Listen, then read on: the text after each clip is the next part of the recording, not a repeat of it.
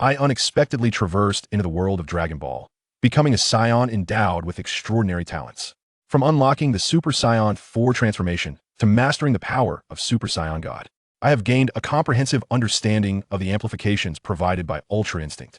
Standing upon the arena of the Universe Martial Arts Tournament, I engaged in a fierce confrontation with Beerus.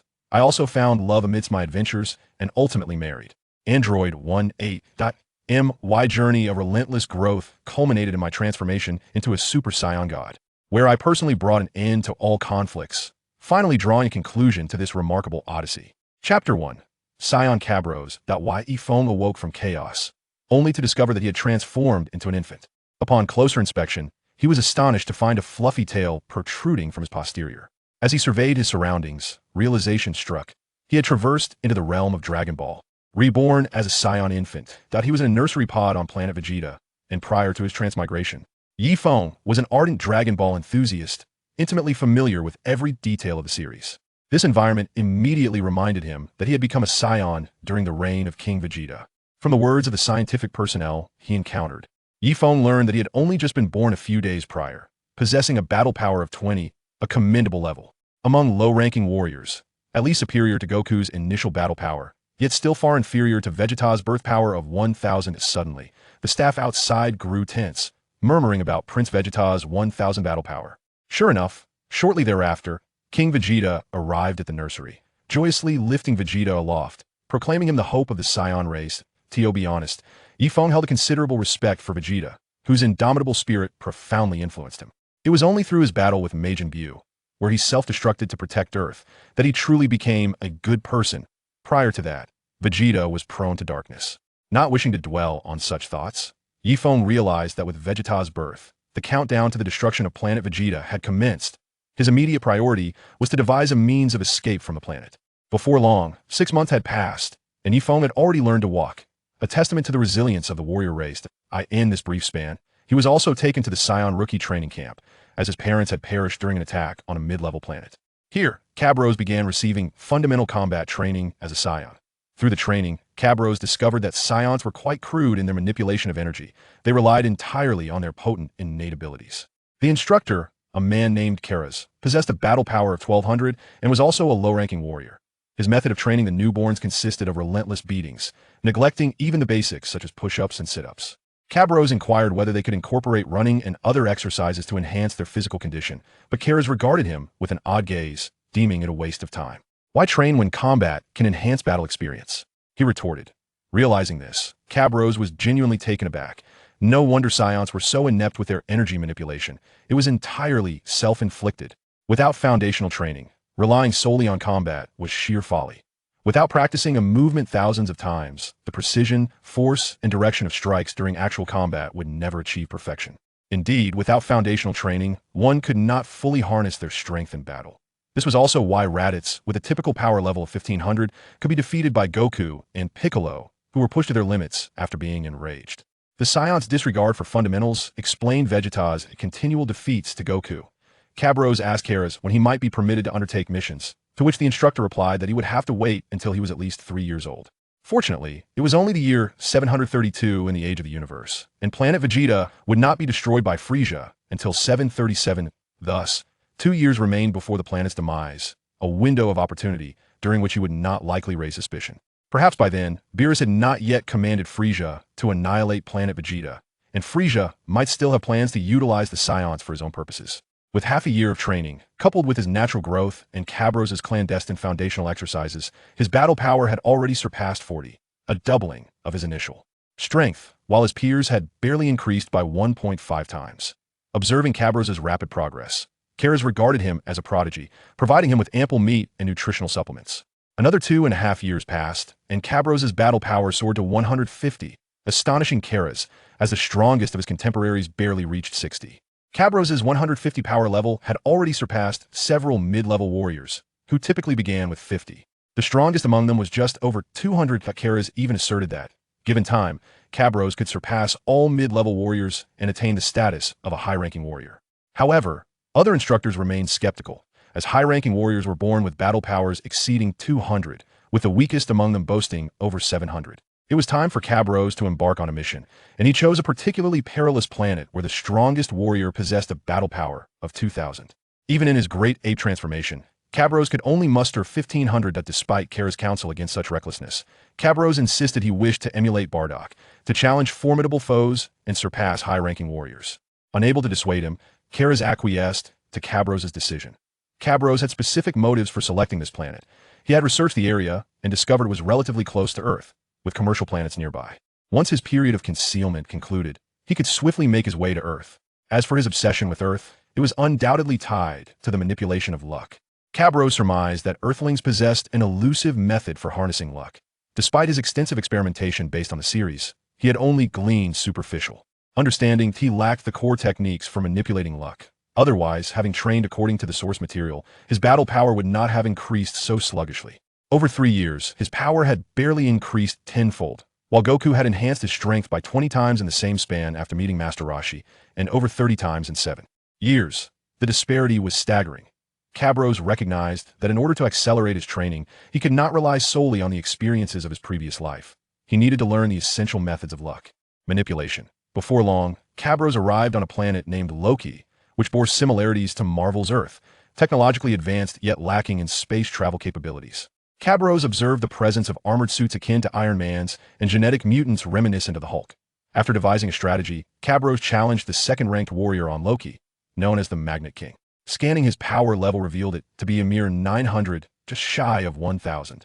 Transforming into a great ape, Cabros initially dominated the Magnet King. Yet unexpectedly, the latter's peculiar abilities enabled him to manipulate metal shards inadvertently, severing Cabros' tail, which caused the transformation to revert and significantly weaken him.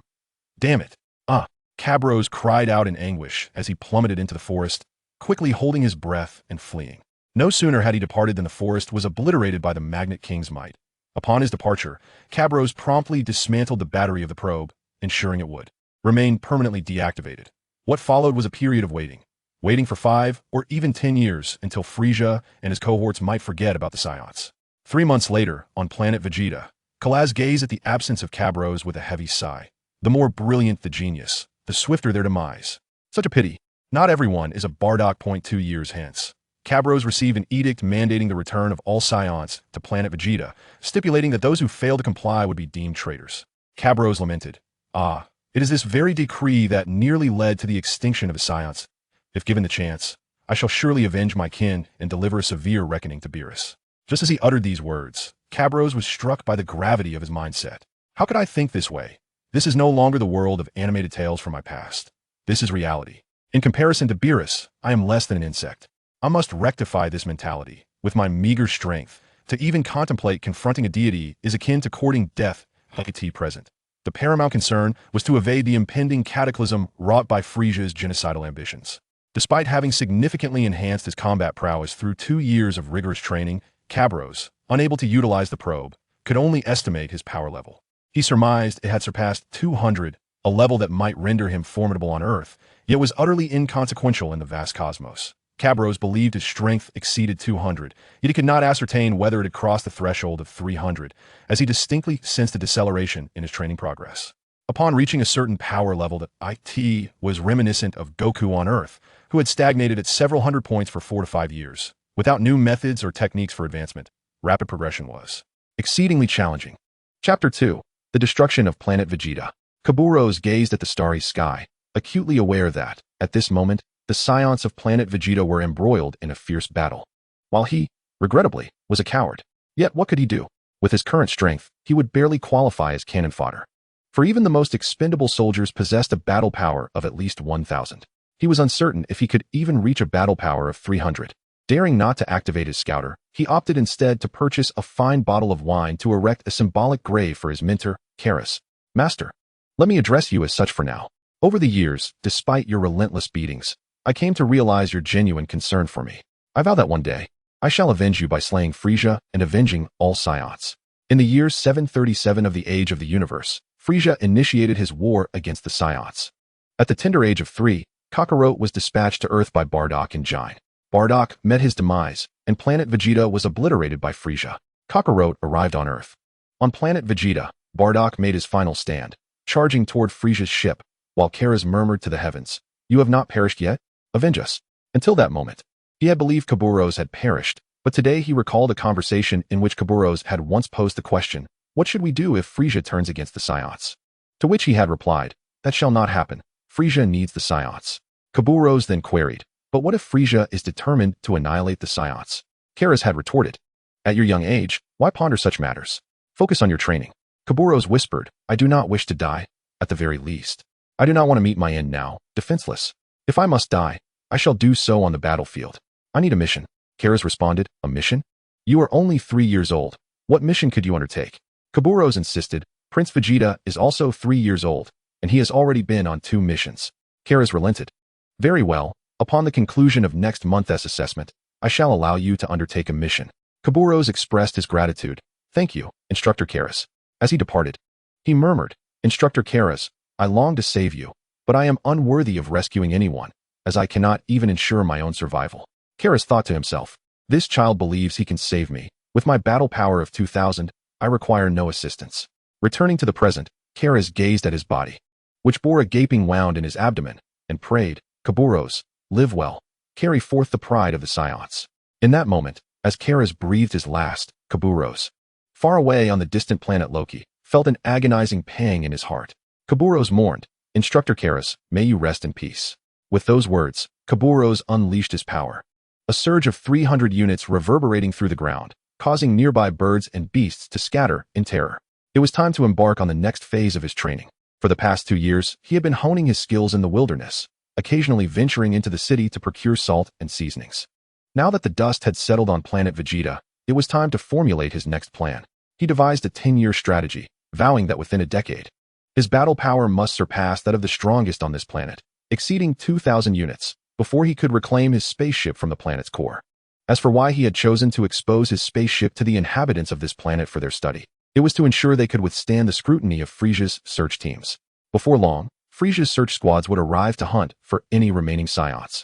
His goal was to integrate himself into this planet's society, constantly gathering intelligence while leveraging the planet's technology to enhance his training.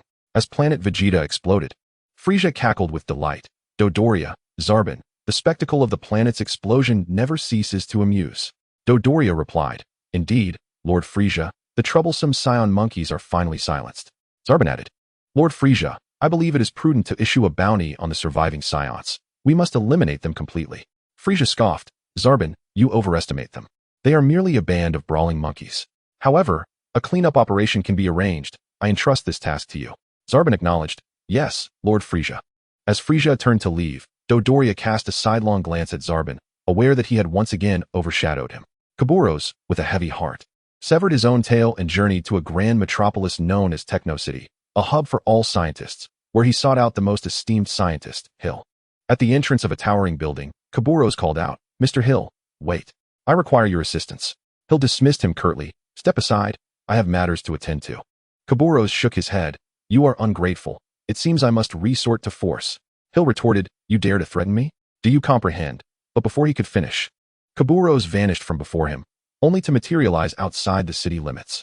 Hill exclaimed, You are an Esper?" Kaburos replied, "I am unlike them. They possess weaknesses, while I do not." Hill incredulously asked, "How is that possible?" Kaburos asserted, "I wield pure power, not abilities derived from external sources."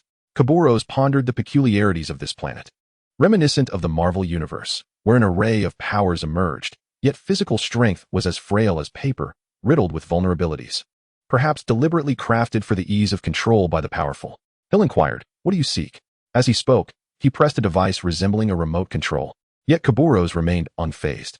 Hill exclaimed, "You do not belong to those who have mutated under the influence of any substances." Kaburos scoffed. "Only a fool would submit to such things, sacrificing their true potential for power. I would rather forego it. Now, shall we have a proper discussion?" Hill queried, "What is it you desire?" Kaburos responded, "I need you to construct a gravity chamber." Hill asked, "A gravity chamber? What is that?" Kaburos replied, "You do not know? For instance, on planet Loki, an object weighing 1 kilogram on its moon would weigh only 0.2 kilograms. I require you to build a room where an object weighing 1 kilogram outside would become 10 or even 100 kilograms within." Hill protested, "That is impossible. Gravity cannot be altered." Kaburos was perplexed. How could this esteemed scientist deem such a simple task? one easily accomplished by Bulma's father, as impossible? Perhaps true genius was indeed a rarity. After all, only Earth possessed the universal capsule. Others in the universe were likely quite ordinary. It was conceivable that the existence of spaceships was merely a narrative device, as other civilizations might be incapable of creating them. Kaburos demanded, "Are you certain you cannot make it? Do not deceive me." Hill replied, "If someone can change gravity without significantly altering mass, I would gladly take him as my master." Kaburos conceded, "Very well, if a gravity chamber is unattainable, then assist me in creating weighted clothing instead. The kind that feels soft and normal to wear, but is extraordinarily heavy, weighing 100 kilograms or 200 kilograms. Hill agreed, "That is feasible. Give me some time to select the materials." Kaburos responded, "Excellent, I await your good news." 3 months later, a spaceship the size of a marble landed on planet Loki. It subsequently inspected the Saiyan spaceship located in the city center and reviewed the battle footage, confirming that the Saiyans who had come to this planet were deceased before departing. Before leaving, Zarbon grumbled about how such a planet was only worthy of the Saiyan monkeys. Kaburos gleaned this information from the news, having deliberately exposed himself to the city's cameras to mask his true intentions. A month later, the weighted clothing was completed, consisting of 3 pieces weighing 50 kilograms, 100 kilograms, and 200 kilograms, respectively. Kabulos was relatively satisfied as he allowed Hill to depart, advising him before leaving that it would be best to produce gravity suits weighing 300 kilograms and 500 kilograms. Hill merely replied that he would do his utmost. Though success was uncertain, Kabulos had grown accustomed to such responses. It seemed that apart from the protagonist, the abilities of these supporting characters were rather mediocre. He commenced his training with a 50-kilogram suit, progressing to 100 kilograms, then 200, and finally 300 kilograms. Indeed, he succeeded in creating a 300-kilogram suit, but regrettably, the 500-kilogram version remained unrealized. Thus, for 5 arduous years, Kabulos diligently honed his skills with the gravity suit, resulting in a monumental transformation in his combat prowess. While unable to measure his strength with a detector, Kabulos speculated that his foundational combat power now exceeded 800. Whether it had surpassed 1,000 remained uncertain, as he had no means of verification. Observing his combat power, which was still shy of 1,000 after nearly a decade of effort, he felt it was a disgrace to the legion of transmigrators, given his knowledge of the storyline. Nevertheless, this newfound power was indeed formidable. With a mere wave of his hand, he could obliterate an entire city. Should he transform into a giant ape, he could ravage the entirety of planet Rocky within 3 days. At this juncture, Kabulos was 10 years old, having fully assimilated into the Dragon Ball universe as a Saiyan warrior. He comprehended deep down that while combat power may be quantified and calculated, it transcended mere numerical values. The notion of starting with 1 billion in foundational power and effortlessly ascending to Super Saiyan 4, as depicted in other novels, was simply implausible. To be candid, Kabulos' current combat power of 1,000 would render him invincible upon returning to Earth, where even the 5 benevolent individuals would be compelled to pay him tribute. Chapter 3, Objective Earth. After a decade of residing in the Dragon Ball world, Kabulos had gradually adapted to this realm, realizing that combat power was not merely a statistic, nor could it be enhanced at will. Over the years, despite his exhaustive efforts, his power had only marginally surpassed 1,000. For a 10-year-old lower-class Saiyan, however, a combat power of 1,000 was indeed extraordinary. Before the Z era, the pinnacle of Saiyan power barely exceeded 10,000. Kabulos estimated that if he were to develop normally according to his Saiyan potential, his combat power at 10 would scarcely reach 300. Achievable only under the tenfold gravity of planet Vegeta. In this environment, reaching even 200 would be a formidable challenge. It was only through the training methods he had gleaned from his previous life that he achieved such results. This level of power had already surpassed that of most intermediate warriors, as few of them could exceed 1,500 at the age of 10. In the Dragon Ball universe, every race has its limits, and every training method and environmental factor imposes constraints. As one's power escalates, the difficulty of enhancement increases exponentially. Why did the members of the Ginyu Force refrain from training? Simply put, ordinary training yielded negligible increases in power, merely a few points per year, rendering it meaningless for their tens of thousands of combat power. Moreover, their inherently mutated physical attributes allowed them to gain thousands of points in a single burst. However, lacking millennia to train, such endeavors were futile. This was also why they failed to comprehend the value of training methods and fortuitous strategies. With this understanding, Kabulos recognized that to elevate his power swiftly, he must traverse the training path of Sun Wukong as depicted in the Dragon Ball narrative. He sought to learn from esteemed masters, including Master Roshi, Kirin, King Kai, and others, believing that only by absorbing their training experiences could he secure the right to advance further. Standing on the shoulders of giants would allow him to see further. Without further ado, Cabulos began to devise a plan to journey to Earth. His first step was to locate Hill and enlist his assistance in crafting a signal jammer, as he needed to procure a spaceship in advance. Waiting until his combat power reached 2,000 would be an excessively protracted endeavor, for he sensed that the speed of his training progression had already begun to decline sharply. Perhaps even in 5 or 10 years, he might not possess a guaranteed advantage. Thus this battle must be fought. No longer could he afford to be complacent. Evasion was not the Saiyan way. At the heart of the City Alliance stood a colossal fortress, meticulously fortified, where the deity known as the Supreme Kai resided. According to his initial scans upon arriving on this planet, the Supreme Kai's power exceeded 2,000. However, 5 years had elapsed, and Cabulos was uncertain if there had been any significant improvement. Nevertheless, he surmised that any enhancement would have been minimal, especially since even he, as a Saiyan, felt the struggle for growth. Without hesitation, he launched a surprise attack on the second most powerful adversary who had previously defeated him, Magnet King. As a being with special abilities, Magnet King lacked substantial strength, which rendered him unprepared for Cabulos' ambush. Cabulos landed a decisive kick to his chest, inflicting severe injury. "It's you. How are you still alive?" Magnet King exclaimed. "Of course, I'm not dead. Spare me the pleasantries. Today, you shall perish," Cabulos retorted. "What do you intend to do?" Magnet King questioned. "I aim to obliterate you and your anti-hero alliance," Cabulos declared. "You fool, the Supreme Kai will not spare you," Magnet King warned. "Indeed, you are all in cahoots.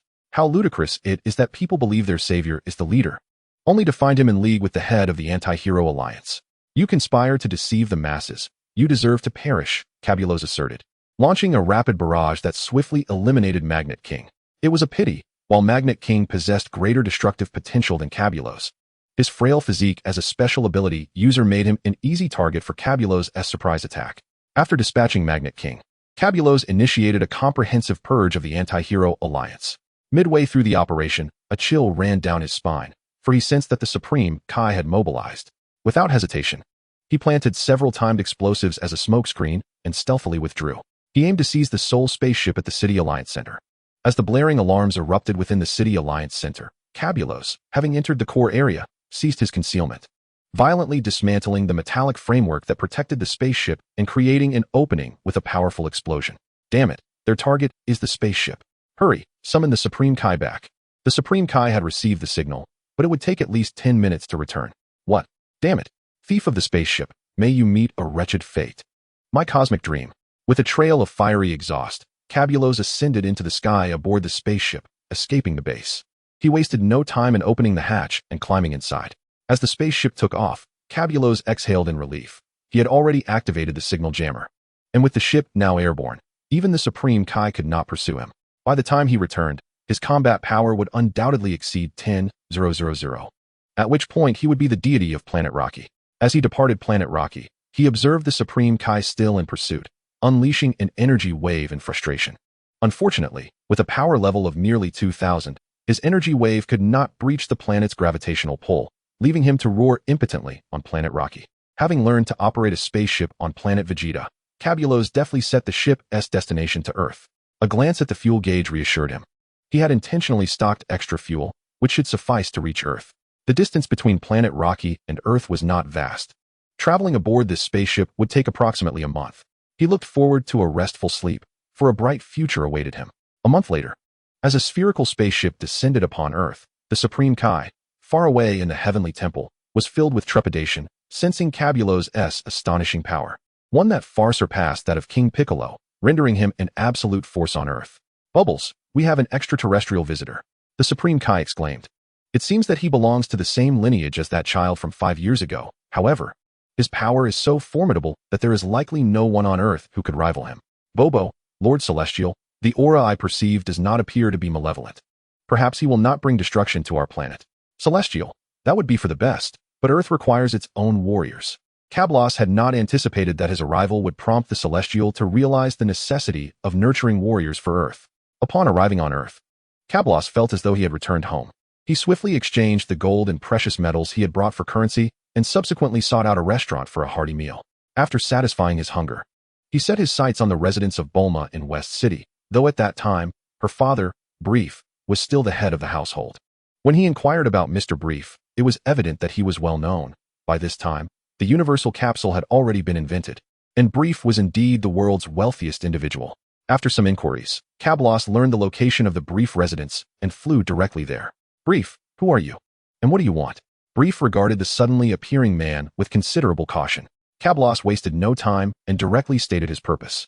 Cablos, I have come because I heard that Mr. Brief possesses exceptional scientific capabilities, and I require his assistance with a matter. Brief, assistance from me comes at a steep price. Cablos, I have no money. In fact, even if I did, I would not part with it. Moreover, I require some shares of your capsule company to ensure my livelihood on this planet. Brief, that sounds like robbery. You must be dreaming. The Capsule Corporation is my life's work, and I will not part with it. Cablos, do not be hasty. I merely stated that I would not pay in cash. Not that I would not offer something else. How about technology that surpasses this era? Brief, technology? What could be more advanced than the technology of my Capsule Corporation? Cablos, please wait a moment. With that, he soared into the sky and soon returned, holding a spacecraft aloft. Cablos, this is a spacecraft that transcends Earth's technology, capable of interstellar travel. Are you listening? Cablos discovered that Brief was utterly ignoring him. Instead, he was gazing at the spacecraft with wide eyes, as though he had stumbled upon a treasure. Brief, this is indeed a spacecraft. This metal is nowhere to be found on Earth, absolutely nowhere. How does one open this ship? Cablos approached, tapping the top of the spacecraft, which caused the hatch to open. In an instant, Brief leaped inside, fiddling with various controls. Cablos, so what do you think? Have you considered my request? Brief, as long as you allow me to study this spacecraft, I will agree to any terms. Cablos, is that so? It would have been better if you had said so earlier. What a waste of time. Brief, what do you know? This is manned spaceflight technology that is decades ahead of its time. Its value is worth half of my Capsule Corporation's shares. Cablos, half is unnecessary. I only require 10%. Chapter 4, Training with Sun Wukong at Master Roshi's place. Brief, agreed. Do you have any other requests? Cablos, I need you to construct a gravity chamber. With that, Cablos fixed his gaze intently on Brief, fearing that the latter might respond with an inability to fulfill the request, which would be troublesome. Brief, a gravity chamber? Given Earth's materials, I can only construct one that generates 10 times gravity at most. Cablos, 10 times is acceptable. By the way, this spacecraft is not made of Earth materials. See if you can increase the gravity multiplier. Brief, let me take a look. Cablos, also, this is a combat power detector that can measure the strength of individuals and living beings. Take a look at it. Remove the internal sensor and enhance its detection limits. Brief, a detector? What a remarkable device. This is also a new type of technology that surpasses Earth's standards. Rest assured, I will enhance it thoroughly. Cablos, Mr. Brief, you may find my requests excessive, but there are reasons behind them. Cablos recounted the events involving the Saiyans and the cosmic tyrant Frisia. He had to be cautious, as he feared that withholding the sensor could lead to dire consequences for Earth. He explained in detail, framing the Saiyans' conquests as a necessity, asserting that they were warriors at heart rather than invaders. However, faced with the overwhelming power of Frisia, they had no choice but to serve him. Now, Frisia had turned against them, exterminating the Saiyans, even destroying their home planet. Vegeta, Brief, was astonished. Was the cosmic tyrant truly that powerful? Cablos informed him that Frisia's combat power reached 1.2 billion and used examples to illustrate. A fully grown man with a hunting rifle possesses a mere 5 points of combat power, while 10 points allow one to lift a small car, and 150 points could push the moon away. Combat power exceeding 1,000 can completely obliterate the moon. And upon transforming into a great ape, Cablos possessed over 10,000 points of combat power, a force capable of annihilating the entire Earth. Realizing the severity of the situation, Brief dared not entertain thoughts of betrayal.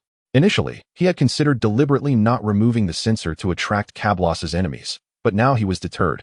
Not only was Frisia formidable, but Cablos himself could obliterate Earth, and if provoked, it could lead to mutual destruction. To demonstrate his loyalty, Brief introduced Cablos to his wife and young Bulma. At this time, it was the year 742 of the age, meaning Brief was 1 year older than Bulma, who was now 9. Upon meeting Bulma, the future goddess of beauty, Cablos could not help but steal a few glances. Bulma, undeterred by his presence, approached to inquire about his name and his intentions. Cablos, I am called Cablos. If you seek an Earth name, you may call me Yifeng. I wish to pay a visit to the martial arts master, Master Roshi, in hopes of accelerating my training. Bulma was puzzled. Why the urgency to increase your combat strength? Earth is quite peaceful. Cablos, peace is merely the result of the universe's powerful beings showing disinterest in a low-value planet like Earth. Once it captures the attention of a cosmic powerhouse, all inhabitants may be exterminated, and this planet sold off. Kablos made his intention to train and grow stronger abundantly clear, declining Bulma's request to accompany her on a shopping spree. He understood that being unarmed and having a weapon in hand were two entirely different matters. After the Cell Games, Sun Wukong lamented that because of him, many formidable enemies had arisen, suggesting it would have been better had he perished. This notion was fundamentally flawed. Without him, the encounters with Raditz and Vegeta would never have occurred, leading to Earth's demise and the extinction of its people. It was Wukong's immense strength that allowed others to witness such powerful foes. Without that power, those threats would never have been revealed, as all Earthlings would have already perished. Wukong's might granted the people of Earth a chance to survive, rather than attracting formidable adversaries. Such reasoning was utterly absurd, but Wukong's thoughts, aside from battle, tended to be somewhat peculiar. Of course, it was also possible that he wished to escape Chi-Chi's grasp to focus solely on training without resurrection. Kablos bid farewell to Dr. Brief's family and set off towards Papaya Island, where he soon caught sight of Gohan, who was on high alert. The timeline of Gohan's death was not explicitly detailed in the original work, but with 7 years remaining until Bulma and Wukong's encounter, it was quite possible that Gohan was still alive. Kablos approached Gohan. Gohan, such a powerful aura. Who are you? Kablos's tail swayed slightly, catching Gohan's attention. Gohan, are you a relative of Wukong? I apologize. I thought he had no family left. Kablos, Mr. Son Gohan, I harbor no ill intentions, nor do I wish to take Kakarot away. I have come solely to see my kin, Kakarot. Son Gohan. So Son Goku's original name is Kakarot, is it? Nonetheless, I still prefer the name Son Goku. Kablos. That is of no consequence. Whether it be Son Goku or Kakarot, it matters not. I have come to request your introduction, Mr. Son Gohan, as I wish to train under the martial arts master, Master Roshi. Son Gohan. Although I reluctantly admit it, you are indeed far too powerful. Neither I nor my master, Master Roshi, could possibly surpass you, nor could we offer you any substantial guidance. Kablos, not necessarily. My strength stems from my innate talent and lineage, yet I believe I still have much to learn regarding training methods. Son Gohan, if you are resolute in your decision, I hope you will also take young Goku with you to receive my master's teachings. Kablos, that can be arranged. Unbeknownst to Kablos, his arrival triggered a butterfly effect, prompting Son Goku to begin his training under Master Roshi 7 years earlier than intended, thereby significantly altering future events. However, in the realm of Dragon Ball, the narrative is malleable. With sufficient power, altering the course of events is merely a matter of will, while adhering strictly to the narrative would be a waste of potential, akin to dancing on a tightrope. After all, in countless battles, there were times they nearly faced total annihilation. If one possessed overwhelming strength, such dangers could be avoided. Kablos understood well that this world was tangible, where even the slightest miscalculation could spell disaster. His previous faux-death scheme was riddled with flaws, and he was fortunate to have escaped unscathed. Now, having arrived on Earth with the qualifications to grow stronger, he would not squander his time. Son Goku returned, carrying a large fish. The 7-year-old Son Goku appeared remarkably unchanged from his future self, though Kablos towered over him by half a head, akin to Son Goku's height during his confrontation with Tien Shinhan. Son Goku, are you my family? Kablos, not quite. We are both Saiyans, and you are my kin. I have heard tales of your father's exploits, though I have never had the pleasure of meeting him. Son Goku, my father? Kablos, Mr. Bardock is one of the rare combat geniuses among the Saiyans. Son Goku, who is stronger, my father or my big brother?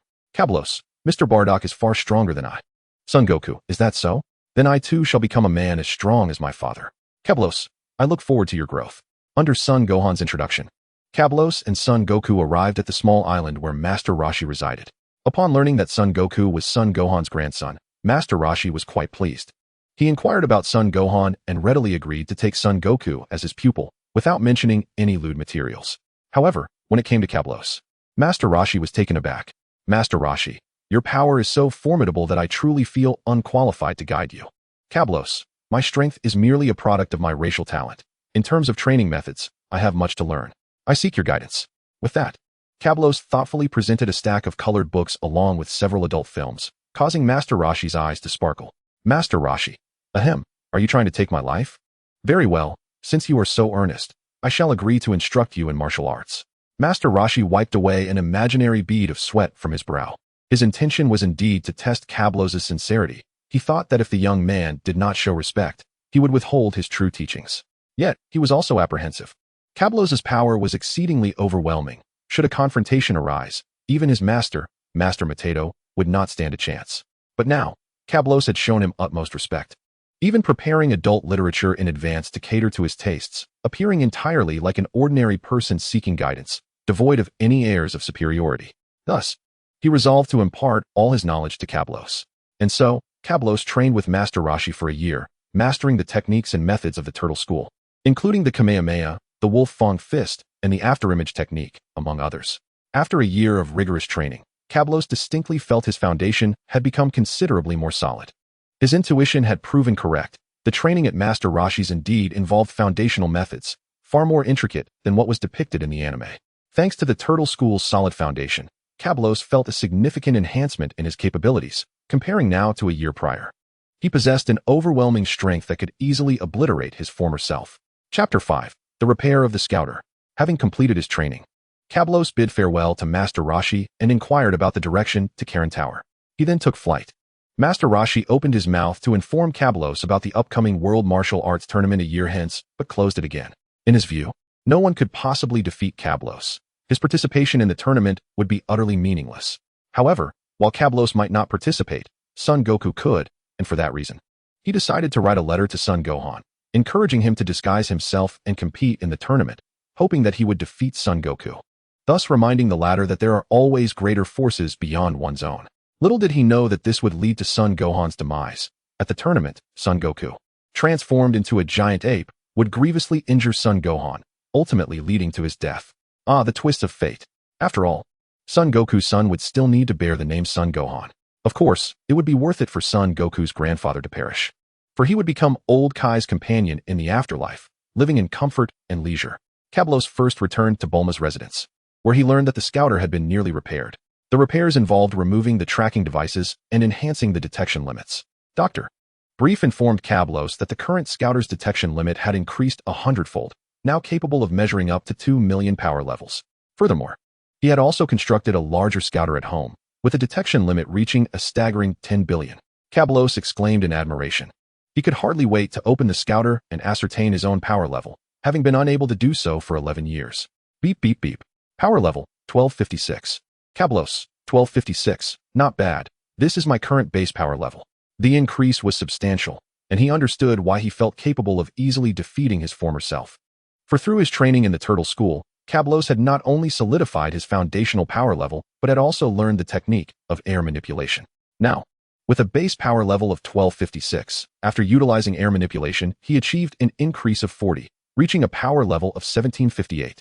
This was still due to Cablos's insufficient depth of understanding of the technique. According to Master Roshi, achieving complete comprehension of the Turtle School's principles could enhance power by 100, effectively doubling it. This explained why Android 20, despite ambushing Piccolo, was still thoroughly defeated by the restored Piccolo. The same applied to Super Saiyans.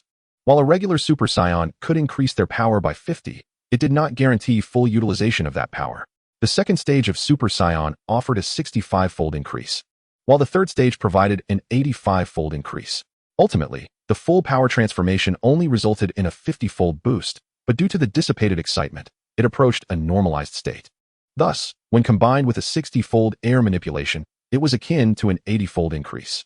Later, Vegeta, witnessing Bulma being struck by Beerus, experienced a surge in power, which also fell under the category of air manipulation.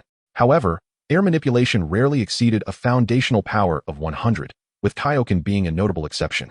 Bulma, Cablos, where are you going? Can I come with you?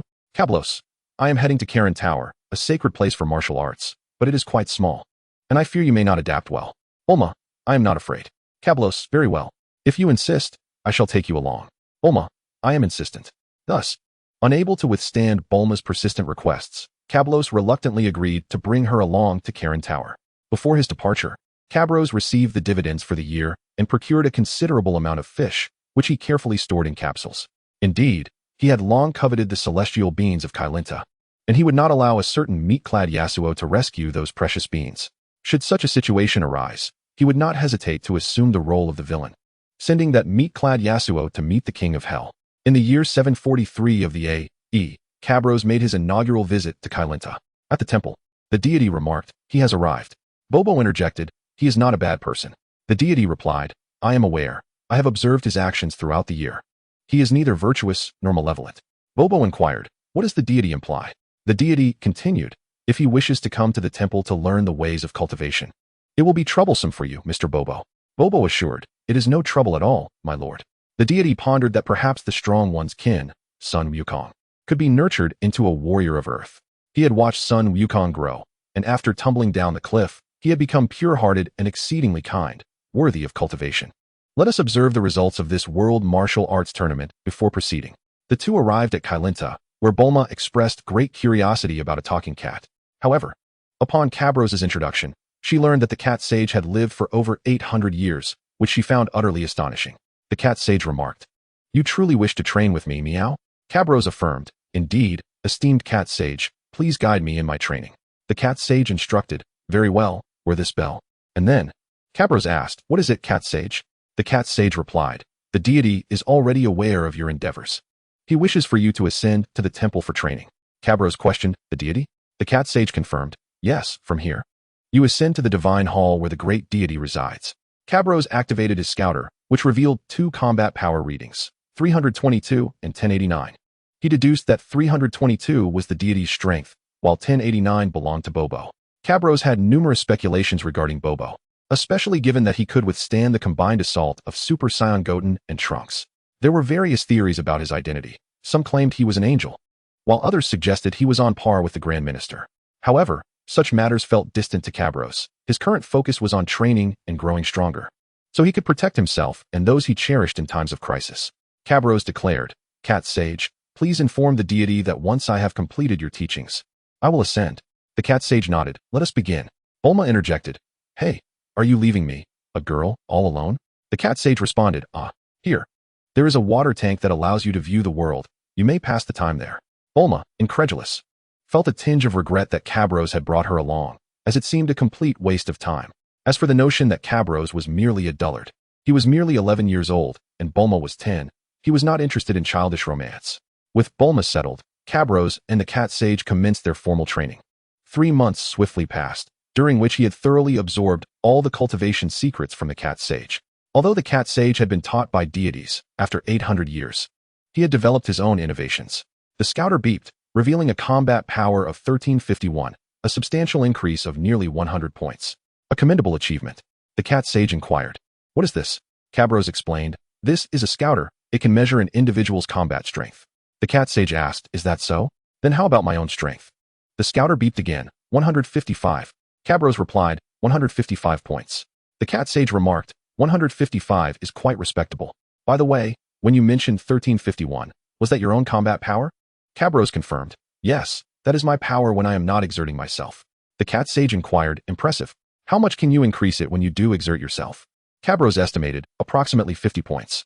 Indeed, during the past month, Cabros had gained a deeper understanding of the Turtle School's essence, enabling him to enhance his combat power by 50. With a base of 1351, this brought his total to an impressive 2026. At this moment, if he were to face a deity from the planet Loki, victory would be assured. Cabros realized it was time to conclude his stay in Kailinta. He retrieved several universal capsules and proposed a trade for the celestial beings. The cat sage, sensing Cabros's determination, promptly produced all the celestial beans, which numbered 536 in total. Cabros took 30 beans, entrusting them to the cat sage as seeds for further cultivation, emphasizing the beans' significance and that they must not be wasted as mere sustenance. The cat sage assured, "I understand. I will not allow anyone to squander the celestial beans." Cabros clarified, "What I mean is, if anyone dares to waste the celestial beans, regardless of whether they are good or bad, I will kill them without hesitation. No one will be able to stop me." For the first time, the cat sage sensed the murderous intent emanating from Cabros, causing him to tremble with fear. The disparity in power was overwhelming. The immense pressure etched Cabros's warning deeply into his mind. As Cabros bid farewell to the cat sage and soared towards the temple, Bulma, who had grown weary by the 3rd day of Cabros's training, could no longer endure it. Initially intrigued by the wondrous water tank, she soon became disenchanted. Her curiosity and naive affection for Cabros had allowed her to persist for only 3 days. When Bulma expressed her desire to return home and requested Cabros to accompany her, he readily agreed, lifting her into his arms and flying towards West City. On the way, Bulma remarked, "Are you a blockhead?" "I am so beautiful." Cabros replied, "Miss Bulma, you are indeed beautiful, but I am only 11 years old, and you are 10. We are still too young." Bulma countered, "Then when I grow up." Can I be your girlfriend? Cabros responded, if you still wish for that then, I have no objections. Bulma beamed. Her cheeks flushed as she gazed at Cabros, who, realizing he had made an earlier connection with her than Vegeta, mused that Vegeta might never have a chance. Chapter 6. Training at the temple after delivering Bulma home. Cabros was about to depart when she insisted he stay, treating him to a lavish meal.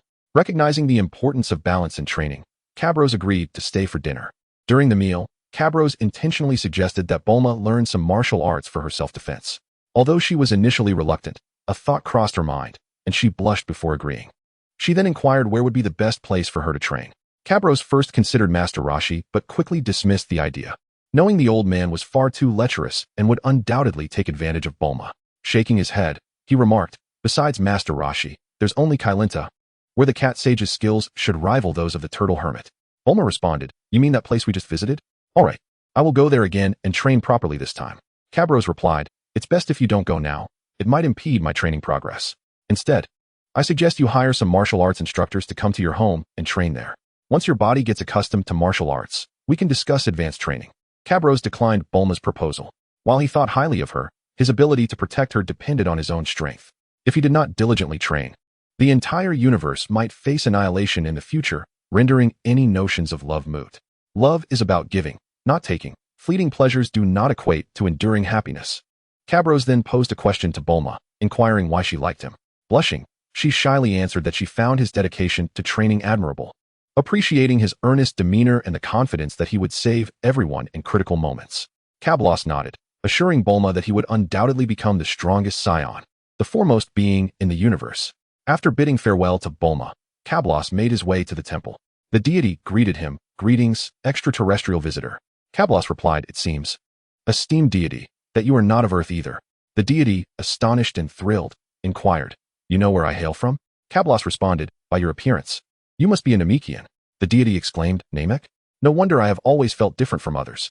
Cablos suggested, perhaps in the future, you might have the opportunity to return to Namek. The deity replied, is that so? However, as the guardian of Earth, I fear I cannot return. Cablos reassured him. Merely returning for a visit should not pose a problem. By the way, esteemed deity, I humbly request your guidance in my training. As he spoke, Cablos clasped his fists together in a respectful gesture. The deity said, to be frank, your strength far surpasses mine. I am unworthy of instructing you. However, Mr. Popo may be able to assist. Cablos turned to Mr. Popo. Mr. Popo, please guide me. Mr. Popo replied, very well. As per the deity's command, I shall comply. Cablos expressed his gratitude. Thank you. Mr. Popo instructed, put the belt back on and attack. I shall assess your fundamentals. Cablos nodded eagerly and charged, employing various techniques such as whip kicks, straight punches, phantom punches, and the Kamehameha wave. Yet he failed to even graze Mr. Popo's garments. This left Cablos astonished. After unleashing his energy, his power exceeded 2,000, yet Mr. Popo matched him effortlessly, displaying superior offense and defense. At times, Cablos felt as though Mr. Popo's body acted instinctively. Without conscious thought, perhaps he truly was an angel. Of course, such a thought must remain unspoken. After all, without surpassing Super Saiyan Level 3, one could not even garner the angel's attention. The battle between Goku and Beerus on King Kai's planet served as an example. Whis had set aside his meal multiple times during the fight. Only when Goku transformed into a Super Saiyan 3 did Whis resume his meal. It seemed that only by reaching the 6th dimension could one earn even a fleeting glance from an angel. Here, the standards of power dimensions are as follows. Below 100 points represents the first dimension, 100 to 10 million the second dimension, 10 million to 100 million the third dimension, and so forth, culminating in the 6th dimension at 100 billion to a trillion. The 7th dimension represents that of the divine.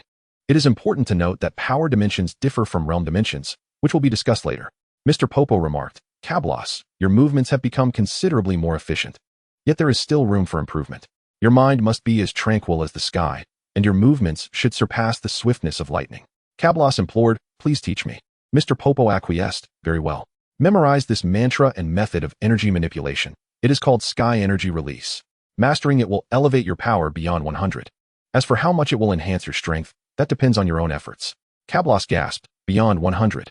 This was the first time he had heard of a technique that could elevate one's energy to such heights. No wonder Goku could contend with Raditz, whose power level was 1500, despite his own base power being only 416. Sky Energy Release was indeed formidable. Cablos nodded. committing the method and mantra of sky energy release to memory. As he altered his energy technique, he soon discovered that his body felt as though it had been completely reawakened, brimming with vitality. This was excellent. With this newfound ability, his training speed could significantly increase. With 6 years remaining before the main storyline commenced, and over a decade until Vegeta arrived on Earth, time was ample. Perhaps by then, he could transform into a Super Saiyan. He was not the protagonist, and he did not believe it possible to bridge the gap from a mere 10,000 power level to 100 million in just a few days. Such a chasm must be traversed over time. A year passed swiftly, and Cablos continued his training at the deity's temple. At this point, he had undergone training with the artificial beings created by the super water, and when Mr. Popo suggested using a gravity suit for training, Cablos informed him that his current attire was already a gravity suit weighing 300 kilograms. Mr. Popo was taken aback. Mr. Popo exclaimed, "So you have been training in a gravity suit all along? Remove your training attire and let us see how much strength you possess." Cablos shed the gravity suit and maximized his power without releasing energy. Beep, beep, beep. His battle power registered at 1980. Mr. Popo observed, "Not bad. Now, release your energy." Beep, beep, beep. His battle power rose to 3366. Mr. Popo commented, "Indeed, your energy release now enhances your strength by 70. Continue to strive for improvement." Cablos nodded and turned to engage in battle, when he suddenly sensed a familiar energy. Beep, beep, beep. His battle power read 1,100 points. It was the energy of a Saiyan. Goku had transformed into a great ape. The deity remarked, "Yes, Goku is currently battling Gohan at the World Martial Arts Tournament. This is bad. Gohan is in trouble." Cablos was taken aback. The World Martial Arts Tournament was the 20th edition, occurring 5 years earlier than in the original timeline. And Goku's power level had already exceeded 100 at this point. His small actions had certainly made a significant impact. However, the deity's statement about Gohan being in peril suggested a potential plot twist. Cablos needed to tread carefully. He must elevate his strength to the Super Saiyan level, ensuring his base power exceeded 10 million, lest he fall victim to Frieza's brother, Cooler, should he exist in this timeline. Thus, another year passed, and Cablos's training at the deity's temple came to a conclusion. According to Mr. Popo, future training would depend solely on his own efforts. Before departing, the deity offered to seal Cablos's tail, but he firmly refused, chuckling at the suggestion. That tail was the very source of a Saiyon's power. Without it, how could he achieve Super Saiyan 4? Even Super Saiyan 3 would be diminished to a mere shadow of its former glory. Cablos explained to the deity, "Please do not seal my Saiyan tail, as it would hinder my growth. I cannot bear to see Goku lose to Majin Buu due to such a handicap."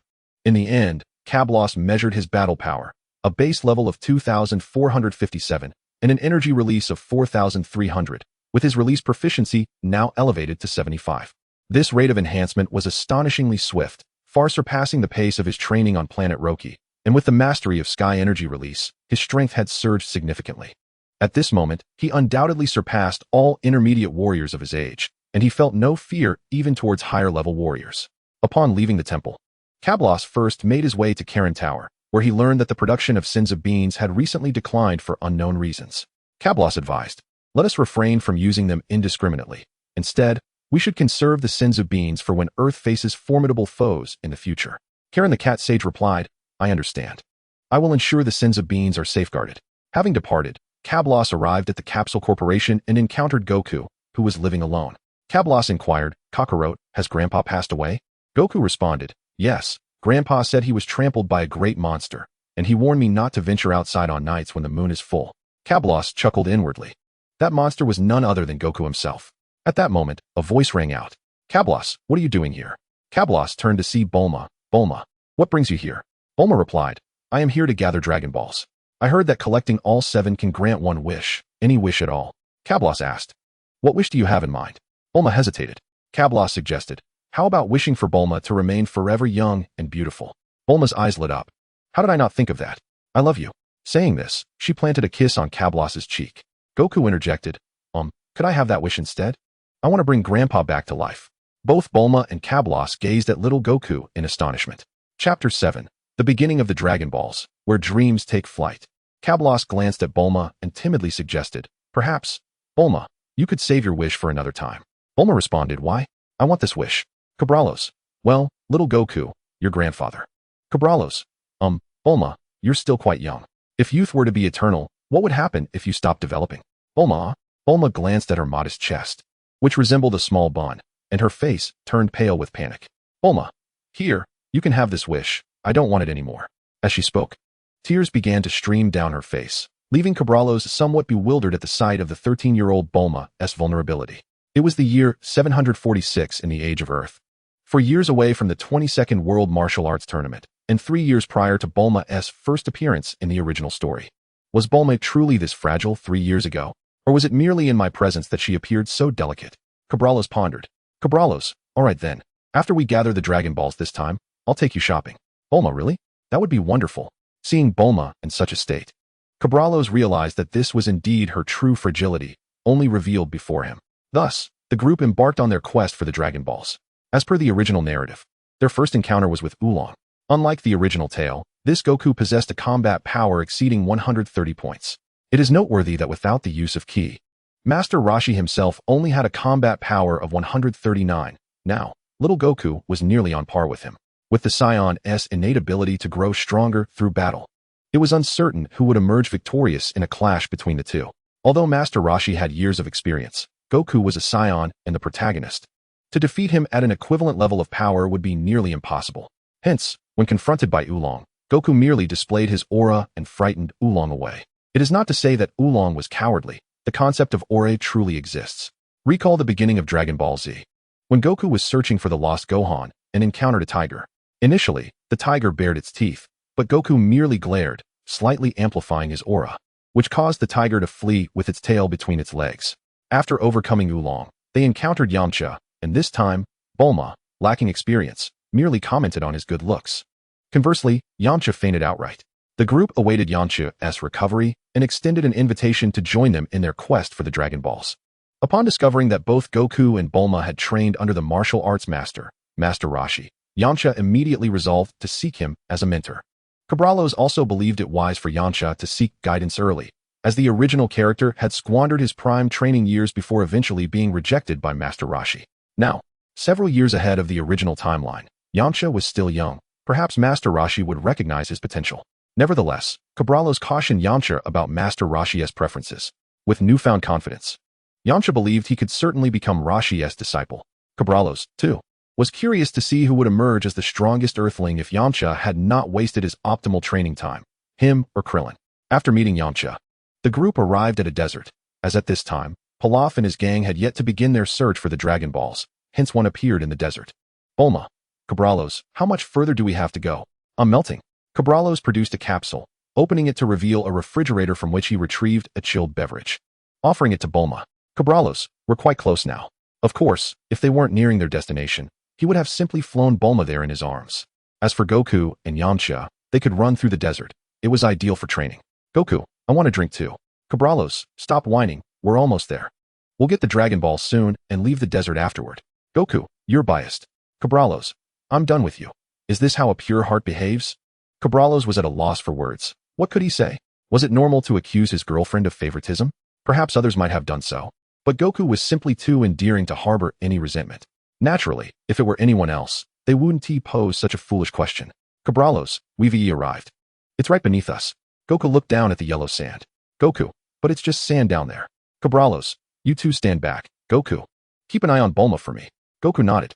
As the others moved away, Cabrallos maximized his ki and began to spin, swiftly creating a whirlwind around him that stirred the sand beneath, revealing a Dragon Ball. It was the 7-star Dragon Ball. Ah, help. Cabrallos turned to see Bulma being lifted into the air by the gust, and he hurriedly flew over to catch her. Upon landing, he noticed that Goku and Yamcha had been blown far away, with half of their bodies buried in the sand. Cabrallos pulled them out. Cabrallos, are you two alright?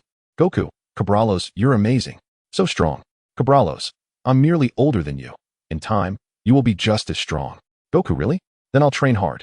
Subsequently, the group faced an assault from the violent Rabbit Gang, which Goku effortlessly defeated. Notably, at Frying Pan Mountain, Goku and Chi-Chi encountered each other early, with Cabrallos' friendly guidance. The Ox King hid a portion of his treasures at the base of the mountain. After all, Cabrallos did not wish to witness Gohan become a useless individual. With some wealth, Chi-Chi was unlikely to hinder Gohan's training. The final Dragon Ball surprisingly lay on the island where Master Roshi resided, and they made their way directly to the island. Master Roshi, seeing Bulma trying to take advantage, quieted down after Cabrallos coughed a few times. He felt a terrifying power emanating from Cabrallos. one significantly stronger than 2 years prior. Master Rashi believed that if Cabrallos desired, he could eliminate him in an instant. Heh, Cabrallos smirked, thinking too highly of himself. With Master Rashi's combat power at 139, any fighter with a power exceeding 300 could easily defeat him. The reason for raising his combat power so high is simply that Master Rashi had lived for too long, accumulating vast experience. Cabrallos estimated that once Master Rashi released his full power, his strength would undoubtedly surpass 200 points, combined with centuries of martial arts understanding that even angels would find astonishing. Increasing his own combat power was only fair. Of course, Cabrallos' strength exceeded 2,400, and upon releasing his full power, it surpassed 4,000. Such a gap could not be bridged by experience or martial arts comprehension. For instance, if Bruce Lee were to spar with a 3-year-old child just learning to walk, both unarmed, the child would have no chance of victory. Even lasting a second longer would be Lee's concession. Thus, after Cabrallos' warning, Master Rashi became considerably more compliant. However, Cabrallos did not entirely relax. He was aware of Master Rashi's shameless nature, daring to take advantage of Android 18. He was truly fearless. Were it not for him being Krillin's master, Cabrallos would consider every moment spent with him a loss. Speaking of Android 18, she was the goddess of his childhood, someone he must acquire. Previously, Cabrallos had merely gone with the flow regarding Bulma, but for 18, he would not hesitate to annihilate the earth. No one would stand in his way. If the gods or angels insisted on intervening, he would be forced to compromise temporarily. However, once his power allowed, he would obliterate the entire universe and eliminate all angels. He was that resolute and stubborn. Android 18 was Cabrallos' Achilles heel. Anyone who dared to obstruct him from acquiring her would meet with dire consequences. With Cabrallos' assistance, Goku obtained the flying Nimbus, and Yamcha became Master Rashi's disciple ahead of time. Master Rashi, Yamcha, your innate talent is quite good, though you are a bit older. Nonetheless, it's not too late. Yamcha, I will train diligently. Shenron, arise. Grant my wish. As the incantation was spoken, Shenron appeared. Cabrallos, Goku, please revive my grandfather. Son Gohan. As Goku's words echoed, all awaited with bated breath, including Master Rashi, who did not wish to see his pupil perish so soon. No, he refused. Master Rashi, what? Why would Gohan be denied? Master Rashi was utterly astonished. Shenlong. He claimed that he found his beloved in the underworld and does not wish to return. Son Wukong. What does it mean to have found a beloved? Why does Grandpa not want to come back? Kablos, Son Wukong. A beloved is the person one spends a lifetime with. By the way, Wukong, in the underworld, if one possesses great virtue or has a strong backing, it is possible to retain one's physical form and continue living, akin to immortality. I believe the reason Gohan does not wish to return is that he has acquired the right to maintain his corporeal existence in the underworld. Thus, he is reluctant to forfeit the opportunity for eternal life. Master Rashi, retaining one's physical form and achieving immortality? I have indeed heard my sister speak of such entities. I didn't expect Gohan to have this chance. Kablos, since Gohan does not wish to return, I shall take on that wish. Son Wukong nodded, albeit numbly. Kablos, Shenlong, grant me and my son Wukong the ability to survive in the universe. Shenlong hesitated for a moment. Shenlong, this wish can be fulfilled. However, since it involves 2 individuals, you will be unable to make another wish for 2 years after this one is granted. Do you wish to proceed? Kablos, I am certain. Please grant me and son Wukong the ability to survive in the universe. Shenlong's eyes flickered, a red light shimmering, and Kablos felt something new within his body. A subtle difference. Surviving in the universe, in the future, facing any enemy could lead to exploding stars. Not being able to survive in the cosmos is profoundly unsettling. Subsequently, the group engaged in training on Turtle Island. Under Kablos' guidance, Bulma began to invent targeted nutritional solutions and equipment to aid their training. A single bottle of the nutrient solution could satisfy a Saiyan like Kablos, which is immensely valuable, especially during combat. Although senza beans are plentiful now, they still need to be utilized sparingly. Additionally, Bulma invented a healing pod, similar to those used by the Frisia Force. A severely injured person lying inside could fully recover after 2 hours of liquid treatment. Before long, 3 years had passed, and on this day, Krillin arrived. Kablos was now 17 years old, standing at 175 meters tall, a height that could be deemed adult. Bulma had also matured considerably. Kablos recognized it was time for him to depart. The next training ground was King Kai's planet, where he would engage in gravity training, which should not hinder his height or physical potential any longer. Chapter 8, Future Plans. Before leaving, Kablos assessed the battle powers of everyone. His foundational battle power stood at 5,236, with a burst exceeding 9,000, and the burst level nearing 90, a testament to 3 years of hard work. This was still measured while wearing a 300-kilogram weighted suit. Kablos estimated that if he were to remove the battle suit, his burst power would undoubtedly surpass 10,000. This combat power surpassed that of the vast majority of elite warriors. During King Vegeta's reign, there were only a handful of warriors exceeding the threshold of 10,000. A power level above 10,000 could no longer be gauged by mere warrior ranks. As for the others, under Kablos' pressure, Sun Wukong's battle power more than doubled, surpassing 250 during the final assessment. Kablos speculated that by the time of the 21st World Martial Arts Tournament a year later, Sun Wukong's battle power could reach at least 280, while it was uncertain if it could reach 300. However, he would undoubtedly surpass the formidable threat of King Piccolo. There would be no need for Sun Wukong to consume the toxic super god water, nor would he be compelled to exert himself with the high multiplication Kyokin technique. With these two concerns alleviated, it was likely that his viral heart disease would dissipate. Of course, it might persist, as this viral heart disease serves as a plot device. And only after overcoming this trial would Sun Wukong truly become the main protagonist of the Dragon Ball universe. Kablos harbored his own aspirations, having arrived on Earth so early. Certain things must be altered, with the most crucial being the perception of Earthlings. It is imperative to prevent incidents akin to that of Satan, who exploits the achievements of others, and it is astonishing that the Earthlings exhibit no respect for the powerful. Such ignorance is truly foolish. A mere deception dares to provoke the immensely powerful Z-fighters. This is a sight rarely witnessed. In contrast, among various races in the universe, the name of Frisia instills fear. Yet, Earthlings remain oblivious to who has saved them. What is most disheartening is that Goku and his family, who have repeatedly saved the Earth, live in hardship. It is said that one need not be a patriot, but it should be made known that there is no such thing as a free lunch. Each time the Earth is saved, they ought to contribute something in return. Otherwise, if they merely engage in battles without any rewards, it is no wonder that Yamcha ultimately turned to baseball. Kablos' plan begins with establishing a security company, one dedicated to protecting important figures, providing bodyguard services, with Sun Wukong and the other Z-fighters serving as guest elders. Within the company, they could receive substantial salaries and, when significant clients arise, offer their protection. Once the company flourishes, the second step could be implemented, under the company's banner, rallying martial artists worldwide to participate in the creation of a martial arts alliance, allowing people globally to recognize the strength of martial artists, instilling respect and a desire to become one. Only in this manner can the status of martial artists be elevated. Moreover, the Martial Arts Alliance would be responsible for defending the Earth, with funding for its protection coming from the sole governing body of the planet.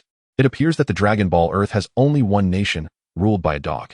All expenses of the Martial Arts Alliance would be categorized as military expenditure. Of course, if the Dog King is unwilling, then let King Piccolo or Raditz annihilate the entire military of this nation. Only when they understand that the army they rely upon is insignificant before the warriors of the Martial Arts Alliance will they comply and provide funding. Although the Martial Arts Alliance would require military funding, its members would be meticulously chosen, ensuring no favoritism, substandard participation, or corruption. Kablos has read a novel in his past life titled Swallowing the Starry Sky, where the human race exhibits true unity. The reason for this solidarity is straightforward. The strongest, Giant Axe and the Chaos City Lord, are selfless individuals who emphasize unity, rendering other schemers incapable of stirring up trouble. Those who dare to show their heads shall face demise. This implies that as long as Kablos maintains his strength at the pinnacle, Earth will forever be a united and harmonious family, devoid of treachery, slander, embezzlement, or bullying. Some may deem Kablos too straightforward, believing he cannot outmaneuver schemers. Alas, this is the Dragon Ball world, where the ability to reverse time exists. One can peer into the past and future through time rings. Thus, every conspiracy, under the weight of dimensional pressure, becomes transparent. Moreover, Kablos intends to have Bulma research devices capable of reading memories to minimize wrongful accusations and miscarriages of justice. When a grand celestial being is willing to expend energy sufficient to sell the entire Earth to traverse the river of time, solely to expose crimes, then the malevolence on this planet is indeed pitiable. Indeed, the wicked are to be pitied. The saying goes, if one does not offend me, I shall not offend them. As long as there are malicious intentions, one is at fault. Everyone should earnestly create value for society. Unfortunately, this world is governed by deities of destruction and the Omni King. Weakness does not equate to righteousness. In the eyes of the Omni King and the God of destruction, one deserves to be eradicated and destroyed. In such an environment, any act of opportunism is a betrayal of the entire human race. Having contemplated all this, Cablos is uncertain how far his plans will unfold. What remains paramount is to elevate his own power, for he senses that something significant is about to transpire. Each time Bulma visits, she seems hesitant to speak, casting glances at Cablos. He speculates that it may be related to Bulma's sister, ties. Perhaps soon he will have to leave Earth, departing from this comfort zone.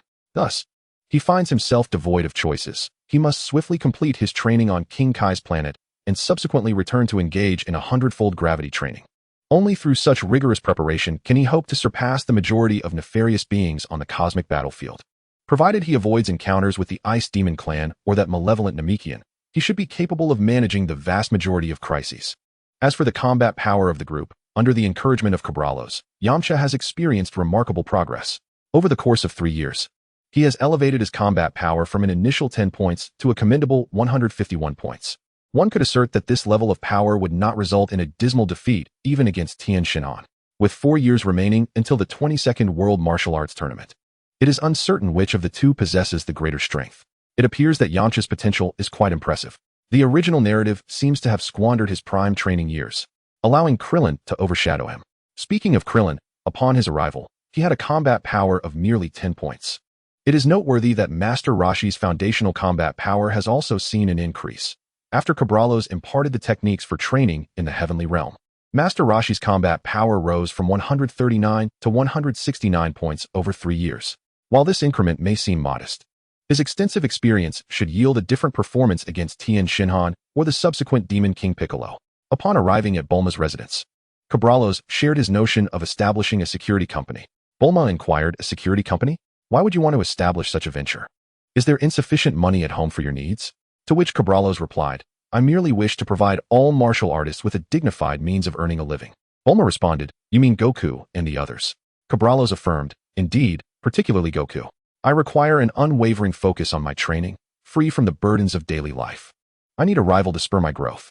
Bulma consented, "Very well. By the way, my sister Tais has been in space for quite some time. My father wishes for you to bring her back." Cabralos asked, "Is she in danger now?" Bulma replied, "She is fine for the moment. But she has been on the front lines, and I worry." Cabralos reassured her, "It matters not. Should anything happen, we can utilize the Dragon Balls to revive her, correct? Now, I must undertake my final training. After this session, I shall surpass the vast majority of beings in the universe, and I will personally bring your sister back."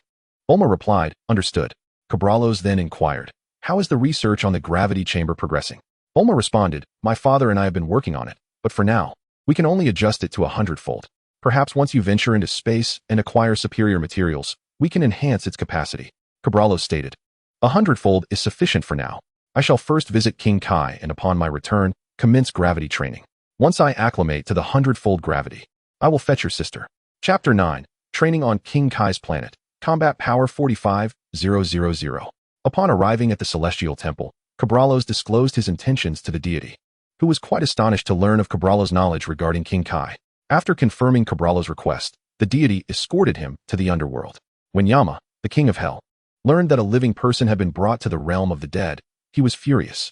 However, upon discovering that the purpose was to pay respects to King Kai and potentially become his disciple, Yama reluctantly granted permission.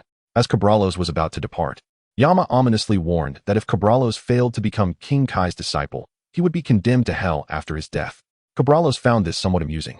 Though he did not express it outwardly, becoming King Kai's disciple was not an insurmountable challenge, and with time, he could even aspire to be a Kai or a god of destruction. At that time, he could settle the score. Arriving at the entrance of Snake Way, Cabralos soared directly towards the destination. After a day, he reached the beautiful Snake Princess Palace situated midway along Snake Way. Paying it no heed, he retrieved a vial of nutrient solution from his pocket, consumed it, and continued on his journey. The next day, he reached the end of Snake Way. Gazing upward at King Kai's planet, Cabralos felt a wave of nostalgia. After all these years, he had finally arrived at this juncture. Following King Kai's training, he would have to rely on his own instincts for an extended period. This was his last opportunity for significant advancement. Therefore, Cabralos was determined to seize this moment. Striving to enhance his understanding of power within the Dragon Ball universe, and ideally extract information about realm cultivation from King Kai. With a powerful leap, Cabralos arrived on King Kai's planet. Upon his arrival, he immediately spotted Bubbles dancing. For someone well-versed in the narrative, Cabralos was aware that Bubbles was not King Kai, yet he approached nonetheless. "Excuse me, are you King Kai?" he inquired. However, Bubbles could only respond with sounds, failing to provide an answer. At that moment, the true North Kai emerged from the dwelling. "Who goes there?" asked the North Kai. Cabralo stuttered. "You are indeed King Kai." He pointed uncertainly between the North Kai and Bubbles. "Of course, that is my pet, Bubbles. Who are you, and what brings you here?" The North Kai inquired. "Well, King Kai, I have come from Earth to learn martial arts from you," Cabrales explained. "Earth? Ah, you are a living being," the North Kai remarked. "Indeed. I was sent by the deities of our Earth," Cabrales replied. "Have you received the deities' endorsement? It seems your character is commendable. Ahem. I would not mind guiding you in your training, but first, you must tell me a joke to make me laugh," the North Kai stipulated. "A joke? No problem." Cabrales responded, confident in his ability to amuse, given the humor of a 21st century internet user. "King Kai, if you were to make a wish the moment you saw a shooting star, you might only hear your voice after the star has fallen," Cabrales quipped. "What do you mean?" inquired the North Kai. "The speed of sound is slow," Cabrales explained. "Ahaha, the speed of sound is slow, haha. By the time the shooting star hears my wish, it would have landed long ago. I would be wishing on a rock." The North Kai roared with laughter. Rolling on the ground, Cabrales felt a tinge of embarrassment. This joke was rather stale. It seemed the North Kai had a rather low threshold for humor. Cabrales continued. "A nervous witness is being questioned by a lawyer. The lawyer sternly asks, 'Have you ever been married?' 'Yes, I was married once,' the witness replied, his voice trembling. 'To whom did you get married?' the lawyer pressed. 'A woman,' the witness stammered. The lawyer, growing agitated, retorted, 'Well, of course, you married a woman. Have you ever heard of someone marrying a man?' The witness, trembling, responded, 'I have heard of it. My sister married a man.' The North Kai erupted. "Ah? Ha. His sister is a woman. Of course she married a man. You're killing me, too funny." Cabrales then recounted. A thirsty crow was searching for water. Spotting a bottle with only half a bottle of water, it pondered how to drink. Suddenly, the crow noticed many small stones by a brook. It began to pick up the stones one by one and drop them into the bottle. As the water level gradually rose, it thought. The North Kai interrupted. "What does that mean? Could it be?" "King Kai, there are stones by the brook," Cabrales explained. "Ha, there are stones by the brook. Yet it insists on drinking from the bottle, dropping in so many stones. How foolish. Ha, I'm dying." As Cabrales prepared to share another joke, he was halted by a wave of the North Kai's hand. "Enough. If you continue, I will surely laugh myself to death. I cannot take it anymore. You have passed." Cabrales understood that the so-called jokes were a form of test. Since he sought to learn from others, it was only natural to adhere to their rules. Cabrales obediently fell silent, standing aside. The North Kai cleared his throat. "I have agreed to teach you martial arts. Now let me assess your foundational skills. Jump upwards from here, with all your might." Cabral nodded and leapt with all his strength, disappearing into the clouds. After a considerable interval, he descended and swiftly moved, executing a series of attack maneuvers. His movements were crisp and precise, devoid of any superfluous actions. After practicing for a while, Cabral removed the gravity equipment from his body and engaged in a vigorous bout against the air. The spectacle astonished King Kai of the North. "King Kai, you are quite impressive. Your combat prowess has notably increased. If assessed according to universal standards, your base combat power hovers around 8,000 points. Post-venting, it has surged above 140,000, categorizing you as a formidable force within the cosmos. Cabral, in comparison to genuine warriors, I still feel quite weak, Lord Kai. I aspire to receive your guidance." "King Kai, certainly, but I must say, you seem to adapt swiftly to the gravity of my planet. On Earth, it is merely 1/10 of this. Even with your strength, there should be a period of acclimatization, unless..." Cabral, "Indeed, Lord Kai, I am not of Earth. I am a Saiyan." "King Kai, a Saiyan, possessing such a benevolent aura, is indeed a rarity." Cabral, "The former Saiyans committed many wrongdoings under Frisia's coercion. In truth, they simply reveled in battle." "King Kai, that holds true. By the way, are you the new king among the Saiyans? Your combat power seems to surpass that of King Vegeta." Cabral, "Not at all. With the Saiyans annihilated by Frisia, the survivors are mere wanderers of the cosmos. Without kin, how could there be a king? Moreover, Prince Vegeta's strength should surpass mine." "King Kai, Prince Vegeta, indeed? His prowess is not to be underestimated, but with my tutelage, you will surely surpass him. Now let us commence. First, memorize my energy manipulation technique, then practice here on King Kai's planet. After all, you have been away from planet Vegeta for far too long. Training in Earth's tenfold environment should greatly enhance your abilities." Cabral nodded and began his training under King Kai's guidance. In the blink of an eye, 6 months had elapsed, and Cabral had mastered every technique aside from the Spirit Bomb. His base combat power had risen from 8,000 to an impressive 15,000, and post-venting, His power reached 27,000, this being his full strength without the gravity suit. Of course, by now, Cabral had adapted to the threefold King Kai fist. Regrettably, the King Kai fist augmented base strength, not the power after venting. Thus, with the threefold King Kai fist, Cabral's maximum combat power stood at 45,000. King Kai. Very well, your training is complete. You have excelled, perfectly mastering my unique King Kai fist. Cabral. Thank you, Lord Kai. King Kai. It is a pity you have not grasped my spirit bomb. Your heart is still not pure enough. Cabral. Cough, cough, Lord Kai. Although I have not mastered the spirit bomb, I can sense the distinct energies within it. Is it a more advanced power? King Kai appeared astonished. King Kai. Indeed. It embodies a higher level power. Cabral. What must one do to attain this higher level power? King Kai. It requires a breakthrough in one's realm. Cabral. Please, Lord Kai, instruct me. After a moment's hesitation, King Kai nodded earnestly. King Kai. In my observations of the lower realms, I have seen many extraordinary individuals devise methods to elevate their realms. Although many have failed, some have succeeded. These are their insights on transcending realms. You may find them beneficial. King Kai solemnly handed Cabral a substantial stack of books. Upon receiving them, Cabral's heart raced. He had obtained the methods of realm cultivation. Chapter 10. The Future's Gift. The Method of Cultivating Divine Realms. As Cabral perused the notes, a sense of disorientation washed over him, as if these materials were not meant to exist. Cabral. Lord Kai. Have those who cultivated their realms truly found success? King Kai. Cultivating one's realm. Are you jesting? There is but one path to elevate your realm and train in dimensions, and that is to inherit divine office. Cabral. Did you not just grant me? King Kai. Enough. Your training is complete. You have done exceptionally well, mastering my unique King Kai fist flawlessly. Cabral. Lord Kai? King Kai. It is regrettable that you have not mastered my spirit bomb. Your heart remains insufficiently pure. Cabral. Lord Kai. I know someone whose heart is exceedingly pure. King Kai. Are you certain? Do not deceive me. A pure heart is no trivial matter.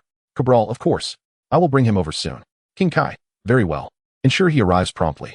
Cabral nodded and subsequently left King Kai's planet, pondering why King Kai had seemingly provided him with the methods for cultivating divine realms, yet later disavowed it. However, his demeanor did not suggest deceit.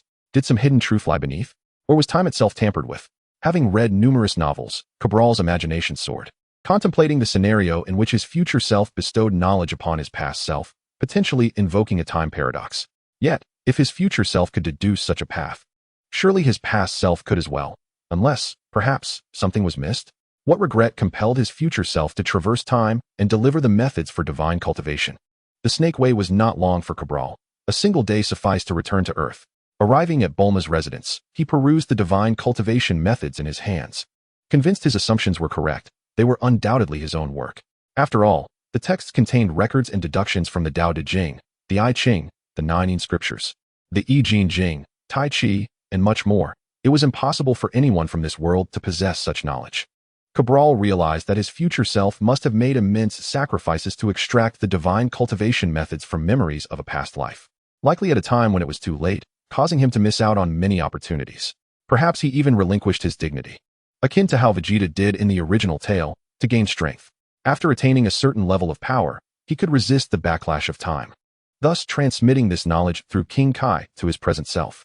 With the divine cultivation methods in hand, he felt assured that he would not be weaker than anyone, and surpassing even the Omni King in the future was not beyond the realm of possibility. It was conceivable that his future self had already transcended the Omni King, achieving the unparalleled mythic status of the Great Tao. This Great Tao, once attained, would be eternal.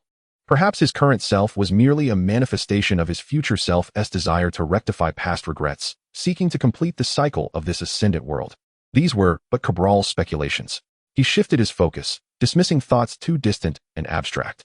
Now, he must commence his training in the divine realm. 3 months later, Cabral had made significant progress in his divine cultivation. The dimensional barriers of his body began to loosen, and by his estimation, at this pace, he would require 3 years to reach the dimensional level of the Cat Immortal. He also sensed that as his power dimension increased, it would aid in his divine cultivation, meaning that as he grew stronger, his ability to harness the dimensional energies of divine cultivation would accelerate. After concluding a day of training, Bulma approached. Cabral, do not come in. Bulma, Initially astonished, Bulma then screamed. Cabral rushed over, lifting Bulma and exiting the gravity chamber. Cabral, Bulma, are you unhurt? As he spoke, he swiftly crushed a senza bean and placed it into Bulma's mouth. Bulma, what is wrong with me? Cablas, I was just in the gravity chamber, where the gravity is set to 20 times. Your body has strength couldn't handle it, and once you entered, the gravity crushed your internal organs. Bulma, 20 times gravity? You weigh 80 kilograms. Wouldn't that mean 600 kilograms? Can you endure that? Cablas, the external pressure is manageable. The real danger lies within the pressure on the internal organs. If one is not careful, it is all too easy for the organs to rupture, leading to death. Bulma, all right. I understand now. I want to go in again. Cablas. By the way, Bulma, you came to see me for a reason, didn't you? Bulma, can I come to see you if there is nothing wrong? Cablas, what is it? Speak up. Cablas playfully pinched Bulma's nose. Bulma, why do you have to be like this? I've already registered the company you needed. When will it start operating? Cablas, it can start now. You should find some ordinary fighters to work as bodyguards for the company. After some time, during the World Martial Arts Tournament, we will promote this news and recruit actual martial artists. For routine bodyguard tasks, let the ordinary fighters handle them. Only call Goku for special circumstances. Bulma, got it. By the way, when are you planning to set off for my sister? Cablas, what is the matter? Is something wrong? Bulma, yes. She followed the Galactic Patrol to a very powerful planet and mentioned that there are villains threatening to invade. Since the strong ones on that planet are so formidable, the invaders must be exceptionally powerful as well. I fear for her safety. Cablas, in that case, I'll depart tomorrow. Bulma, aren't you going to continue training? Is your fighting power sufficient? Cablas, no matter how much my power increases, there will always be someone stronger. It never feels enough. Yet since you've mentioned this twice, it's clear that it's a matter of urgency. For your sake, I must make this journey. Bulma gazed at Cablas in a daze. Cablas, by the way, Bulma, how long will it take to reach that so-called powerful planet from Earth? Bulma, it should take about 3 months. Cablas, then it seems I won't have time to participate in this World Martial Arts Tournament. Please cheer for Goku for me, when he wins. We can invite him to join our Dragon Security Company. Bulma nodded, I will. Cablas, good, I'll leave the company matters in your hands. I'll return to training now and set off for that planet tomorrow. Bulma, I think it's called Dako Star. Cablas, tomorrow, I will set off for Dako Star. Before departing, Cablas visited Goku, knowing that without a display of strength, it would be difficult for Goku to join his company. Goku, you want me to join your security company? What is that? Cablas, let me tell you the benefits of joining my Dragon Company. First, by joining, you'll become an employee of the Dragon Company and receive guidance on my cultivation, meaning we can spar often. Goku, alright, I agree. Cablas, if you want to hear me out, joining my Dragon Company also means that your meals and lodging are taken care of. You'll be well fed with a variety of delicious foods. Goku, that sounds wonderful. I want to join, let me in. Cablas, lastly, you'll receive a monthly stipend to support your family. Goku family, I'm all alone. If you're providing food and lodging, why do I need money? Cablas, that is up to you. The money can be used for snacks. Plus, once you start a family, you won't be alone anymore. The money will be useful. Of course, you can have Bulma help you save it for your future wife. Goku wife? Is that a tasty thing? Cablas, you'll find out later. Goku, so when do I join your Dragon Company? Cablas, you can join after you win first place in this World Martial Arts Tournament. You must secure first place to join my Dragon Company ISNT for just anyone. Goku, okay, I'll work hard. Cablas, you seem uncertain. Goku, I can't beat you. You're too strong. Cablas, don't worry, I want to be participating in this tournament. I have other matters to attend to. Goku, other matters? Cablas, yes, I need to go into the universe to rescue Bulma's sister. Goku, are there many strong fighters in the universe? Cablas, certainly. Goku, then I want to go too. Cablas, you should focus on winning first place in this tournament first. You can only join me once you're part of my company. Goku, alright. Now I have a goal. I will train hard to win the championship of this World Martial Arts Tournament. Chapter 11. Departure to the Universe, Crisis of Tai Si and Vegeta. After bidding farewell to Goku, the next day arrived swiftly, and Cablas stepped onto the spaceship. Bulma, Cablas, you must come back alive. Cablas, I will certainly return safely. Bulma's expression was resolute. In her heart, she thought that if he truly didn't return, she would use the Dragon Balls to bring him back. Bulma, Dad, this time, let us make sure we bring back my sister. We shouldn't let her wander off. Dr. Brief, rest assured, this time when we return, she will not leave Earth. Bulma muttered under her breath. Is this just to keep her cooped up on Earth? She is a grown woman. Yet she doesn't even have a boyfriend. What if my boyfriend has to rescue her? If something happens to her, how will I live? Doctor Brief, what are you saying? That is your sister. Bulma, Cablas is my boyfriend, and he will be my husband in the future. Bulma declared loudly. Dr. Brief, I understand. Cablas will be fine. Bulma, How can you be so sure, Dad? Dr. Brief. Cablos told me that he never undertakes tasks without confidence. This time, he agreed to venture into the universe to retrieve your sister Tai Si, which means he believes his strength is sufficient to handle the vast majority of villains in the universe. Bulma, is that so? Dr. Brief, absolutely. When you mentioned this to him last time, didn't he say he was going to train with the King Kai? Now that he has returned from training with King Kai, his power must have greatly increased. Bulma, let us hope so. In the vastness of the universe, Cablos had devised a training plan for the next half-month. Currently, he had just begun to adapt to 20 times gravity, albeit while wearing a gravity suit. His goal was to adapt to 50 times gravity within 15 days, and that too without the gravity suit. Although training without the suit would diminish the effectiveness of the training, the essence of gravity chamber training lies in developing strength from within. Training with the suit could result in a lack of coordination between the body and internal organs. Naturally, if it was impossible to increase the gravity chamber's multiplier, he would have to wear the suit for training, as that would be a necessary compromise. However, when it is feasible to raise the gravity chamber's multiplier, training without the suit would yield quicker results, as both the body and internal organs would experience equal pressure, allowing for faster adaptation to higher gravity levels. There was little to say. Cablos was not Goku, and adapting to 100 times gravity within a few days was impossible. He set a plan to adapt to 50 times gravity primarily because his body had already adjusted to exceeding 50 times gravity. It was merely his internal organs that lagged behind in adaptation. Of course, even focusing solely on the internal organs was somewhat risky, so his first step was to increase the gravity to 30 times. The plan has been set. Whether I can ultimately cultivate to 50 times the norm will depend on the circumstances at hand. I hope that my initial self at the beginning of this cultivation journey proves to be formidable. 15 days later, on the distant planet of Dark Star, Ties is struggling to escape with the severely injured Vegeta. As for how Ties ended up with Vegeta, it was because she and Gak came to Dark Star, where they encountered a formidable invasion. Initially, this invasion was instigated by Vegeta's group, but as soon as they arrived, they were ambushed by the mechanized forces led by Frisia's brother, Cooler, and his subordinates, Shaviza, Nizu, and Dre. It turns out that this location is a crucial juncture between two great galaxies, both of which are coveted by two cosmic overlords. Frisia dispatched Vegeta's team, while Cooler sent in his elite mech squad. Clearly, the power disparity between Vegeta's team and the mech forces was insurmountable. Even after transforming into a great ape, he could barely escape. The separation of Ties and Gak was a direct result of the intense battle between the great ape Vegeta and the mech forces, as the shockwaves generated were too powerful, causing the two to part ways. Alone, Ties spotted the gravely injured Vegeta and, noticing his resemblance to Earthlings, instinctively assumed he was a good person. Vegeta, in turn, mistook Ties for a surviving female Saiyan, given his own dire condition, and thus exhibited a flicker of concern. After all, he, along with Nappa and Raditz, were male, and the absence of female Saions posed a dire threat to their race's survival. As the prince of the Saions, he felt compelled to contemplate the future of his people.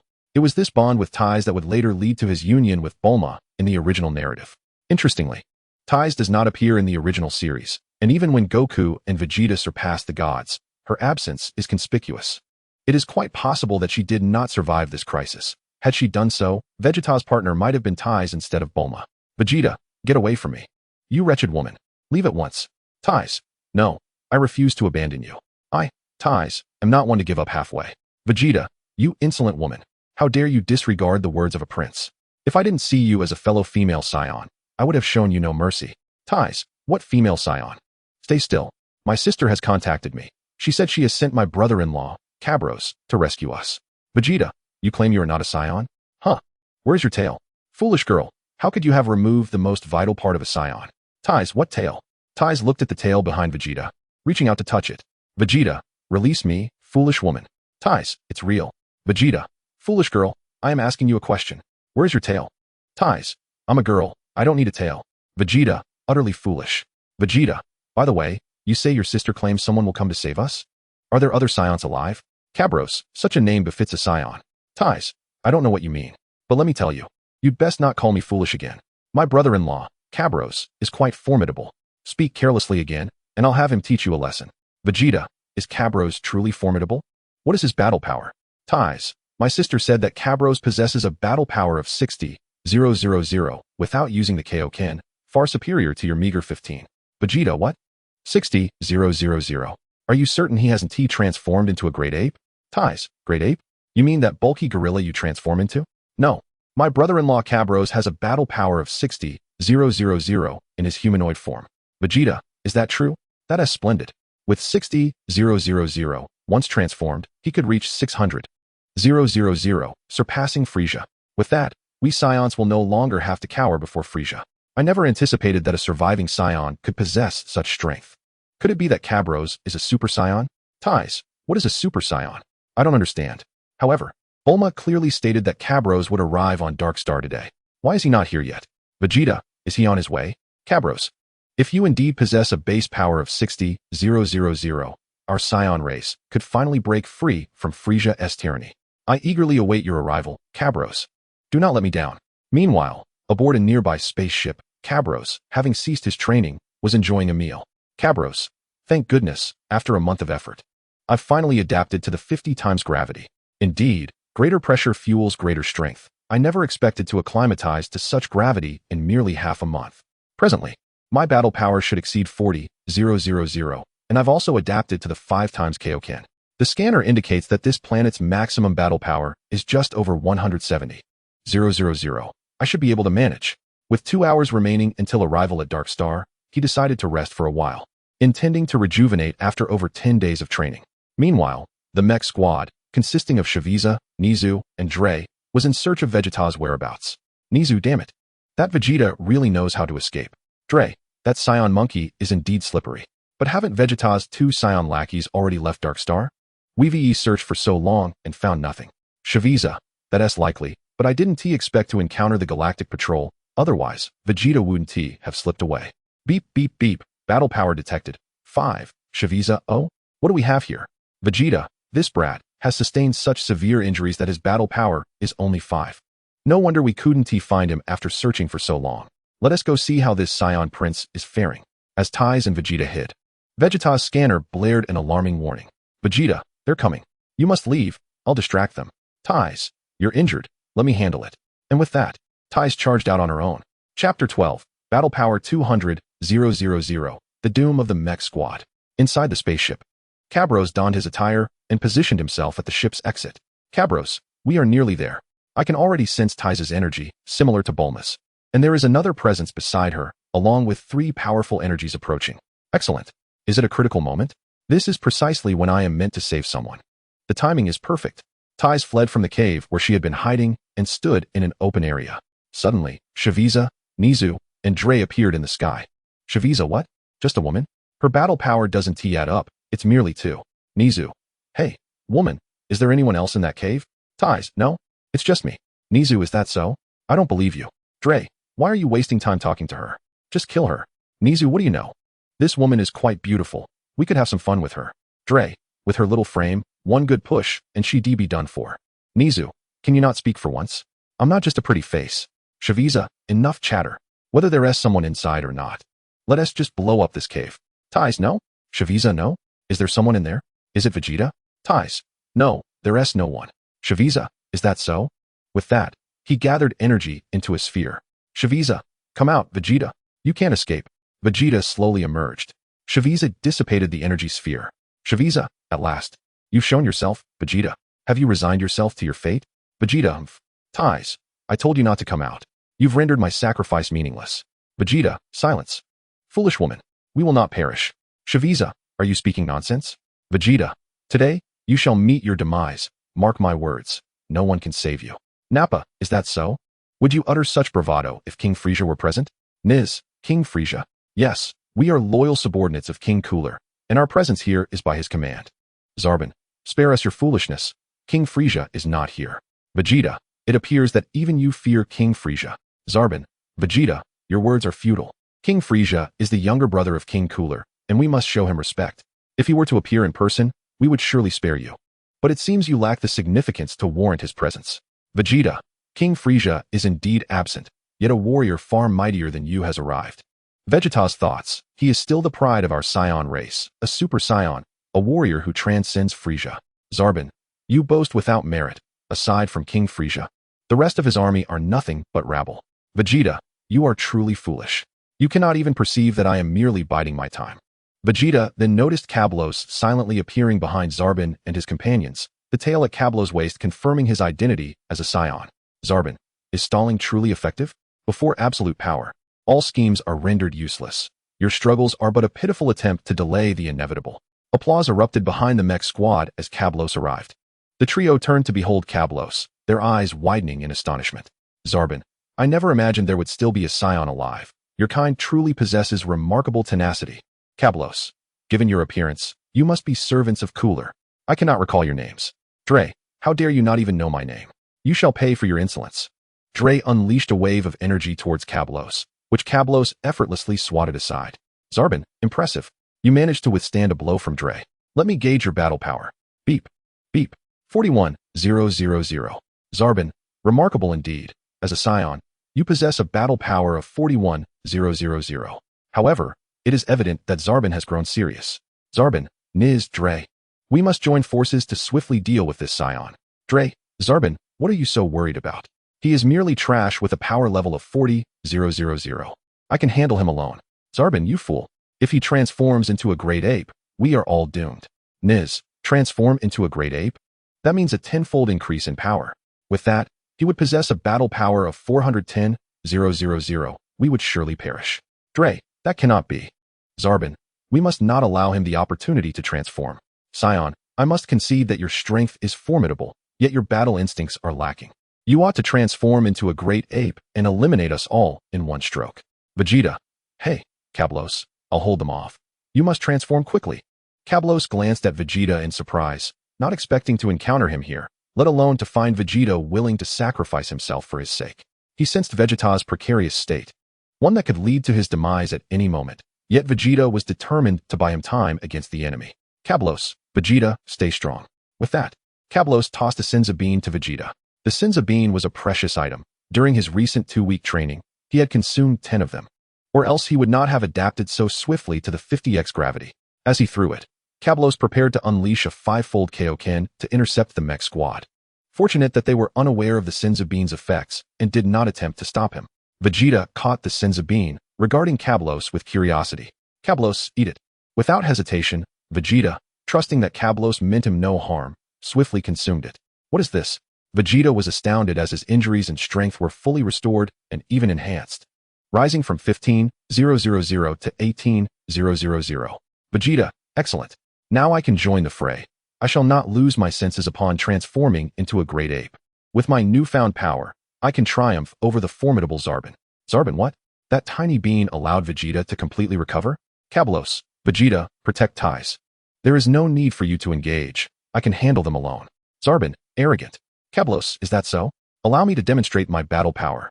With that, Kablos activated the Kaioken, preparing to bring this battle to a swift conclusion.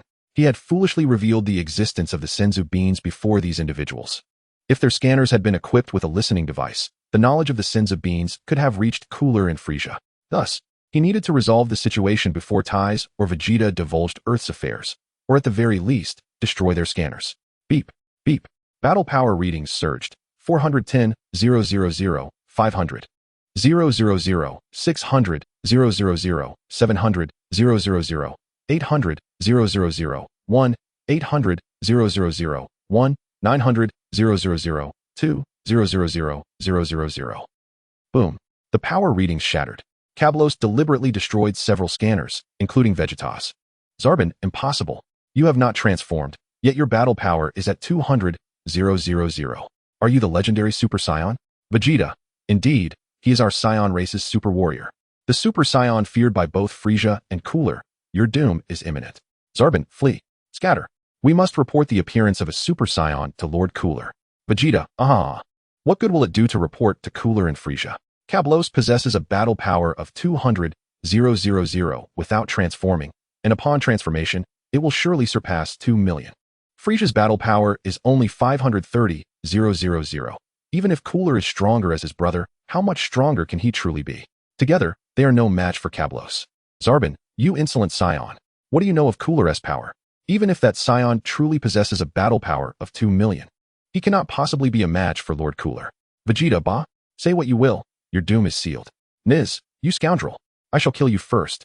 Kablos, I'm afraid you are mistaken. He speaks the truth. You all must die today. Since you struck first, let your end commence. Niz, what?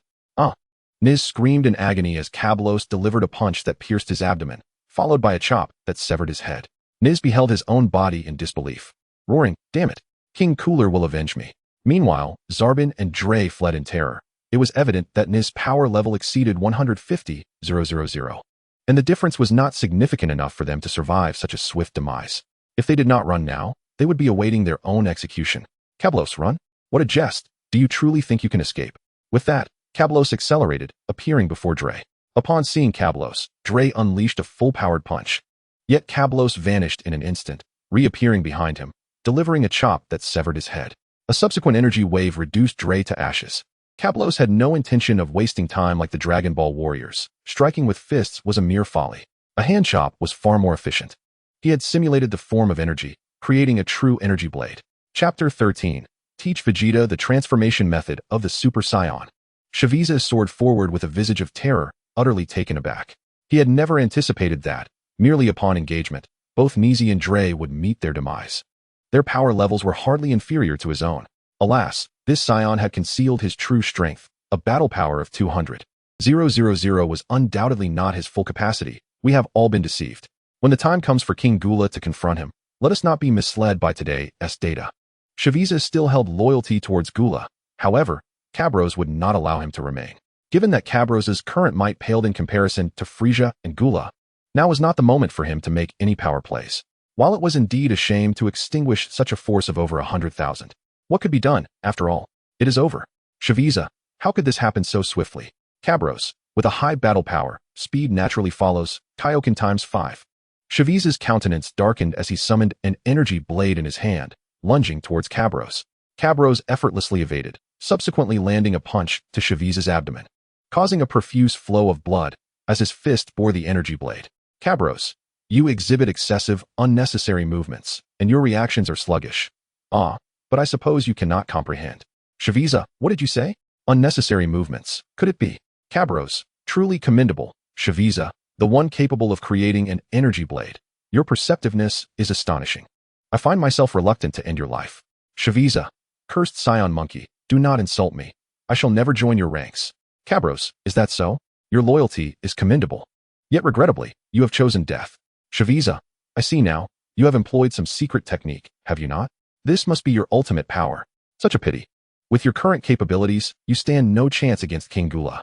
Kabros, I am well aware that I am not a match for Gula or Frieza at present, but you are mistaken about one thing. The power of Science knows no bounds. Kaioken times 6. With that, Kabros forcibly activated the Kaioken times 6, elevating his battle power beyond 240,000. In that moment, Shaviza found himself devoid of any means to resist. The disparity in battle power was insurmountable. In the face of Shaviza's incredulous gaze, Kabros's strength and speed surged, and with a single punch, he decapitated Shaviza, followed by a shockwave that reduced him to a fine mist of blood. How could this be? His battle power could still increase. Could the legends be true? The fabled Super Saiyan? This was the final thought that crossed Shaviza's mind. After dispatching Shaviza, Kabros promptly deactivated the Kaioken times 6, feeling a wave of fatigue wash over him. Indeed, utilizing the Kaioken times 6 had proven somewhat taxing. He resolved never to flaunt such power again. Should a virulent heart condition arise, it would spell disaster. At that moment, from a distance, Vegeta approached with ties in tow, having witnessed Kabros's victory over his adversary. Vegeta, Kabros, my lord, behold. I have safeguarded Miss Ties and brought her here. Kabros was taken aback by Vegeta's words. When had Vegeta become so eloquent? Was this truly the same proud warrior who had never shown Kakarot any favor in the original story? However, upon reflection, Kabros understood. Vegeta's first encounter with Kakarot on Earth had been under circumstances of superiority, leading to his disdain for Kakarot. Thus, when Kakarot eventually surpassed him, it merely ignited Vegeta's competitive spirit. Yet now, with Kabros displaying a battle power tenfold beyond his own, the gap in their capabilities was insurmountable. One need only recall Vegeta's caution when faced with Beerus. It appeared that Vegeta was truly sincere. A great man can indeed bend and yield. Kabros, thank you for your efforts. Vegeta, it was no trouble. By the way, Kabros, are you now a Super Saiyan? Kabros, not yet. Vegeta, unable to suppress his curiosity, posed the question that had long lingered in his mind, only to receive a negative response from Kabros. He considered asking another query when Ties interrupted. Ties, hey, are you the impressive boyfriend my sister Bulma spoke of? You certainly seem formidable, but is that all? Her words caused Vegeta to tense momentarily. Vegeta, foolish woman. Do not speak so carelessly. Apologize to Lord Cabros at once. Ties, why should I? Vegeta, Lord Cabros' battle power exceeds 200,000. He could eliminate you with ease. Ties, I refuse. Cabros, right? I am Bulma's sister. You should refer to me as sister. Vegeta, this is a disaster. Cabros, sister Ties. Bulma entrusted me with the task of escorting you back to Earth from Dark Star. Vegeta, what? Lord Cabros actually called her sister. Ties, naturally. He is my sister's boyfriend, so he ought to call me sister. Cabros. Vegeta, you need not address me as Lord Cabros. Simply call me Cabros. Vegeta, really? Cabros. Then it stands to reason that you may soon become my brother-in-law. While I may not call you that, we certainly are family. Vegeta, family? Ties blushed. What are you saying? Cabros, who would ever fancy such a cold man? Vegeta, it is you, foolish woman, who no one would ever fancy. Ties, I shan't pay you any mind, Vegeta. Vegeta, nor will I pay you any mind. Cabros, enough of this. What purpose does it serve? Ties, you be quiet. Cabros, sister Ties, your fate currently lies in my hands. It would be wise to temper your tone. Ties, what do you mean? Vegeta listened closely. Assuming Cabros was about to threaten Ties. Cabros, Dr. Brief has informed me that you roam the cosmos recklessly, which is exceedingly dangerous. Upon your return, you may never be permitted to leave Earth again. Ties, what? How could they do this? Cabros, to speak candidly, had I not arrived in time, you could have been lost. Wandering the cosmos is perilous indeed. Vegeta, Cabros speaks the truth. Ties, no way. I still need to write my novel. Cabros, that is not within your purview. Dr. Brief has instructed me to bring you back to Earth. Ties, you cad. Vegeta, why is your strength so lacking that you cannot protect me, forcing me to rely on my brother-in-law? How embarrassing. Vegeta, I am formidable, you know? Ties, then how is Cabros so vastly stronger than you? Vegeta, Cabros, he. Cabros, sister Ties, please do not trouble the valiant Vegeta. In truth, he is a formidable warrior within the cosmos. Ties, him? That ugly gorilla could not even defeat those 3 villains, yet you dispatched them with ease. And you dare claim he is strong? Cabros, well, one cannot compare me to him. In reality, Vegeta possesses immense power. He could easily obliterate the entire Earth. Ties, obliterate the entire Earth. Are you serious? Cabros, indeed, I speak only the truth. If you do not believe me, you may inquire of Vegeta. Alternatively, you could have Vegeta light some fireworks or explode a star for your amusement. Ties, no way. Is Vegeta truly that powerful? Vegeta, Cabros. Earlier you mentioned you are not yet a Super Saiyan. Does that not refer to a specific individual? Cabros, precisely. The Super Saiyan is not a singular entity, but rather a transformation that every Saiyan can achieve through rigorous training. Vegeta, what? Then? Cabros, would you like to know how to transform into a Super Saiyan? Vegeta nodded. Cabros, in truth, transforming into a Super Saiyan is a rather simple endeavor.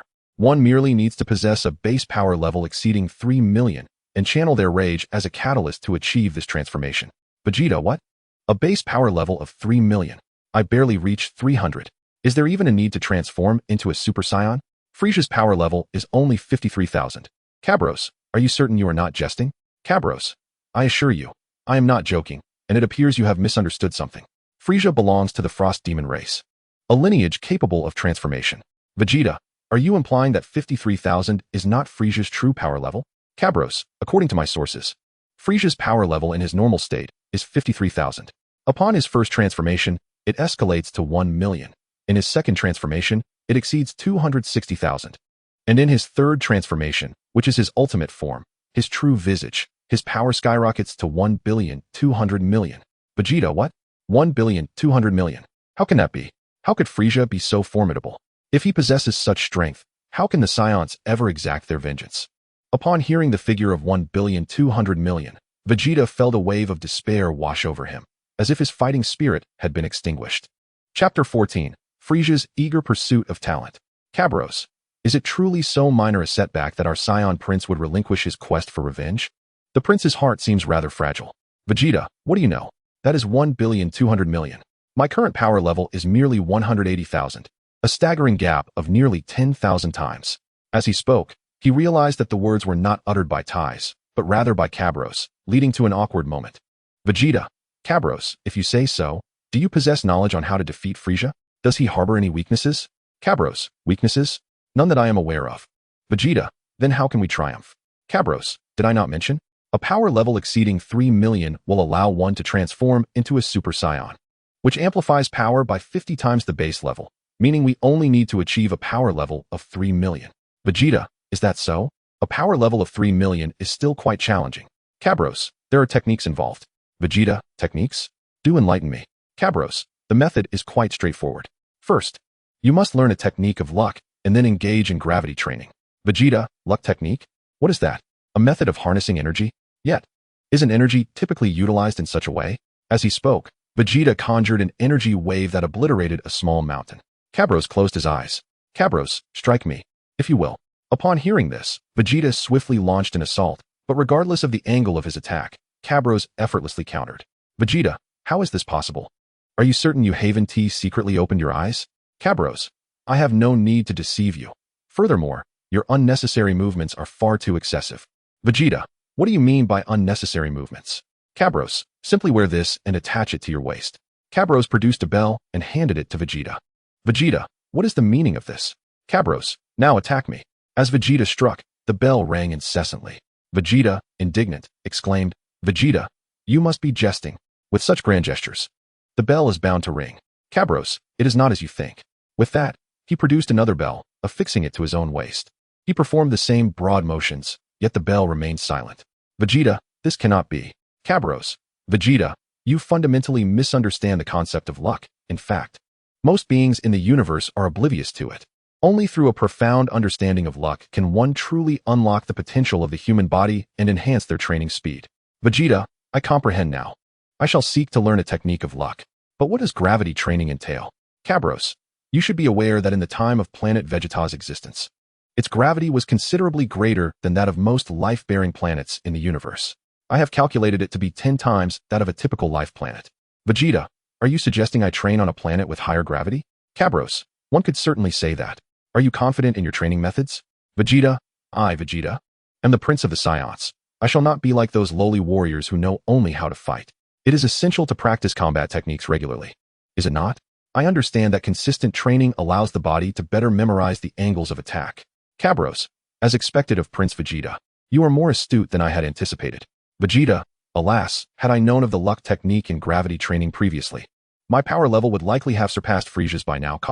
I mean, Frieza in his normal state. Cabros, by the way, let me share one final piece of information. Through the luck technique, one can manipulate their power level at will, which is crucial for your subterfuge within Frieza's army. When the time comes, I can instruct you on how to do it, like this, like this. Upon hearing this, Vegeta was filled with delight. Vegeta, splendid.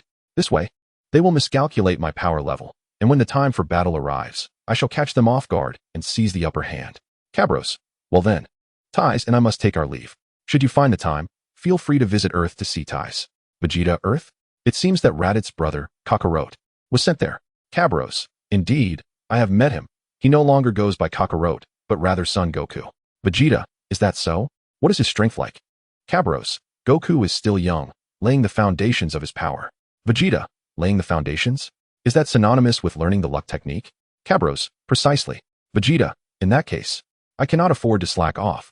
I cannot allow myself to be surpassed by Raditz's brother, a mere lowly warrior. Cabros, Vegeta, I must inform you that once you learn the luck technique, you will realize that the Saiyan standard for warrior evaluation is fundamentally flawed. Vegeta, is that so? Cabros, indeed. I can tell you candidly that I, too, am a lowly warrior. At birth, my power level was a mere 20 points. Vegeta, how is that conceivable? Cabros, enough, Vegeta. You have uttered the phrase how is that possible countless times today. We must take our leave. After all, Frieza and Cooler loom over us like a sword poised to strike. Vegeta, I understand. By the way, Cabros, when it comes time to confront Frieza, do not intervene. I wish to personally defeat him. Cabros, certainly, as long as you possess the strength to do so. Vegeta, thank you. As Vegeta departed, Cabros and Tais watched him ascend into his spacecraft, Tais' face awash with reluctance. Cabros, all right, Tais, we shall have opportunities to meet again. Tais, indeed, let us depart. Thus, Cabros and Tais boarded their spacecraft, preparing to return to Earth. While aboard the spacecraft, Cabros suddenly recalled something and hastily contacted Bulma. The communication was quickly established, and Bulma's image appeared on the screen. Bulma, how did it go, Cabros? Did my sister receive the message? Cabros, of course. I took care of everything. All is well. As he spoke, he stepped aside to reveal Tais' figure. Bulma, sister, you are alive. This is wonderful news. Ties, what do you mean? Are you wishing ill upon me? Bulma, not at all. Sister, when you return, I shall prepare your favorite hamburger feast. Ties, really? Everything in the cosmos is fine, but the food is utterly unpalatable compared to Earth's cuisine. Bulma, all right, sister, we can chat more when you return. I see Cabros has something to say. So let him speak. Ties. Oh, you traitorous Bulma, forgetting your sister at the sight of a man. Bulma, hurry, step aside. Tai. All right, I was just joking. I won't interrupt your little reunion any longer. Bulma. Cabros, I am truly grateful for your assistance regarding my sister's matter. Cabros, it is my duty. By the way, Bulma, you mentioned needing materials to upgrade the gravity chamber. Please let me know what is required. Since we are currently in the universe, I shall find a way to procure them. Bulma, for the materials to upgrade the gravity chamber, well, there S neutron stone, liquid star steel. Oh, there S quite a bit. I'll send you a list shortly. Cabros, sounds good. Also, I will accompany Sister Tai to the Galactic Patrol headquarters to see if they possess these materials. If they do, it would save us the trouble of scouring each planet individually. Bulma, indeed, a visit to the Galactic Patrol headquarters would be a more efficient use of time. Sister should be acquainted with some personnel there, so with her introduction, it should pose no problem. Cabros nodded. Then let us proceed to the Galactic Patrol headquarters. Frisia's headquarters. Vegeta had just returned when he was summoned by Frisia. Frisia, Vegeta-san, it seems your Saiyan companion is quite formidable. His combat power exceeds 200,000. Vegeta's expression darkened upon hearing Frisia's words. He had not anticipated that the concern Cabros expressed would come to pass. His existence had been revealed to Frisia. Vegeta, I report to you, Lord Frisia, that he is indeed of my race, but his prowess is far too great. I cannot bring him back. Frisia, do not be alarmed, Vegeta-san. I harbor no ill will towards you. Your strength is well understood. It is indeed impossible to surpass that Saiyan, and it is only natural that you cannot bring him back. Vegeta, then, Lord Frisia, what do you imply? Frisia, your kin possesses a combat power of 200,000, which is quite impressive. If he were to join my ranks and serve me, he would undoubtedly surpass the Ginyu Force in utility. Do you comprehend my intent? Vegeta, understood. When I next meet him, I shall convey your sentiments to Lord Frisia. Frisia, his name is Cabros, is it? I eagerly await your return. I, Frisia, am indeed in search of talent. Ha ha ha. A rare individual capable of effortlessly defeating the Gula's mechanized squad. I must have him. Chapter 15, The Galactic Patrol Captain. Kesha makes her move. Galactic Patrol Headquarters. An unidentified spaceship detected. Should we engage? A soldier within the base spoke. Just as a strikingly attractive female captain of the Galactic Patrol's Elite B team, Kesha stepped forward. Commander Kesha, hold on. Contact the vessel. It might be one of our own experiencing a malfunction with an external ship. Soldier, yes, Mayam. On board Cabro's ship.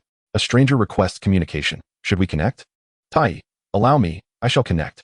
Kesha, may I ask who this is? Tai, is it truly you? You're alive? Tai, Sister Kesha, it is you. Has that Gak returned? Kesha, he has. Tai, that wretched Gak. He just abandoned me on that desolate planet. I shall make him pay. Kesha, ahem. None of us wished for this outcome. Gak is currently gravely injured and unconscious. Abandoning you was not his intent. The ship was on autopilot. Tai, he is gravely injured? How unfortunate for him. Kesha, let them through. Soon, they met at the base. Kesha, and this is a Saiyan. Everyone, remain alert.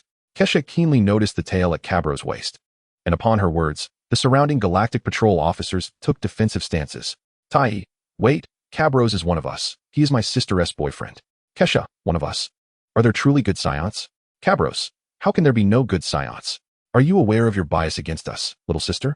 Kesha, who are you calling little sister? Tai refers to me as sister. As your future sister-in-law, you should address me as such. Cabros, that is a jest. I call Tai sister because she is the elder sister of my future wife. Why would I call you sister? Based on your prejudice against Saiyans? Kesha, prejudice? Is it not true that your kind conquers planets? If you did not engage in wrongdoing, I would have no bias. Cabros, the Saiyans conquer planets only under Frisia as coercion. We simply enjoy combat. Kesha, it appears that this Saiyan is impervious to reason. I shall teach you a lesson. Cabros, you intend to engage me? Kesha, those Saiyans are deemed a warrior race. In my eyes, their power is rather mundane. I will tell you plainly. My combat power surpasses that of any Saiyan. Cabros, is that so? Then I am eager to witness this for myself. Kesha, you possess quite a bit of courage. Little brother, Tai, why don't you tell him what my combat power is? Let him understand the disparity and not presume superiority merely because he is a Saiyan. Tai, Sister Kesha, perhaps it's best if you two do not fight. It would be quite embarrassing to lose. Kesha. Oh, little Tai. Now you're considering your brother-in-law as honor? However, it will be of no use. Today I will ensure this self-important Saiyan understands that there are indeed stronger beings in the universe. Tai, Sister Kesha, please do not fight. You cannot win against Cabros. Kesha. Tai, what did you just say? Repeat that. I cannot defeat him. You must know I am an elite among elites in the Galactic Patrol. A super elite warrior with a combat power exceeding 10,000. Even the former King Vegeta had a combat power of merely 120,000. He is just an ordinary Saiyan, and my power far exceeds his. Tai, Sister Kesha, while I do not know who King Vegeta is, he possesses a combat power of 150,000. While Cabros boasts a maximum power exceeding 200,000. Thus, you cannot possibly defeat Cabros. Kesha, what? Exceeding 200,000? Do you not have limits to your exaggerations?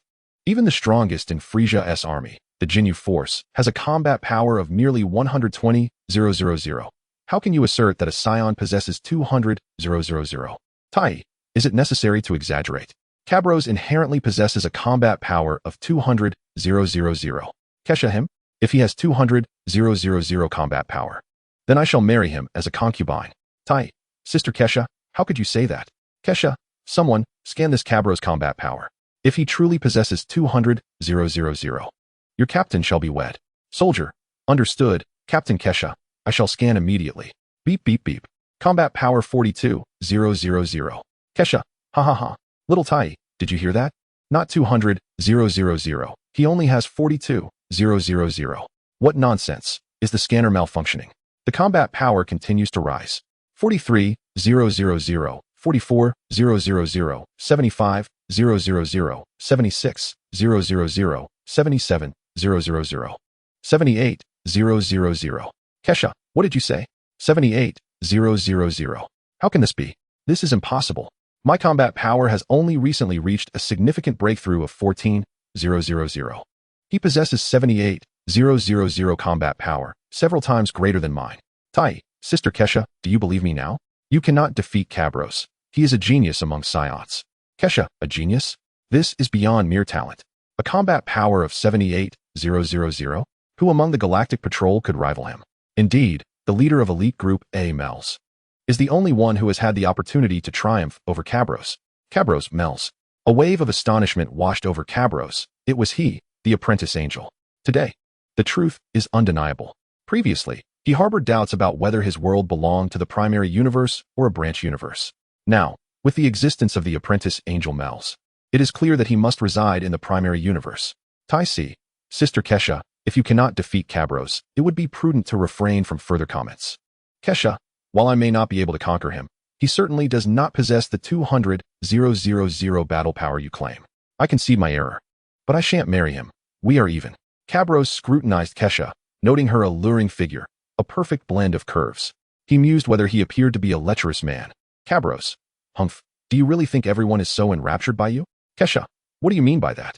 Tai Si quickly intervened, whispering to her. Tai Si, Sister Kesha, I implore you to be cautious. Cabros truly possesses 200,000 battle power. Any further remarks could jeopardize you. He is offering you an escape. Kesha, are you jesting? If he truly has 200,000 battle power, I would marry him without hesitation. Do you think I speak lightly? Tai Si, while you may seem to assist me, it sounds more like you wish to harm me. If Cabros possesses 200,000 battle power, marrying him would be a tremendous boon. Why do you restrain me? Tai Si, Sister Kesha, surely you jest. You would truly marry that brutish man? Kesha, Tai Si, you lack the warrior's insight to grasp the terror of one with 200,000 battle power. He is among the universe's elite. Moreover, as a Saiyan, he can transform into a great ape, augmenting his power tenfold, which amounts to 2,000,000. An invincible force in the cosmos.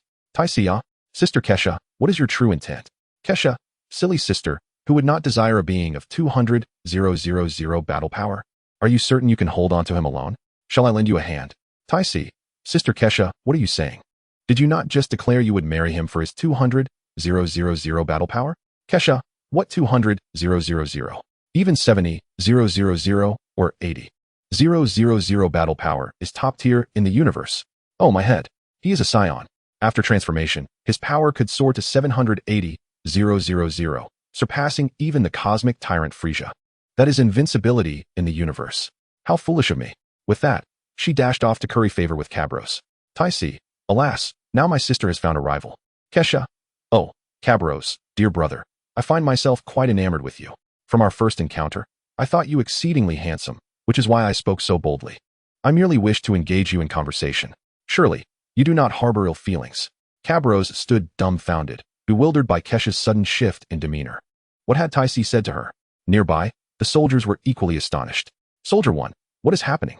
The usually aloof Kesha is showing interest in a man. Soldier 2, what's going on? Is Kesha in good spirits? Soldier 1, Soldier 2, fool. You have no idea what hundreds of thousands of battle power entails. With just a few thousand, one could easily obliterate a small planet. Hundreds of thousands can annihilate planets as if it were child's play. If I were a woman, I would have long since pursued him. Having overheard the soldiers' exchange, Cabros finally comprehended Kesha's actions. Indeed, in the Dragon Ball universe, battle power is paramount. Chapter 16. In the Dragon Ball universe, battle power is everything. Reflecting on the planets sold by Frisia, if one lacked sufficient battle power, the inhabitants of entire planets were slaughtered. Were those whose battle power fell below 10,000 not innocent? Certainly, they were, yet it mattered not. This is the Dragon Ball universe where strength reigns supreme. Vegeta, with a battle power of 180,000, thrived within Frisia's ranks, consistently completing perilous missions and conquering numerous planets for sale. Now, Cabros, unbeknownst to him, had reached a battle power of 200,000. This newfound strength instilled a profound sense of dread within him. He felt like an embodiment of terror. Previously, Cabros trained relentlessly, employing every conceivable method to enhance his abilities, striving to avert a fate of being sold into servitude. Now, through the steps of Earth, seeking mentorship, his battle power incrementally ascended, mirroring the growth path of a protagonist. While he lamented the distant prospect of surpassing Frisia, he had unwittingly become an entity others gazed up to. As the elite captain of the Galactic Patrol, Kesha's overt pursuit made Cabros realize that he was no longer the mere cog of his past life, but a formidable force capable of shaking the cosmos. In that moment, Cabros recognized that he had indeed transcended the status of an ant. Indeed, even the character Tao Pai Pai, slain by Son Goku, though ultimately outclassed by the protagonists, continued to enjoy a life of luxury on Earth, demanding the wealth accumulated by others with a mere 220 battle power. Was that not confidence derived from his 220 battle power? Cabros, Captain Kesha, I understand your intentions, but I am already in a relationship. Kesha, I have no objections. A strong individual like you can certainly have multiple partners. Cabros was at a loss for words. It is often said that when a man pursues a woman, there is a mountain between them. When a woman pursues a man, there is but a veil. How could he withstand the advances of such a voluptuous beauty? He felt utterly overwhelmed. Moreover, he had no experience in rejecting beautiful women. How could he voice his refusal without hurting her pride? Cabros, in a state of turmoil, swore he had never envisioned a harem. Yet, why was this beauty pursuing him so fervently? Cabros, let me consult Bulma about this. After much contemplation, Cabros devised a clumsy excuse. Kesha, Bulma, Taisi's sister, right? That's no issue. I will speak to her. Cabros, you can't just, well, I suppose we can let things unfold naturally. By the way, there is something I would like to ask of you. Kesha, why the formality? We are practically family now. Since you do not oppose it, I shall henceforth be your wife. As she spoke, Kesha approached and embraced Cabros, enveloping him in her ample bosom, leaving him utterly bewildered. How could this beauty be so forward? In the Dragon Ball universe, true power is everything. Is invincible strength a license for indulgence? No, one must maintain humility. Not to mention the presence of apprentice angel males within the Galactic Patrol and the ever-watchful Frisia lurking outside. Even if one were truly invincible, one cannot resort to forcefully taking women. Cabros pondered this, feeling that if his initial intentions shifted, it would impact his ultimate aspirations. Of course, while he claimed such sentiments, who could resist the advances of an alluring beauty? Though he might not initiate, he certainly could not refuse such overtures. Cabros, in that case, I require certain materials. Could you check the Galactic Patrol's database for me? As he spoke, Cabros handed Kesha the materials for the gravity chamber. Kesha, neutron stone, liquid star steel, yes. These materials are available in the Galactic Patrol's database. In fact, there are even superior materials within. Cabros, is that so? Then I would appreciate it if you could procure some for me. Kesha, what do you need these for? Cabros, to construct a gravity chamber. Training in high-gravity environments will significantly expedite the enhancement of my battle power. Kesha, Is such a training method even feasible? Sure, I shall provide you with the finest material. Cabros, that is splendid. I truly appreciate your assistance this time. Keisha, I am your wife. There is no need for thanks. By the way, when will you return to Earth? Upon your return, I will inform Bulma, Ty's sister, about our marriage, correct? Cabros, the primary reason for my visit to the Galactic Police Headquarters was to acquire these materials. Now that I've accomplished that, is there anything else? By the way, is Mr. Males at the headquarters? I wish to meet him. Keisha, Captain Males, while he is indeed formidable, your strength should surpass his, wouldn't you agree? Cabros, haha. You are mistaken. Allow me to confess, Males' power is indeed above mine. In the short term, I cannot hope to surpass him. However, he does possess his own limitations. Keisha, limitations? He seems to be away on some important mission. Cabros, an important mission? What sort of mission? Keisha, it appears that entire planets have been inexplicably drained of their life essence, rendering them lifeless. Cabros, has the Tree of Might emerged? Keisha, the Tree of Might? Cabros, this is a discussion for another time. Since Mr. Males is unavailable, we should promptly retrieve the gravity chamber materials and return to Earth. Keisha, what? Are you so eager to leave? If you desire, you need not marry me. I will not resist. Alas, with your combat power in the hundreds of thousands, my resistance would be futile. Cabros, no, let us discuss your matters once we meet Bulma. I feel an unsettling urgency. I must enhance my strength swiftly, lest we face irreparable consequences. Keisha, very well, let us depart at once. Soldier, Captain Keisha, are you leaving us just like that? Keisha, I shall return. With that, Keisha led Cabros to collect the materials. As Cabros gazed at Keisha, he felt an uncanny familiarity with her appearance. It was strange, for he had traversed dimensions. And apart from the main characters and a few antagonists, these bystanders should not seem familiar. Her name is Keisha. Could it be that she resembles the Keisha from the Super God Academy? Indeed, her likeness is strikingly similar. Could it be that this Dragon Ball universe has merged with others? Never mind, I shall not dwell on such thoughts. I must focus on my training. With sufficient power, it matters not how many worlds intertwine, I can simply punch through them. However, given the potential merging of other anime worlds, it is imperative to learn magic and other spellcasting techniques to avoid falling victim to illusions. Once I attain the ability to transform into a Super Saiyan, I must make a trip to planet Vegeta. Before long, under Keisha's guidance, Cabros secured the gravity chamber materials and subsequently boarded the spacecraft for the return to Earth. Tai was reluctant to leave, but was forcibly brought aboard by Cabros. 3 months later, on Earth, at Bulma's residence, Bulma, wearing a displeased expression, followed Keisha into the room. Emerging half an hour later, Bulma, Cabros, how could you do this? I toiled on Earth to fulfill your tasks, and you return with a woman. Cabros, well, Bulma, you cannot blame me for this. I did not pursue Keisha. She approached me. I am but a victim here. Bulma, victim? You take advantage and then play the victim. I shall let this slide this time, but should it happen again, do not expect my leniency. Cabros, actually, I have another woman I admire. Though she has not appeared yet, it is best to be upfront about it. Bulma, what? Cabros, you scoundrel. I am going to divorce you. Cabros, but we are not even married yet. Bulma, I refuse to acknowledge you. Cabros, Keisha, I need your assistance. I lack experience in appeasing women. Keisha, men are truly insufferable. With us too, it is still not enough. You gaze at what is on your plate while coveting what is in the pot, yearning for other women. Cabros, worry not. Keisha, once you become mine, I shall protect you both and treat you equally. Keisha, a straightforward man. Yet he possesses a sense of responsibility. Very well, Bulma, I shall assist you in pacifying him. You should attend to your matters promptly. Cabros, thank you. Cabros soared into the sky, vanishing in an instant. He needed to meet with the Supreme Kai, for an undeniable urgency gnawed at him. He could no longer afford to let Goku waste time following the plot. At the Supreme Kai's temple, Cabros conveyed his intentions. Supreme Kai, so? You wish for Goku to traverse the path of your training to rapidly grow stronger? Cabros, precisely, Supreme Kai. Goku must also visit the Kaioshin. Supreme Kai, Cabros, the Kaioshin possesses a technique known as the Spirit Bomb, which can only be executed by those with pure hearts.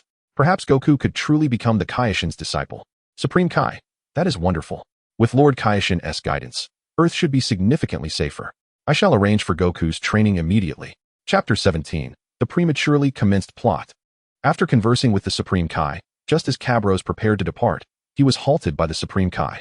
Supreme Kai, Cabros, there is a matter on which I require your assistance. Cabros, what is it?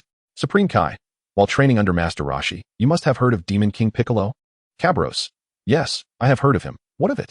Supreme Kai, recently, the Demon King Piccolo, who was sealed away by Master Mateto using the demon sealing wave, has been released. Cabros, released? Cabros was somewhat taken aback. The release of Piccolo had occurred 3 years earlier than anticipated. He initially intended to expedite the plot himself. For Goku's side was manageable. He could simply arrange for training in various locations. However, dealing with Piccolo posed a challenge, as he had no knowledge of Piccolo's whereabouts. He genuinely wished for Piccolo to appear sooner, enabling him to possess greater combat strength than in the original narrative, as every ounce of power would be an asset in the impending great battle. Indeed, Cabros believed that within the Dragon Ball universe, a climactic battle awaited. However, he had traversed dimensions too early, and the plot had not yet reached that juncture. Supreme Kai, yes, I wish for you to assist me in dealing with him. Cabros closed his eyes, sensing the energy of Demon King Piccolo. Indeed, it was approximately 260 units, while Goku's combat strength had already surpassed 320 units. He was far beyond Piccolo, to the extent that Piccolo posed no pressure on Goku whatsoever. Cabros, I can handle this matter, but how it is resolved shall be at my discretion. Supreme Kai, that is agreeable. Bobo, Supreme Kai, Mr. Bobo, perhaps it is time to bid you farewell. Cabros, do not be so pessimistic. I do not intend to kill him. Upon hearing this, both the Supreme Kai and Bobo turned to Cabros. Supreme Kai, Cabros, do you already know? Cabros, yes, I shall not kill Piccolo. However, Supreme Kai, your bond with Bobo may not last much longer. What the future requires are warriors, and in due time, you and Piccolo will reunite as one. Supreme Kai, but Piccolo is evil. Cabros, fear not, he will change for the better. With that, Cabros soared into the sky, heading towards the direction of Demon King Piccolo. He contemplated that he ought to enhance Piccolo's power, otherwise, this battle would fail to allow Goku to truly experience the brutality of life and death combat, which would hinder his future development. Cabros appeared aboard Demon King Piccolo's spaceship, observing the aged Piccolo with a grim expression. With Goku's strength now so formidable, Piccolo could not hope to seize the Dragon Balls from him, and Cabros himself lacked the magic to awaken latent potential. Thus, enhancing Demon King Piccolo posed a bit of a conundrum. I have it. First, I shall gather the 7 Dragon Balls to restore his youth, and then take him to the gravity chamber for training. However, prior to undertaking my training, I must personally seek out Sun Wukong and engage him in battle to ascertain his true combat prowess. Only after this can I train alongside Piccolo in the gravity chamber, thereby gauging the extent of his power enhancement.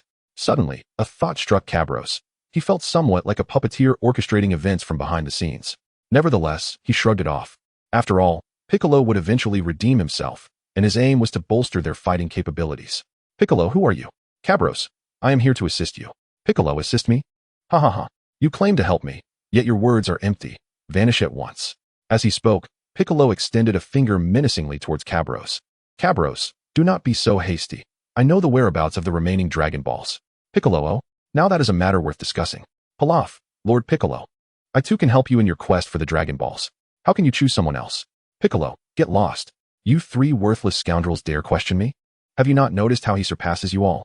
Unbeknownst to Piccolo, he was equally wary of Cabros' sudden appearance, prompting him to dismiss Pilaf and his companions without further ado.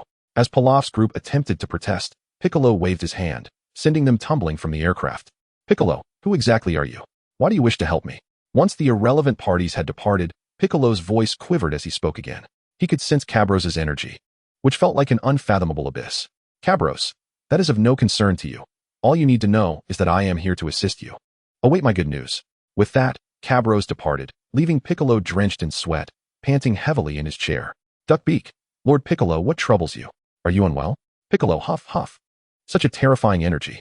Cabros, following the trail of energy, located Sun Wukong, who was surprisingly in the company of Master Roshi and others, including Tien Shinhan and Kaiatsu, all gathered on the Kame house. Cabros, and who might these two be? Sun Wukong. This is Tien Shinhan. He possesses considerable strength.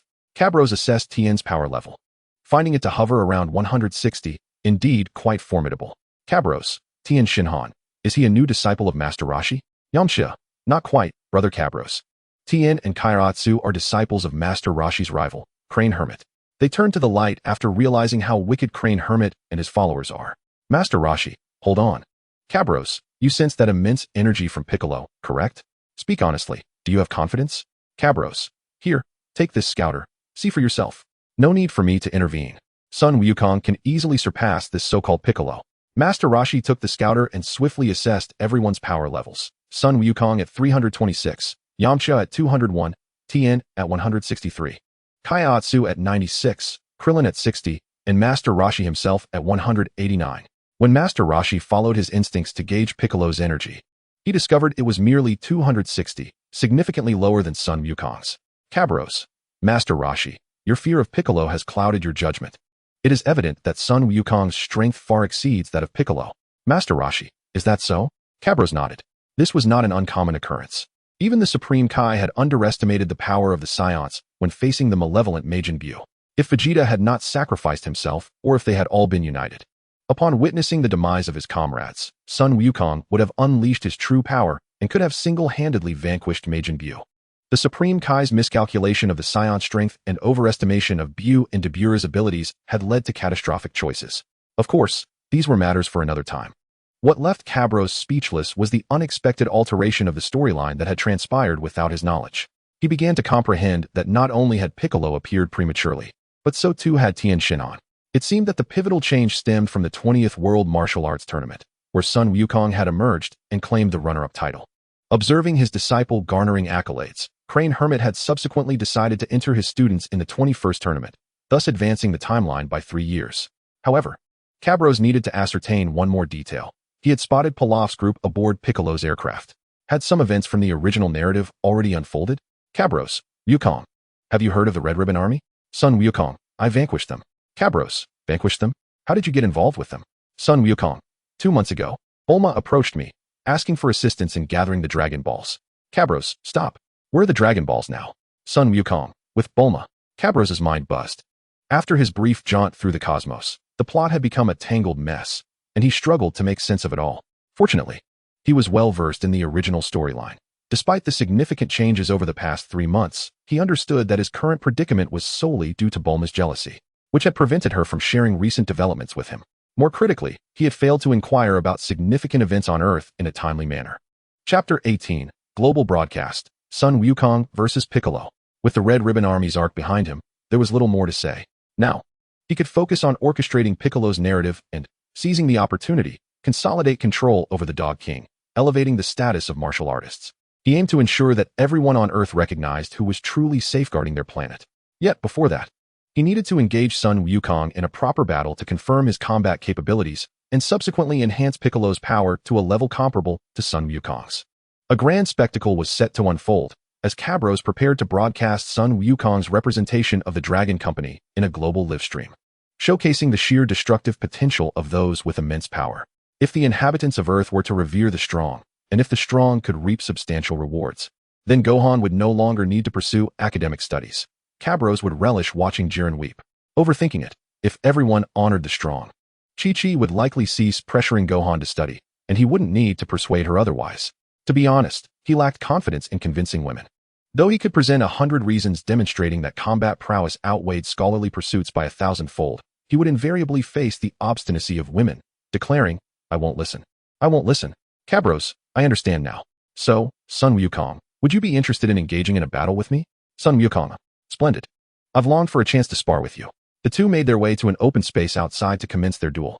Cabros reasoned that since the plot had already unraveled, he might as well embrace the chaos, working to refine Piccolo's storyline in the process. Boom. The sound of their clash reverberated throughout Kame House. Both combatants exchanged blows for hundreds of rounds, leaving onlookers in awe. Kaiatsu, incredible. I cannot see a thing. Can you? Tien Shinhan, drenched in cold sweat. I cannot see anything, not even with my third eye. They are simply too powerful, too swift. Tien, Yamcha, you are stronger than I. Can you discern their movements? Yamcha, not a chance. I cannot see anything at all. It's far too fast. If I were to join in, I'd be defeated in mere seconds. Yamcha deceived, for he could perceive a hint of residual shadows. Yet, such visions bore no significance. In the throes of battle, one must discern the opponent's moves. Merely glimpsing shadows foretold demise. Indeed, Tien could also observe the fleeting silhouettes during their skirmish, but witnessing mere remnants held no value.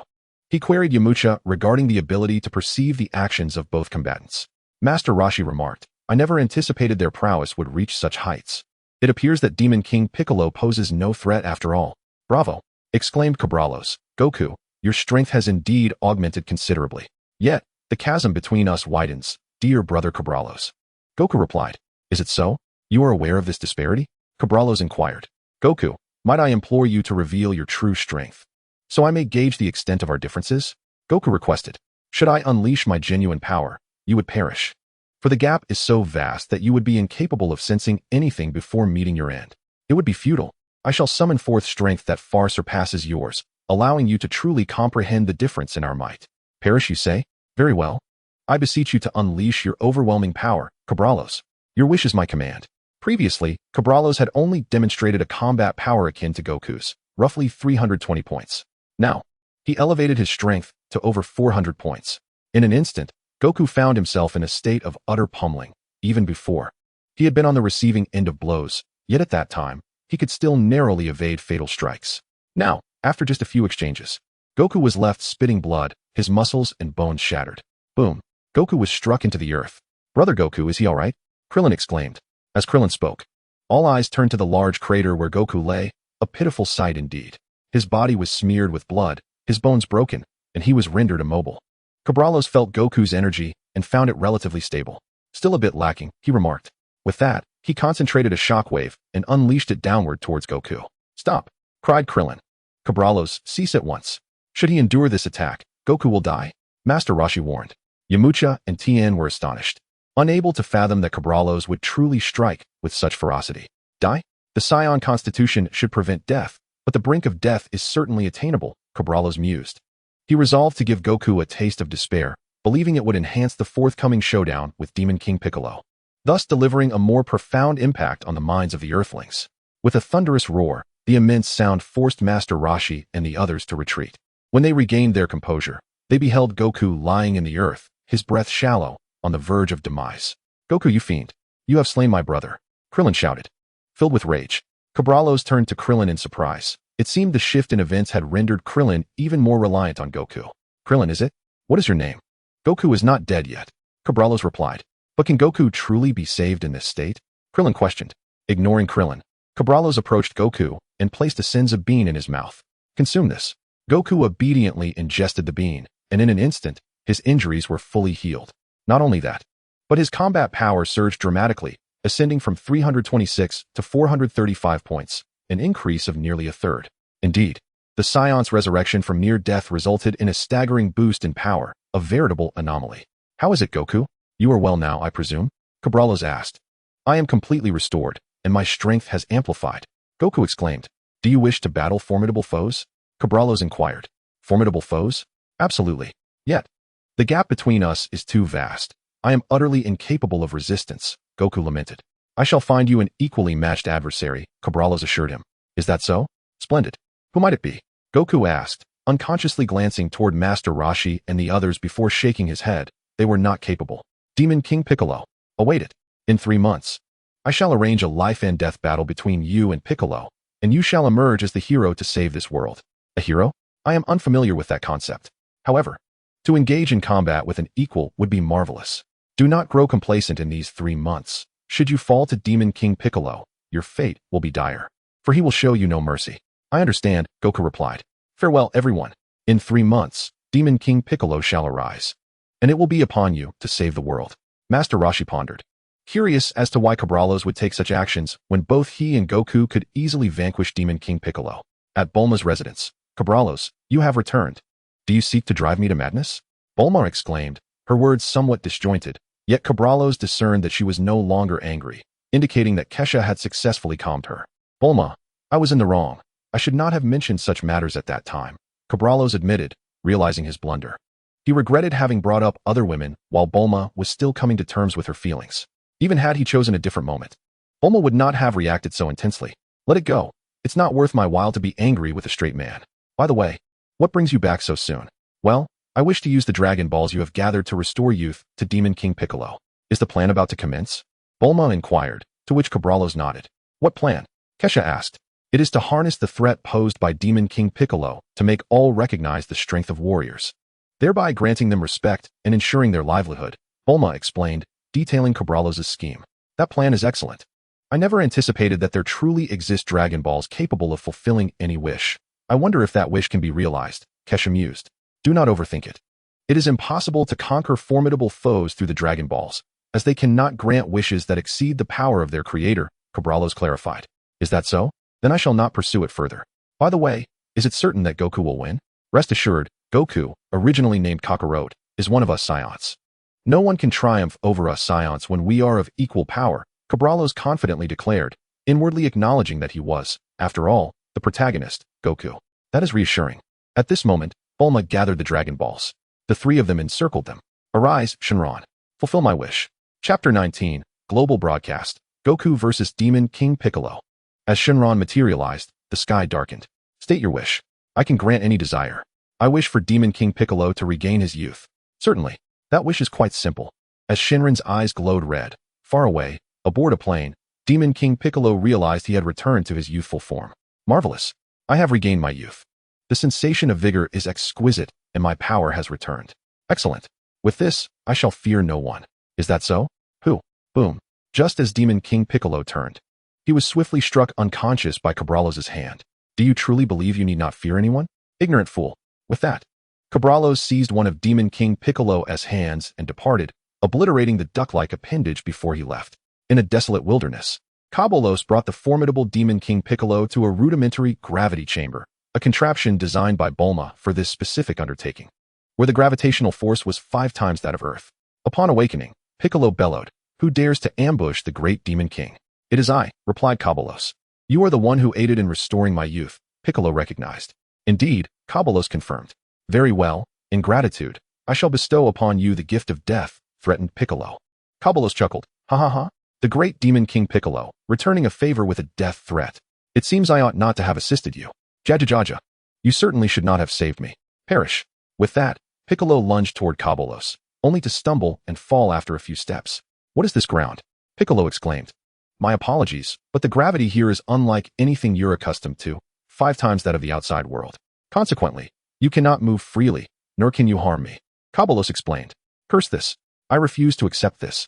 I will kill you," Piccolo declared, repeatedly charging at Cabrallos, who effortlessly dodged the attacks as if he were walking a dog. Each time Piccolo attempted to damage the gravity chamber or rush toward the exit, Cabrallos would abruptly amplify his combat power, forcing Piccolo back. Thus, Piccolo began to suspect that this gravity chamber was yet another tool for his confinement. "Damn it, another seal. How infuriating." "Die," Cabrallos retorted, "at your sluggish pace, you will never catch me. I will pursue you relentlessly and slay you," Piccolo vowed. A month later, Piccolo's strength surged. He thought to himself, "Excellent. My power has increased. This fool is still unaware. I must bide my time and await the perfect moment to deliver a fatal blow." Cabrallos mused, finally realized. However, Piccolo does possess commendable potential. Within just a month in this 5-fold gravity chamber, his combat power has risen to 400. It seems our original plan of 3 months will need to be expedited. 10 days later, upon witnessing Piccolo's combat power reach 450, Cabrallos deemed it sufficient. "Is this all you are capable of, Demon King Piccolo? You've not even grazed the hem of my garment in over a month, yet you speak of killing me. Perhaps you should change your name to Wasteful Demon King," Cabrallos taunted. "What? You scoundrel. You are the true waste." Piccolo seethed internally. "Enough. I will kill you." With this declaration, Piccolo unleashed all his power and charged at Cabrallos. Cabrallos thought, "His strength has indeed increased. I did not expect Piccolo to conceal his power. His current combat strength has risen to 501. This will pose a challenge for Goku." With this in mind, Cabrallos deliberately slowed his pace, allowing Piccolo to land a punch squarely on his chest, causing him to spit a mouthful of blood, which he had been holding in, directly onto Piccolo's face. Piccolo, taken aback, erupted in laughter. "Jajajaja, you have grown too complacent. Your demise is imminent." Cabrallos retorted fiercely. "You vile scoundrel, I will see you dead." Kamehameha. With this proclamation, Cabrallos unleashed a powerful wave of energy toward Piccolo, whose laughter abruptly ceased as he sensed the formidable energy of the attack. He too summoned all his strength and unleashed his ultimate technique, the Demon Flash Cannon. "Demon Flash Cannon," Piccolo shouted. Kamehameha. Cabrallos countered. The two forces clashed with tremendous intensity, and soon the fragile gravity chamber could bear it no longer, shattering under the strain. "Ha ha ha. It's broken. You cannot confine me," Piccolo boasted. "Since I can no longer restrain you, I shall kill you with all my power," Cabrallos declared, augmenting his energy output to the limit, causing Piccolo to feel as though he had exhausted his own strength. "Ha ha ha. Is this all you can muster? Let me tell you the truth. Within this chamber, my power has greatly increased. You are no longer my match. Prepare to die," Piccolo proclaimed. pushing his energy wave relentlessly toward Kabolos. No, it can't be. I cannot lose. Damn it, Kabolos shouted in defiance. With a furious roar, Kabolos's outcry was drowned out as Piccolo's energy wave completely overwhelmed his own, surging forward to engulf him. Boom. The force of Piccolo's attack obliterated a mountain, leaving Kabolos nowhere to be found. Ha ha ha. I have triumphed once more. You were too careless. No one can surpass the great demon King Piccolo. No one. As he reveled in his victory, Piccolo paused, sensing his surroundings. Confirming Kabolos was indeed absent, he laughed heartily and soared into the sky. Meanwhile, Kabolos had vanished in the moment Piccolo unleashed his full power, reappearing at Bulma's residence. Bulma, contact Master Roshi and inform him that the Demon King Piccolo has emerged ahead of schedule. Also, arrange for the necessary reporters. We must broadcast this globally, Kabolos instructed. Understood. Leave it to me, Bulma replied. Kabolos nodded, just as Kesha approached. Kabolos, Bulma has work to do. What am I to do? Kesha inquired. Just accompany Goku. If you see him on the verge of being defeated by Piccolo, rescue him, Kabolos directed. All right, but will you not feel jealous seeing me with other men? Kesha teased. Goku is barely a meter tall. He is still a child. Why would I feel jealousy? Kabolos remarked. Ah, Kesha exclaimed. Here, take these 3 senzu beans. As long as one has not perished, consuming one will fully restore them. If Goku finds himself in dire straits, you may give him one, Kabolos explained. What?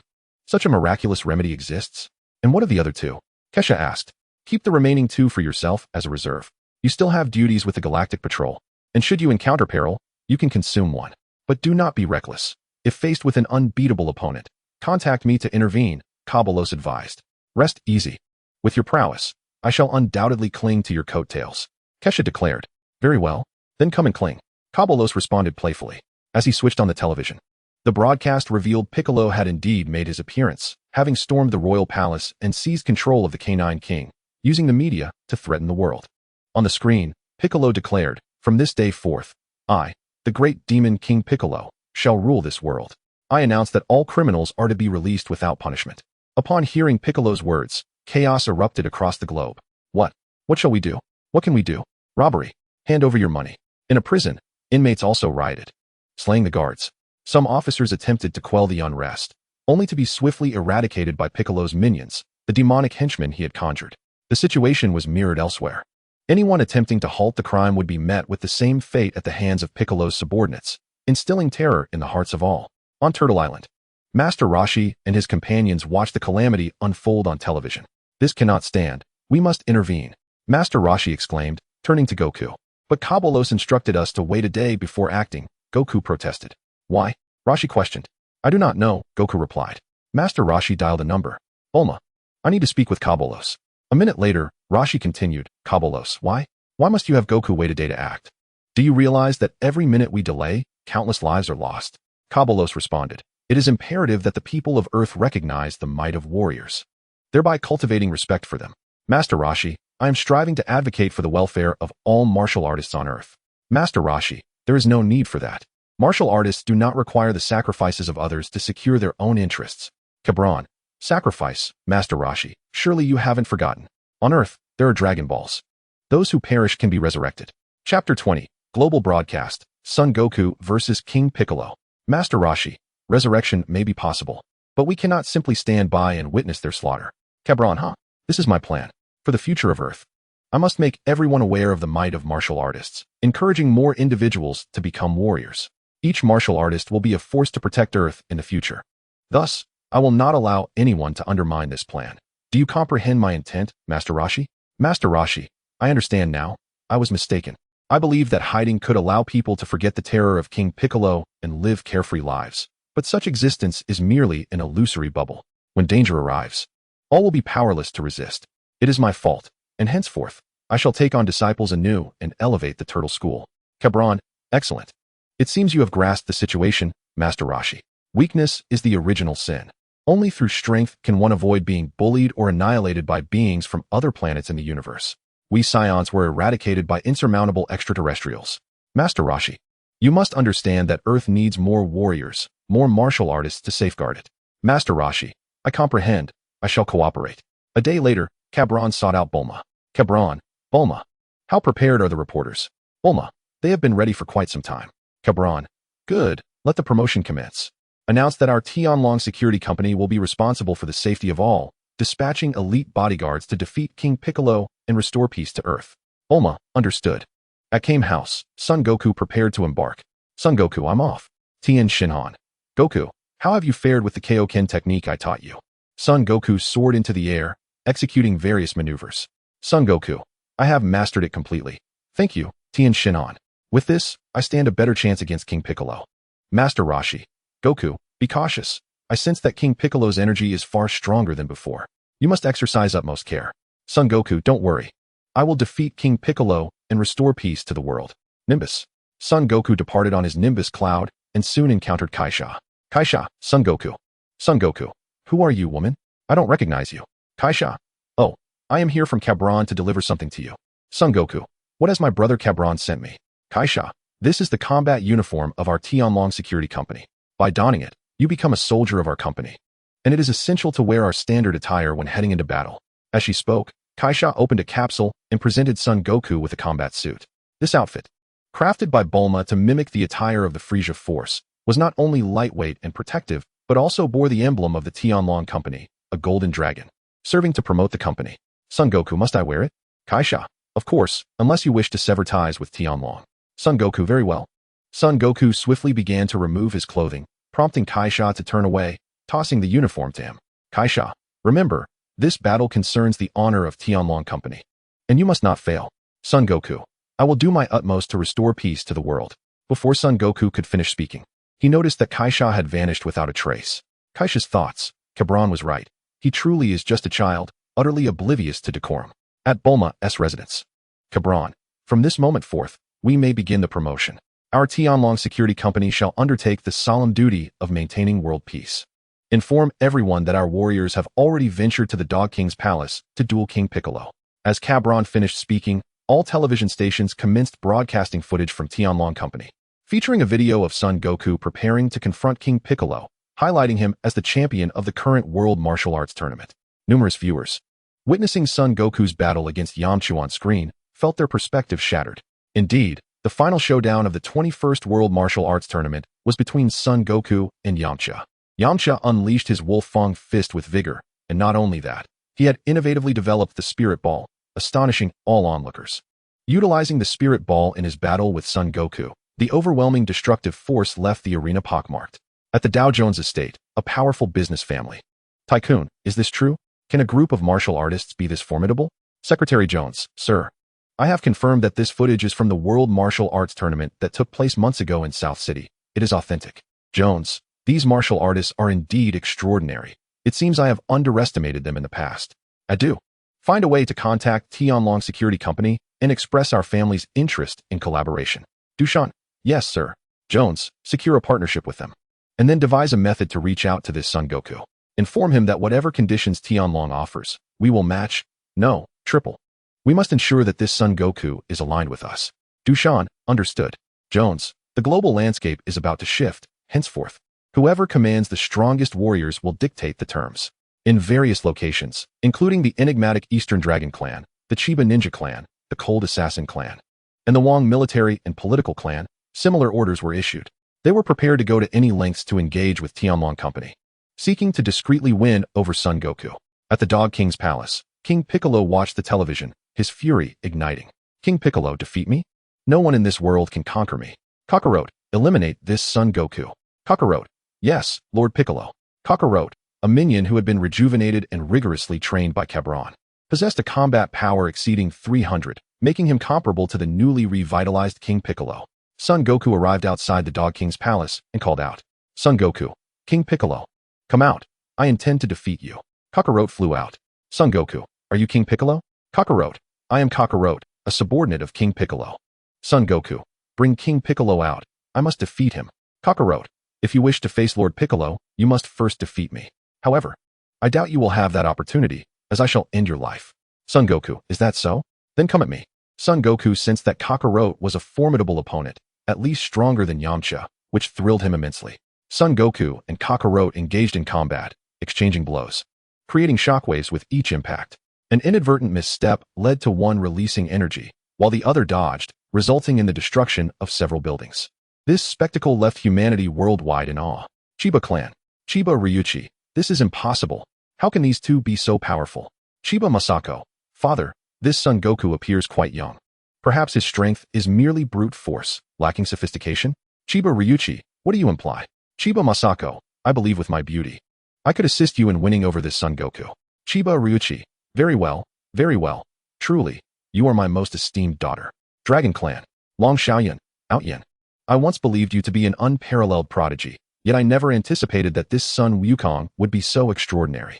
Their strength has transcended humanity itself. Long Outyan. Father, I wish to personally confront this Sun Wukong. I will bring him back to the Long family. Long Xiaoyan. Very well, I have faith in you. You have never let me down. At the Lung family. Lung Aoxiang.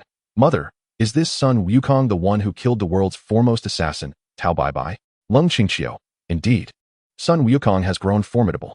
I never imagined he would join a security company. Henceforth, anyone under the protection of our Lung family or the Tianlong company shall not be accepted.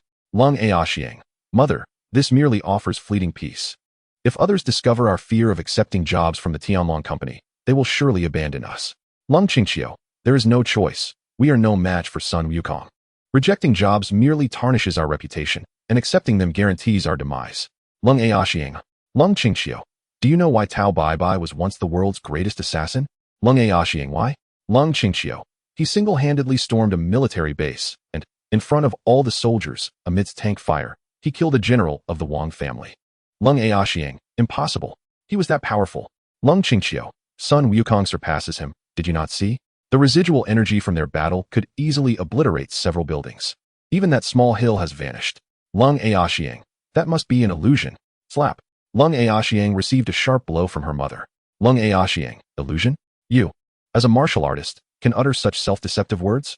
Chapter 21. Global Broadcast. Sun Wukong versus Piccolo Daimao. At a martial arts dojo. Junior disciple. Senior brother. How can they be so formidable?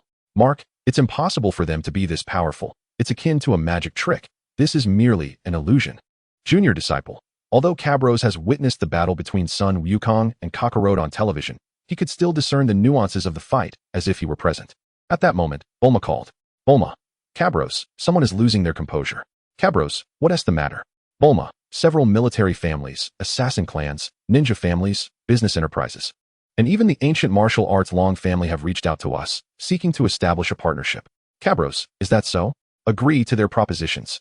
Bulma. But I sense their intentions are not pure. Cabros. Our Tianlong company is just beginning. We need their assistance for publicity. In the future, we can sever ties when necessary. Bulma. I fear that while forming alliances may be easy, dissolving them will be arduous. Cabros. Bulma, you are still too kind-hearted. However, let me clarify. This is not a romantic tale. Cough. I misspoke. Let me ask you, Bulma, if these powerful factions are so formidable, why do they not confront Piccolo Daimao? Bulma. Piccolo Daimao is exceedingly powerful. Ordinary people cannot contend with him. Cabros. Bulma, do you believe that a wretch like Piccolo Daimao could withstand a mere breath from me? Do you not comprehend? In short, should they dare to act recklessly, I shall eliminate them until they tremble in fear. Bulma. But Cabros, no buts. If unforeseen events arise, and many do not acknowledge my authority, I will reduce the earth to cosmic dust with a single slap, and then restore it using the Dragon Balls. I trust that the Eternal Dragon can accomplish this. Upon hearing this, Bulma felt as though she was meeting Cabros for the first time. Cabros, do not gaze upon me so. This world thrives on the principle of survival of the fittest. Beyond Earth, Frisia's army annihilates entire planets merely to trade them. I have already granted them a chance at life. How merciful of me. The strong do not serve as shields for the weak, nor should they be shackled by moral obligations. Bulma, I understand now. So according to your perspective, Cabros, we are the rulers of Earth. Cabros, before long, I shall ascend to become the strongest in the universe, the sovereign of the cosmos. Bulma. Cabros, today I truly see you for who you are. You are quite impressive. Cabros, would you like to witness Sun Wukong's battle? Bulma nodded. Meanwhile, at the palace of the Dog King, Sun Wukong and Kakarot continued their fierce duel, though Kakarot was already panting, while Sun Wukong appeared unfazed. Sun Wukong, you are truly formidable, far superior to Yamcha. Kakarot, curse you. I will kill you. At that moment, Piccolo Daimao's voice echoed. Piccolo Daimao, Kakarot, step back. You are no match for him. Kakarot, yes, Piccolo Daimao. Sun Wukong took several deep breaths to calm himself after the prolonged battle. Sun Wukong, you must be Piccolo Daimao. I will defeat you and restore peace to the world. Piccolo Daimao, Ha ha ha. Defeat me? No one can vanquish me, Piccolo Daimao. However, since you dare challenge me, I shall grant you a dignified death, one befitting a warrior. Sun Wukong, you are speaking too soon. I have yet to be defeated by you. Piccolo Daimao, come at me. Let me witness the advancement of martial arts on Earth over the past 3 centuries. Sun Wukong, very well. With that, Sun Wukong charged forward, unleashing 400 points of battle power, astonishing Piccolo Daimao, who still managed to withstand the blow. Piccolo Daimao, how unexpected. I never imagined a human could possess such strength. Sun Wukong, you are not lacking either. You surpass the rest by far. Piccolo Daimao, is that so? Then I hope you perform to your fullest. I have not had such an exhilarating workout in ages. Sun Wukong, I shall. Thus, the two engaged once more, both exhibiting battle powers exceeding 400, creating a tumultuous clash. The residual energy from their battle was so tremendous that even a stray shockwave could demolish numerous buildings and flatten entire neighborhoods. In the distance, several helicopters hovered, carrying a dozen seasoned reporters broadcasting the event live, while each wave of energy was effortlessly deflected by Kaisa. At that moment, people around the globe were captivated by the battle that would determine their fates.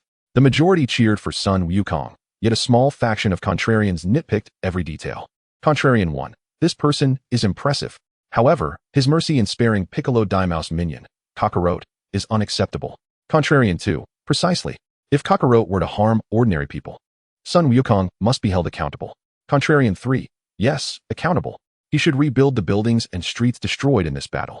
These contrarians criticized Sun Wukong from their television screens, unaware that if Cabros were present, he would remind them, I only concern myself with killing, not burying. Rebuilding is the task of you worthless layabouts. Indeed, in Cabros' eyes, these contrarians were utterly insignificant. Near the palace of the Dog King, Master Roshi and his companions stealthily approached, hoping to witness Sun Wukong's triumph over Piccolo Daimao and assist with some minor skirmishes. However, upon witnessing Kakarot's prowess, they fell silent, daring not to intervene, and could only observe from afar. Unbeknownst to them, their presence had been detected by Piccolo Daimao, who subtly signaled Kakarot to recover and capture them as hostages. In the event that one finds oneself unable to contend with Sun Wukong, one might resort to threats. Yamcha remarked, Wukong is truly formidable. He is capable of battling with King Piccolo to such an extent.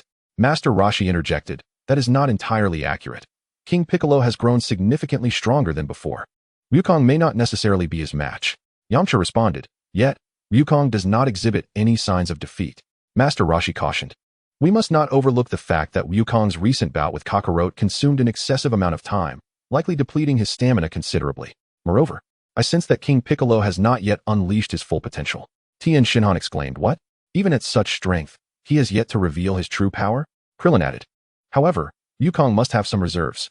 Master Roshi clarified, although Wukong has held back somewhat, he may not be a match for King Piccolo, who has experienced a significant increase in strength. Tien Shinhan agreed. Indeed, despite Wukong's rigorous training over the past month, I feel that the opponent's strength is unfathomable. As the battle continued, both warriors gradually revealed their true powers, and it became evident that Sun Wukong was slowly losing ground against King Piccolo. It was apparent that, despite a month of training, King Piccolo had enhanced his fighting power from below 300 points to approximately 510, while Sun Wukong's power had only increased from 435 to around 460 points, a mere increment of about 20 points over the same period. This stark contrast underscored the notion that divergent training methodologies dictate the pace of advancement in the Dragon Ball universe. Once Sun Wukong's power reached 460 points, his growth effectively plateaued.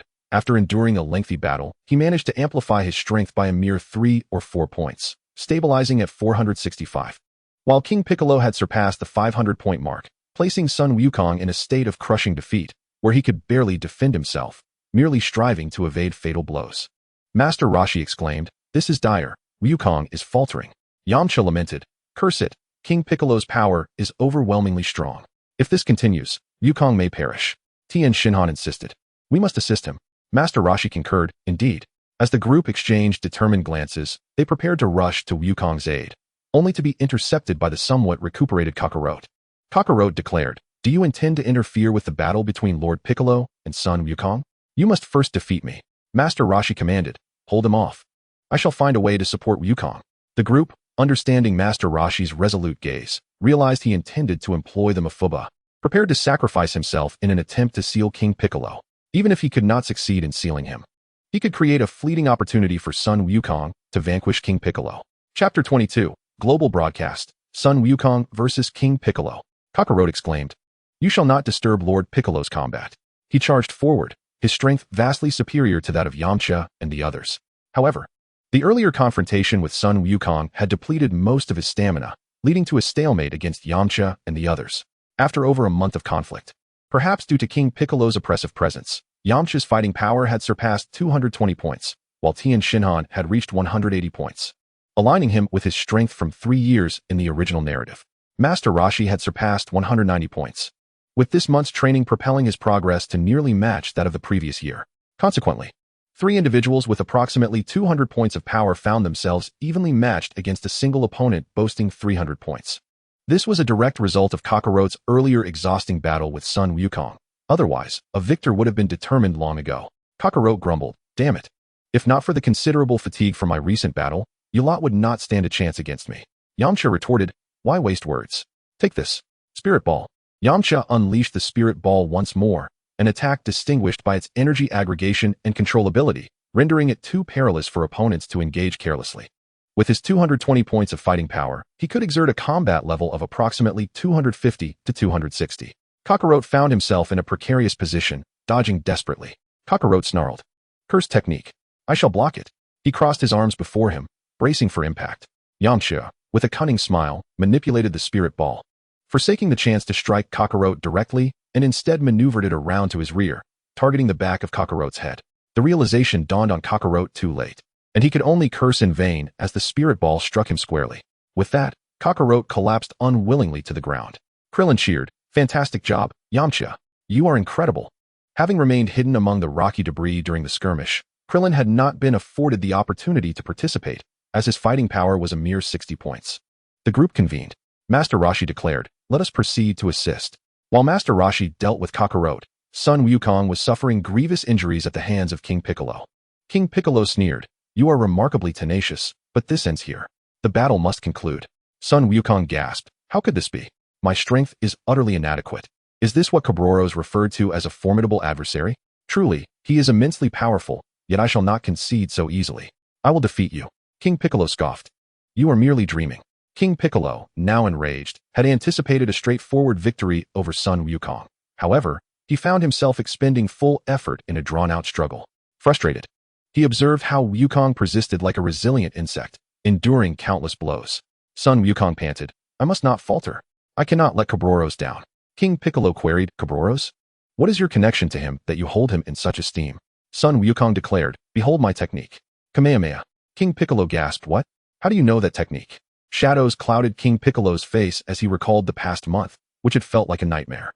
King Piccolo seethed, "Since you are connected to him, I cannot allow you to live." Special Beam Cannon. The two began to clash with energy waves, and given Sun Wukong's injuries, this exchange proved disastrous. The massive Kamehameha wave surged towards him. Sun Wukong exclaimed, "I cannot lose."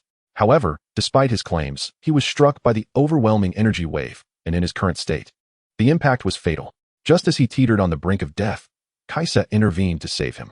From afar, witnessing the gravely injured and unconscious Sun Wukong, Kaisa, with reluctance, retrieved a Senzu bean and placed it in his mouth.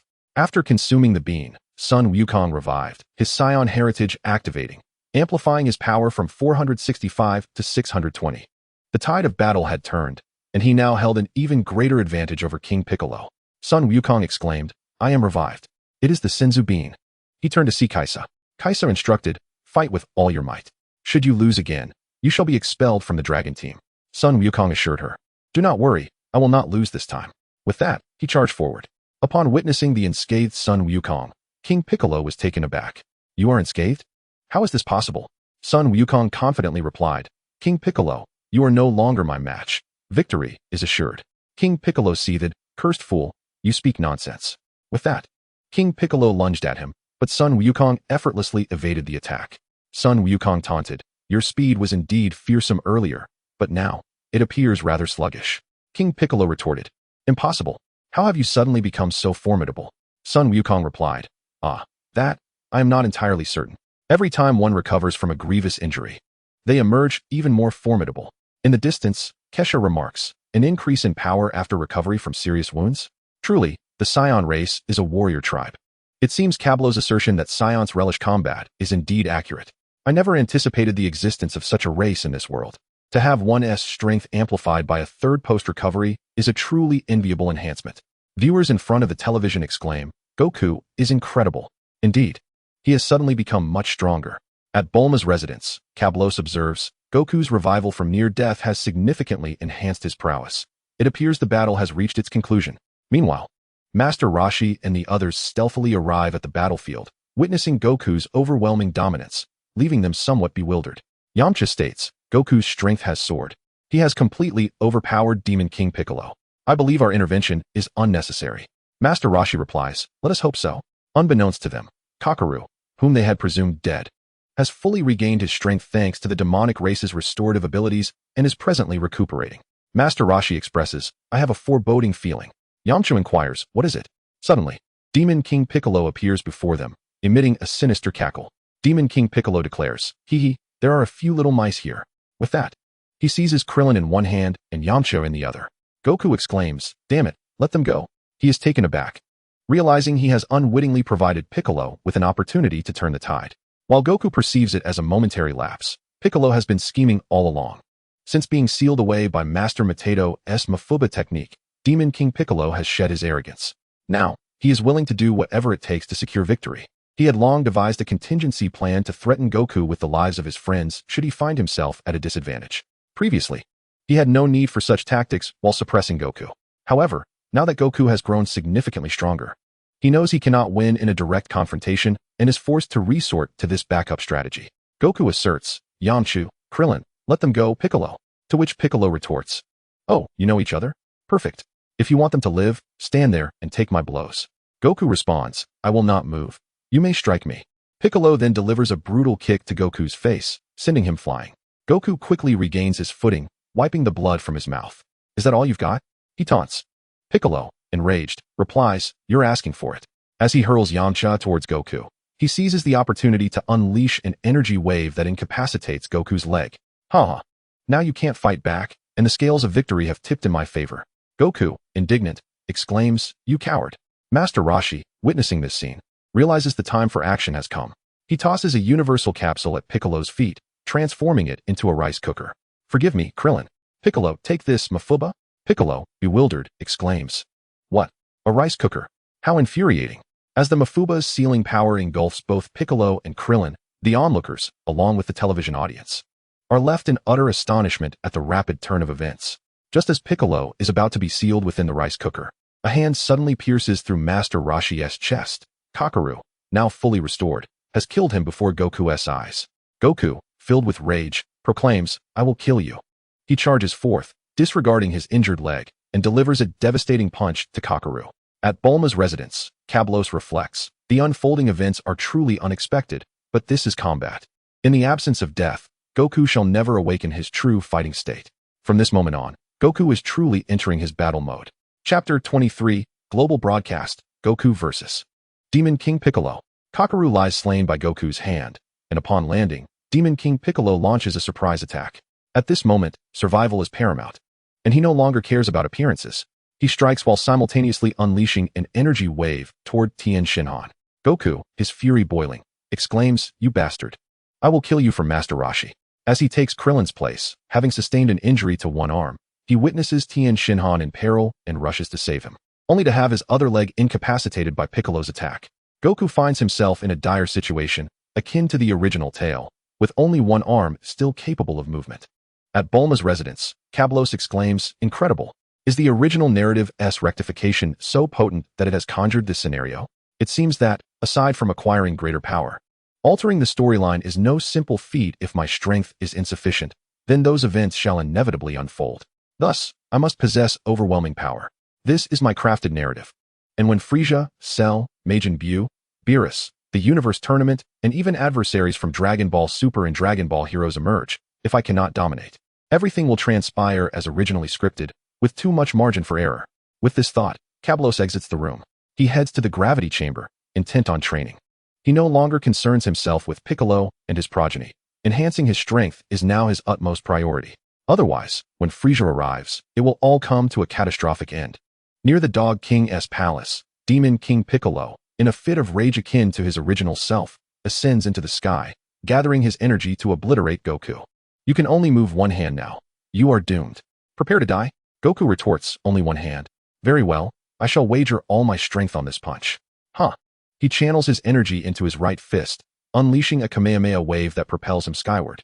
The outcome is inevitable. Goku's original strength surpasses Piccolo's, and once again, Piccolo follows the path of his predecessor, suffering a gaping hole in his chest. Impossible. How could I lose? Piccolo cries out. My child, I have given you everything. You must avenge me. In a manner reminiscent of the original narrative, Piccolo lays an egg before self-destructing.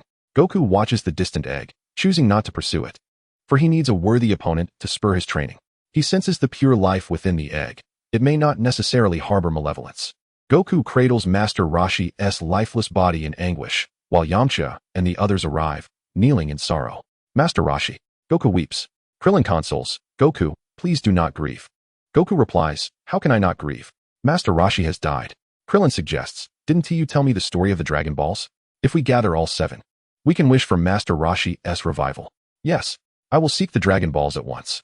No, first I must go to Bulma's house to borrow the Dragon Radar. Goku declares, taking flight.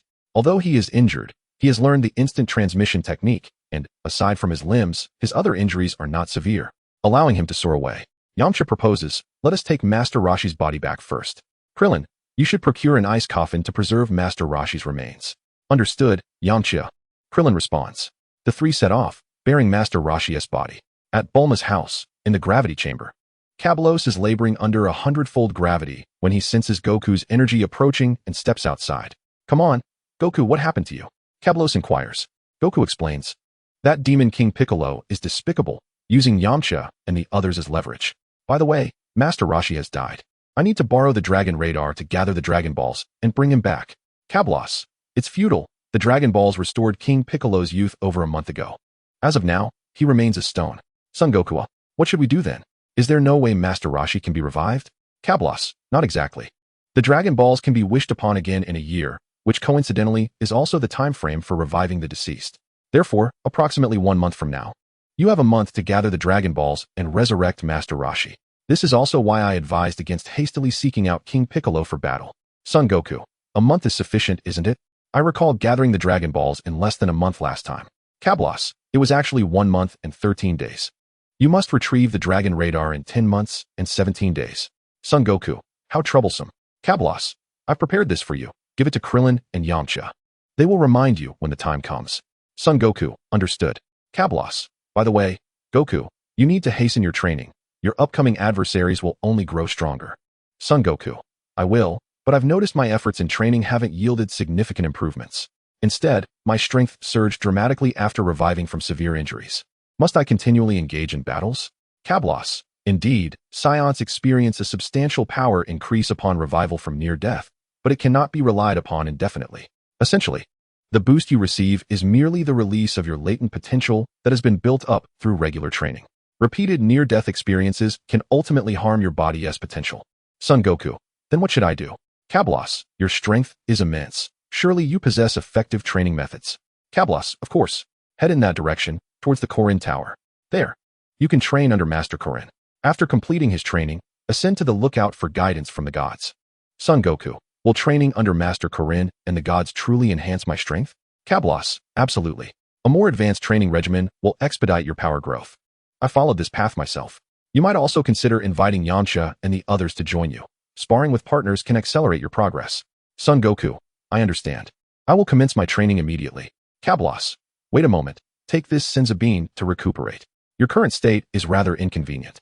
Son Goku nodded, accepted the Senzu bean, expressed his gratitude, and prepared to depart. Kabalos, no need to thank me. My sole wish is for you to grow stronger swiftly, to the point where you can fight alongside me and engage in mutual sharpening of skills. Son Goku, I will surely do so. As Son Goku departed, Bulma approached. Kabalos, Bulma, you've arrived. What troubles you? Bulma, nothing. It's just that the young masters from the Dragon family and the young lady from the Cold family wish to meet our chief warrior, Son Goku. But he has already left. Kabalos, they desire an audience with Son Goku, and so quickly drop their pretense? They are hardly worthy. Let them be gone. Bulma, however, they insist that the upcoming promotional efforts require Son Goku's cooperation. Without his presence, optimal publicity cannot be achieved. Kablos regarded Bulma, comprehending her implication. Kablos, do you share this belief? Bulma nodded. Kablos, no need for concern, Bulma. You must understand that I and Son Goku are warriors who need to continuously train to enhance our strength, not to play the role of media clowns. Appearing on-screen is a waste of precious time. Bulma, but the promotional impact. Kablos, that is not your concern. I will have Kesha accompany you to the Dog King. Yes, I shall notify the Supreme Kai to issue a divine edict in support of your endeavors. We shall leverage state machinery to compel the entire media to promote our Dragon Company. You may state plainly that our frontline warriors, like Son Goku, require time to train and grow stronger, leaving no opportunity for interviews. Bulma, I understand. Kablos, follow my previous instructions. I aim to transform Earth into a sanctuary of martial arts. Bulma nodded. At that moment, Kesha returned. Kesha, Kablos, I may need to return. Kablos, are you headed back to the Galactic Patrol headquarters? Very well, accompany Bulma to attend to a matter. She will explain on the way. Noticing Kesha's curiosity, Kablos interrupted, urging them to hasten their affairs. After they left, Kablos re-entered the gravity chamber. This time, he was determined to elevate his power to the limit of 3 million battle strength without ceasing his special training. He felt a profound sense of danger in remaining unable to transform into a Super Saiyan. Fortunately, with the materials brought from the galactic headquarters, the gravity chamber could now reach an astounding 600 times the norm, significantly surpassing the maximum that Vegeta had adapted to in the original narrative. It seemed that Vegeta's efforts to gather materials across the universe paled in comparison to the accumulation at the Galactic Patrol headquarters. With the assistance of the 600 times gravity chamber, Kablos believed he could surpass Vegeta and achieve 3 million battle power in a shorter time, subsequently transforming into a Super Saiyan. Chapter 24, Bulma inspired, decides to train. 3 months later, Kablos trained under 100 times gravity. After over 3 months, he had acclimated to the 100 times gravity, and his base battle strength had risen above 100,000. Kablos pondered, this training pace, is it fast or slow? It seems rather sluggish compared to Son Goku, who adapted from 10 to 100 times gravity in 5 or 6 days, but that was at the cost of his body. The immense pressure from formidable foes in the universe forced Son Goku to do so at that time.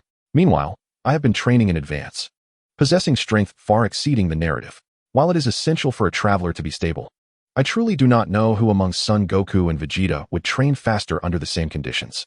Nevertheless, even if my training speed does not match theirs, I am unperturbed, for I now possess divine training methods, and I feel that as my dimensional realm ascends, it will reciprocate and enhance my training speed. In 3 months, Son Goku and his companions completed their training under Master Karin and ascended to the lookout. Here, Son Goku did not complete the trials in 3 days as in the original story. The training under Master Karin was not so straightforward. In the original tale, Son Goku had used clever tactics to finish quickly, resulting in incomplete training. Upon reaching the lookout, Son Goku and the others were greeted by the sight of the gods, who, like in the original, they mistook for King Piccolo, charging forward to battle, only to be effortlessly halted by Bubbles. Upon learning the truth and realizing that the Dragon Balls were created by the gods, they immediately apologized. Subsequently, Son Goku expressed his desire to undergo training from the gods. Son Goku, esteemed God, please guide our training. God, Bubbles, I must trouble you. Bubbles, no problem, I shall do my utmost. God, from now on, Bubbles will instruct you in your training. Son Goku, Krillin, esteemed God, we are quite formidable, can he handle it? God, both I and Kablos have previously trained under Bubbles. You could say Bubbles is our teacher. Son Goku, is that true? Brother Kablos also trained under Bubbles? Then I too wish to train with him. Bubbles, follow me. Son Goku and the others followed, and thus began their training at the lookout. At Bulma's residence, Kablos was dining with Bulma. Bulma, Kablos, you train every day. Can you not tend to the affairs of the company? Kablos glanced at Bulma, encouraging her to continue. Bulma, you trust me, a mere woman, with such a large company? Kablos, Bulma, what are you thinking? Of course, I trust you. Bulma, the story mentions that the emperor has not attended court for an extended period, leading to his subordinates overshadowing him. Kablos, no, Bulma, what are you truly thinking? Are you fatigued? If you are, you could hire a professional manager to handle the company's affairs. Bulma, no, I merely wish for you to spend more time with me. Look, Dragon Security Company is now the foremost security firm in the world, yet as its president, you remain entirely absent. Isn't that akin to wearing fine clothes while walking in the dark? Kablos, I do not concern myself with such superficial matters. Moreover, Bulma, if you are weary, you can certainly enlist a professional manager to assist us in managing the company. Bulma, you speak lightly. Several formidable entities are eyeing our dragon company with keen interest. I tread cautiously, and hiring a professional manager might risk appointing a mole from another faction. Cablos, so what if they are a mole? I have never encountered anyone bold enough to betray Frieza. Even Vegeta, who once swore to kill Frieza, now obediently serves him. Bulma, as long as my strength remains the mightiest on Earth, even if our company is infiltrated by other factions, they will still heed my commands. Should I instruct them to counterattack their own infiltrators, they would not dare to dissent, for disobedience means death. Bulma, Cablos, why do you speak of violence? Can't we engage in a civil conversation and resolve matters through established rules? Cablos, however, possessing absolute power is the privilege of those who create the rules. Bulma, yes, you are the rule maker, but do you not adhere to any rules yourself? Cablos, I can establish and amend the rules. Why should I adhere to them? That would be a waste of time. If I followed your advice, abiding by the rules, reasoning with them, engaging in logical discourse, and fighting a war of public opinion to prove my innocence, I would squander my time on trivialities, leaving no opportunity to cultivate my strength. When a formidable enemy arrives from the cosmos, will you then demand that they adhere to the same rules? Bulma fell silent, rendered speechless. Cablos, since power is the ultimate rule, I shall elevate my strength to its zenith to ensure our equity. Bulma, you are correct. I shall no longer expect you to reason with them. Cablos, Dragon Security Company is inherently ours. If they seek to disrupt the order and seize what is ours, would I be foolish enough to discuss rules with them? Bulma, let us eat. After our meal, I will recruit a secretary to manage the company's affairs while I also focus on my training. Cablos, Bulma, I have come to a realization. You are right, power is paramount. If I lack strength, exposing myself could lead to being kidnapped by those factions, who would then use me to threaten you. Cablos, they would dare. Who do they think they are? Bulma, rest assured, as long as you are on Earth, I can sense your energy from anywhere. I can reach you within half an hour, no matter your location. Bulma, half an hour? That is quite a long time. If danger truly arises, it may be too late. Cablos, well, if I continue to train, that time will shorten. By the way, I intend to learn instant transmission soon. Then, regardless of where you are, I shall reach you in an instant. Bulma, instant transmission? However, I still wish to train. After all, possessing my own strength means I need not live in fear. At the very least, I want to be stronger than most ordinary people. Cablos, that is true. In that case, you should train with Master Roshi and at the temple. Once you complete your training at the temple, your combat power should reach around 300 points, sufficient to suppress the factions on Earth. Bulma, is a combat power of 300 truly formidable? Cablos, to put it in perspective, the King Piccolo who once dominated the world had only 260 points of combat power. With 300 points, even without my intervention, you could single-handedly dismantle an entire nation's military, defeating all armed resistance on Earth, just as King Piccolo did. Bulma, very well, I shall train. I am determined to achieve 300 points of combat power. At that point, I shall no longer be a burden to you. Cablos, Bulma, you are my wife. How could you ever be a burden? Bulma, do not deny it. The last time we dealt with the Dog King, you insisted Kesha accompany me, clearly doubting my ability to handle it alone. That must have been due to my lack of strength. By the way, what is Kesha's combat power? Cablos, 140,000. Bulma, what? 140,000. You must be jesting. If King Piccolo ruled the Earth with merely 260 points, then with 140,000, she must be extraordinarily powerful. Cablos, first, let me clarify that King Piccolo's 260 points refers to the one from 300 years ago. The King Piccolo from 3 months ago, who sought to dominate Earth, had his power enhanced by me, reaching around 510 points. You have seen the destruction. The city has been reduced to rubble. A full frontal assault could obliterate a large city in a single blow. When combat power reaches 2,000 to 3,000 points, one could even destroy the moon. With a power exceeding 8,000 points, one could reduce Earth to cosmic dust. Bulma, no way. 8,000 points could annihilate the entire Earth. Then Kesha, with her 140,000 points, could easily destroy the planet. No wonder she looks down upon those so-called top factions on Earth. I was even worried she might be swayed by their offers.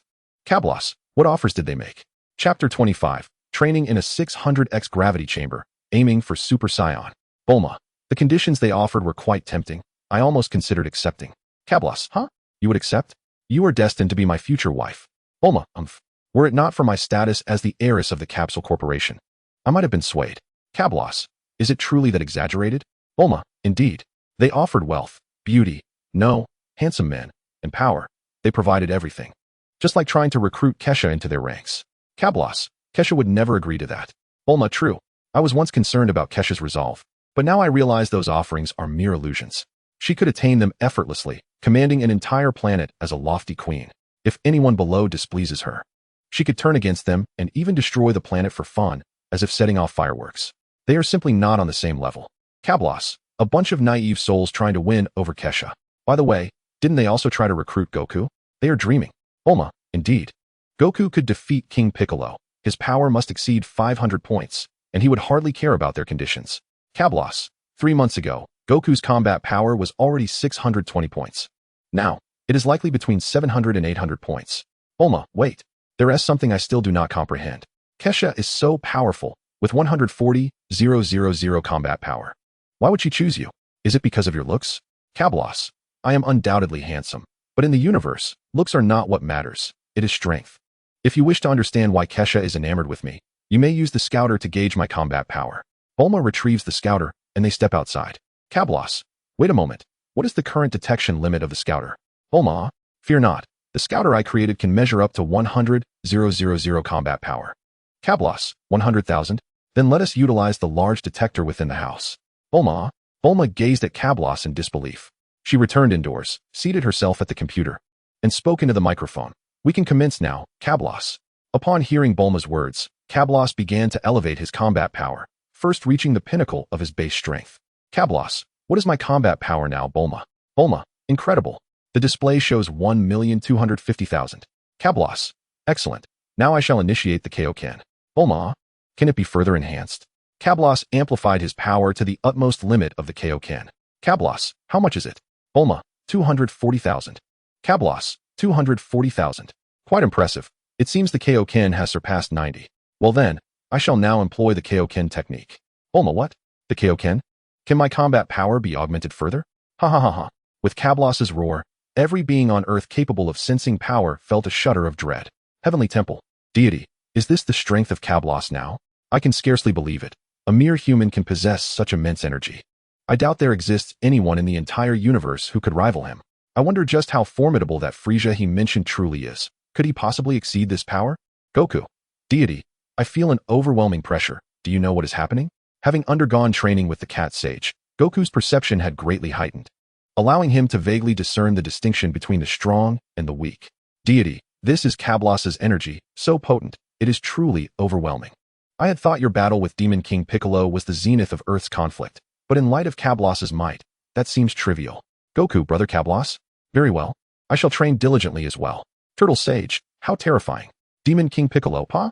That wretch pales in comparison to this energy. Is a new enemy emerging? Cablos, Kaioken times 3, 5, 8, 10. Cablos escalated the Kaioken to tenfold, his aura becoming fearsome and boundless, as if the very structure of Bulma's home might be swept away. The animals residing there collapsed in terror, unable to muster the courage to move. Once stabilizing the tenfold Kaioken, Cablos inquired, Bulma, what is my combat power now? Bulma stared in astonishment at the monitor, which displayed 1,250,000. Cablos, 1,250,000? It appears this is my current limit. Cablos could sense that his body had reached its threshold. Any further escalation of the Kaioken would undoubtedly inflict irreversible harm. Such damage might even prove beyond the healing capabilities of the Senzu beans, and over time, it could lead to a viral heart condition. However, employing it occasionally would not pose a significant issue, though it would necessitate a lengthy recuperation period for his body to recover. Should he utilize it again during the recovery phase, it could extend the duration of healing until it became impossible, resulting in a viral heart condition.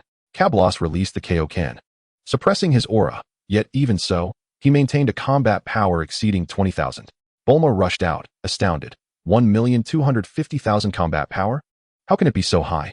Cablos, what is the matter? Isn't this normal? Bulma, no, I mean, your strength is astounding. I previously hired a boxing coach to train me, and he remarked on my exceptional talent, claiming I could defeat several robust men. My combat power is merely 3. Yet yours is 1,250,000. Such a vast disparity? Cablos, it's quite normal. An adult male wielding a firearm possesses only 5 points of combat power. You have 3 points. That is already commendable. I am genuinely surprised. Bulma, are you truly that boastful? You possess over 1 million in combat power and are astonished by someone with 3 points. How wicked. Cablos, enough. The potential of Earthlings simply cannot compare to that of Saiyans.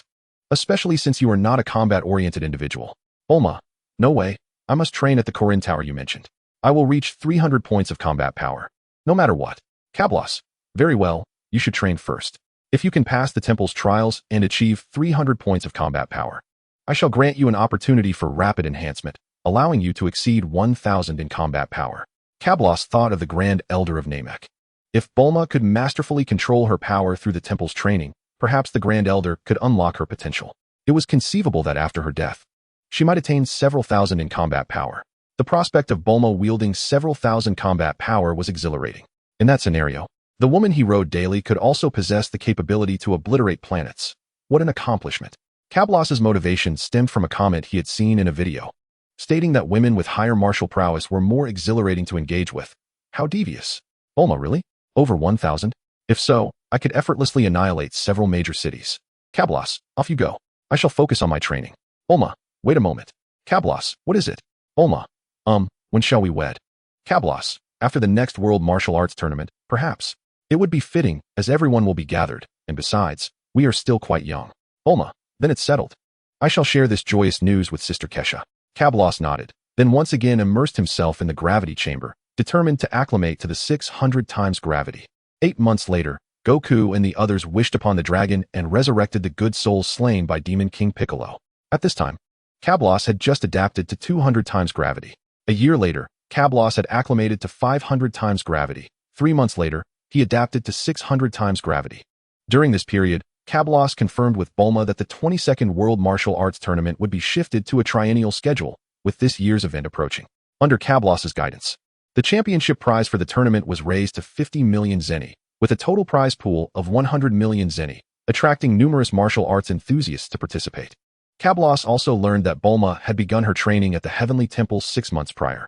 Surely Goku and the others would be aware of the tournament's early scheduling and would come to partake. After more than 2 years of adjusting to 600 times gravity, Kablos had diligently studied and elevated his base combat power to 1 million. Indeed, 1 million, not 60,000, nor 3 million. Adapting to 600 times gravity had resulted in a combat power of precisely 1 million. However, it mattered not. He could still train under such conditions, and the rate of improvement in combat power remained swift. It could even be said that without altering his training methods, should he continue training under 600 times gravity for another 2 years, he would undoubtedly reach the foundational threshold of 3 million for his Super Saiyan transformation. By that time, the 23rd World Martial Arts Tournament would not yet have commenced, and there remained 6 years until the invasion of Raditz as depicted in the original narrative. With over 7 years until the battle on Namek, ample time. He even felt confident he could attain full power in the Super Saiyan transformation by the timeline of the Namek saga, if not even the Super Saiyan 2 form. Of course, he was still unaware of just how formidable the full power of the Super Saiyan truly was.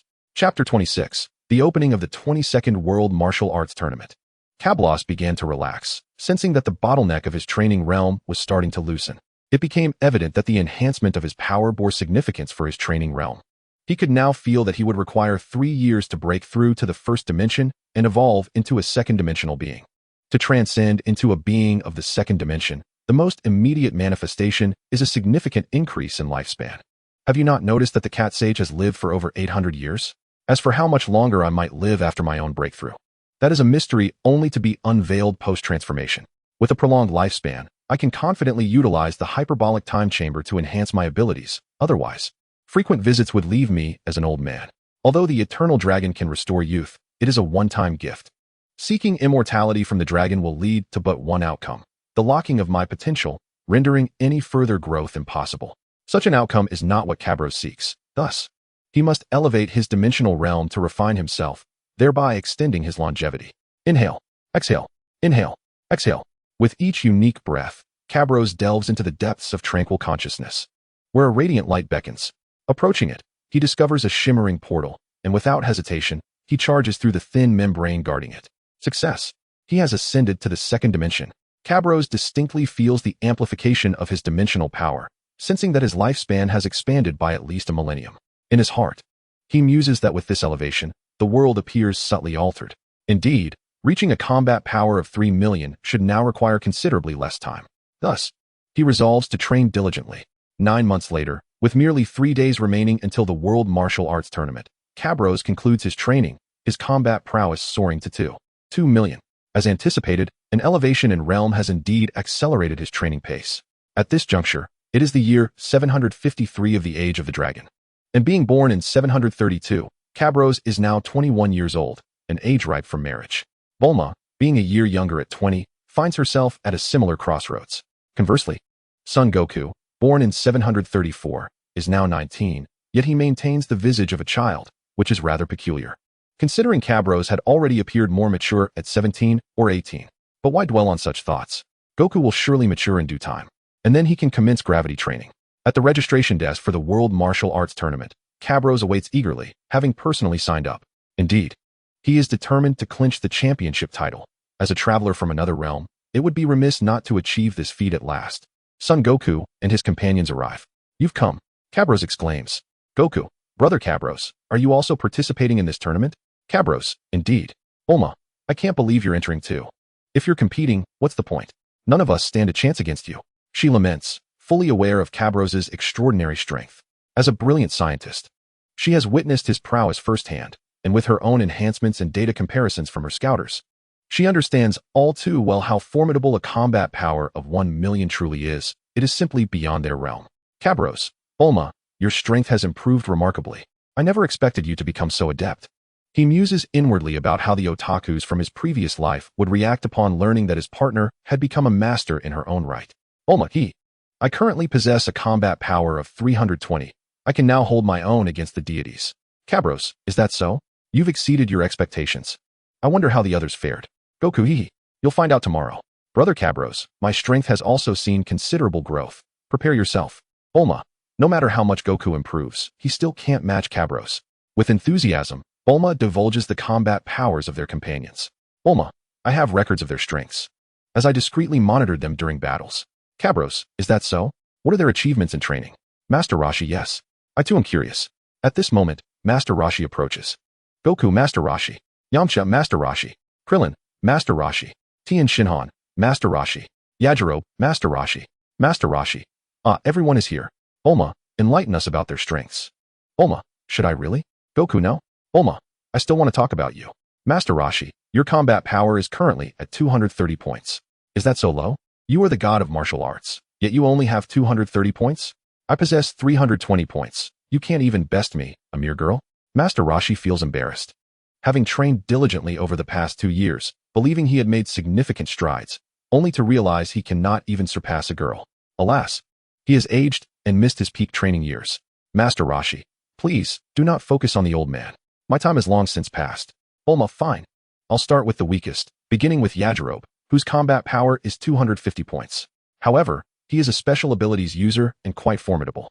Next, Krillin and I possess 320 and 330 points, respectively. We are closely matched, making it difficult to determine a victor. Krillin, that is because you're so cunning. Otherwise, with my higher combat power, I would have defeated you long ago." "Bulma, combat requires versatility. If you lack adaptability, what good is your training?" Krillin is at a loss, as there are certain things he cannot express in front of Cabros. Bulma cleverly exploits her feminine advantage, and he refrains from attacking sensitive areas, leaving him with no recourse but to dodge. This predicament is the reason he cannot triumph over Bulma, but he cannot voice this in front of Cabros. Observing Krillin's troubled expression, Cabros surmises the situation. However, he is somewhat surprised and perhaps vexed by his companion's lack of ambition. In the original story, they had trained in the sacred land and achieved combat powers in the thousands within a year, yet now even Bulma has elevated from a mere 3 points to 320. What of Krillin and the others? Without the pressure of formidable adversaries, do they lack motivation to progress? A group of inept underachievers. Indeed, Bulma's subsequent announcements of combat powers confirm Cabros's thoughts. Bulma. Next is Yamcha, with a combat power of 480 points. He is quite impressive, and I am no match for him. Cabros. Bulma. Are their combat powers all whole numbers? Bulma, of course not. I rounded them. In any case, they are close enough during battles. Krillin thinks to himself, that rounding is impressive. I clearly possess 356 points, exceeding 350, yet she claims I have only 330. However, Yamcha's should be accurate. The discrepancy is likely no more than 5 points. Cabros, I see. Please, continue. Bulma. Tien Shinhan has surpassed them all, boasting a combat power of 550 points, even exceeding that of the Demon King Piccolo from 3 years ago. Cabros nods. Indeed, It seems Tien has been more diligent. What about Goku? Bulma, Goku is incredible. Why don't you take a guess? Cabros, 1,500 points? Bulma, wow? You guessed quite high, but not quite enough. Goku's combat power exceeds 3,000 points. Cabros, what? Haha. It appears that Sun Wukong has not been idle. He scratches his head and exclaims, hee, with you waiting ahead. How could I possibly slack off? Tianjin Fan, astonished, remarks, Sun Wukong, have you truly become this powerful? I thought I was catching up to you. Krillin adds, Wukong, you are truly impressive. The others nod in agreement, fully aware that Sun Wukong has left them far behind. Sun Wukong inquires, Brother Kablos, could you enlighten me on your battle power? Kablos responds, well, I hesitate to disclose it, as I fear it may dampen your spirits. Sun Wukong insists, no, I need at least a goal to strive for. Kablos concedes, very well, I shall tell you, but do not lose your fighting spirit. Sun Wukong reassures him, rest assured, I will not falter. Chapter 27. The rules change. The martial arts tournament permits killing. Kablos glances at the crowd and reveals a number that sends them into a state of shock and fear. My current base battle power is 2 million. And after powering up, it reaches 25 million. With the use of the Kaioken X10, my battle power soars to 22 million. Bulma exclaims, what? Kablos, your strength is astounding. You have increased your power tenfold in just 3 years. Tianjin Fan remarks, incredible. Yamcha adds, have I been slacking off these past 3 years? Krillin admits, I must have been lazy. Sun Wukong reflects, I thought I was working hard enough. I never imagined Brother Kablos was exerting himself even more. 2 million? What a terrifying figure. Nevertheless, I will not surrender. I shall devote myself to training, and one day, I too will reach such heights. Kablos encourages, excellent. You have not lost your fighting spirit, which brings me great comfort. As for the rest of you, I am quite disappointed. Bulma protests, Kablos, I have been training diligently. Kablos replies, Bulma, I was not referring to you. You have elevated your battle power from 3 to 320 in under 3 years, a 100-fold increase, surpassing my own progress. Bulma retorts, but that's different. Your battle power is likely nearing the cosmic limit. Kablos clarifies, not quite the cosmic limit. But the physical limits of ordinary Saiyans are indeed approaching. Bulma argues, then that settles it. I am just beginning my training. Of course, it is easier for me. You are already at the cutting edge, yet you still manage such significant progress. That is truly impressive. Kablos inquires, so Bulma, are you certain you wish to participate in this year's World Martial Arts Tournament? Bulma nods affirmatively. Kablos states, then let us proceed. After registering, everyone enters. The host announces, I hereby declare the 22nd World Martial Arts Tournament officially open. First, I have good news. This tournament is sponsored by the Universal Capsule Corporation and the Tianlong Security Company. With a grand prize of 100 million zeni. The champion will receive 50 million zeni, the runner-up 20 million zeni, the third place 10 million zeni, the fourth place 5 million zeni, and so forth. Sun Wukong exclaims, wow. The prize money is astonishing. 50 million. Yamcha cautions, don't get your hopes up, Wukong. With Kablos entering, we cannot hope to defeat him. Krillin adds, even second place would be great. Jiaozi chimes in, even fourth place earns more than last year's champion. Yamcha questions, really? Then I must strive for fourth place. Tianjin Fan confirms, indeed, last year's champion only received 500,000 zeni. While this year's fourth place fetches 5 million zeni, and even the seventh and eighth places have prizes of 500,000 zeni. Yamcha exclaims, that's fantastic. With 5 million zeni, I can buy a house in the big city and then get a car? Krillin interjects, 5 million might not be enough. Yamcha replies, I'll just buy a smaller one for now. At least I'll have a place to live. Kablos suggests, you all could consider joining my Tianlong company. With your abilities, I could offer each of you an annual salary of 5 million zeni. Yamcha excitedly asks, 5 million zeni every year? Is that true? Then I'll join. Tianjin Fan adds, I will join too. Krillin declares, count me in. Jiaozi agrees, if Tianjin is joining, I will too. Sun Wukong states, this is splendid. If everyone joins, we will all be on the same team. Tianjin Fan reminds, Wukong, you already joined, right? Sun Wukong replies, I joined 3 years ago when I won the championship. I even wore the Tianlong Company battle suit while fighting Majin Buu. Tianjin Fan remarks, that's great. Now we're all in the same company, and we can practice martial arts together. Sun Wukong and the others nod vigorously. Bulma pulls Kablos aside and whispers, impressive. You've lured them into our company. Kablos chuckles, hee hee. That's because I am strong enough. My strength draws Sun Wukong, and with him, the others cannot resist. Bulma praises, remarkable. The host continues, due to the substantial prize money for this tournament, we have an unusually high number of participants. To ensure that the competition runs on schedule, we will be employing a new elimination method. This is a battle power detector provided by the Universal Capsule Corporation. It can directly assess a martial artist's vital signs and overall strength, and its readings have been verified for accuracy. That's unfair. It's just a lens. It hasn't been tested in battle, so it doesn't count. Unfair? You clearly have never used a detector. They are quite accurate. In the wild, when encountering a large beast, it can detect it instantly. However, you are not entirely wrong. If the battle powers are close, a marginal difference may render immediate elimination inappropriate. The host acknowledges this audience member has a point. If the difference in battle power is less than 10, we will provide a venue for a qualifying match between the two competitors. A disparity of 10 to 20 would typically mean the weaker party cannot win. But if the weaker party persists, they may also compete for qualification. As for a battle power difference exceeding 20, challenges will not be permitted, as that would waste everyone's time. But what if the detector malfunctions? Wouldn't that be unjust? The host reassures. We have anticipated the possibility of detector malfunctions and have prepared multiple detectors. The Universal Capsule Corporation has also established sales channels for these detectors, allowing both audience members and competitors to purchase their own. Of course, the official tournament results will take precedence, but personal results may be used as a basis for requesting a re-examination. So ultimately, it's still up to you to decide. Indeed, it's merely a number. If one desires, there are surely ways to manipulate it. The host comments, I understand your concerns. Are you suggesting that the detector can be modified from the back end? Yes, precisely. That's unfair.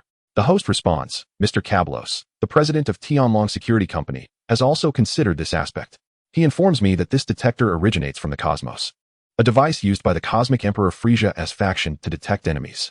While theoretically modifiable, no one would be foolish enough to alter the detector, as in the cosmos. One faces life and death situations. Life and death. Are we to die? However, we are merely in a martial arts tournament. There is no need for death. Yet one can never be sure that someone won't resort to underhanded tactics. The host affirms, indeed, if death is not on the line, there will inevitably be those who employ cunning and trickery. Therefore, I must inform everyone. Will there be deaths? What does that mean? The host clarifies. You have all guessed correctly. From this year's World Martial Arts Tournament onwards, the rule prohibiting the killing of opponents has been abolished, for we are now facing cosmic foes. And we are but sheltered flowers. The World Martial Arts Tournament serves as a crucible for warriors, a place to test their mettle, not a venue for mere gilding or for sheltered flowers to seek attention. Will there be deaths? This is terrifying. Surely the laws of the state would not permit it. Indeed, how could the tournament officials dare to do such a thing? Just wait. The police will soon arrive to apprehend someone. Allowing killing is absurd. Host, I regret to inform everyone that Lord Cabros has specifically notified the Dog King, who has consented to the matter. How could that be? How could the Dog King possibly agree to such a demand? Host, the reason is that Lord Cabros's envoy carries the divine mandate. Do you all remember the great Demon King Bick from 3 years ago? Many were slain. I ask you, why do you not complain to the great Demon King Bick about his ability to take lives? That's different. Bick is a villain, isn't he? Indeed, a villain. How can one complain? They would simply make you disappear without a second thought. Host, is that so? Let me tell you all. What the great Demon King Bick could accomplish, we too can achieve. Though Bick has perished, our martial arts tournament's last champion, Mr. Sun Wukong, claims he is even more formidable than the so-called great Demon King Bick. Sun Wukong, the man who saved the world. How can he say such a thing? No, he mustn't. He is a hero. He cannot take lives so lightly. Host, there is nothing wrong with that. This is precisely Mr. Sun Wukong's sentiment. If anyone disputes this, they may challenge Mr. Sun Wukong, and if you can best him, you may alter the rules. Are you jesting? To fight Sun Wukong? I am not foolish. One blow from him could obliterate a mountain. A mere breath could extinguish my life. Master Rashi. Wukong, is this truly your intention? Sun Wukong. I have never said such a thing. That is not my intention. Krillin, so he is merely borrowing your name to instill fear, Master Wukong. This cannot stand. I must expose him. Cabros, dare you, for that is my intention. Crowd, Cabros. I am merely borrowing Sun Wukong's name. He is an employee of my Tianlong company. What is wrong with that? Krillin, but, Cabros, no buts. As the host stated, if you wish to change the rules, defeat me first. Krillin, defeat you? How is that possible? With a battle power of 22 million, a stomp could annihilate the earth. There is a slight chance against Sun Wukong, but you? I doubt even the entire universe could withstand it. Cabros, then it is settled. Simply adhere to the rules. Krillin, but you wouldn't resort to killing, would you? Cabros, no. We are all friends. The rules are meant to silence those who question the detectors. Under normal circumstances, no one would take a life. The rules remain as they always have. Krillin, phew. That's a relief. You had me frightened to participate. Chapter 28. The abundance of beauties in the Dragon Ball world. Bulma, coward. Cabros is here. What are you afraid of? Who could possibly kill you before him? Krillin, that is true. The crowd bursts into laughter. In a shadowy corner, the second generation Bick observes them discreetly. Bick's thoughts. Their energies are formidable, especially Sun Wukong, whose strength should rival my own. How infuriating. I have spent 3 years in that hellish place and still have not completely surpassed Sun Wukong. It turns out that after Bick's birth, he inherited the memories of the previous great demon king Bick, realizing that the former Bick rapidly ascended in strength in that area of extreme gravity. Thus, he returned there according to his memories. Although the place lay in ruins due to the battle between the great demon king Bick and Cabros, the foundational components remained intact. He enlisted a scientist to restore it, and so for 3 years, Bick has been training in a gravity chamber with 5 times the normal gravity, leading to a remarkable enhancement in his strength, now rivaling that of Sun Wukong. Cabros had long since sensed Bick, surprised by the strength of his energy, but quickly deduced the cause lay in the gravity chamber. Cabros' thoughts. The world correction is indeed powerful. I never anticipated that a small oversight would allow Bick's combat power to catch up to Sun Wukong's. It seems the two are destined for a battle of equals. However, this is fortuitous. The last confrontation between Sun Wukong and the great demon king Bick saw their battle powers barely at 500, which had little impact on Earth. This time, with both their powers exceeding 3,000, they are bound to shock the peace-loving Earthlings, ensuring they no longer underestimate the might of warriors. Those schemers and politicians may play their tricks, but they must be under the dominion of powerful warriors. Otherwise, they are like leaves adrift, devoid of meaning. At all times, this world must not allow those who engage in deceitful plots to hold dominion, for they would sacrifice anyone for their interests. In contrast, individuals like Sun Wukong, with their pure hearts, would go to any lengths to protect the majority, even at their own peril. Such individuals are the only ones worthy of universal support and the highest privileges. Dragon family. Long Outyin fiddles with the detector in his hand. Long Outyin, father. Does this device truly detect a person's battle power? Long Xiaoyan. Those below have tested it. It is accurate. A power difference of 10 signifies comparable strength, leading to a prolonged battle. A difference of 20 indicates a crushing victory, though the weaker side may still have a slim chance to escape. At 30, it is a complete rout, with no opportunity for resistance or flight, and above 30, it is instant annihilation, just as the universal group's instructions state. Long Outyin, I mean the battle power values? Our family's strongest special forces soldier has merely 5 points of battle power. Sun Wukong possesses hundreds. How can that be possible? Long Xiaoyan, it is indeed true. The scientists in our clan have conducted the most rigorous assessments, from ants to lions, tigers, and even dinosaurs. The data is flawless. Moreover, consider this. Without hundreds of battle power, how could one possess the strength to devastate an entire city? Long Outyin, I still cannot believe it. I have been trained by the family since childhood, consuming countless medicinal herbs, and became a martial arts champion at 10, defeating all opponents in the underground world. Yet now you tell me I have barely left the novice village. It is utterly absurd. Long Xiaoyan, son, your strength is commendable, reaching 18 points of battle power. To put this in perspective, a robust man wielding a shotgun has 5 points of battle power, while a fully armed special forces soldier possesses only 10 points. You alone can take down an entire squad of fully armed soldiers. That is already quite impressive. Long Outyin. Yet the gap with Sun Wukong and the others is insurmountable. If they were to engage us, we would have no power to resist. Long Xiaoyan, there is no remedy for this, for now. We must seek to align ourselves with the Universal Capsule Group and the Tianlong Security Company. The other factions are pursuing similar strategies. Long Outyin, no? I must personally join the Tianlong Security Company. I must uncover the secrets behind their immense strength. Long Xiaoyan, very well. You may go and build a rapport with Sun Wukong. It would greatly benefit our Long family. Wang family, a military and political lineage. Wang Zizai, son, your battle power stands at 16 points. What is there to be dissatisfied with? Wang Qinfeng, that Long Outyin possesses 18 points of battle power, surpassing me. How infuriating. Wang Zizai, a battle power in the teens is acceptable. He is no match for the military. Yet Sun Wukong, during his battle with the great demon king Bick, reached a staggering 620 points of battle power, rendering him utterly invincible. No army could withstand him. Alas, our military and political family must bow our heads this time. Wang Qinfeng, father, rest assured, I shall join the Tianlong Security Company at once, striving to befriend Sun Wukong and eventually utilize his strength for our benefit. Wang Zizai nods. At this moment, Lung Aoshang has arrived at the venue of the World Martial Arts Tournament, scanning the surroundings for Sun Wukong and the others. Lung Aoshang's thoughts, Sun Wukong. With a battle power of 620 points, is indeed formidable. It is said that the legendary assassin Tao Bai Bai of your only possessed 110 points of battle power. Our Lung family, with its long-standing heritage, stands no chance against Tao Bai Bai. From a young age, I have diligently practiced the secret arts of my family. Yet my battle power has barely reached 55 points. Even my mother, known as the Deathly Demoness, possesses merely 68 points and was grievously wounded by a single strike from Tao Bai Bai. I shudder to think of the true might of someone with 620 points. Such formidable strength would likely allow them to slay anyone at will. Could this be the formidable crew of Sun Wukong? They appear exceedingly powerful.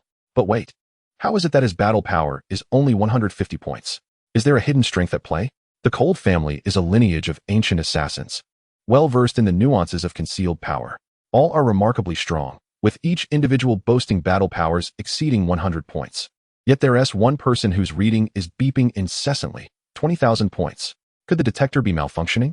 Contemplating this, Lung Ao Shuang approached to greet Cabros. Cabros cast an appraising glance at Lung Ao Shuang, exclaiming in astonishment at her voluptuous figure, long legs reaching a height of 1.7 meters. Clad in ultra-short shorts and black stockings, complemented by her frosty demeanor and fashionable trench coat and sunglasses. He was utterly captivated. Cabros mused internally, this visage, this physique, this aura, she is simply stunning. Cabros, hey there, beautiful. What is your name? Lung Ao Shuang. Step aside, I am seeking Sun Wukong. Cabros. Whoa, is she really that aloof? Olma. Cabros, what are you doing? Are you so entranced by a beauty that you can't move? Cabros, I never imagined there would be so many beauties in this world. Internally, he thought, aside from the protagonist, there are countless enchanting women here. This is truly a paradise. Lung Ao Shuang approached Sun Wukong, presenting what she believed to be a gentle smile. Lung Ao Shuang. Mr. Sun Wukong, allow me to introduce myself. I am Lung Ao Shuang. Krillin. Wukong, you're quite the lucky fellow. Sun Wukong, I don't know her. Krillin, if you don't know her, how is she searching for you? Lung Ao Shuang. I witnessed your battle against Piccolo Daimao. It was quite impressive. I wanted to make your acquaintance, handsome. Sun Wukong. Oh, I'm Sun Wukong. I suppose we are acquainted now. The group nearly stumbled to the ground in shock. Cabros, Sun Wukong, you're even more straightforward than I am. Impressive. Lung Ao Shuang. And who are you to compare yourself to Sun Wukong? Sun Wukong scratched his head in confusion. Sun Wukong. Cabros, what does she want? Cabros, she is trying to win you over. But let me warn you, the contract you signed with the Dragon Company is for life. If you dare breach it, don't blame me for being harsh. Lung Ao Shuang. Breach the contract? I'm curious to see how you'll treat Mr. Sun Wukong harshly. Sun Wukong, don't worry, Cabros. I want to leave the Dragon Company, and besides, the terms you offered are ones they cannot match. Lung Ao Shuang. Mr. Wukong, that may not be the case. Regardless of what the Dragon Company offers, I can provide twice as much. Krillin, miss. You truly cannot match the conditions Cabros offered to Wukong. Lung Ao Shuang. There is nothing I cannot provide. Wealth, power, beauty, whatever is desired, the Cold family can supply. Sun Wukong stepped closer to Lung Ao Shuang, extending his hand and playfully slapping her shoulder, sending her flying like a cannonball. Sun Wukong. She possesses some strength, but it's minimal. She couldn't even compare to Cabros, let alone Bulma. Cabros, a true steel-hearted man. I must commend you, Sun Wukong. Even I could not be so harsh with such a beautiful woman. Sun Wukong. Cabros, what are you saying? She asked for it. She claimed she could meet all my demands, yet it's evident she cannot even keep up with a spar. Cabros, I'm at a loss for words. This person is not merely wooden, but rather stone. Bulma. All right, Cabros, focus on what is in front of you. We must proceed to test battle powers. The competition is about to commence. Chapter 29, Contestants Battle Power Testing. Due to the detector's selection process, this elimination round proceeded swiftly. A correction here. Earlier it was mentioned that Cabros maintained a battle power of 20,000, which should be revised to 200 points. Excessively high battle power could incite panic. While Cabros is fearless of such turmoil, it would consume his time. He is prepared to elevate his strength at any moment. Unlike Vegeta's method of leaving Krillin heavily injured to activate passive states, he is not entirely unprepared. Here, Cabros truly comprehended that battle power does not simply vanish when concealed. For instance, Tyson, the king of fighters, can appear harmless and relaxed, yet even the most innocent-looking child cannot defeat him without weapons. His conditioned reflexes still emerge during training, akin to instinct. Vegeta's approach reflects a total subjective abandonment of resistance, a powerful self-suggestion that suppresses instinctive reactions. Otherwise, Krillin would have been effortlessly dispatched by Vegeta as casual strike. Host, please approach in an orderly fashion for battle power testing. as certain methods exist to conceal battle power. Contestants are advised to unleash as much strength as possible. One can indeed conceal battle power? Then what use is the detector? Host, indeed. There are methods to mask battle power, but only a select few martial artists possess this skill. Regardless, the detector's readings serve as a reference and provide geographical positioning information. However, most individuals will not conceal their power during this event. I mention this to prevent skilled contestants from unintentionally showcasing a lower power level and missing the opportunity to advance to the top 8. Now, we shall commence testing. And we invite our previous champion, Mr. Sun Wukong, to demonstrate. Sun Wukong me? Cabros, Wukong. There's no need to hide your strength. Show your true power for all to see. Sun Wukong. All of my power. Sun Wukong appeared somewhat puzzled as he took the stage. Host, Mr. Sun Wukong, please proceed. Dear audience, direct your attention to the large screen. Large screen, beep, beep, beep. 50, 100, 200, 300. No way. It's surpassing 300 and still climbing. Ordinary people possess only 1 or 2 points of battle power. Yet he has several hundred. No wonder he can obliterate an entire city. Is this real? Can battle power truly reach such heights? This is just the beginning. 3 years ago, during the fight with Piccolo Daimao, his power was already at 620 points. Now, it can only be stronger. You wait, Piccolo. The individual suddenly realized that someone beside him bore an uncanny resemblance to Piccolo Daimao. Just as he was about to speak, he found himself paralyzed by Piccolo's intimidating presence, swiftly losing consciousness. Piccolo thought to himself, Sun Wukong, this time I shall surely end your life and conquer the world. 500, 600, 700, 800, 1,000. It has surpassed 1,000. Impossible. Is he even human? 1,500, 2,000, 2,500, 3,000. Incredible. He has exceeded 3,000 points. Piccolo mused, excellent. Truly worthy of being acknowledged as my rival. Defeating you will bring me immense satisfaction and plunge the world into despair. At that moment, Lung Ao Shuang returned alongside a poised woman, Lung Qingqiu. Lung Ao Shuang, mother, do you think Sun Wukong is a straight man? He doesn't seem to appreciate the beauty standing before him. Lung Qingqiu, are you foolish? He looks to be only 1, 3, or 1. 4 meters tall, clearly just a child. You don't believe he is a natural dwarf, do you? Lung Ao Shuang, I forgot. I was too focused on his age and overlooked that he is still a child. However, his gaze and presence are so commanding. It's hard to perceive him as merely a boy. Lung Qingqiu, indeed, with 3,000 points of battle power. I can hardly fathom that such a powerful individual exists in this world. Lung Ao Shuang, I cannot allow this to slip away. I must have him. Only a man of such caliber is worthy of my affection. Lung Qingqiu, daughter, do not place all your hopes on a single tree. I believe Sun Wukong's friends also possess great strength, and while Sun Wukong is formidable, he clearly shows no interest in women. Cold and aloof.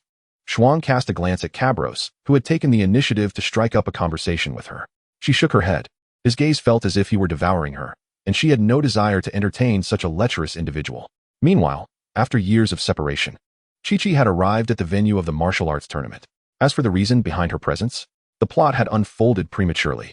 She had witnessed the boy she admired saving the world and recognized that he would undoubtedly attract numerous admirers. Thus, she resolved to seize this opportunity. With her eyes sparkling like stars, she gazed at Sun Wukong on the arena, having made the decision to participate solely to battle him and confess her feelings. To prepare, she implored her father to take her to Master Roshi for training, a detail absent from the original narrative. Now that Sun Wukong was extraordinarily powerful, Chi-Chi feared she might hold him back, prompting her to seek Master Roshi's guidance. Under Master Roshi's tutelage, Chi-Chi experienced a profound transformation in her abilities. Host, all right. Our previous champion, Sun Wukong, has completed his demonstration. We shall now begin the assessments. Registered martial artists, please come forward in an orderly fashion. As the host's words faded, the participants of the martial arts tournament stepped forward for their evaluations. Host, Moses, boxer, combat power, 3 points. Such a low score. I recall Moses had some renown in the boxing circuit. 52 wins, 32 losses, and 6 draws. A rather impressive win rate, yet only 3 points of combat power. Indeed, without comparison, one cannot appreciate the disparity. It's now clear that Sun Wukong, who vanquished the Demon King Piccolo, possesses strength equivalent to 1,000 Moses combined. Are you jesting? Even 1,000, or even 10,000, would not stand a chance against Sun Wukong. How could the power of 1,000 individuals, each with 3,000 points of combat power, compare to him?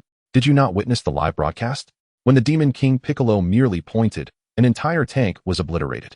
During their clash, The entire dog kingdom lay in ruins, and at that time, their combat powers were only in the 5 to 600 range. Now it's at 3,000. I even wonder if our Earth can withstand a full-force strike from Sun Wukong. Surely, he cannot destroy an entire planet? Fool. The Universal Capsule Corporation has long since declared that a combat power of just a few thousand points is sufficient to obliterate an entire planet. Even a celestial body like the moon can be destroyed with a mere few hundred points. Then Sun Wukong is truly invincible. What need is there for an army? Why not simply have everyone practice martial arts? Do you think so?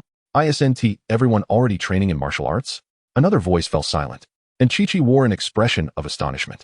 Chi-Chi pondered. I never imagined martial artists could be so formidable, earning such respect from so many. But I wonder, how do martial artists earn a living? Excuse me, may I ask something? Chi-Chi interjected. I know that martial artists are formidable, but how do they make money? With such strength, would they truly worry about financial gain? Simply working as bodyguards for the wealthy would yield annual salaries in the millions. With such prowess, who would settle for being a bodyguard? They would directly join the Martial Arts Alliance. It is said that the alliance is state-sponsored. The Dog King has allocated 80 of the previous military budget to it. Joining the Martial Arts Alliance means being supported by the state. The Martial Arts Alliance? You mean the one initiated by the Tianlong Security Company, which the state officially recognizes. They even receive military funding? Of course. It's said to be under divine decree, with the vice president of Tianlong Company personally negotiating with the Dog King. Moreover, Sun Wukong is affiliated with Tianlong Company. How could the Dog King dare to defy their authority? Indeed, with Sun Wukong as their cornerstone, Tianlong Security Company is poised for greatness. Chi-Chi thought, the elevation of martial artist status seems linked to this company. Regardless, I am determined to participate in the martial arts tournament and become Sun Wukong's wife. Host, Mark, combat power, 6 points. Mr. Mark's abilities are commendable. As we know, an adult wielding a shotgun typically has a combat power of 5 points, so Mr. Mark's 6 points demonstrates significant strength. Cabros remarked, Mark, that's him. It makes sense. In the anime, he took down 2 gun-toting poachers. Cabros gazed towards the arena, spotting a young man with an explosive hairstyle, resembling a character from the animation. The host continued with evaluations, most combat powers falling below 5 points. Host, King Gappa. Combat power, 85 points. Another expert. Astonishingly, he possesses well over 80 points of combat power. This marks the first warrior to achieve double digits after Sun Wukong. Step aside. Trash. Finish your assessment and leave promptly. A voice echoed. King Gappa was about to retort, but upon seeing the speaker, he fell silent and begrudgingly exited. Who is he that even King Gappa fears? You don't know? That's the world's #1 assassin, Tao Bai Bai. Host, Tao Bai Bai. Combat power, 220 points. It is said that Tao Bai Bai is the world's foremost assassin, and this combat power is truly deserving of the title. The host spoke, beads of cold sweat forming on his brow. Chapter 30. The true combat power of all. Tao Bai Bai cast a glance at Sun Wukong, remaining silent. Fully aware that he was no match for him, yet he issued a challenge to Tenshinhan. Tao Bai Bai, Tenshinhan, you traitor of the Crane School. I shall eliminate you and erase the shame of the Crane School. Tenshinhan, Uncle Tao Bai Bai, both you and the master are mistaken. The purpose of martial arts is not to kill, but to protect. Besides, you are no match for me. Go back. Tao Bai Bai, what did you say? I am no match for you, you traitor. Can't you see? My combat power far exceeds yours. Tenshinhan, is that so? Then let us see what my combat power is. With that, Tenshinhan ascended the stage and unleashed his energy, quickly shocking everyone as the number on the screen displayed 660 points. Olma, no way. Has Tenshinhan been hiding his strength all this time? Cabros, that is quite normal. During casual sparring, one wound T reveal their full strength. Moreover, even now, it's not necessarily Tenshinhan's limit. Olma, so what you're saying is, his combat power is 22 million, is that true? Cabros, of course, that's the power of my 10-fold Kaioken. Olma, 10-fold Kaioken? Does that mean there's a 20-fold or 30-fold Kaioken? Cabros, the 10-fold Kaioken is the utmost limit my body can endure in a normal state. If I were to use a higher multiplier, it would damage my body. Olma, so you mean, in a life or death battle, one could employ a higher multiplier of Kaioken? Cabros nodded. Olma, how many times? Cabros raised 2 fingers. Olma, 20-fold. Goodness, I've been so thoroughly deceived, thinking I understood your powers, only to discover you all conceal your true potential. Cabros chuckled but remained silent. In truth, he spoke again. 20-fold indeed represents the pinnacle of limits, akin to Sun Wukong in the original narrative. However, he has cultivated methods of divine realm training. With the enhancement of the second-dimensional life realm, the pressure of Kaioken on the body is partially mitigated. This means that under similar circumstances, with the realm enhancement, one could indeed utilize higher multipliers of Kaioken or transform. Of course, the second-dimensional realm is still somewhat insufficient to alleviate too much pressure from Kaioken, yet any reduction is beneficial, indicating that the 20-fold Kaioken is not the ultimate limit. Currently, Cabros has not tested his ultimate limit, as it would be detrimental to his body.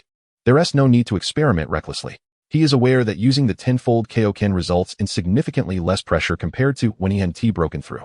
Thus, he can undoubtedly utilize higher multipliers of Kaioken. Tao Bai Bai, how can you possess such formidable combat power?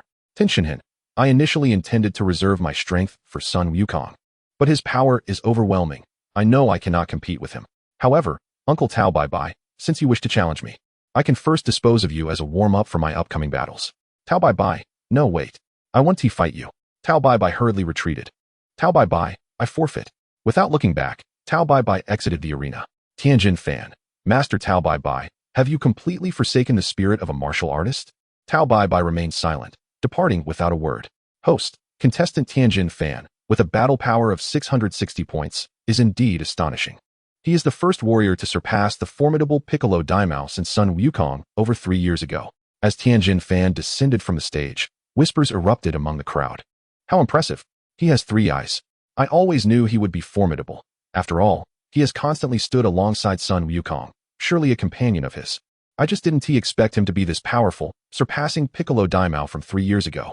You didn't catch the live broadcast?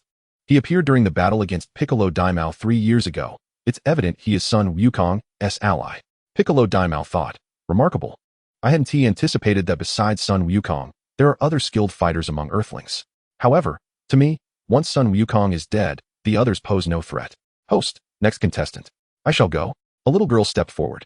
Cablos, Chi-Chi? Bulma, what do you mean, Chi-Chi? Have you been unfaithful again? Cablos, have you forgotten?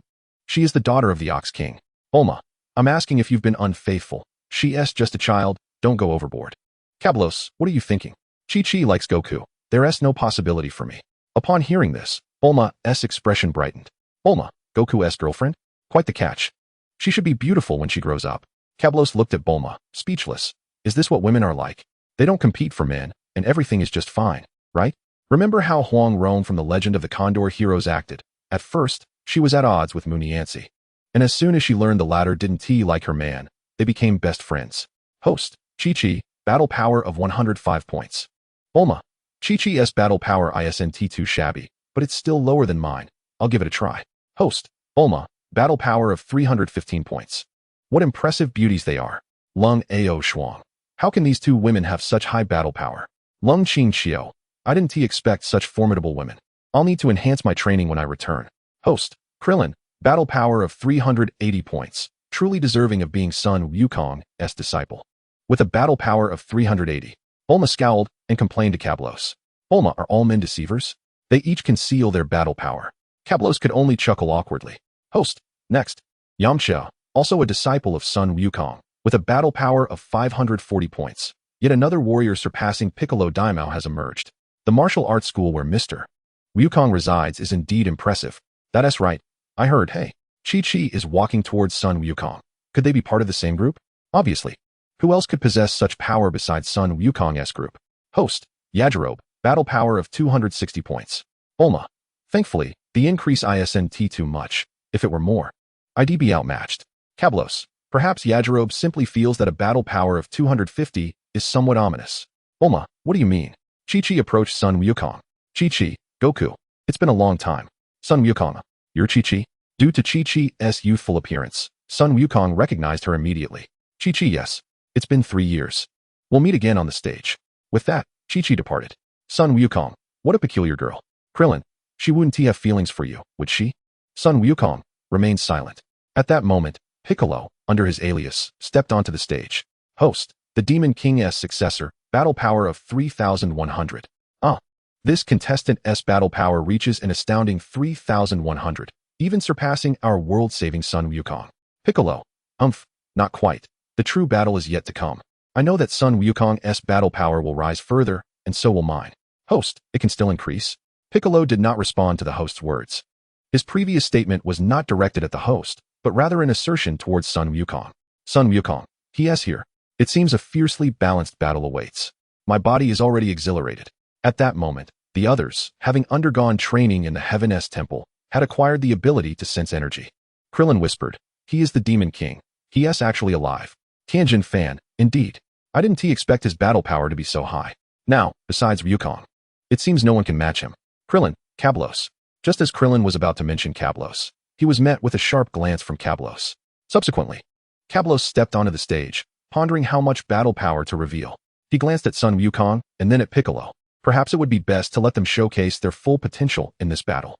As for the rest, it can be revealed after their duel. However, this would require utilizing Yajirobe's unique abilities. Kablos ascended the stage, elevating his energy. Host, Kablos, battle power of 1,500 points. Impressive. Truly a friend of Sun Wukong. I've heard he is the president of the Heavenly Dragon Security Company. It's no wonder he can attract such a strong ally like Sun Wukong. Kablos remained silent. Stepping down from the stage. Bulma. Kablos, your battle power. Kablos grasped Bulma's hand, writing in her palm. Piccolo is coming. This match should allow him and Sun Wukong to perform brilliantly. I must not reveal my strength just yet. Bulma nodded. The reason Kablos disclosed his battle power previously was due to sensing that Piccolo was on his way. At such a distance, even with his super hearing, he wouldn't catch their conversation. Frisia's headquarters. Frisia, any news on that Kablos mentioned by Vegeta? Dodoria, my subordinates have been unable to obtain any information on this individual.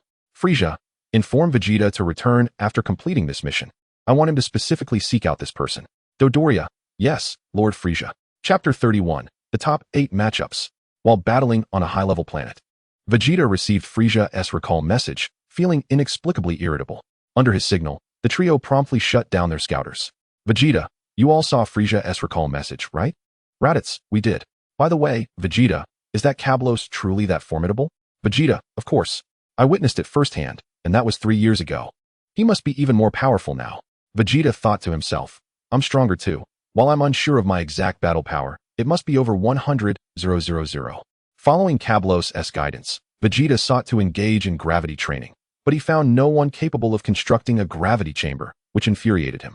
However, he later discovered some high-gravity planets, and consciously took the opportunity to train during mission breaks. The results were indeed remarkable.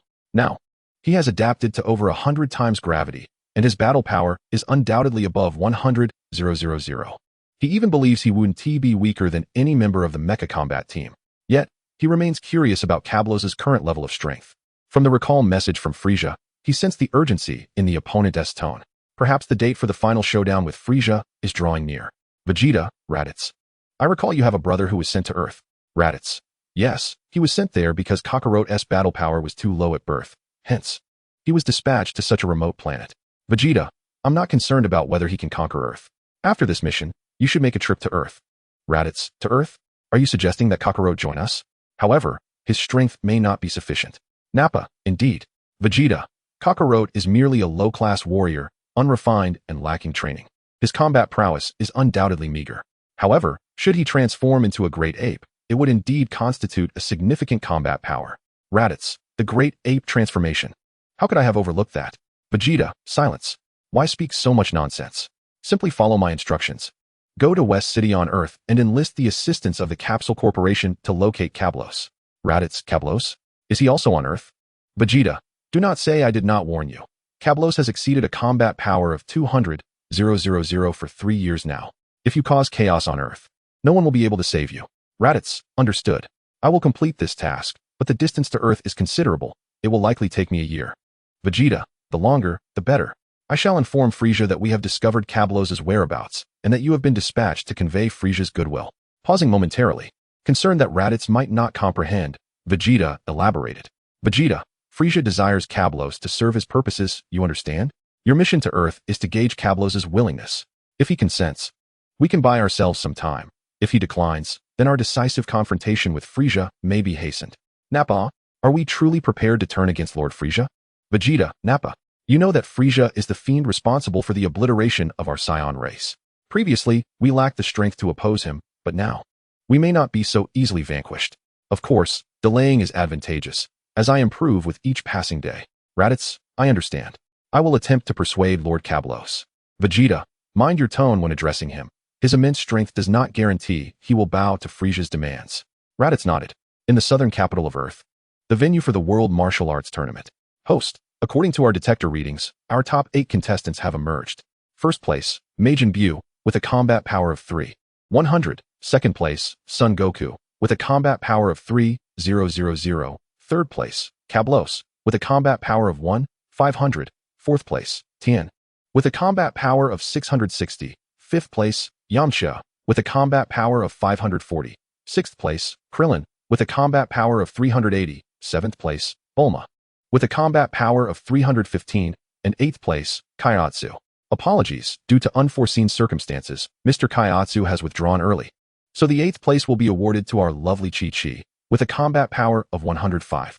Next, we observe that the combat power of the top 8 greatly surpasses that of the other participants, with the 9th place, King Choppa, possessing a combat power of 85. Host. Now, I would like to inquire, King Choppa, do you intend to challenge contestant Chi-Chi? To be frank, the disparity between you is significant, exceeding 20. I personally believe the challenge holds little merit. King Choppa, I shall challenge her. I cannot believe a mere girl possesses such high combat power. Host. Very well. Prior to the semifinals, we will arrange a preliminary bout to allow everyone to witness the accuracy of our detector data.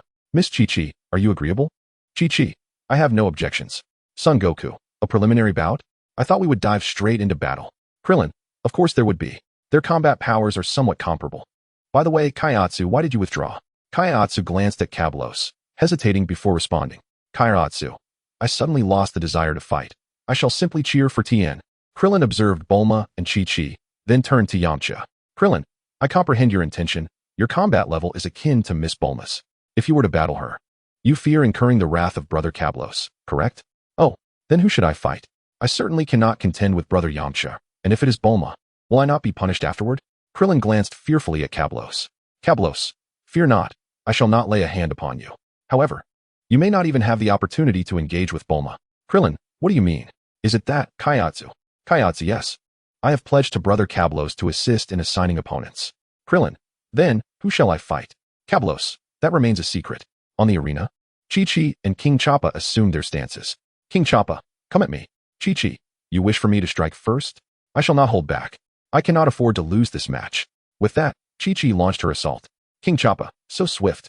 Behold my multi-arm fist. Chi-Chi, after-image fist. King Choppa, noticing Chi-Chi charging at him, erupted into laughter. King Choppa, a little girl is just a little girl. What does it matter if she possesses such tremendous power? Her attack style is far too simplistic. Perish. King Choppa's eyes gleamed as he perceived an opening in Chi-Chi's defense, unleashing his multi-arm fist upon her chest.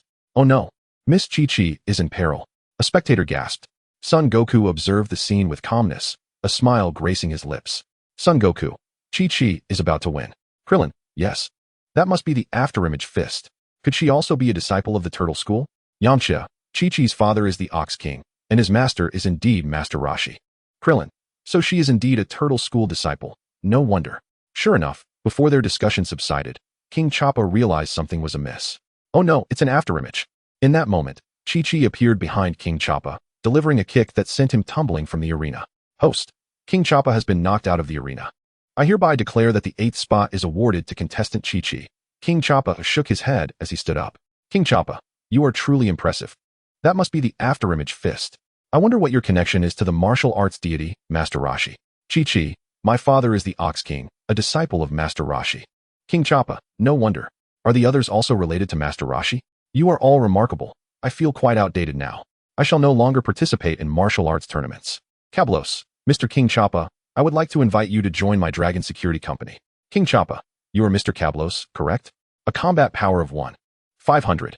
I can scarcely believe such strength belongs to a mere human. You wish for me to join your company? I might agree. But I would like to know why you would invite someone with a combat power of less than 100. Kablos, in truth, Mr. King Choppa, your strength and potential are formidable. It is merely the training methods you previously employed that have caused your current prowess to lag behind the new generation of Z fighters. I believe that if you were to adopt the training methods of our Dragon Company, your combat power would see a rapid qualitative enhancement. Moreover, I am in need of more powerful warriors.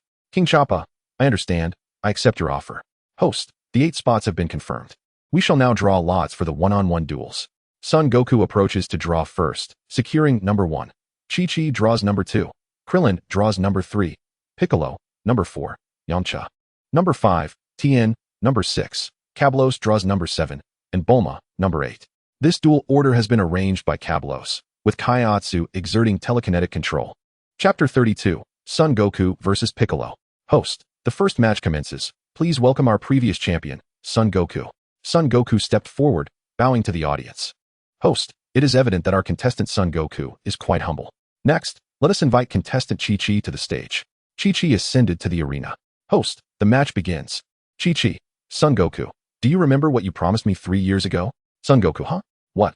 Son Goku scratched his head, appearing as though he could not recall. Chi-Chi, Son Goku, I will defeat you. Believing Son Goku to be feigning ignorance, Chi-Chi charged at him, initiating combat, while Son Goku retreated and evaded. Son Wukong, hey, why do you just start fighting without warning? Chi-Chi, to make you forget, to make you forget. I'll defeat this unfaithful man. Son Wukong, what unfaithful man? Chi-Chi, what are you talking about? Chi-Chi, the unfaithful man. Defeat me and then we'll talk. Son Wukong, defeat you? That's easy. With a swift motion, Son Wukong summoned a tempest that sent Chi-Chi tumbling off the stage. Host, out of bounds. Contestant Son Wukong wins. Son Wukong approached Chi-Chi, extending his hand toward her. Chi-Chi huffed, yet reluctantly reached out to accept his offer. Son Wukong, Chi-Chi, what did I promise you? Seeing Son Wukong's confusion, Chi-Chi realized he had indeed forgotten, which irked her. She pinched the flesh at his waist. Chi-Chi, I don't know. Didn't you promise me that when we grow up, you would marry me? Son Wukong. Son Wukong pondered for a moment and recalled the promise. Son Wukong. So, is a wife something to eat? The crowd nearly fell over in disbelief. Chi-Chi, Wukong, you're so naughty, pretending not to know. With that, she took his arm and led him to where Kabros and the others were seated. Son Wukong. Chi-Chi says she wants to be my wife. What is a wife? Can you eat one? Kabros. Wukong. I remember you promised Chi-Chi you would marry her. So why ask why? As long as you know it's a good thing. That's all that matters. Son Wukong, a good thing? Then that is wonderful. Kabros. However, you both are still young. You can become engaged now and marry in 3 years. Chi-Chi glanced at Son Wukong, who was not much taller than she was, and nodded in agreement. Meanwhile, in the distance, Lung Aoshuang's expression darkened. Lung Aoshuang, you scoundrel, Kabros. To win me over, you arranged a marriage for Son Wukong? I will never marry you. No matter if you possess a battle power of 1,500, you can never compare to Son Wukong. With that, she attempted to approach Son Wukong but was halted by an overwhelming aura of killing intent, which she traced back to the source, Majin Buu. Piccolo, if you dare waste Son Wukong's time, I will end you. Lung Aoshuang broke into a cold sweat, paralyzed by fear. Kabros, by the way, Wukong. The next match is between you and Piccolo. Are you ready? Son Wukong. Piccolo's strength is formidable. I wouldn't know without fighting him. Kabros, then give it your all. If you lose, haha. Son Wukong. Don't worry, I won't lose. Host, now commencing the second match, Krillin vs. Majin Buu. Please have both contestants take the stage. Krillin, I concede. Host, contestant Krillin concedes. Majin Buu wins. Majin Buu, a wise choice. What is going on? Why concede without a fight? Perhaps he knows he can't win. Majin Buu is so strong with a battle power of 3,100. Only Son Wukong can contend with him. But conceding without a fight is absurd. Refunds. Son Wukong, I'm coming. Son Wukong ascended to the stage. Krillin, Wukong, go for it. You must win. Son Wukong nodded. Piccolo, are you ready for your final farewell? Let us begin. I will defeat you and then conquer the world. Son Wukong, bring it on. I am already exhilarated. The two locked eyes and simultaneously launched their assaults. Bang! Their limbs collided, sending shockwaves that forced the audience to retreat. Many fled the martial arts tournament venue. Seizing the opportunity, Lung Aoshuang broke free from Piccolo's oppressive presence and joined the fleeing crowd. What is happening? I bought a ticket. I want to get in. Run. These two are too powerful. Run? I came to watch the match. How can I see if I run? The Capsule Corporation has already broadcast the match on a screens 30 kilometers away. Where else can we watch? Yes, it's too dangerous here. The audience's evacuation was orchestrated by Kabros ahead of time. Seeing those who lacked self-defense skills retreat from the arena, Kabros spoke. Kabros, Son Wukong, since the audience has cleared out, you may unleash your full strength. Host, you will commentate for us. Host, all right. Son Wukong, thank you, Kabros. Piccolo, are all the spectators gone? Then I can finally fight to my heart's content. Son Wukong, it seems you're not so bad after all. Piccolo's face flushed. Scoundrel, stop talking and let us get to it. Son Wukong, all right, here I come. The two erupted into fierce combat once more, this time unleashing even greater residual energy, shaking the very ground beneath them. Each clash threatened to obliterate the city of South City. Observing this, Cabros furrowed his brow. Receive my strike. Piccolo conjured a massive wave directed at Sun Wukong. Sun Wukong, undaunted, realized the audience had vacated and wisely chose not to take the blow head-on. Thus, the attack struck the ground instead, resulting in a colossal explosion that obliterated the entire South City. Cabros and the others were propelled into the air. Yamcha was holding onto Master Roshi, while Bulma clutched Chi-Chi. Krillin, no way. The entire South City is gone. Cabros, what is South City compared to this? If the two of them joined forces, they could obliterate the entire planet. Krillin, no way. Cabros, do you think the data I had Bulma release was fabricated? If your battle power exceeds 10,000, destroying the Earth is merely a matter of desire. Krillin, that is terrifying. Bulma, Cabros, what about Chi-Chi? She can't fly. What do we do? Cabros, then teach her. She is a disciple of the Turtle School and learns quickly. Bulma immediately began to instruct Chi-Chi. Master Roshi, but I can't fly either. Cabros, Yamcha, teach Master Roshi. Yamcha nodded, beginning to instruct Master Roshi. Cabros turned back to watch the fierce battle. As the host, who was held by Tianjin, began to speak into the microphone. Host, look, the battle between Sun Wukong and Majin Buu has reached a fever pitch. The two are exchanging blows without yielding. Ouch. Sun Wukong took a kick from Majin Buu. Good. Sun Wukong retaliated with a punch. Cabros, excellent. Both fighters have increased their battle power to 4,800, nearing 5,000. Host, yes indeed. Everyone, observe how both fighters' battle power is approaching 5,000. It's truly astounding. 30 kilometers away, the audience was glued to the screen. In this direction, they were positioned directly behind Cabros and the others. Otherwise, 30 kilometers would mean nothing to Sun Wukong and Piccolo. How impressive. I can only see their afterimages. Indeed, if not for the ongoing tremors, I would think this is a special effect, a mere illusion. Mark, how can this be? How can they be so strong? Was my boxing training all for naught? No. I must uncover the truth. I need to expose them. But to do that, I must first join them. Mark, who would later become known as Satan, silently vowed. Deciding to join Cabros' security company, Dragon Security. Perhaps during the original battle with Cell, he had also considered joining but found no opportunity. Back at the martial arts tournament's original venue, Sun Wukong and Majin Buu continued to clash, both already battered and breathless. Sun Wukong, Piccolo, by the looks of you. Are you about to give up? Piccolo, Sun Wukong, I will make sure you fall first, thus securing victory in this match. Then, it will be the day I, the great Majin Buu, conquer the world. Sun Wukong, to defeat me is no simple task, but we both have expended considerable energy. Come, let us decide our fates with one final blow. Piccolo, let us go? Majin Flash, Sun Wukong, Super Turtle Destruction Wave. As both unleashed their ultimate techniques, the two beams of energy collided, wreaking havoc upon South City. Cabros' thoughts, it seems South City is doomed. It appears that even I can miscalculate at times. I initially anticipated a balanced confrontation in accordance with the original narrative, yet I was taken aback by the enhanced combat prowess of both participants, resulting in an overwhelming display of power. This oversight must not be repeated in the future. However, with the southern city now in ruins, I shall take it upon myself to rebuild it. I envision transforming the southern city into a sanctuary of martial arts. Additionally, the memory of the alluring and proud Shuang suddenly stirred something within me. How could I have overlooked this? Given the abundance of beautiful women in the Dragon Ball universe, why not leverage this to create films for my own enjoyment? These films could not only serve as my personal entertainment, but also provide amusement during the King's moments of ennui. Perhaps these cinematic endeavors, along with games, could afford me some developmental time in the presence of the king. Chapter 33, Achievement of 3 million Base Combat Power. After the explosion subsided, several individuals arrived at the scene to find Sun Wukong and Piccolo severely injured. Observing the situation, the host hastily initiated a countdown. Ultimately, it was Sun Wukong's indomitable spirit that enabled him to rise once more. Host, in this match, Sun Wukong is the victor.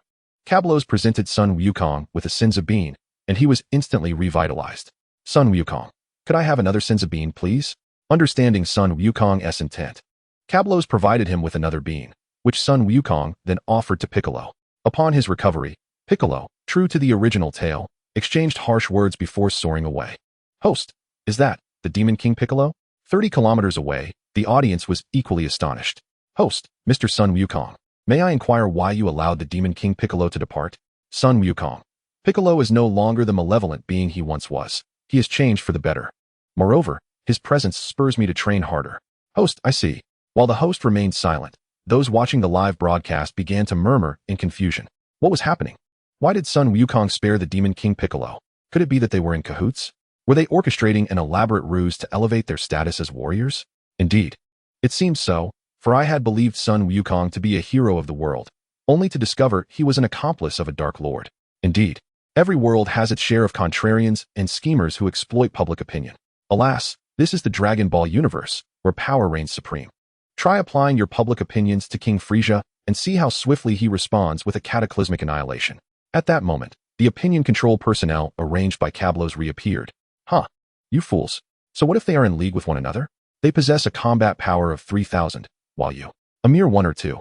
If they perform for you, consider it an honor. If they choose not to, you wouldn't even know how to perish.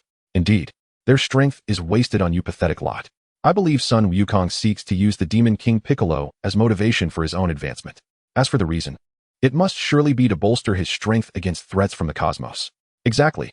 Those who threaten the universe are the true adversaries. The Demon King Piccolo, no matter how wicked, is still a denizen of Earth. Besides, hasn't Sun Wukong stated that the current Piccolo has improved? Some remained unconvinced. You claim he has changed. Yet he has taken countless lives. Those lives have been restored, have they not? The good have returned. And what? Do you wish for the wicked to be revived as well? They must face justice. Apologies, but from now on, the Martial Arts Alliance shall serve as the highest judicial authority. How absurd. Lacking strength, yet speaking so boldly. Do you not fear your own volcano might erupt tonight? That individual, now fearful, scurried away in disgrace. Sun Wukong. So, shall we continue the match? Cablos, there's no point. The venue is in ruins. Given the extensive destruction, the audience has dispersed. Bulma, Cablos, you promised that after this martial arts tournament, we would marry. You wouldn't go back on your word, would you? Cablos, of course not. Everyone, Bulma and I will be wed in 1 month. You are all welcome to attend our wedding. Kiki, is that so? Congratulations. Wukong and I will certainly be there on time. Krillin, Yamcha, and others also pledged to attend. A month later, aboard a luxurious cruise ship, Cablos and Bulma celebrated their wedding. As for Kaisa, she was unable to arrive, as it was reported that Captain Mers of the Galactic Patrol had uncovered the truth behind the withering planets, which was indeed the spirit fruit Cablos had mentioned. The mastermind behind it all turned out to be a Saiyan, and the Galactic Patrol was currently engaged in an operation to eliminate the threat. Kaisa simply could not break free from her obligations. Cablos assured her that when she had time to visit Earth, they would hold a supplementary wedding. While the ceremony was grand, it was devoid of any melodramatic interruptions. After all, given Cablos' temperament, anyone daring to object would likely find themselves facing dire consequences. After the wedding, Krillin inquired about when Sun Wukong and Kiki would tie the knot, to which Bulma replied that he was being overly hasty. They ought to wait until the two had matured. Thus, in front of everyone, Sun Wukong successfully became engaged and promised to marry upon reaching adulthood. With the witnesses present, Kiki was visibly elated. Cablos remarked that Sun Wukong had reached the age of development, and within 1 to 3 years, he would transition into adulthood. As a fellow Saiyan, his assertion was met with trust, and Kiki beamed with joy upon hearing this. Although Sun Wukong appeared somewhat bewildered, he nonetheless agreed. After the ceremony, Cablos carried Bulma into their bridal chamber. Bulma, Cablos, I have awaited this moment for 5 years, and it has finally arrived. Cablos, then let us proceed. A moment of intimacy is priceless, and I have long harbored feelings for you. With that, Cablos lunged forward, and the details of the ensuing night are best left to the imagination. Following a night of passion, Cablos resumed his training in the gravity chamber. Perhaps due to the marriage altering his mindset, he felt a newfound serenity and a deeper connection to this world. Consequently, his training progressed at an accelerated pace. Under 600 times the normal gravity, his training was swift, yet Cablos remained unsatisfied. During breaks, he sought out Bulma to inquire about methods to increase the gravity multiplier. Bulma suggested several exceedingly rare metals. Cablos first considered the Galactic Patrol headquarters, but since he was not one of them and the last materials had been purchased by Kaisa, it felt inappropriate to ask her to pay for such rare resources yet again. After all, they were not yet married, and it was not fair to expect a woman to bear all the expenses. After much contemplation, aside from the Galactic Patrol headquarters, the wealthiest locale was Frieza's army headquarters. As a Saiyan, he was sworn enemies with Frieza. Thus, after vanquishing his foe, appropriating some of their resources should pose no moral dilemma. It was decided, once Frieza was defeated, he would pay a visit to Frieza's storage facility. Of course, should his strength permit in the future, he would also raid King Cold's treasury. After 10 months of relentless training under 600 times the gravity, while donning a 300-kilogram weighted suit, Cablos finally achieved a combat power of 3 million. The base necessary for transforming into a Super Saiyan. The reason for the lengthy duration was twofold. The closer one approached the Saiyan limit, the slower the power increase became. And Bulma had become pregnant with a boy. Bulma proposed the name Trunks, which surprised Cablos, leading him to voice his opposition. He believed it inappropriate for his son to share a name with Vegeta's child. However, articulating this reasoning to Bulma proved challenging, and ultimately, Cablos conceded. And the name Trunks was chosen. Trunks, having been born over a decade earlier, now stands in stark contrast to Goten, who is still an infant. Here, Trunks enters the world in the year 754 of the Age of the Dragon, whereas the 22nd World Martial Arts Tournament took place in May of 753.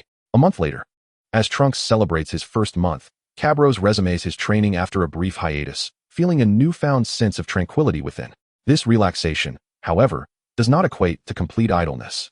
Rather, it mirrors the training regimen during the Cell Games, where Goku and Gohan would alternate between 3 days of rigorous training and 3 days of rest. Combat Power Assessment. Beep, beep, beep. 3-0-20-0-0-0. Indeed, Cabros' conjecture proves accurate. Once a warrior reaches their racial limit, any further enhancement occurs at a glacial pace. Thus, the notion that one can surpass a Super Saiyan merely by augmenting their foundational strength is, in essence, a fallacy. Without transforming into a higher state, a Saiyan who has reached their racial maximum will find that while they may have previously gained several million in battle power over a year of training, remaining in their base form permits only an increase of a mere 1 or 200,000. Conversely, upon transforming into a Super Saiyan, one could amplify their foundational battle power by several million within a year. Achieving full Super Saiyan power might yield an increase of 7 to 8 million, while attaining Super Saiyan 2 could result in an augmentation of over 10 million. Once stagnation occurs, lacking progression to a higher realm drastically diminishes the rate of power increase to a mere tenth of its former self, rendering the prospect of a swifter training pace post-breakthrough implausible. In essence, a Saiyan who fails to transform into a Super Saiyan cannot expect to elevate their foundational battle power from 3 million to 10 million over a span of 10 or 20 years. Even reaching 5 million demands immense effort. However, post-transformation, one could achieve 10 million in just 2 to 3 years. This necessity for transformation is akin to the foundational stages in cultivation realms, where one must transcend to higher tiers to truly advance. Cabros, skeptical of the idea that primitive gypsies wielding spears could triumph over modern military forces equipped with aircraft carriers, intercontinental missiles, and nuclear arms, dismisses such notions as ludicrous. Chapter 34, Self-Hypnosis. Transforming into a Super Saiyan.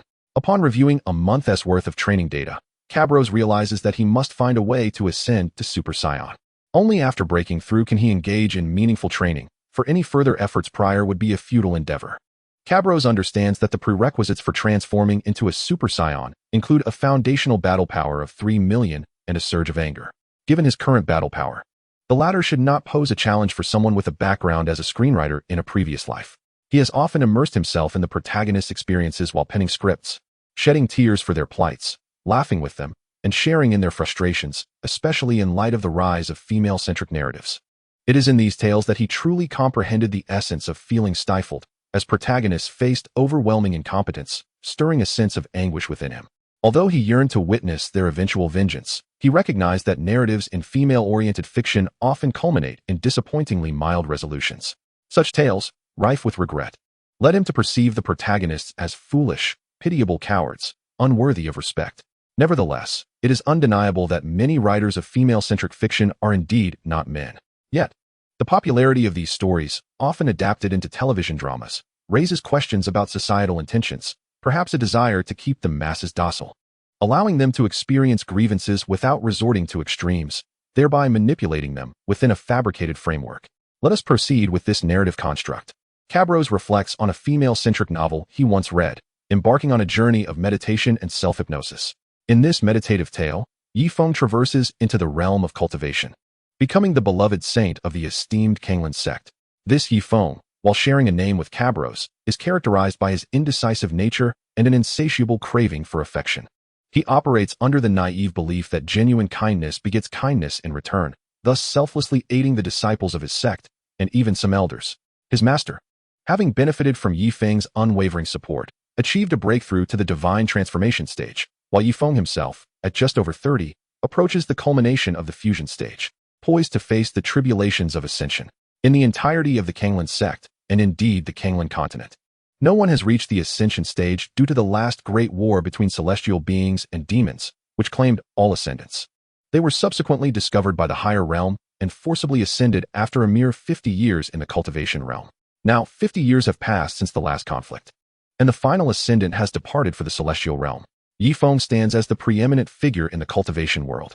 Yet, this foremost cultivator faces betrayal from those he trusted most, his master, senior sister, and junior sister. They conspire against him, falsely accusing him of colluding with demonic forces to overthrow the Kanglan sect.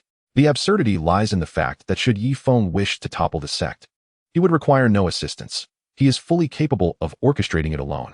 However, this irrefutable proof eludes the original protagonist, who, until his dying breath, cannot fathom that those he held dear would betray him over the words of a junior disciple who had only recently begun his training. Yifeng contemplates the absurdity of women favoring effeminate men, pondering a drastic solution to eradicate all women over the age of 3, subsequently re-educating those under. He firmly believes that education can alter everything. Now, as Yifeng inhabits this female-centric narrative, he finds himself on the verge of facing his tribulations, which are precipitated by his junior disciple's false accusations. This scheme is designed to thwart his ascension, for once he transcends, he will be acknowledged by the higher realm, rendering him impervious to the constraints of the female-centric narrative's divine will. Thus, when his junior disciple, Ling Tian, coerces his master, senior sister, and junior sister to confront him during his seclusion, demanding explanations regarding his alleged collusion with demonic forces, the absurdity of it all becomes apparent. In the original text, Yifeng, in the midst of his tribulation, is compelled to abandon his ascension to provide an explanation, an act that is tantamount to severing his path to immortality and marks the beginning of his tragic downfall at the hands of these treacherous acquaintances. Yifeng, emerge at once. We understand you are undergoing tribulation, but the timing of your ascension is flexible. However, if you do not clarify your supposed collusion with demonic forces, can you truly honor the sect's nurturing? Can you justify the trust placed in you by your master and seniors? Ling Tian's voice echoes, comically suggesting that one can choose when to ascend, a notion that those loyal to him seem to accept without question. Yifeng, you must come out. In light of your past kindness towards us, we offer you a chance to explain. Yet, you appear more preoccupied with your own ascension than addressing these grave accusations. Are you even human? Do you truly merit the trust we have placed in you? Thus spoke Sister Yifeng, Lu Ruyan. Xiaofeng, heed my words, step forth and elucidate your actions. As long as you can substantiate that you have not conspired with the demonic path, I shall personally safeguard you, allowing you to re-enter the tribulation phase, declared Master Lung Yinran. Brother Yifeng, please emerge. If you delay any longer, both master and sister will be enraged. Is surpassing the tribulation phase more paramount than the trust of master, sister, and myself?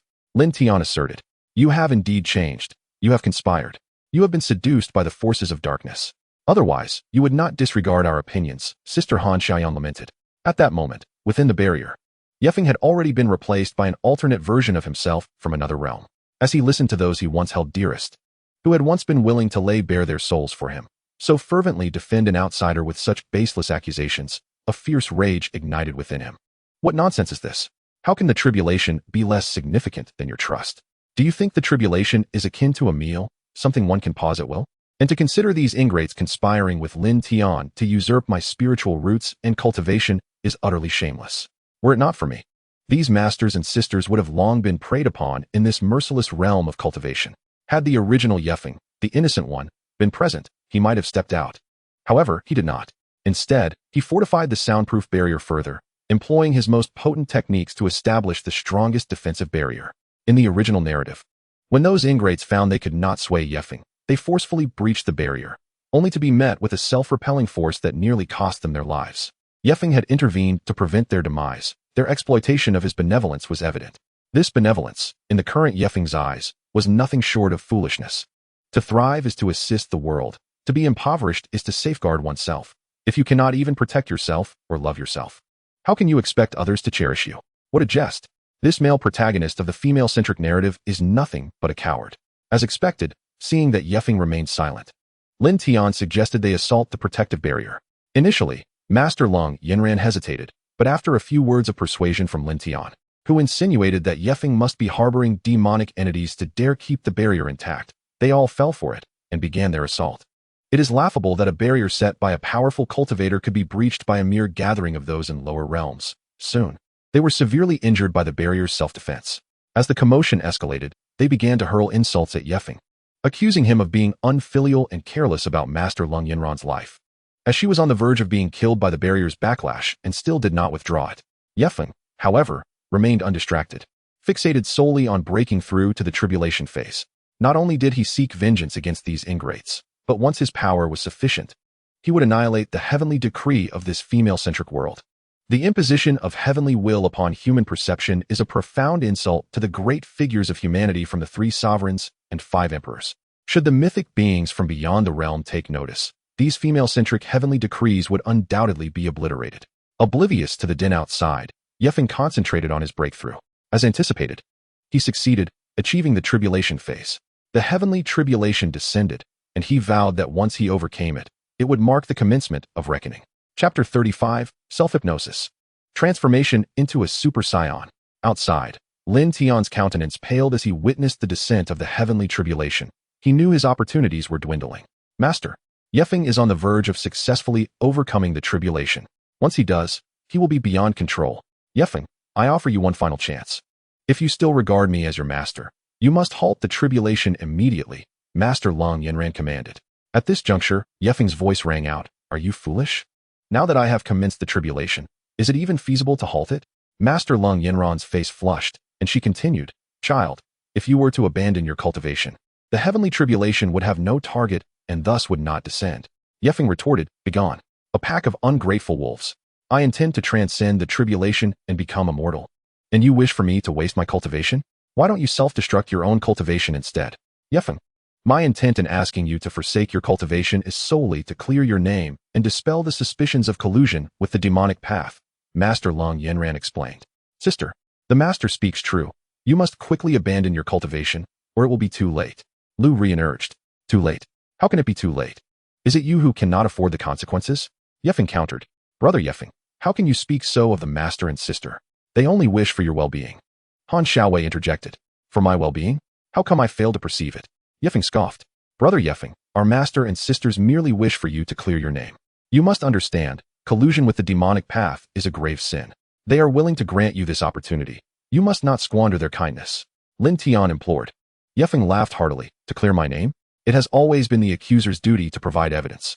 If anyone claims collusion with the demonic path, then I can claim that you, Lin Tian, are in league with them. Prove your innocence to me. Yefeng, how can you speak thus of Tian?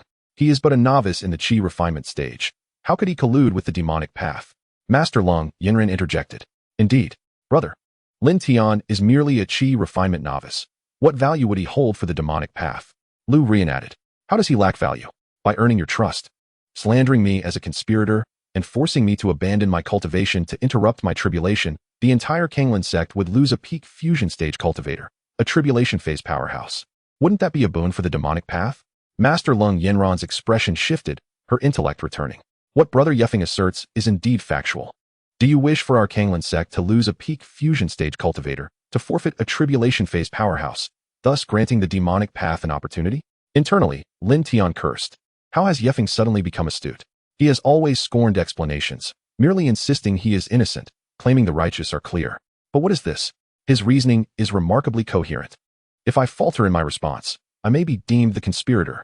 Lu Rian and Han Xiaowei began to comprehend as well, casting their gazes upon Lin Tian, pressing. You must speak truthfully, junior brother. Is what Brother Yefeng claims indeed true? Such slander. This is nothing but an attempt to buy time. Lin Tian protested. Master Lung Yinran insisted, time buying? Yefeng, if you report Tian's actions, we shall investigate thoroughly, but for now, you must abandon your cultivation. Why must I abandon my cultivation? Yefeng challenged. Of course it is. Of course, once you surpass the tribulation and ascend to invincibility, even if you collude with the demonic path, the sect shall have no recourse against you. Lin Tian interjected. Master, do you believe this as well? Yefeng demanded. That is precisely my sentiment. You must not break through to the tribulation phase just yet, Master Lung Yinran affirmed. Sister, you should heed the master. With your talent, you can break through at any time. Why must you insist on doing so now? Does this not imply an admission of collusion with the demonic path? Lu Rian argued. Have you all lost your senses?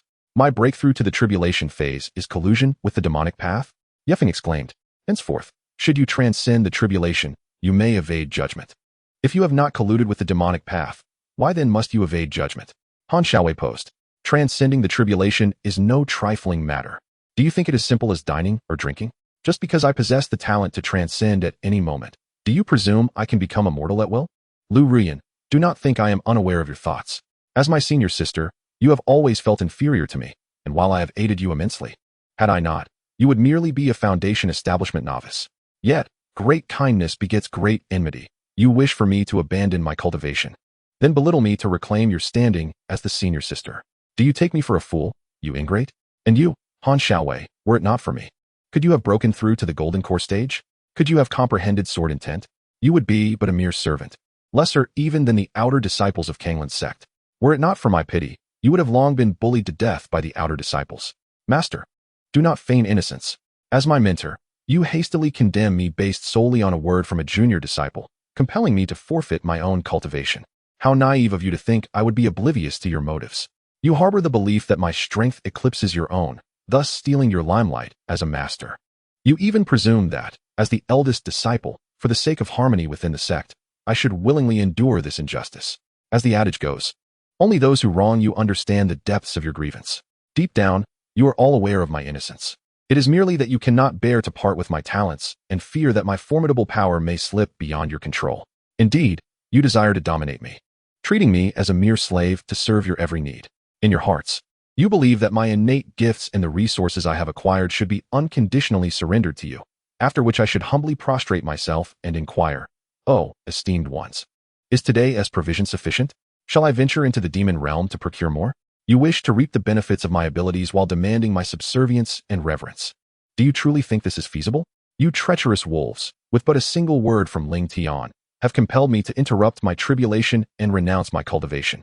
Surely, you have your own ulterior motives, do you not? Lu Rian, it is not as you say, it is not as you say. Lung Yanran, Fenger, cease your words. Han Xiaowei, senior brother, I did not mean it that way. I only wish for you not to remain so aloof, for I fear I cannot reach you. Ling Tian, senior brother, do not delay any further. Hasten to renounce your cultivation, or else. Yi Feng, or else what? Ha, or else what? Allow me to enlighten you. Ling Tian, it is all over. I have successfully completed my tribulation. Now is the moment to unveil the truth. Ling Tian, what? You have completed your tribulation? Yi Feng, indeed. Did you think I engaged in this lengthy discourse for naught? Lung Yanran, Lu Rian, Han Xiaowei, heed my words closely. The one colluding with the demonic path is Ling Tian, who harbors within him the remnant soul of a monstrous being from the tribulation period. He has employed every conceivable method to sabotage my tribulation, for once I ascend to that level, the remnant soul he relies upon will no longer be invincible. It will lose its capacity to act with impunity. Ling Tian's expression turned frantic. Master, do not heed my senior brother's nonsense. I do not possess the elder of the demonic sect, Situ Qing, in my mind. I am innocent. Yi Feng, you have distorted my consciousness, you scoundrel. Lung Yanran, enough. We do not yet know if he has influenced your mind, but Tunner, you have deeply disappointed me. You truly have colluded with the demonic path. At this moment, Lung Yanran and Han Xiaowei dared not speak on behalf of Ling Tian, for they understood that they might harbor selfish desires and could falsely accuse the eldest disciple, but they must never genuinely collude with the demonic path. The conflict between righteousness and evil is eternal, and should anyone conspire with the demonic forces, they would be deserving of death. This was also the reason these individuals sought to frame Yi Feng into renouncing his cultivation. Lung Yanran, Fenger, I know we have wronged you, but you should not have used your protective barrier to severely injure me. Now that we are all at fault, let us call it even. Come back. Yi Feng, what? I need not renounce my cultivation? Lung Yanran, for now, it is unnecessary. This matter is a misunderstanding, but now that you have broken through to the tribulation stage, you are already invincible. I fear the demonic path will act out of desperation, so you should seal half of your cultivation for the time being. Yi Feng, nonsense. Are you out of your mind? Why should I seal my own power? Lung Yanran, as you said, you are too powerful. The Kanglin sect only recognizes you as the eldest disciple, not even acknowledging me as the sect leader. Yi Feng, if I seal my cultivation, will you, master, deal with that remnant soul in Ling Tian's mind? Lung Yanran was rendered speechless. Lung Yanran, Fenger, I know your talents are extraordinary. Even if you seal half your cultivation, you can still defeat that demonic fiend. Yi Feng, but if I seal half my cultivation, even if I can win, I will still be gravely injured. Lung Yanran, Is that so? Well then, I assure you, should you be injured, I will procure the finest healing elixirs from the Kanglan sect for your recovery. Yifeng, enough. I have thoroughly grasped the convoluted reasoning of you treacherous women. It is truly revolting. I no longer wish to play this game. Let everything come to an end. Chapter 36. Self-hypnosis. Transforming into a Super Saiyan. Lung Yanran, what do you mean? Yifeng, earlier. I bought time and have now successfully weathered the tribulation. I have also recovered from the injuries sustained during the tribulation. What I did not anticipate was that you foolish wolves would be so gullible, and that Ling Tian would be equally naive, allowing me to stall for time. Ling Taishu, this is bad. Tianer, we must flee. As he spoke, Ling Taishu burst forth from Ling Tian's mind, unleashing a terrifying demonic aura, preparing to drag Ling Tian away. Yifeng, it is too late. You choose to flee now? It is far too late. With that, Yifeng declared, Destruction Finger of the Void, perish. With a colossal finger descending, Ling Tian and Ling Taishu vanished completely. They died so swiftly and cleanly. Unable to withstand even a single exchange against Yifeng, he struck with deadly efficiency. Witnessing this, Lung Yinran's complexion paled. She had not anticipated Yifeng to be so decisive, directly annihilating Ling Tian and Ling Taishu. Even she found herself at a loss for words. The demonic aura unleashed by Ling Taishu was felt throughout the entire Kanglan sect, leaving no room for denial. Meanwhile, Yifeng's righteous eradication of evil could not be challenged. Now that Ling Taishu was dead, there was no longer any justification for him to seal his own cultivation. He played his hand astutely. With the demise of the demonic fiend Ling Taishu, Yifeng remained unscathed, a peak tribulation-level powerhouse. How could he be suppressed? Even deliberately arranging perilous tasks would be futile. For a peak tribulation-level being is truly invincible, capable of effortlessly annihilating any opponent. This situation has truly become troublesome. As for Ling Tian's death, she harbored some affection for him, but love cannot be consumed as sustenance. Besides, he is now deceased, even if she sought vengeance. How could she achieve it against the peak Yifeng? Tell me how to exact revenge. Lu Rian, Yifeng, you scoundrel. How could you kill junior brother Ling Tian? Han Xiaowei, indeed. Senior brother, we do not mind you slaying the demonic fiend, but how could you kill junior brother Ling Tian? Yifeng swiftly appeared before the three, sizing them up.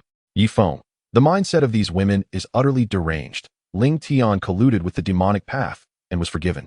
Yet I am condemned for slaying someone clearly allied with the demonic forces. I am truly astonished. Lu Rian, Yifeng, what do you mean?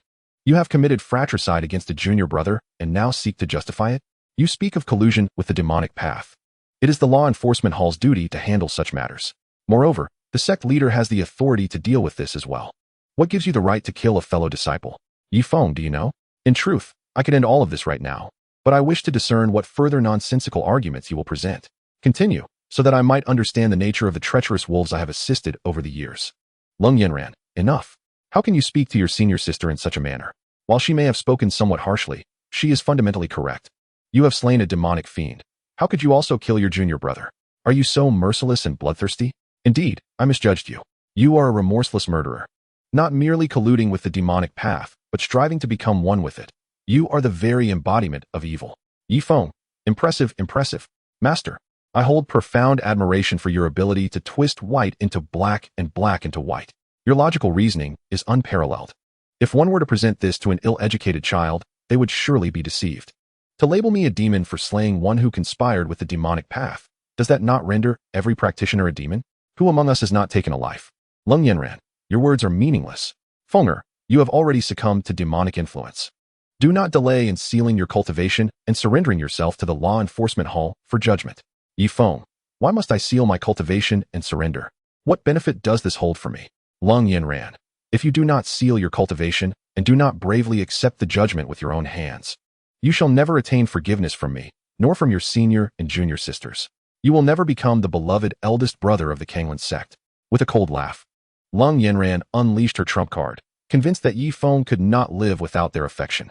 She believed that after uttering these words, Yifeng would obediently seal his own cultivation and willingly accompany her to face the judgment. Once he had sealed his powers and taken responsibility, she would condemn him to the 9 nether demon abyss to endure the torment of countless demons gnawing at his heart, all to avenge her beloved, Ling Tian. Of course, killing him now was not an option. She still needed Yifeng to work for her, to plunder resources. At that moment, Yifeng fell silent. He closed his eyes, absorbing the betrayal that dripped from the words of these ungrateful women. His heart bled, rage surging in his mind. Little did these ingrates know that this world was constructed by Yi Feng's spirit. He could sense every thought that stirred within their hearts. As his fury escalated, reality, specifically, the Dragon Ball world, saw the merging of Yi Feng from his past life and Cabros from this life, reaching a profound unity. From henceforth, Yi Feng would embody Cabros, and Cabros would embody Yi Feng. At that instant, Cabros's hair began to shimmer and transform into a radiant golden hue. In a fleeting moment, it seemed as though he shattered some kind of barrier, and his hair ceased to flicker, solidifying into a brilliant gold. Rising to his feet, Cabros felt the immense power coursing through him. I have succeeded. I have transformed into a Super Saiyan. Splendid, yet it is not time to open my eyes. There are matters in the spiritual realm that remain unresolved. With that, Cabros's spirit plunged back into the realm of his consciousness. Cabros, Lung Yanran, Lu Ruyan, Han Xiaowei. Your lives come to an end here. Let everything conclude decisively. As he spoke, Cabros extended his hand, unleashing a torrent of flames that enveloped the three women. Lung Yanran. No. Fenger, are you truly going to slay your most revered master? Lu Ruyan. Junior brother, I was wrong. Please do not kill me. Han Xiaowei. Senior brother Yi Feng. I was mistaken. I am in so much pain. Please stop. Cabros, allow me to extend a final courtesy before your demise. I shall show you the fate that was rightfully yours. As he spoke, Cabros projected the original ending of this world, as if it were a film for the three women to witness. In the original narrative, Yi Feng was deceived by their ploy and lured into breaking the barrier, due to forcibly interrupting the heavenly tribulation. He suffered severe injuries and could not unleash his full strength. Yet, Yi Feng proved his innocence by teaching his disciples for 3 years without leaving the Kanglan sect. The slanderer, Ling Tian, received nothing more than a reprimand, told not to act so recklessly again, a perfect example of double standards. Later, as the demonic forces invaded, Yi Feng, despite his injuries, suppressed them, only to suffer further wounds, coming perilously close to death multiple times. Ultimately, he was betrayed by the three women in collusion with Ling Tian. While recuperating, Ling Tai Su confronted him. Yi Feng fought valiantly, leading to their mutual demise. Upon learning of Yi Feng's death, Ling Tian revealed his true nature, demanding the three women engage in dual cultivation with him. The first to be defiled was Han Xiaowei, the weakest among them. After her degradation, fearing exposure, Ling Tian sold her into a demonic brothel, where she was forced to entertain daily, ultimately falling victim to a pig demon. Then came Lu Ruyan, who met a similar fate, ultimately sold into the same brothel, where she was tortured to death by a dog demon. As for Master Lung Yanran, the revered leader of the Kanglan sect, she was betrayed by Ling Tian, who, having gained her trust and access to the protective array schematics, opened the great formation of the Kanglan sect. Countless demonic spawn invaded, leading to the sect's complete obliteration. This once great master, the foremost female cultivator of the righteous path, was subjected to humiliation by countless demons and monsters, a fate even Ling Tian could not prevent, for her allure was far too great. Ultimately, after enduring relentless degradation, Lung Yanran's powers were drained by the demonic spawn, leaving her a frail, wrinkled old woman who, upon gazing into a mirror, was so horrified by her reflection that she perished. This was the true conclusion awaiting them. Upon witnessing their own fates, the three women descended into madness. No. It cannot be like this. This is not how it was meant to be. I merely sought true love. What wrongs have I committed? Why must the eldest brother be so domineering? I simply fancy a cute boy. It is my own folly to have placed my trust in the wrong person. To have admired Ling Tian, who turned out to be a heartless beast. Eldest brother, I realize my mistakes. I understand now that you acted for our benefit. To prevent us from sinking deeper, to protect us from Ling Tian's deceit. We forgive you. We had no idea Ling Tian was a monster in human guise. We too were deceived. We are victims. Please, eldest brother, release us. It hurts so much. Fenger, I was wrong. You alone truly cared for the Kanglan sect, for the righteous path. I shall never doubt you again. Release me, and I shall pass on the mantle of Kanglan sect master to you, if you will but allow it. Cabros, enough. Now that you acknowledge your faults, it is time for you to perish. I cannot fathom how to alter your distorted and filthy souls. Perhaps only reincarnation and a bowl of mengpa soup can cleanse your tainted spirits. Farewell. No, let it be a final farewell. May you all meet your end. With that, Cabros amplified his power, completely refining the three women, sparing not even their souls. In the Dragon Ball world, Cabros reflected, the world of women is terrifying. Even a simulation within the realm of the mind is fraught with horror. Yet, the world of women serves as a profound crucible for the heart, an excellent place for refining one's spirit. Next time I seek to ascend to Super Saiyan 2. Perhaps I could employ this method. Cabros now understood that, inadvertently, he had grasped a terrifyingly potent technique, one that allows the creation of worlds within the mind and the extraction of energy from those realms. In the recesses of his past life, he recalled only one technique capable of such miraculous effects, the Dragon Talisman, the Heartless Dragon technique created by Guchen Shah. He was uncertain if what he had comprehended was indeed the Heartless Dragon technique or merely a nascent form of it. Regardless, all things appeared to be progressing favorably, and this mental technique would become the foundation for surpassing the great priest of the Dragon Ball world, as well as the Omni King. Chapter 37. The Arrival of Raditz. Cabros had finally broken through to Super Saiyan and acquired a fortuitous opportunity akin to the Heartless Dragon technique. With the Mind Evolution technique, he could truly ascend to the pinnacle, surpassing even the Great Priest and the Omni King. Without the Mind Evolution technique, even if he attained Super Saiyan 5 combined with divine power and the ultimate instinct, he would only reach the strength of a high-ranking angel, still far from surpassing the Great Priest. Now, with the Mind Evolution realm, he could draw out techniques and divine powers from the spiritual world, thus solidifying his position to surpass all. However, such matters seemed distant. For now, he must follow the narrative and push the limits of his Saiyan bloodline. Since he could now transform into a Super Saiyan, Frieza was no longer a significant concern. Naturally, under normal circumstances, his battle power already surpassed Frieza's. Yet, he remained cautious. What if this Frieza had obtained memories from parallel timelines, or was also transported by some traveler? The current Frieza could very well exceed 1.2 billion, perhaps even ascend to Golden Frieza. Nonetheless, such possibilities were slim, but Cabros could not afford to be careless, for he was not Son Goku and had but one chance. Even after death, it was uncertain if he could be revived. Thus, he needed to be prudent. Only by thoroughly understanding Frieza's true combat capabilities could he strike decisively. How to ascertain that? Naturally, he would have Son Goku test the waters. It seemed the time had come, and he proceeded directly to the Heaven's Temple. Heavenly God, Cabros, what brings you here? Cabros, it is time. Send Son Goku to the Chaos realm for training. Heavenly God, huh? So soon? I thought we would wait another 2 years. Cabros, why wait another 2 years? Do you think the Earth is safe from cosmic threats? Hence there is no urgency? The Heavenly God nodded. Cabros, by the time you witness the formidable foes of the universe, it will be too late.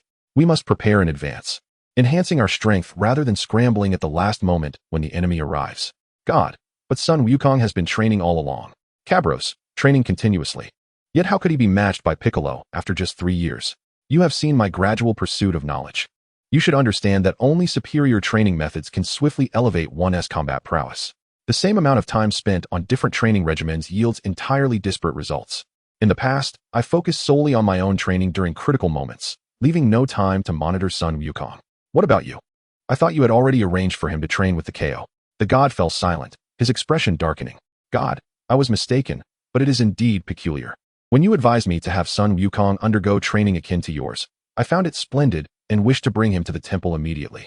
Yet, when I later sought him out, I suddenly felt it was premature for him to gain strength.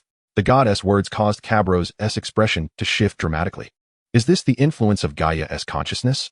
The force of narrative correction? It appears to affect human thought. Cabros, that is indeed strange. But if you are determined to alter the course, you should be able to do so. God, yes, I shall diligently remember your words, repeating them daily, striving to enhance the strength of the Earth's warriors to the best of my ability. Cabros, very well. I shall subsequently select geniuses worldwide through the Dragon Company and have them trained by Master Roshi. Once their training concludes, we will then select elites to undergo training with Karen and the temple. After completing the temple training, they should become qualified Earth warriors, whom I shall designate as Z warriors. What do you think of this plan, God? God, it sounds splendid. But what about the others while Wukong trains with the KO? Cabros, that is not feasible. The KO is a high-ranking deity who governs more than just Earth. Sending a few individuals is acceptable, but too many would surely provoke the KO's disdain. God, then who should accompany Wukong to the KO? Cabros, no, this time Wukong shall go alone. The last time I trained there, the KO did not refuse me because I was the first human disciple, but it was evident that he harbored some reservations. Therefore, this time, I will only allow Wukong to go. God, I see. It is indeed inappropriate to trouble the KO too often. Cabros, however, once Wukong arrives, it will be different. He possesses a pure heart and should be able to forge a true friendship with the KO. At that point, when Wukong speaks up, it should pose no issue for Tien, Yamcha, and Krillin to join in training. God, is that so? That would be marvelous. Just as Cabros was about to speak, he sensed a formidable energy approaching Earth. God, what is it? Cabros, someone from the universe is arriving. God, is it an enemy? It's my fault. I should have sent Sun Wukong to the KO much earlier. Cabros glanced at the god, withholding the truth. He could sense that this newcomer was likely a Saiyan, and the energy bore similarity to Wukong's, very possibly Raditz. Given his prior interactions with Vegeta, Raditz should not be considered an enemy. But Cabros, god, you should take Sun Wukong to the KO while I confront this cosmic visitor. The god nodded, oblivious to the implications of Cabros' words, and flew down from the temple. Cabros pondered, Raditz has arrived so soon. Has something gone awry? I can now transform into a Super Saiyan. So I should not fear the universe's emperor, Frieza. Yet, this sense of narrative alteration is unsettling. Thanks to my training in the realm of the mind, my divine cultivation speed has greatly accelerated. At this rate, breaking through to the divine level, the third dimension of existence, should only take a little over 2 years. Whereas previously, it would have required more than 10. Truly, the path of cultivation is arduous. Raditz arrived on Earth and immediately activated his scouter. Beep beep beep. Power level 2, 15, 356. Raditz. Truly, this lowly planet lives up to its reputation. The power levels are abysmally low. Beep beep beep. Power level 701. Raditz. That power level is rather impressive. Could it be Kakarot? Raditz soared toward the source of the 701 power level. Meanwhile, Cabros also detected Raditz's presence. Cabros, that TN's direction. It seems Raditz has mistaken TN's reaction for Wukong's. Beep beep beep. Alarm. High power level detected. 3508. Raditz, what? A power level of 3508. Is there someone so formidable on Earth? Could it be the one Vegeta spoke of? Yet that individual should have a higher power level. Could it be Kakarot? Has Kakarot's power level exceeded 3500? I should first ascertain whether the 701 power level belongs to Kakarot. With that, he rapidly flew toward TN's location, a classic case of bullying the weak. At that moment, Tien, engrossed in his training, suddenly halted. Kaiatsu, what's wrong, Tien? Tien, a powerful energy is approaching. Kaiatsu, could it be Wukong and the others? Tien, no, it's not Wukong. This energy feels malevolent. Kaiatsu, is it an enemy? Tien nodded, and Kaiatsu assumed a defensive stance. Just then, Raditz appeared above Tien.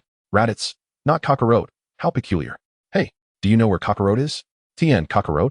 Who is Kakarot? Kaiatsu. Tien, the Kakarot he speaks of is likely Sun Wukong.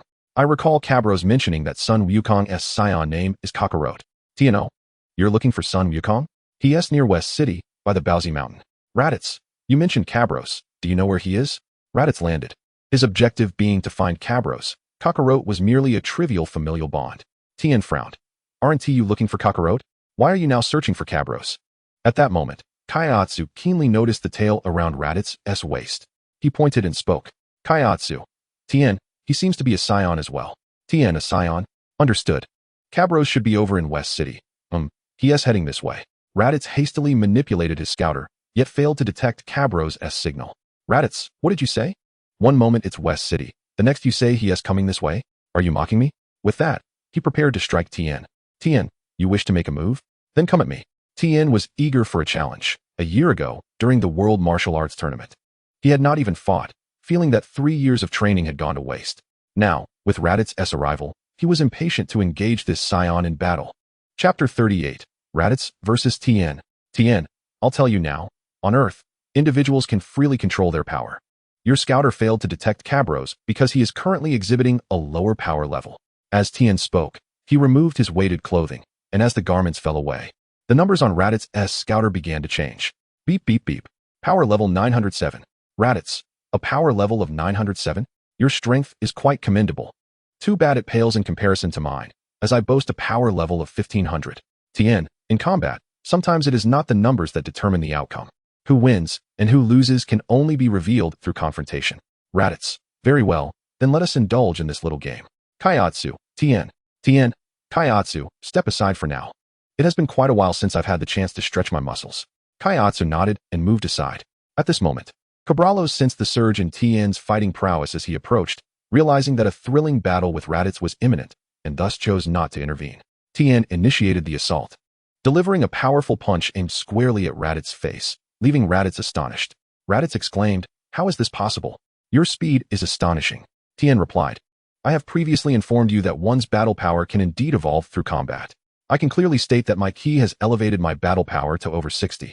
Raditz, bewildered, responded, "Ki? Are you referring to that secret technique of upper-class warriors like Nappa? Raditz recalled that Nappa typically possessed a battle power exceeding 4,000, yet could enhance it to over 7,000 for a brief period when employing the secret technique.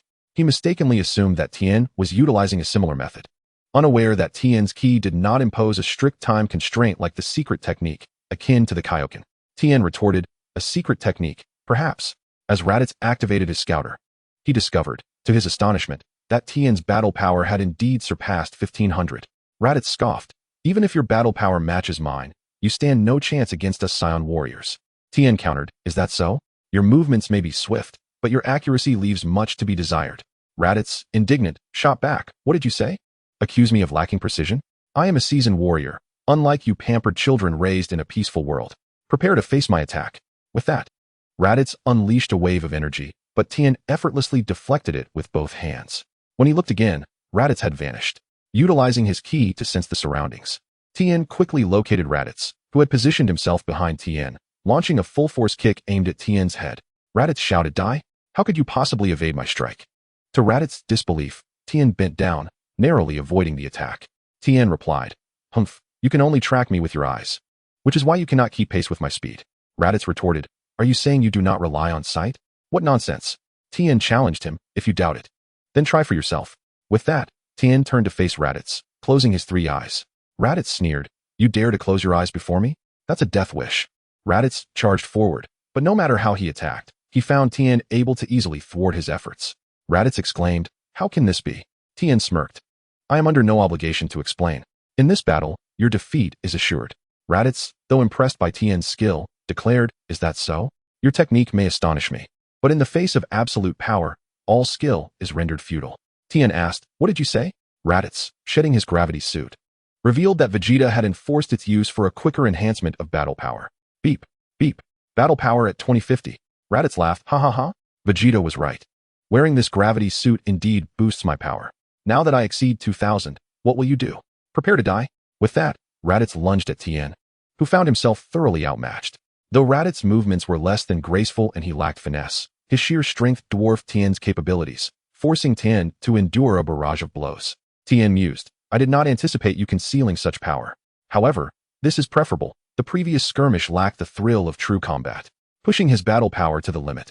Both fighters erupted into a second round of combat, equally matched, causing the nearby island to crumble under the intensity of their clash. 10 minutes later, both combatants were panting heavily, and Tien's eyes sparkled with excitement. Tien exclaimed, This is incredible. I have longed for a battle of this caliber, Raditz. You have fulfilled my wish. Raditz asserted, I shall not be defeated by you. Ultimate victory will be mine.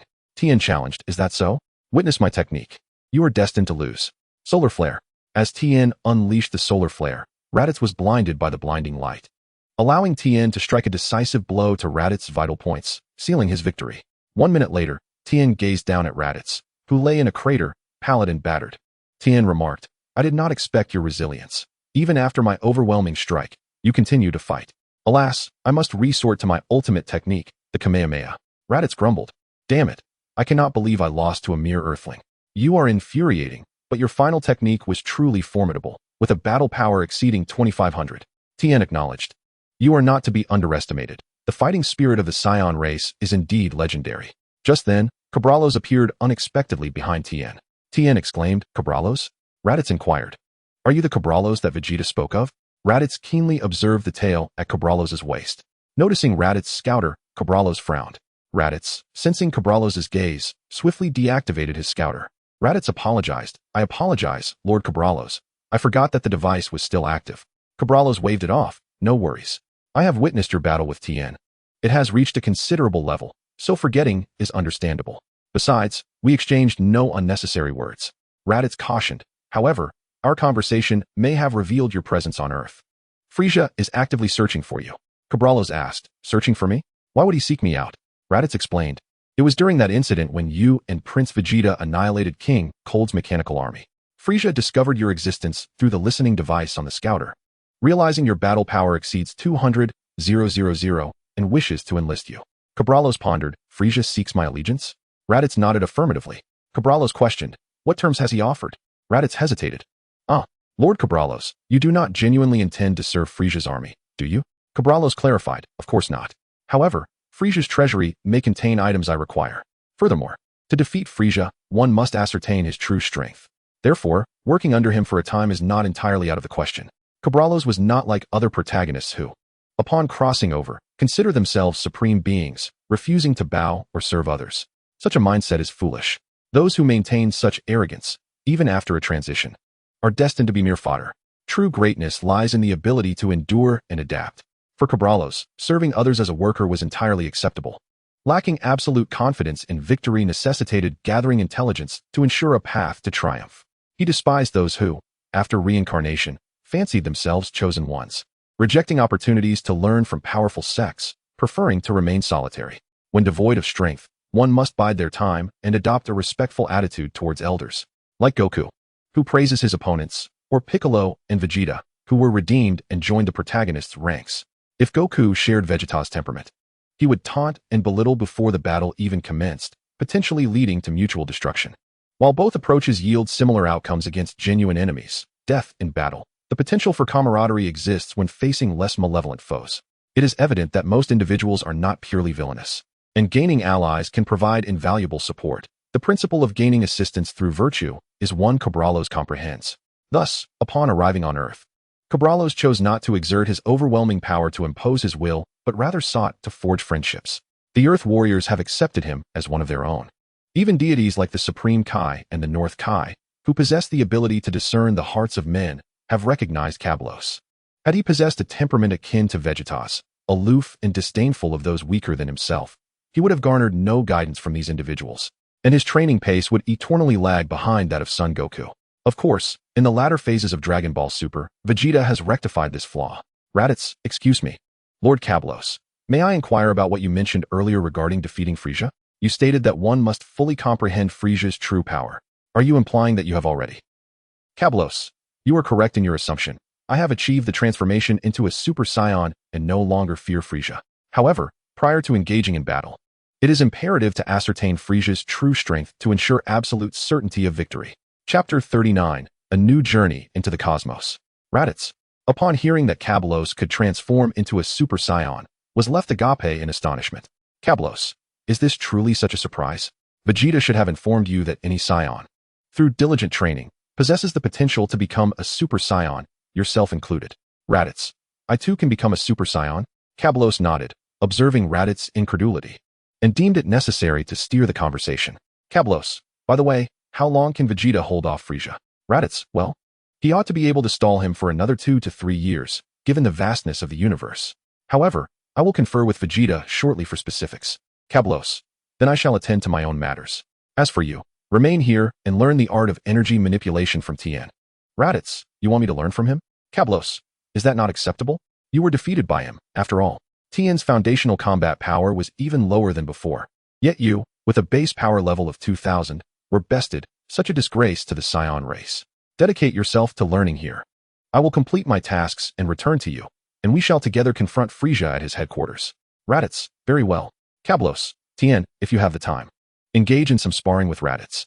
Training together will undoubtedly enhance your progress compared to training alone. Tien nodded in agreement. Cabrallos, oh, and Tien, should you find the time, you may also visit the headquarters of our Dragon Company to assert some control over any unruly elements. Tien, I understand, you can rest easy.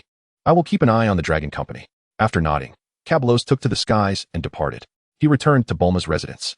Bulma, what? You intend to venture into space again?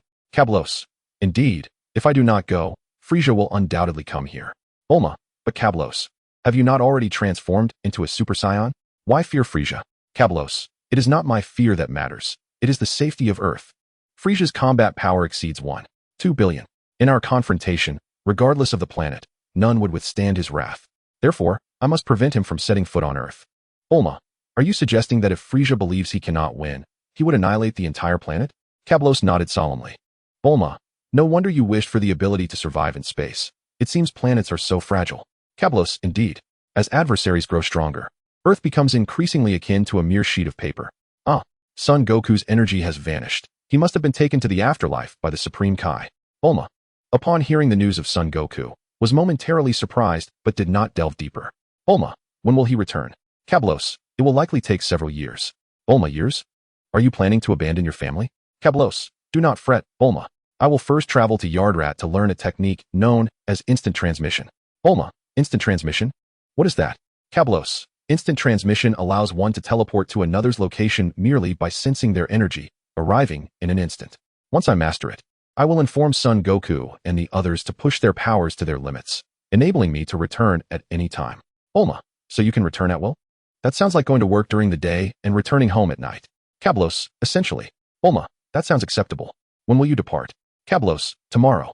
Bulma, very well. It seems there have been some issues with the Dragon Company, but I can handle them myself.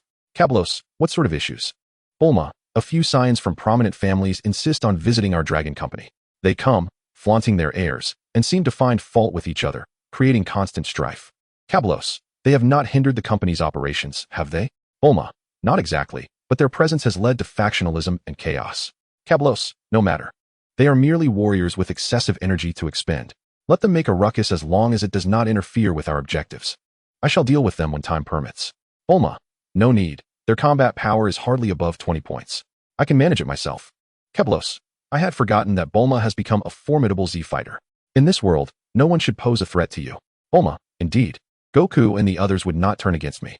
Aside from them and you, I am invincible on Earth. Cablos, thus, I am entirely at ease in trusting company management to you.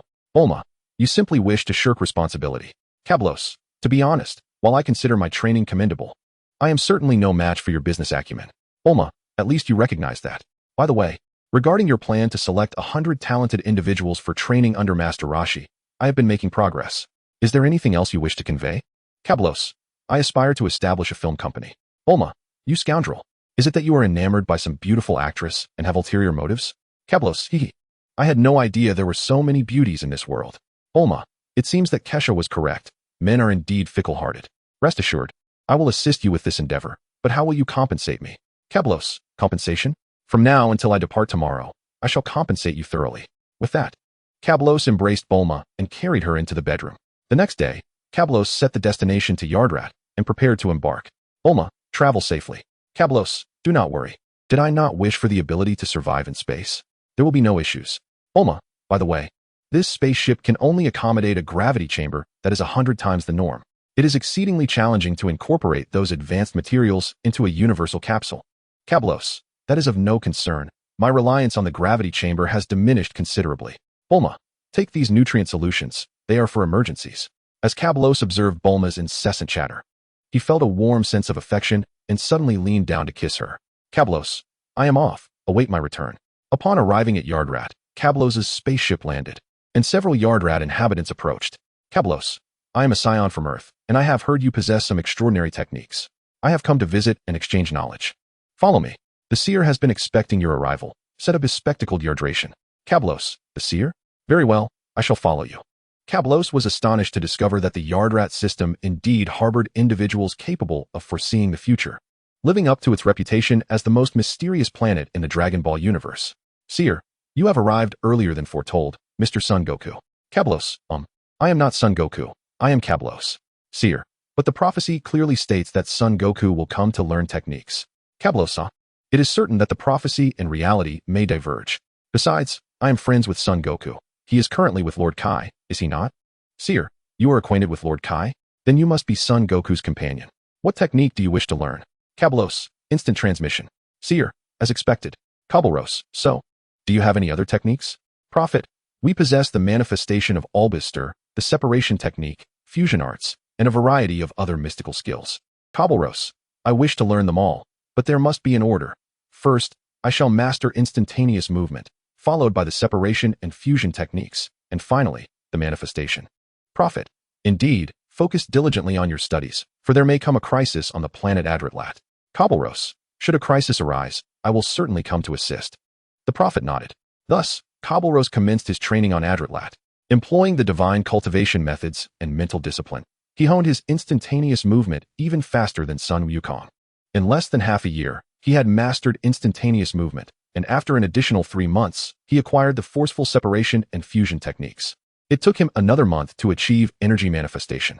With 2 months remaining until the year's end, he also rigorously trained his Super Saiyan state, advancing from the initial Super Saiyan to the preliminary stage of the quarrelsome Super Saiyan. The initial Super Saiyan has a 50-fold increase. The preliminary stage of Super Saiyan also grants a 50-fold increase, and the intermediate stage offers a 65-fold increase. The second stage, muscular form, is not unusable. In the original work, Vegeta refers to himself as Super Vegeta in this form, albeit it consumes a significant amount of energy while not drastically reducing speed, increasing in accordance with power enhancements. Only the third stage, with its massive muscular form, significantly diminishes speed, providing an 85-fold increase. The most perfected full power stage indeed offers a 50-fold increase, yet due to the complete mastery of the Super Saiyan transformation, it can be further augmented with breathing techniques, achieving a level of 60, equivalent to an 80-fold increase. Chapter 40. The Fruits of Training on Adratlat. After a year of training on Adratlat, although his power was not entirely cultivated, his combat prowess had nevertheless seen considerable enhancement. Currently, his base battle power stood at 4.2 million, while transforming into a Super Saiyan elevated it to 2 billion. The speed at which Kabalros acquired these skills far surpassed that of Sun Wukong. Some may argue that he cannot compare to Vegeta, who learned Albiaster, the forceful separation technique, and instantaneous movement in just a month, yet such comparisons lack validity. That was in the later stages, when Vegeta's base battle power was likely in the tens of billions, having also received guidance from Whis and acquired divine energy. They are not in the same phase, and thus cannot be compared. In terms of training speed, Kabalros may still not match Sun Wukong of the same era, as future Trunks should possess a battle power of 2 billion, while Sun Wukong was evidently above him.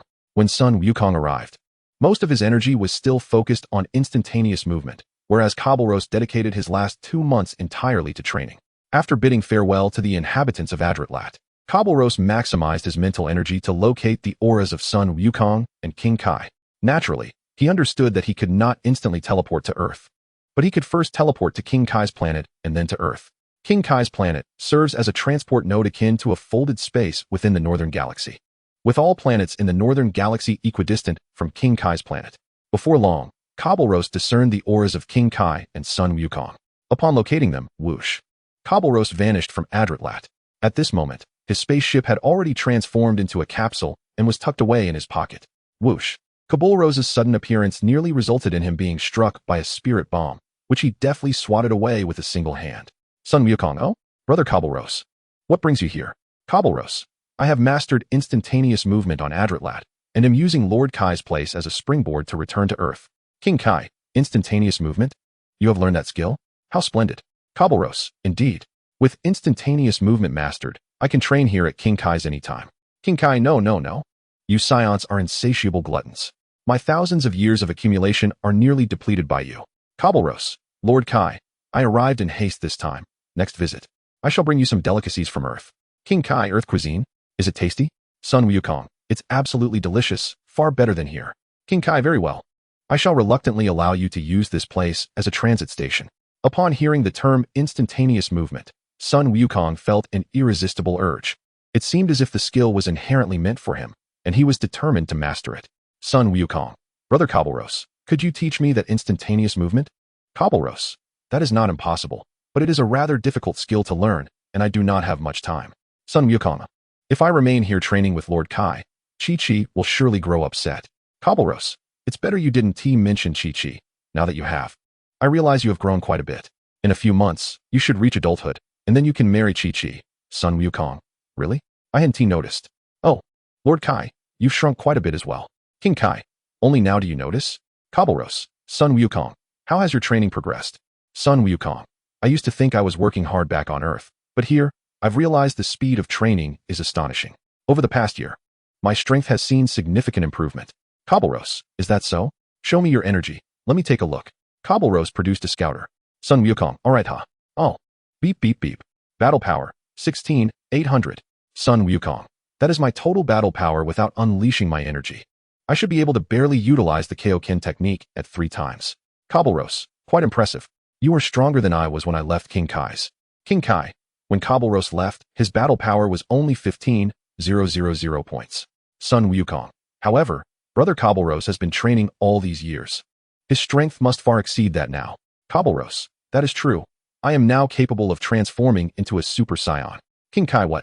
You can transform into a Super Saiyan? That means you can contend against the evil cosmic tyrant Frieza. Kabalros, it should be possible. My current base battle power is 4.2 million, and as a Super Saiyan, it is 2 2 billion. King Kai. 2 billion? That exceeds Frisia, does it not? Cobbleros. I am uncertain. Under normal circumstances. I am not afraid of him, but one must always be wary of unforeseen circumstances. In a couple of days, I shall pay Frisia a visit. Once I ascertain his true power, we can proceed accordingly. King Kai, it would be prudent for you to investigate. Son Wukong, Brother Cobbleros. You still haven't told me how I can learn instantaneous movement. Cobbleros, here is the plan. I will take you to Adratlat, where the prophet will teach you. Just grasp my hand. Son Wukong took hold of Cobbleros' hand, while Cobbleros felt slightly awkward. Cobbleros. Lord Kai, in which direction is Adratlat? King Kai, over there. King Kai pointed in a direction, and Cobbleros closed his eyes to sense it. Indeed, he felt the familiar aura of the prophet. Whoosh. Cobbleros and Son Wukong vanished. King Kai, instantaneous movement is truly convenient. Prophet, Cobbleros, did you not just leave? Why have you returned? Cobbleros, this is Son Wukong, the one you mentioned. He wishes to learn instantaneous movement as well. The prophet examined Son Wukong and nodded. Indeed, this is he. Mr. Son Wukong, please follow me. Son Wukong nodded. Cobbleros, you may train here. I will take my leave now. Son Wukong, remember to come back for me. Cobbleros, no problem. Cobbleros made a stopover at King Kai's planet before returning to Earth. On Earth, at Bulma's house. Bulma. Cobbleros, did you not say you would return at any time? Why have you been absent for a whole year? Cobbleros, huh? I went to learn instantaneous movement, did I not? I have recently acquired knowledge. Bulma, this is a one-time exception. Cobbleros, will it not happen again, Bulma? Bulma, when do you plan to confront Frisia? Cobbleros, what? Are you attempting to rush me? Bulma, certainly not. However, this matter must eventually be resolved. The sooner you deal with Frisia, the sooner you can accompany me on Earth. Cobbleros, very well. I shall depart in 3 months. Bulma nods. Bulma, 3 months? By the way, the gravity chamber you requested has been completed. Capable of withstanding up to 300 times normal gravity, constructed from the remaining materials from your gravity chamber. Do you intend to take it with you? Cobbleros, no. Place it at the headquarters of the Dragon Company. Additionally, relocate the Dragon Company. The city is not suitable. We need only a contact point there. Let us find a small island to establish the headquarters of the Dragon Company, and then move the gravity chamber there. This way, Goku, Yamcha, and Tenshinhan can regularly stay at the headquarters, ensuring it is not susceptible to surprise attacks. Bulma, if you wish to enhance their strength, just say so. My battle power has already surpassed 1,000. What danger remains on Earth? Cobbleros, how is your battle power so high? Bulma, I have not idled away the time you left me with the gravity chamber.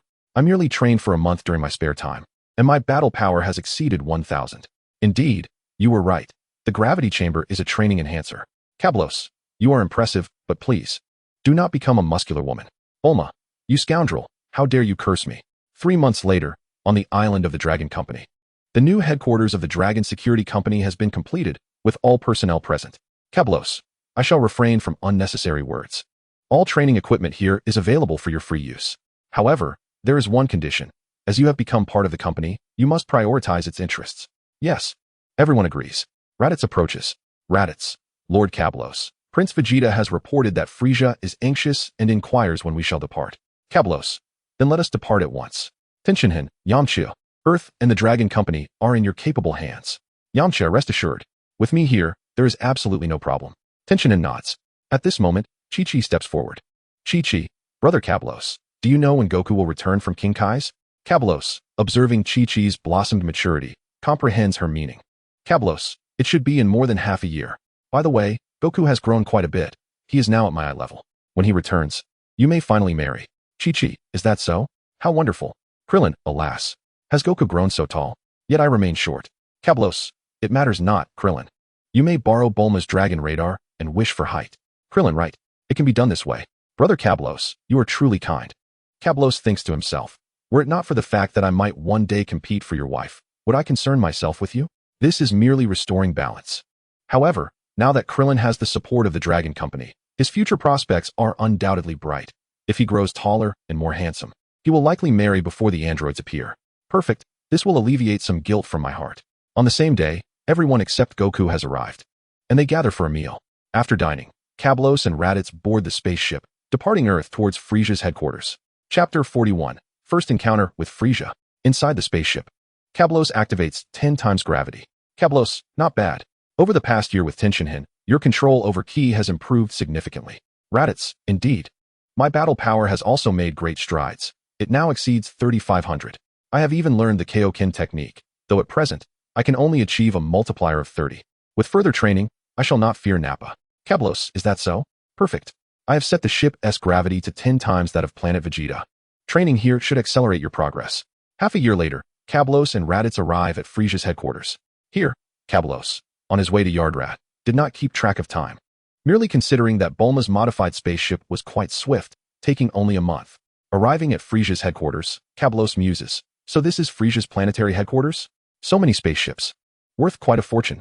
If the materials within were utilized to create gravity chambers, perhaps even a 1,000 times gravity chamber could be constructed. Kablos gazes at the multitude of spaceships, filled with delight, for many essential materials for gravity chambers are compatible with those of spaceships. During his previous readings of the original work, he had wondered why Goku and his companions felt compelled to destroy Frisia's vessels. They held considerable high-tech and top-tier materials. Such wastefulness. It's no wonder Goku's family struggles financially.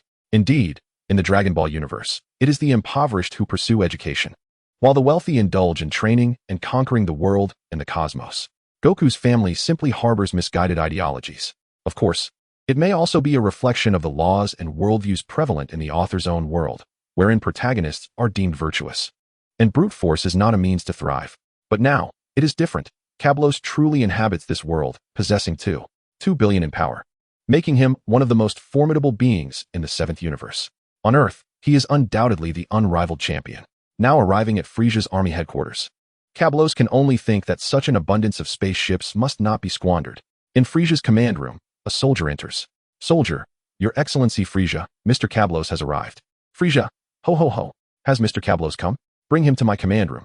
Soldier, yes, Your Excellency Frisia. Frisia, Dodoria, Zarbin, Mr. Kablos has arrived. What do you think? How should I win him over? Zarbin, Your Excellency Frisia, forgive my frankness, but Saiyans are like ungrateful wolves. Bang. Zarbin is slammed against the wall by an overwhelming force, sliding down with blood leaking from his mouth. Frisia, Mr. Zarbin, you ought to know that I do not appreciate jesting. Mr. Kablos's battle power exceeds 200,000, a rare talent in the entire universe. Zarbin, Your Excellency Frisia, I acknowledge my mistake. Frisia, I care not whether he is a Saiyan or any other being. As long as he possesses a battle power exceeding 200,000 and is willing to serve me, he shall hold a position second only to myself. Do you understand? Yes, Your Excellency Frisia. Dodoria, Your Excellency Frisia, I propose that when Mr. Kablos arrives, we conduct a live assessment of his battle power. If he indeed possesses a power exceeding 200,000, we can consider utilizing him further. Frisia, upon hearing Dodoria's suggestion, brightens up. Frisia, ho ho ho. Dodoria speaks wisely. I too wish to see if he truly has a battle power of 200,000. To be honest, I never imagined anyone could surpass Captain Jinyu. Soldier, Mr. Kablos has arrived. Frisia, enter. Kablos and Raditz step inside. Frisia, Mr. Kablos has arrived. Dodoria, thank you for your efforts. Frisia, rarely cordial, acknowledges Dodoria, for he typically does not even glance at Raditz and Nappa when reporting with Vegeta, indicating that in Frisia's eyes, Raditz and Nappa have always been expendable. However, this is not entirely untrue, with Frisia's power at 1.2 billion. In his view, anyone with a battle power below 10,000 is hardly distinguishable from trash. Kablos, so this is the illustrious Frisia, is it? Upon speaking, Frisia's eyes sparkled with intrigue as he noted that Kablos bore none of the obnoxious arrogance typical of Saiyans. Frisia, quite so, quite so. Kablos, you exhibit remarkable politeness. Is it not apparent that Mr. Raditz's strength has seen an enhancement? Raditz, indeed, Lord Frisia. My combat power has indeed increased. Frisia, well then, Mr. Raditz, would you mind demonstrating it? Raditz, certainly, Lord Frisia. Frisia, very well, Mr. Doria, activate the base's detector. Doria, yes, Lord Frisia. The large detector is ready. Frisia, Mr. Raditz, you may commence your display. Raditz nodded. Beep beep beep. Combat power, 2,000, 3,000, 4,000. Frisia, not bad at all. Mr. Raditz, your combat power is rising swiftly. Beep beep beep. Combat power, 8,000, 9,000, 10,000. Frisia, goodness. Mr. Raditz's combat power has surpassed 10,000. Beep beep beep. Combat power, 18,000, 19,000, 20,000, 21,000, 22,000, 23,000, 24,000. Raditz combat power plateaued at 24,000. Frisia, remarkable. Mr. Raditz's combat power must now exceed that of Vegeta. Raditz shook his head. Raditz, Lord Frisia. I would still not be a match for Prince Vegeta. Frisia, is that so? Then Vegeta has certainly surprised me. Raditz, it is all thanks to Lord Kablos. He has shared with us the means to enhance our Saiyan combat power. Frisia, I see. You possess knowledge of how to augment Saiyan strength? Then surely Mr. Kablos's power must be formidable as well. Mr. Kablos, why not showcase your abilities? Kablos, since Lord Frisia is eager to witness it, I would be glad to demonstrate my strength. However, I hope that after my display, you might grant me a request. Frisia, and what request might that be? Kablos, I wish to spar with you, Lord Frisia. Doria W. What? Someone dares to challenge Lord Frisia? Doria, Lord Frisia, you need not acquiesce, we. Frisia, no need for concern, Mr. Doria. One must respect the strong. I understand Mr. Kablos's intent. He wishes that if I were to emerge victorious, he would serve me. Is that correct, Mr. Kablos? Kablos nodded. Kablos, precisely, Lord Frisia. I yearn to gauge your strength, and it has been long since I have faced an equal opponent. Frisia, very well. I shall oblige Mr. Kablos's request today, provided that his combat power meets my satisfaction. Kablos, let us proceed. Please, assess my combat power. Beep beep beep. Combat power, 10,000, 50,000, 100,000, 200,000, 400,000. Frisia, truly impressive, Mr. Kablos. The speed at which your power escalates is quite exhilarating. Beep beep beep. Combat power, 100,000, 150,000, 200,000, 250,000, 300,000. Doria and Doria were left speechless. Frisia, Mr. Kablos, your prowess is astonishing. Beep beep beep. Combat power, 400,000, 500,000, 510,000, 520,000. Frisia, unbelievable. Your combat power has soared to 520,000. To be candid, my own power stands at 530,000. Perhaps I shall indulge in a battle of equals. Kablos, within, mused. 520,000, merely a fraction of my true strength. It seems that after 10 months of training, my power has exceeded 5 million. However, I must refrain from revealing my true strength against Frisia. The extent of my power shall be determined in the heat of battle. Regardless, once we engage, I will ascertain the depths of Frisia's latent strength. I hope he is not akin to some alternate version of Frisia who could transform into Golden Frisia. If that were the case, I would have to consider my strategy carefully. Kablos, Lord Frisia, shall we commence? Frisia, ho ho ho. Excellent. It has been a while since I've had the chance to stretch my limbs. Sometimes, it is quite invigorating to allow one's body to move. Chapter 42. Kablos versus Frisia. The two ascended into the sky in perfect harmony, subsequently soaring to an expansive, colossal arena. This arena, viewed from a distance, resembled that of the World Martial Arts Tournament, albeit on a grander scale, spanning a full 10,000 square meters. In other words, this venue measured 10,000 meters in both length and width. Of course, this space was somewhat limited for two stellar-level combatants, but under their control, it would suffice for a confrontation. They arrived at the center of the arena, standing 10 meters apart. Frisia, you may strike first. Kablos, very well, Lord Frisia, do take care. With that, he swiftly charged towards Frisia. Those remaining at Frisia's headquarters were intently focused on the battle, for to many in Frisia's army, his peak power was deemed to be 530,000, while Kablos was noted to possess 520,000. Should Kablos emerge victorious, it would signify a monumental shift in leadership within Frisia's ranks. Doria, so, do you believe Lord Frisia will prevail? Doria, certainly. To be honest, Lord Frisia is of a race capable of transformation. Despite Kablos's current parity in strength with Lord Frisia, the moment Frisia transforms, he will effortlessly overcome Kablos. Doria, that is reassuring. Doria, huh? You dare to harbor doubts about Lord Frisia? I shall report this to him. Doria, no, I was merely concerned for Lord Frisia. Others in Frisia's army echoed similar sentiments, but those who did were swiftly dealt with by the commander. One individual even proclaimed that a new era was upon them, and that Frisia, who had obliterated his entire race, would face retribution. He had said no more before being utterly annihilated by the commander. Kablos felt no sympathy for such individuals, in a contest where victory was uncertain. To speak out was akin to courting death. In the arena, Kablos and Frisia clashed, their strikes generating immense shockwaves that caused the metallic ground to crack. This scene was reminiscent of the confrontation between Frisia's second form and Piccolo in the original tale. Though Frisia had yet to transform, both were already exerting their full strength. The collision of over 500,000 combat power unleashed shockwaves strong enough to obliterate mountains, and neither appeared inclined to relent. After several minutes of relentless combat, both fighters continued to engage with over 500,000 power, seemingly unfazed. Kablos, taste this. Kamehameha. Kablos unleashed the maximum energy he could harness through his 520,000 base power. And this Kamehameha set off alarms on Frisia's army's large detector, indicating a power exceeding 1,000,000.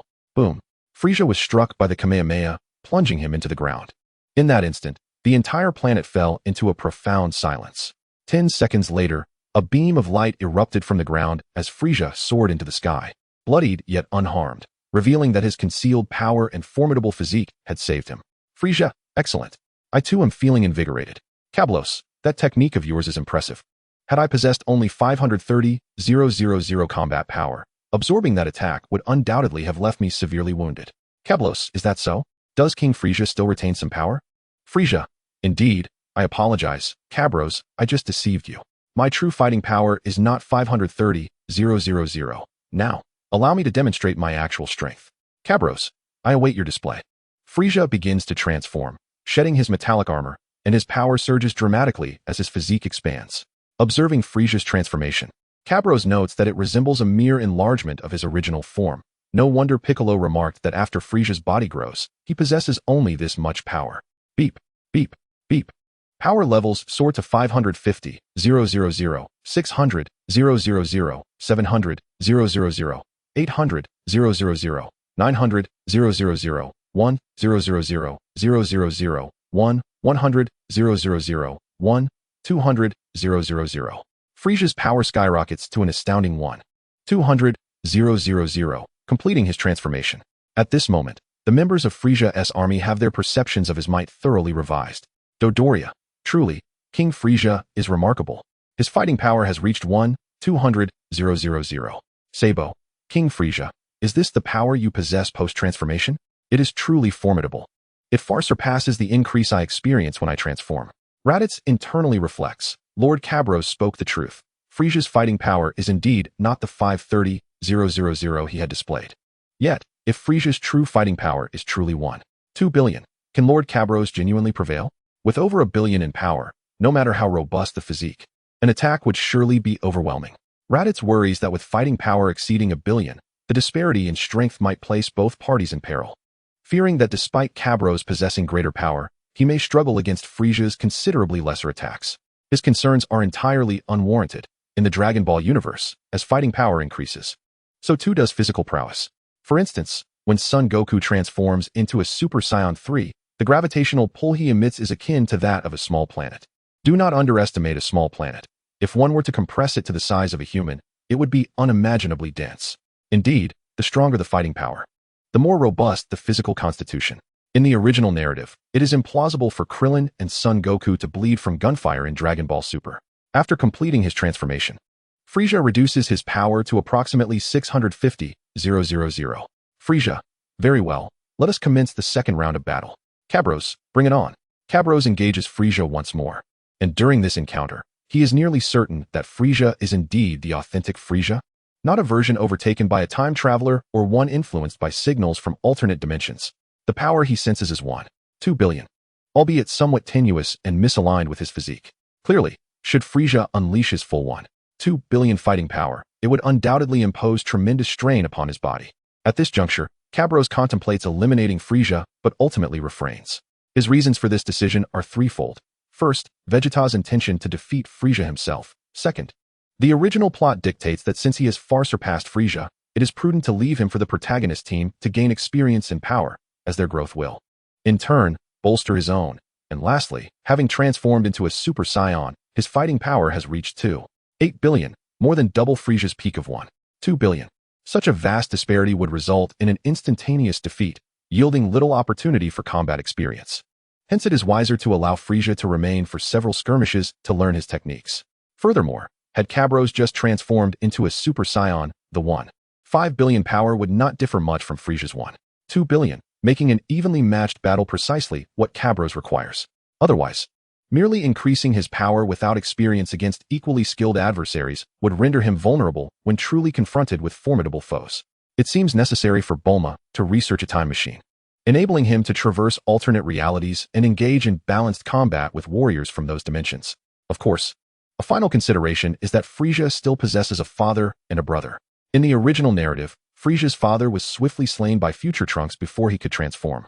A rather straightforward affair.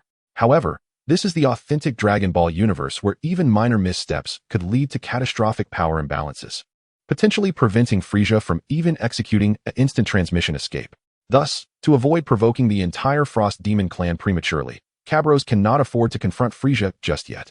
Some may argue that King Cold is incapacitated and unable to transform, yet who can ascertain his current state? After all, in the original narrative, King Cold does not appear until 7 years later. What if he is not yet injured? Additionally, Frieza's brother Cooler possesses a staggering 4.7 billion in fighting power, which Cabros knows he cannot contend with at present. Furthermore, as Frieza is a cosmic real estate mogul, having plundered countless resources, Cabros is yet to fully exploit them and therefore prefers not to eliminate him outright.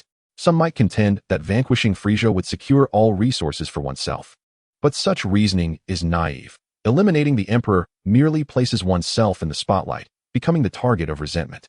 Cabros, with the strength to be a regent, prefers to allow Frieza to bear the brunt of animosity, all the while letting him carry the weight of his own malevolent deeds. This is the Dragon Ball universe.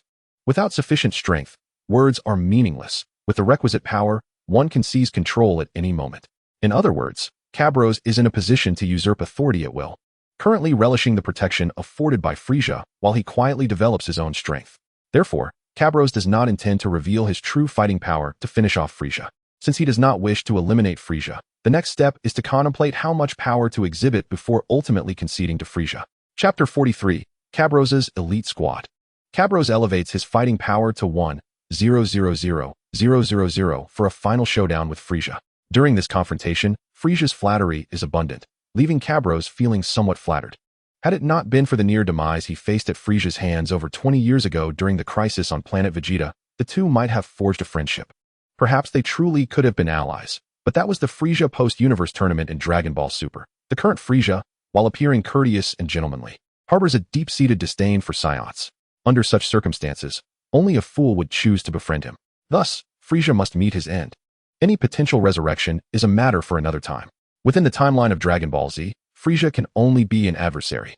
If one does not offend me, I shall not offend them, is a maxim bestowed upon Cabros by his grandmother, a principle he steadfastly upholds, supplemented by the understanding that if one does offend him, they shall face annihilation.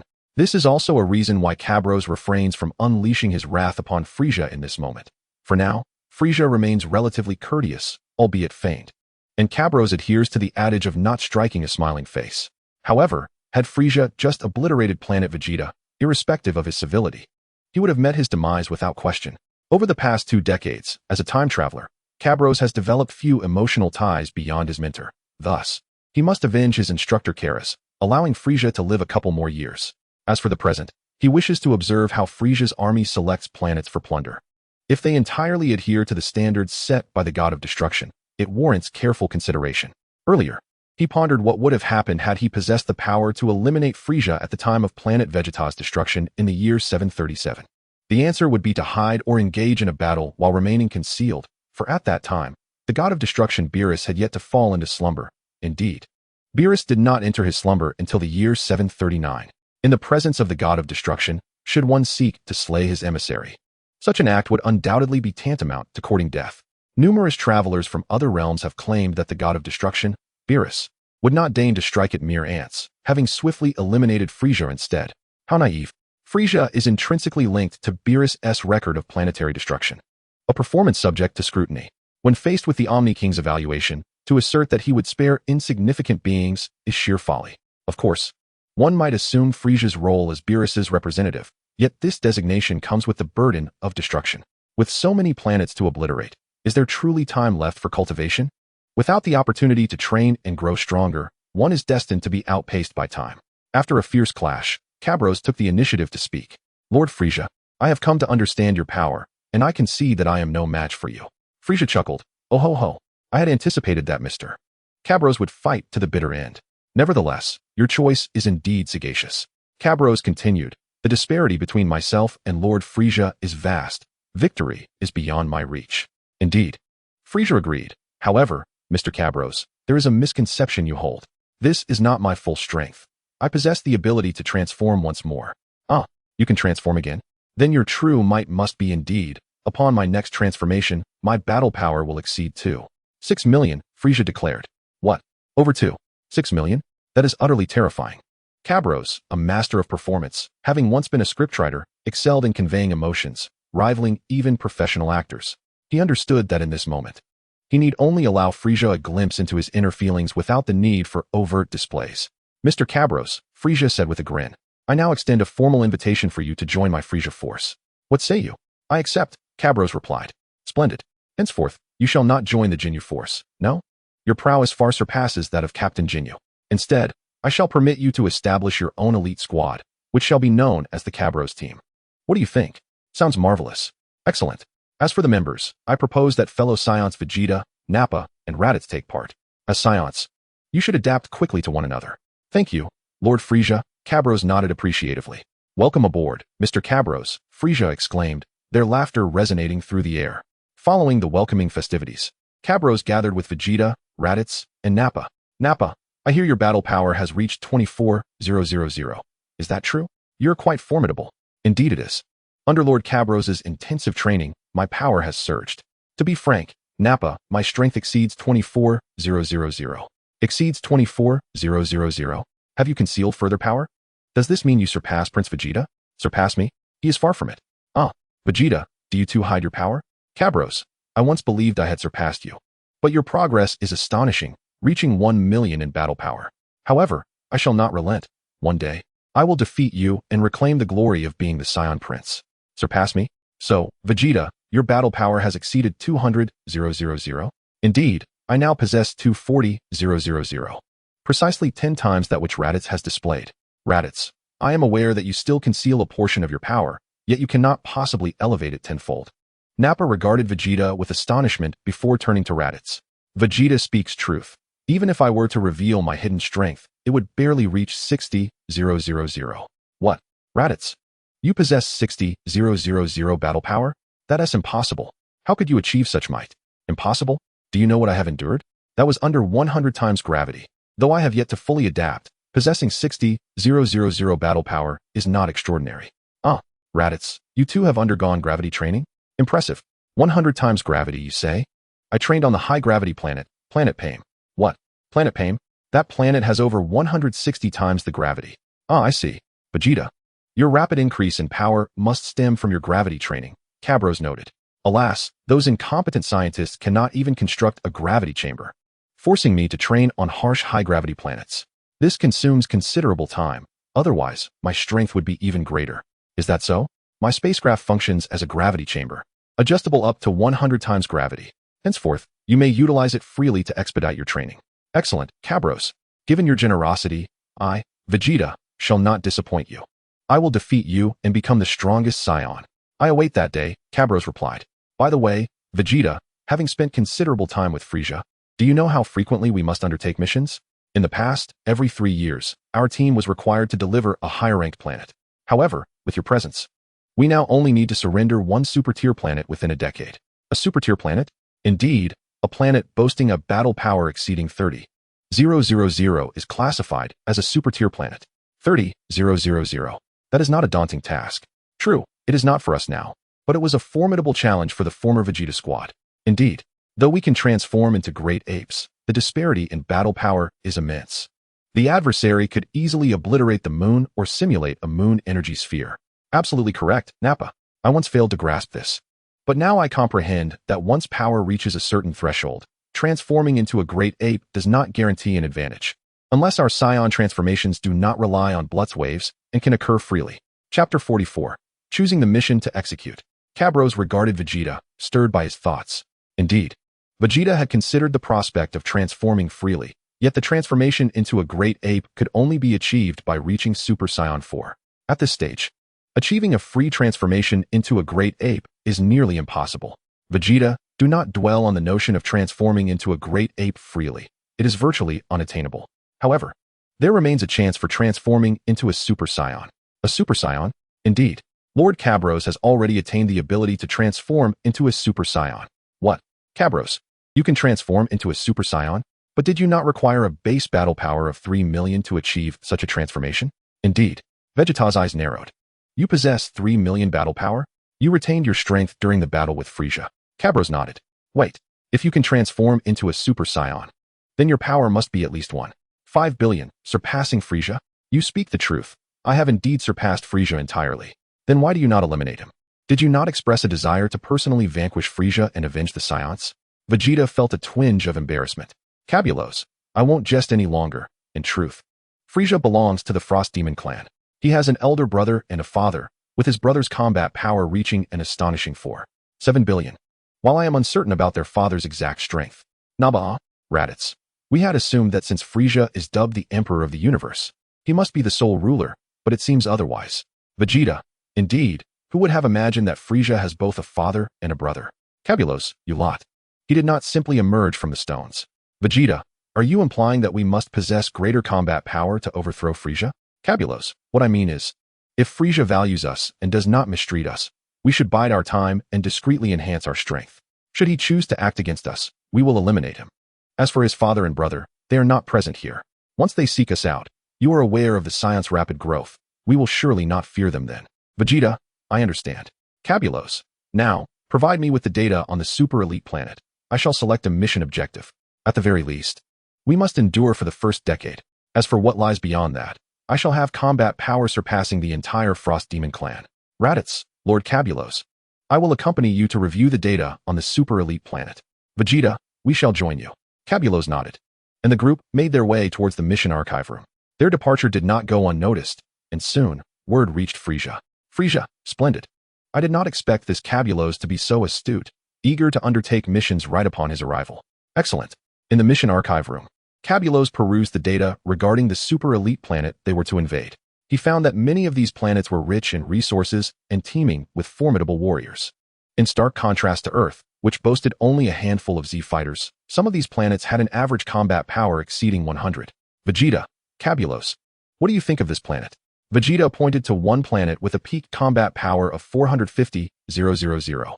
Cabulos took the dossier and examined it. This planet was led by a formidable warrior with a combat power of 450,000, who had established a righteous alliance dedicated to purging evil from their world. Under their guidance, the planet had seen a continuous increase in virtuous individuals, with many striving to alter their fates through their own efforts. Overall, the prospects for this planet's development appeared exceedingly bright. Cabulos, Vegeta, can you enlighten me as to why you would choose this planet? Vegeta, what reason is there? The strongest warrior here only has 450,000. Raditz could handle it. We should swiftly complete our mission and commence our training. Cabulos, absolutely not. This planet's flourishing development must not be disrupted. Vegeta, then what manner of mission do you seek?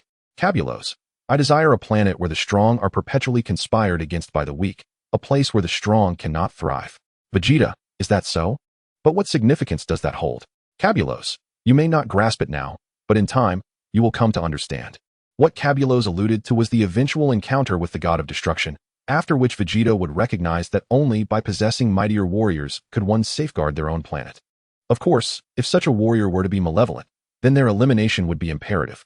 Upon entering the Dragon Ball universe, he began to emulate the thought processes of the god of destruction, seeking to comprehend why the supreme deity of this realm would accept the role of a destroyer. Gradually, he began to understand. Sometimes, the existence of a god of destruction is essential to prevent the emergence of planets similar to those in the realm of lesser narratives within the Dragon Ball universe. This universe adheres to a path of righteous cultivation and strength acquisition. What it cannot abide is the theft of another's achievements. The notion of compelling the powerful to unconditionally sacrifice for the benefit of a host of weaklings, who, in turn, exhibit ingratitude and exploitative tendencies towards the strong, is intolerable to the overarching cosmic will of the Dragon Ball universe. The first god of destruction to arrive on Earth contemplated its destruction precisely because humanity exhibited such tendencies, leeching off Goku and others, while failing to respect or support these warriors, thereby facilitating their growth. Such humanity is deemed unnecessary. Raditz, Lord Cabulos, observe the planet. Those ants are infuriating.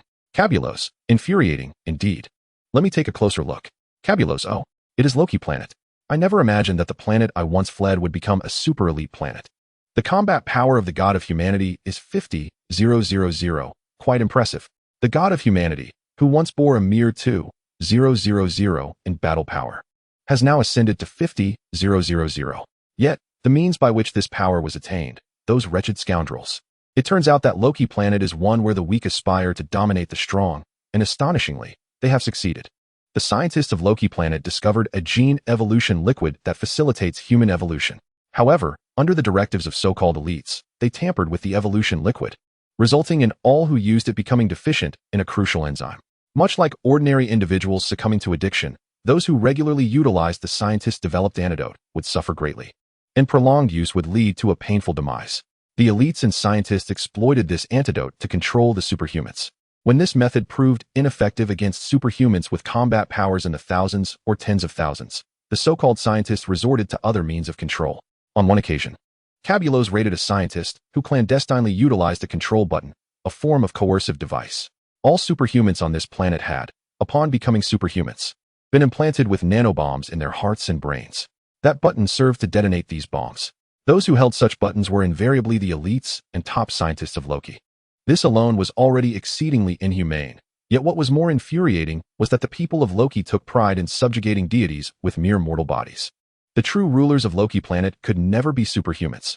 They were relegated to the status of slaves and tools. Even more disturbing, the so-called elites treated superhumans as celebrities to be controlled and toyed with, much like how certain conglomerates manipulate stars. The most notorious gossip on Loki planet revolved around a certain lord who used unscrupulous means to seduce a superhero, leading to the superhero's impotent rage directed at the innocent populace. This was utterly appalling. When one suffers injustice, seeking vengeance against the true perpetrator is paramount. To instead lash out at the ordinary is utterly unforgivable. Most unforgivable of all is the fact that these so-called superhumans displayed no consciousness of rebellion. The most powerful god of humanity, it seemed, was but a love-struck fool, manipulated by a wealthy heiress to suppress those with rebellious inclinations. Due to the immense power of the god of humanity, coupled with the complete allocation of resources in his favor, his strength vastly eclipsed that of other superhumans. Apart from him, the other self-evolved superhumans scarcely surpassed a combat power of 10,000. Among the superhumans ranked 2nd to 10th, 8 were breathtakingly beautiful women, and their fates were all too predictable. They would inevitably be reduced to mere instruments of pleasure for the elites. Chapter 45. The Arrival at Desire Planet, Loki. It was not that other male superhumans could not grow stronger. Rather, apart from one other male, who was similarly love-struck and controlled by a princess, those with rebellious intentions had been dealt with by the god of humanity. Incredible. Such a world exists. It is utterly mind-boggling. Cabulos could scarcely believe his own eyes. He had escaped from such a planet. Fortunately, he had been decisive enough to flee before the god of humanity became overwhelmingly powerful. Otherwise, he too would have been ensnared or outright slaughtered, with no chance of rising above. Now, however, Cabulos was traversing the path of strength taken by the main protagonist of the Dragon Ball universe. After training on Earth and Planet King, transforming into the Super Saiyan Cabros, he could no longer be constrained by this so-called bizarre planet. Without further ado, this was the place. Such oddities on this planet must be eradicated. Cabros declared, Vegeta, we shall venture to this planet. These people deserve death. Handing the data to Vegeta, Cabros observed the latter's expression shift dramatically. Is this so-called god of Earth a fool? Possessing such power, how could he? Cabros interjected, indeed, a lovesick fool, a pathetic weakling. Vegeta retorted, these people are not worth mourning. I shall personally annihilate them. Cabros replied, then let us depart. After registering the mission targets, they boarded the spaceship, leaving with only Vegeta undergoing gravity training aboard Cabros' vessel. Time passed swiftly, for Bulma's modified ship was remarkably fast. 2 months later, the group arrived near planet Loki. Everyone, awaken, prepare to land on Loki, Cabros announced. Humph. Such a garbage planet. I yearn to obliterate it with a single energy wave, Vegeta scoffed. Do not act impulsively, Vegeta. We still require this planet to fulfill our mission. It is rare to find a world where destruction can be executed without guilt. We must relish the experience, Cabros advised. Relish? How do you propose we do that? Vegeta inquired.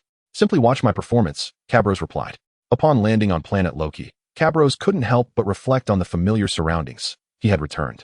Years ago, he had fled this planet like a thief, and back then, he was hardly the strongest. Now, Returning, although its inhabitants had grown stronger, he had transcended their power. No longer bound to their dimension. Previously, he had to tread cautiously here, but now he could boldly proclaim, "I do not consume beef." Navigating effortlessly to the residence of the god of Earth, Cabros was met with Vegeta's skepticism. "Cabros, how can you be certain he will come here?" Vegeta questioned. 14 years ago, I was dispatched to this planet on a mission, spending a full 7 years here. At that time, my strength was insufficient, forcing me to depart early. Cabros explained. He had left planet Loki at the age of 10, in the year 742 of the age, and now it was 756, marking 14 years since. This year coincided with the original series 23RD World Martial Arts Tournament, the year Son Goku triumphed over Piccolo, claiming victory for the first time. It marked the conclusion of the first part of Dragon Ball, with the next tale unfolding 5 years later during Raditz invasion of Earth. 14 years ago, you were assigned to a superior planet. Were those dispatching missions mad? Vegeta queried. At that time, the inhabitants of this planet were not nearly as formidable. Enough of this. The god of Earth is approaching, Cabros stated. Soon, the god of Earth approached, flanked by 2 stunning women. One was clad in form-fitting black leather and pants, while the other donned a sleeveless black bodysuit paired with a short pleated leather skirt and black stockings. Their long, athletic legs and curvaceous forms exuded allure and ice-cold elegance. The woman in leather wore a half-mask that concealed her mouth and nose, wielding a large black blade with mesmerizing, frosty eyes. The other, adorned with a half-mask covering the upper part of her face, held a black whip, her crimson lips glistening like lacquer, emanating an air of chilling beauty. Upon sighting the 2 women, Raditz and Nappa's eyes widened. "These 2 are stunning. I can't take it anymore. I must have them," Nappa exclaimed. "Such figures are enticing. But do not be foolish. Lord Cabros and Prince Vegeta are present, so it is not your turn," Raditz cautioned. Nappa reluctantly withdrew his gaze upon hearing this. Vegeta fixated on the women, murmuring, "Cabros, is this the reason you forbade us from acting directly? This justification is more than adequate. I haven't felt this excited in ages. I want them to bear me children." Cabros was equally taken aback. "What the hell? I came to destroy the planet, not to engage in this. Are you attempting to employ the allure of beauty?" Cabros stammered. "Ahem. Well, do you think you can handle both?" Vegeta replied. "Mind your own business. You want one too, don't you? All right, Cabros, I can leave one for you, but I must choose first." Cabros thought to himself, Saiyans are far too direct. Yet it makes sense. I recall a scene in Dragon Ball Super where a beauty seduced the evil Kakarot on stage, only to be carried off by him. "If you keep staring, I'll gouge out your eyes," the woman in black stockings threatened. Evidently, the exchange did not go unnoticed by the 3 nearby. The god of Earth and the woman in leather stayed silent, but the woman in stockings could no longer contain herself and issued her threat. "Did I hear that correctly? Nappa, she intends to gouge your eyes out," Raditz exclaimed. "Why not yours? She's targeting all of us." Nappa retorted. "True, but I doubt she could do anything to anyone besides you," Raditz quipped. "Damn you, Raditz. You want to fight?" Nappa challenged. "Fight. Go ahead. Let us see how your 7,000 power level fares against my 70,000. Raditz shot back. "You despicable Raditz.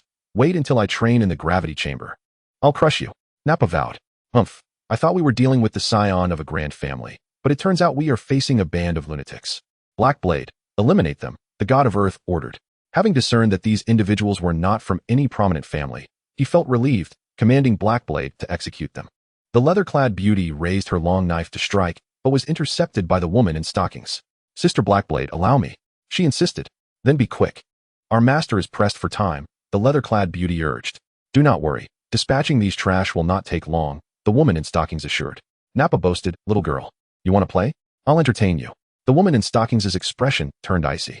"You seek death," she declared, striking with her whip towards Nappa. He was taken aback, but swiftly dodged. "Not bad, but it won't be enough to handle me. How about you accompany us back to Prince Vegeta? Perhaps you could escape death," Nappa laughed. The woman in stockings' expression darkened as she unleashed her full power. "Beep beep beep. Battle power, 2,800, Vegeta remarked. "As a woman, possessing 2,800 in battle power is indeed impressive. You qualify to be my woman. You 2 bastards will meet a gruesome fate. Mark my words," she shouted. Vegeta smirked. "Your threats are meaningless. With that meager strength, you can only tickle me. Come, prove me wrong." He began to find admiration for the woman in stockings, teasing her with his words. The god of Earth interjected, "Enough. Who are you? And what do you seek from me?" The god of Earth recognized that these individuals were not to be trifled with. His subordinates, Black Blade and Thorn Whip, were among the top 10 fighters of planet Loki, yet they were being toyed with, stirring a sense of unease within him. Could it be that he had rejected that wealthy young man's advances to send Blackblade and Thorn Whip to his bed, and now they were here to forcibly take them?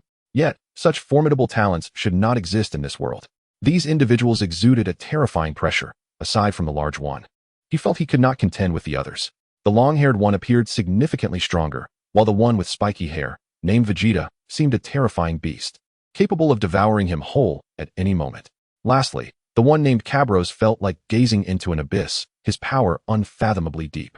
Thus, witnessing his subordinate Thorn being so brazenly toyed with, he could only resort to reason. Chapter 46. The God of Earth with a late-stage infatuation. Cabulos, I seek your audience. May we converse privately? Cabulos gestured for the two to step aside. Wang Chun, they won't act recklessly, will they? Cabulos, you'd best hope they don't. For if they do, this world will cease to exist, quite literally. Now, let us not squander time. As he spoke, Cabulos exuded a faint aura of pressure, nearly causing Wang Chun to kneel under its weight. He dared not utter another word, and promptly followed the direction indicated by Cabulos. Cabulos, hey, while you're at play, don't indulge alone, await my return. With that, Cabulos departed. Once he was gone, Vegeta exchanged a knowing glance with Raditz, who instantly vanished. Subsequently, the two alluring ladies, clad in leather and black stockings, felt a sharp pain at the nape of their necks and succumbed to unconsciousness. Naba, two lovely ladies, still contemplating plucking my eyes out. Look at you now, all docile. With that, Naba approached the two beauties. Cabulos and the God of Earth, Wang Chun, found themselves in a secluded spot. Wang Chun, what brings you to me? Cabulos, I am here to assist you. Wang Chun, assist me? Cabulos, I have heard that your fiancé, Lu Rian, has been rather restless of late. Cabulos had meticulously researched the information about the Rocky Star, clearly indicating that the investigators of the Frisia Force were not idle. They had comprehensively understood the interpersonal dynamics and power structures of Rocky Star. While most of the Frisia Force warriors were indifferent to this, it was the job of the investigators to remain vigilant. Thus, Cabulos now possessed an omniscient perspective, aware of all that transpired on Rocky Star. Wang Chun, nonsense. Lu Rian and I are well known as a loving couple. Cabulos, is that so? The information I have suggests otherwise. Wang Chun, silence. If you dare to sow discord in our relationship, do not expect my leniency. Cabulos, a lovesick fool. Wang Chun, if there's nothing more, I shall take my leave. Cabulos, wait a moment. Do you truly believe that Lu Rian, with a distant cousin enamored with your subordinates Blackblade and Thorn, would wish to send them to bed with a cousin so far removed? Or else, she does not love Lu Rian? Is that what she conveyed? Wang Chun, what do you imply? Cabulos, do you genuinely think such emotional manipulation is acceptable? They are your subordinates. As their leader, rather than safeguarding them, you would push them into the abyss. Do you believe you are fulfilling your role as their leader? Wang Chun, yet, I love Lu Rian. Her cousin is my cousin as well, and besides, Lu Rian is such a paragon. Her cousin must be a person of distinction. Blackblade and Thorn marrying him would simply be their fortune. Cabulos, you may yet be unaware that this so-called cousin was recently acknowledged and is the very lecher who sought your two beautiful subordinates, only to be reprimanded by your female subordinate. He, in turn, sought out your fiancée, Lu Rian, to claim her as an elder sister. It was only after Lu Rian accepted 100 grams of gold that she agreed to this arrangement, using love as leverage to coerce you into compliance. Wang Chun, you lie? Lu Rian is not that kind of person. Cabulos, very well. You are simply a lovesick fool. It is said you can never awaken someone who pretends to sleep. You have rendered yourself useless. Wang Chun, whether I am useless or not is of no concern to you. Cabulos, initially, it was not my concern. But as you can see, my friends have taken quite an interest in your two subordinates, Blackblade and Thorn. Thus, I shall claim them. Wang Chun, without my command. They are like thorny roses. No one can conquer them. Cabulos, no one can conquer them? That is only because they have not yet encountered us. By the way, take this. Cabulos handed Wang Chun a mystical bean. Wang Chun, what is this? Cabulos, it is a potion of regret, offering you a chance to reconsider in your direst hour. Wang Chun, my bond with Lu Rian is as strong as gold, no matter how much you say. It cannot shake my resolve. Cabulos, time to go. With that, Cabulos vanished in a flash. Cabulos thought to himself, damn it. Continuing this conversation with such a lovesick fool makes me feel nauseous. Returning to the original spot, Cabulos found both the leather-clad beauty and the one in black stockings unconscious and slung over his shoulder. He couldn't help but show a look of astonishment. Cabulos, let us depart. Vegeta, where to? Cabulos, I possess a base on this planet, though it has been years. I wonder if it still exists. Let us go. The group departed. At Cabulos's base, Blackblade and Thorn began to regain consciousness. Thorn, let me go. What do you intend to do?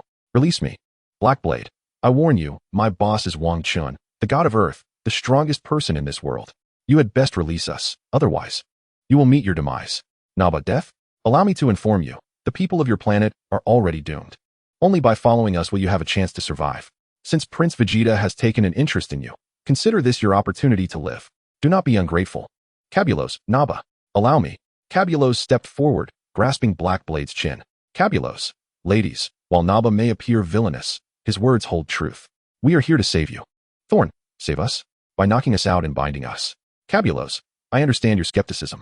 Your leader, that god of earth Wang Chun, has already sold you out. Do you know to whom? Blackblade, to whom? Thorn, Blackblade, do not listen to his nonsense. Our boss would never betray us. Cabulos, his fiancée, Lu Ruyan, has recently acknowledged her cousin, the very man who was soundly dealt with by you 3 months ago, known as Tianzhong Xingqi. As Cabulos spoke, he observed the expressions of the two. Initially, they wore looks of disbelief, but upon mentioning Wang Chen's fiancée, their skepticism began to wane. When they heard that they were to be sold to the lecherous second-generation heir, Tianzhong Xingqi, Thorn erupted. Thorn, what? You mean that old lecher Tianzhong Xingqi? I truly regret not having killed him last time. Blackblade, you think we'll believe your baseless claims? Speak with proof. Cabulos, proof, you say? Look at this. With that, Cabulos produced a portion of the Frisia Force's investigative materials and presented them to the two.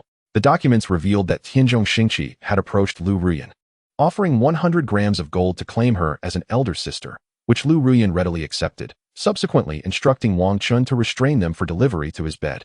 After reviewing the evidence, the two remained hesitant to fully accept it. Cabulos then played the recording of his conversation with Wang Chun. Upon hearing Wang Chun declare, I love Lu Ruyan, her cousin is my cousin. Furthermore, Lu Ruyan is so wonderful, her cousin must also be extraordinary. Blackblade and Thorn marrying him would indeed be their fortune. Their hearts sank completely.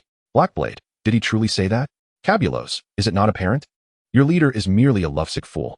What is a lovesick fool? A brainless one, who becomes foolish at any mention of Lu Ruyan. You should both be well aware of the misdeeds Lu Ruyan has orchestrated using him, yet he remains blind to them. He even explodes with rage when you speak ill of her, showing no restraint.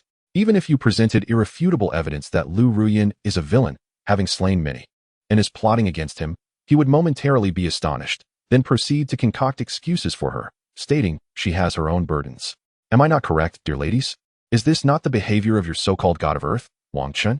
Blackblade and Thorn fell into a contemplative silence. Cabulos glanced at Vegeta, done. At the largest hotel in the City Alliance, the wedding of Wang Chun and Lu Ruyan was set to take place today, while Cabulos, Vegeta, and others arrived early to witness the spectacle. According to the intelligence gathered by Cabros, today, the fiancée of the mortal god Wang Chun is set to betray him. She will conspire with the second most powerful individuals from the homeland of Loki Star to impose sanctions upon the mortal god. Although the true strength of the homeland's warriors has been somewhat concealed, their actual power does not exceed 40,000, still insufficient to contend with the might of the mortal god. Thus, the commencement of this wedding will see Lu Ruyan, as Wang Chen's fiancée, launch a surprise attack during the exchange of rings and the ritual of honoring heaven and earth, inflicting severe injury upon the mortal god, and subsequently uniting with all present to strike against their former deity. According to their scheme, Wang Chun, having been ambushed first, will then be besieged by all, compounded by a scientist covertly triggering the hidden dangers within him. This once mighty mortal god, Wang Chun, is destined to perish today. However, with the celestial beings provided by Cabros, perhaps the outcome will be reversed. The utterly disillusioned mortal god may annihilate everyone present and exact retribution upon all involved in this treachery. Clearly, this act of betrayal against Wang Chun has garnered unanimous agreement from the upper echelons of Loki Star, and thus, this reckoning will lead to the complete eradication of its leadership. Until that moment, Cabros and his allies merely observe the unfolding drama, yet in the end, one must chuckle. The sycophant deserves no mercy. They are unworthy of existence. Chapter 47. The mortal god betrayed by all. Indeed, once the forsaken mortal god completes his vengeance, it will be time for Cabros and his faction to take action. They will ensure that this tragic, love-stricken mortal god is utterly erased, along with this doomed planet devoid of potential for development. Of course, before that, Cabros intends to recruit those who possess a consciousness for self-improvement and a spirit of resistance, offering the beings of this soon-to-be-destroyed world an opportunity. However, should some individuals stubbornly cling to moralistic ideals of saving everyone, regrettably, they will be sent directly to meet the King of Hell. Speaking of the King of Hell, In the realm of Dragon Ball, there exists reincarnation, allowing for rebirth. Thus, the slaughter of an entire planet does not carry an overwhelming weight of sin, much like in the original work, where Vegeta, having served Frieza for so long, killed enough to fill the earth, and yet in the end, he was absolved. It can be said that even after Goku's demise, he retained his corporeal form to train for a year with King Kai, causing him to perceive life and death as less significant. Naturally, should one attempt to harm those close to him, such as Black Goku, seizing his body and slaying Goten and Chi-Chi, it would ignite his fury. Beyond this, the protagonists of Dragon Ball are not as impeccably righteous as many might assume, allowing for no transgressions. It is precisely because of this that Cabros' Celestial Dragon Company and Martial Arts Alliance can effortlessly dominate the globe without inciting widespread opposition. In a corner of the wedding venue, Cabros and his companions are enjoying beer while watching the spectacle. Blackblade and Thorn are seated nearby, pouring drinks for the trio. Perhaps from the perspective of a time traveler, attending someone else's wedding seems a dereliction of duty, a failure to cultivate strength or follow the narrative. Yet, what is the essence of cultivation? Arriving in the Dragon Ball universe, possessing formidable power, and not indulging in life's pleasures would be a travesty of sanity. Thus, upon traversing to this world, Cabros intends to savor life after completing his training, to revel in the earthly delights. As the saying goes, wealth and honor not returned to one's hometown is akin to wearing fine clothes in the night. Possessing strength and capability, one must manifest their prowess on earth. Not merely to crush antagonists, but to flaunt their superiority before ordinary people is also an objective for Cabros. Of course, he does not deliberately seek to show off before common folk. However, with battle power in the hundreds of millions, he harbors no fear of the world. At this moment, immersing himself in the vibrant streets and alleys, experiencing the essence of life, is a most gratifying sensation, a feeling of transcendence, of looking down from a lofty height upon all. Furthermore, the mindset of remaining untroubled and unperturbed is indeed appealing. Perhaps at this juncture, as a man, he secretly yearns for a provocateur from the societal dregs to challenge him, providing an opportunity to demonstrate his prowess, or for a societal miscreant to forcefully abduct a maiden, granting him a chance to engage in a heroic rescue. Invincible, he fears no schemes. The machinations of so-called conspirators can only aim to approach and appease him with utmost effort. This encapsulates the life a man desires. Raditz, Lord Cabros. If, and I emphasize if, the mortal god Wang Chun, after facing betrayal, is swayed by that woman Lu Rian and decides to forego revenge, would that not render our spectacle moot? Cabros, enough, Raditz. Just hearing you say that makes me want to vomit. Raditz, then what should we do, Lord Cabros? Cabros, ugh. Speak less. I might lose my last meal. Raditz, I entrust this to you. If that so-called mortal god Wang Chun truly forgives Lu Rian for her betrayal, you must immediately act to eliminate everyone here. I can scarcely endure another moment of this love-stricken fool. Vegeta, indeed, Raditz, I too cannot bear it. How could you even consider such a possibility? If it comes to that, unleash your full power and slay everyone here. Raditz, understood, Lord Cabros, Prince Vegeta. I know what must be done. Cabros, gazing at Raditz, feels an overwhelming urge to slap him. What a repugnant thought.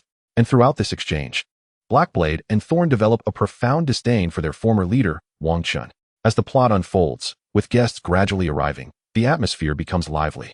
Cabros, the attendees today possess formidable strength. Several exceed a power level of 1,000. Vegeta, this level of power is merely fodder in Frieza's army.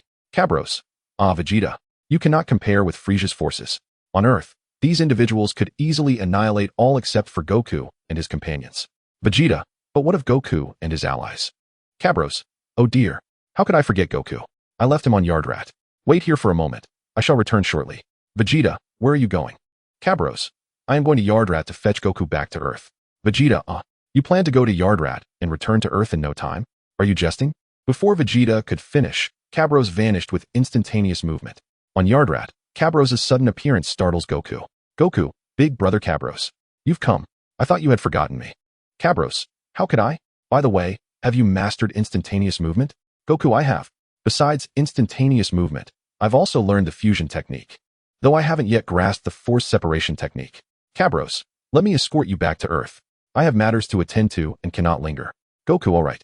Let me bid farewell to old Kai. With that, Goku used instantaneous movement to disappear and reappeared 10 seconds later. Goku, let us go, big brother Cabros. As he spoke, Goku placed his hand on Cabros' shoulder. Cabros nodded, and the two vanished. On King Kai's planet, Cabros and Goku's arrival astonishes North Kai. North Kai, Cabros, It's you. I thought I sensed a figure just now. Cabros chuckled and addressed Goku. Cabros, Goku, I'll leave you here. Hurry back to Earth.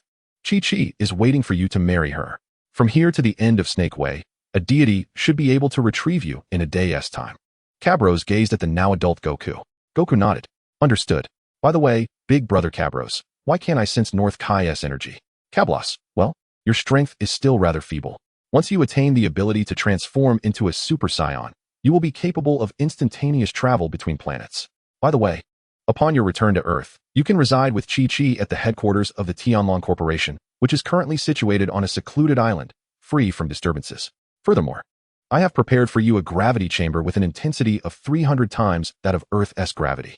Son Goku, a gravity chamber? Cablos, indeed. After your training on King Kai's planet, you should be aware of the significant enhancements gravity training offers to Saiyans. This 300 times gravity chamber is calibrated to 300 times Earth's gravity and can be adjusted according to your needs. You must understand that the gravity on King Kai's planet is merely 10 times that of Earth. Son Goku, I see. So this 300 times gravity chamber exceeds even that of King Kai's planet. In that case, the training benefits should be even greater. Cablos nodded. Cablos, remember, once your base combat power reaches 3 million, you can attempt to harness your anger to trigger your transformation into a Super Saiyan. Son Goku, understood. I will strive to become strong enough to spar with you, brother Cablos. Cablos nodded in agreement. Son Goku, I shall take my leave now, brother Cablos, Lord King Kai. I am heading back. North Kai, take care on your journey. Wait, when did I become like that? Son Goku departed. Cablos, Lord King Kai, I too must return. North Kai, wait a moment. Have you encountered Frieza? Cablos nodded. North Kai, do you believe you can defeat him? Cablos, I am utterly confident of victory. North Kai, that is reassuring, but do remember, with such certainty, why have you not taken action? Where is he? Cablos vanished with instantaneous movement. Eager not to miss the unfolding drama on Loki Star. Chapter 48. The absurd moral coercion of Loki Star. Loki Star, Central City Alliance, wedding venue. Cablos returned via instantaneous movement, greeted by a scene that was both unexpected and yet entirely predictable. It turned out that Vegeta and his companions had been engaging in shameless banter, causing many guests to wear displeased expressions. They also discovered the renowned beauties. Black Blade and Thorn were indeed striking, prompting them to approach and flirt, only to be met with a harsh reprimand.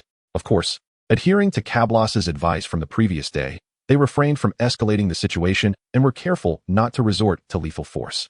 The opposing party also seemed reluctant to create a scene before the wedding commenced, as they conspired against the world's mightiest deity, King Chin. And today presented their best opportunity, one they could not afford to squander. If they missed this chance, not only would it be challenging to find another, but also, there is no such thing as a wall that doesn't leak information. What if King Chin became aware of their plans ahead of time? Then none of them would survive. Thus, although both parties harbored a desire to eliminate one another, they found themselves restrained, much like the people of Earth in their past. Vegeta and his companions were merely mindful of Cablos's exhortation, which was not a command. If the other side went too far, they could easily overturn the table. At that moment, the one teasing Black Blade was Tianzhong Xingzi, the newly recognized cousin of Lu Ruyin, a thoroughly detestable Saiyan. Black Blade and Thorn loathed him with a passion. Tianzhong Xingzi, what is this? The legendary Black Blade succumbs to the god of Earth? Black Blade, what does it concern you? You are but a wretched creature, thinking solely with your lower half. Thorn, indeed. A person like you will inevitably meet your demise at the hands of a woman. Tianzhong Xingzi, is that so? Do you think I fear you? Now that you lack the protection of the god of Earth, be careful when walking at night. Sooner or later, I will have you both tied to a bed. Thorn glanced at Vegeta, who smirked in response, and she understood. In an instant, she drew a whip and struck it across his face. Tianzhong Xingzi, you dare strike me? Thorn, I struck you precisely because of that. Tianzhong Xingzi, you've gone too far. Everyone, seize her. Stop. At that moment, the god of Earth, King Chen, appeared, interrupting Tianzhong Xingzi's retaliation. Simultaneously, Cablos reappeared, quietly materializing behind everyone. At this juncture, both Raditz and Vegeta had learned to sense energy, and they both knew he had returned. Tianzhong Xingzi, what is this? Our god of Earth is shielding his former subordinates? King Chen frowned. King Chen, Tianzhong Xingzi, who do you think you are? I advise you not to overstep your bounds. Tianzhong Xingzi, am I overstepping? Everyone look. This is the revered god of Earth, who, when one of his subordinates assaults someone, chooses to reprimand the victim instead. As Tianzhong Xingzi spoke, the surrounding guests began to echo his sentiments. voicing numerous unfavorable opinions toward King Qin. What? The god of earth is actually protecting his own? How could this be? Is it possible that those at the venue believe that the god of earth is not a hero, but merely a tyrant? I see him as a tyrant. They say that a prince who commits a crime is judged as a commoner. Yet here he is, shielding his own subordinates when they have transgressed and avoiding accountability. He is unworthy of being called the god of earth. But wasn't he at Tianzhong Xingzi who instigated the incident with the god of earth as subordinate? He merely spoke provocatively and did not resort to violence, while Thorn not only attacked, but wielded a weapon. What is she trying to achieve? Is she intent on murder? Such blatant disregard for the law is utterly outrageous.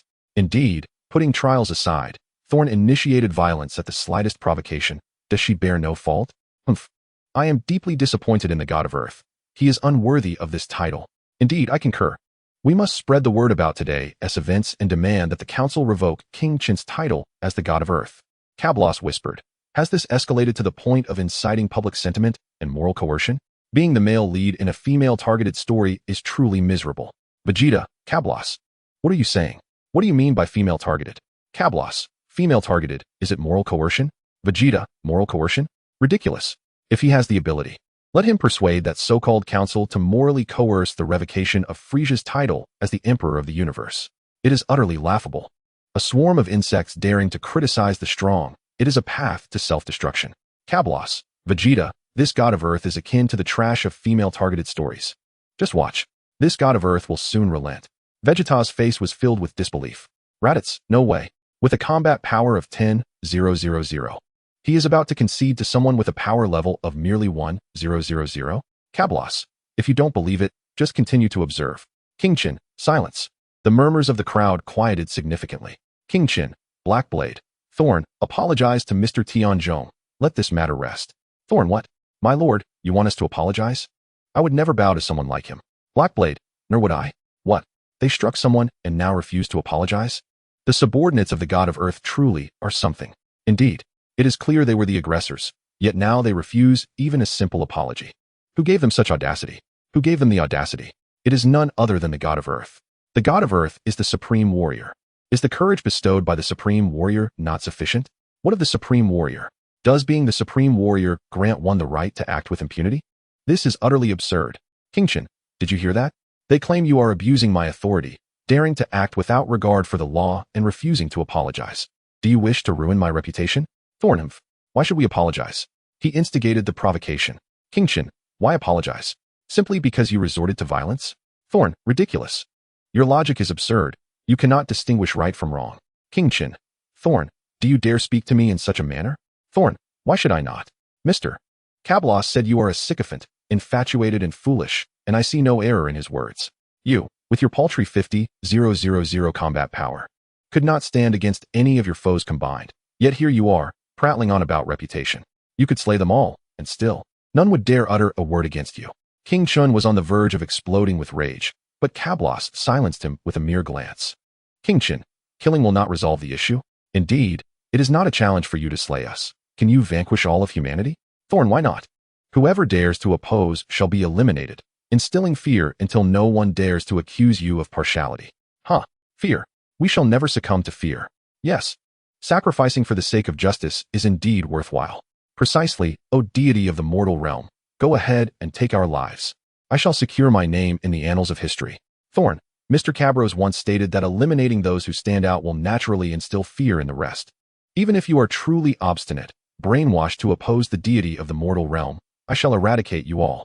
Every child above the age of 3 shall be slain, leaving only those below 3, and through education, we shall indoctrinate them to believe that the deity of the mortal realm is the true God. 20 years hence, who would dare to claim that the deity of the mortal realm was in the wrong? And as for your notion of securing a legacy, we shall eliminate those who document history. How then can you etch your names into it? Thorn's words were deliberately uttered under Cabros' instruction, serving to present Wang Chun with a choice for a dark transformation and a massacre. You are a demon. Slay this demon. Wang Chun. Thorn, you are far too extreme. Thorn, extreme? In the face of these moral oppressors, one must indeed be extreme. Just ask these people, when their wives are publicly harassed, and the victims can only endure, only to be coerced into apologizing afterward. If the world operates in such a manner, will tomorrow see all men brazenly harassing women? If women dare to resist, they will be forced to apologize. Speak up. Are you deaf? Is this not the case? Blackblade, think carefully before you speak. Your wives, mothers, and daughters are watching you. The guests nearby opened their mouths, but found no words to counter. Wang Chun, you need not apologize, but today is my wedding. I implore you to cease this disturbance. Evidently, Thorn's words struck a significant chord with this deity of the mortal realm. Although Wang Chun was empathetic and often lost in love, he harbored a deep-seated aversion to evil. Thorn's rhetoric compelled him to reflect on what he would do if someone were to harass Lu Ruyan. He would surely beat the harasser. Yet would he then be expected to apologize? What kind of twisted logic is that? Wang Chun found it unacceptable. Tian Zhongxing, no, they must apologize, otherwise I shall have my cousin break off the engagement and refuse to marry you. Tian Zhongxing invoked Lu Ruyan's name, causing Wang Chen's expression to darken with turmoil. Wang Chen's inner thoughts, what should I do? Forcing Thorn and the others to apologize is beyond my own capabilities. How can I expect a girl to do so? But surely Lu Ruyan would not heed her cousin's words and truly end our engagement. Cabros, observing Wang Chen's expression, discerned his inner conflict. A sycophant meets a grim fate. A love-struck individual deserves betrayal. Chapter 49. The deity of the mortal realm, forsaken by all. As he grappled with his turmoil, Lu Ruyan appeared, and Tian Zhongxing hurriedly approached her with sycophantic intent. Tian Zhongxing, cousin, look at the character of your fiancé. He conspires with his subordinates to bully me. You must intervene on my behalf. Lu Ruyan, how would you have me intervene? Tian Zhongxing, naturally, he must apologize. No, mere apologies lack sincerity.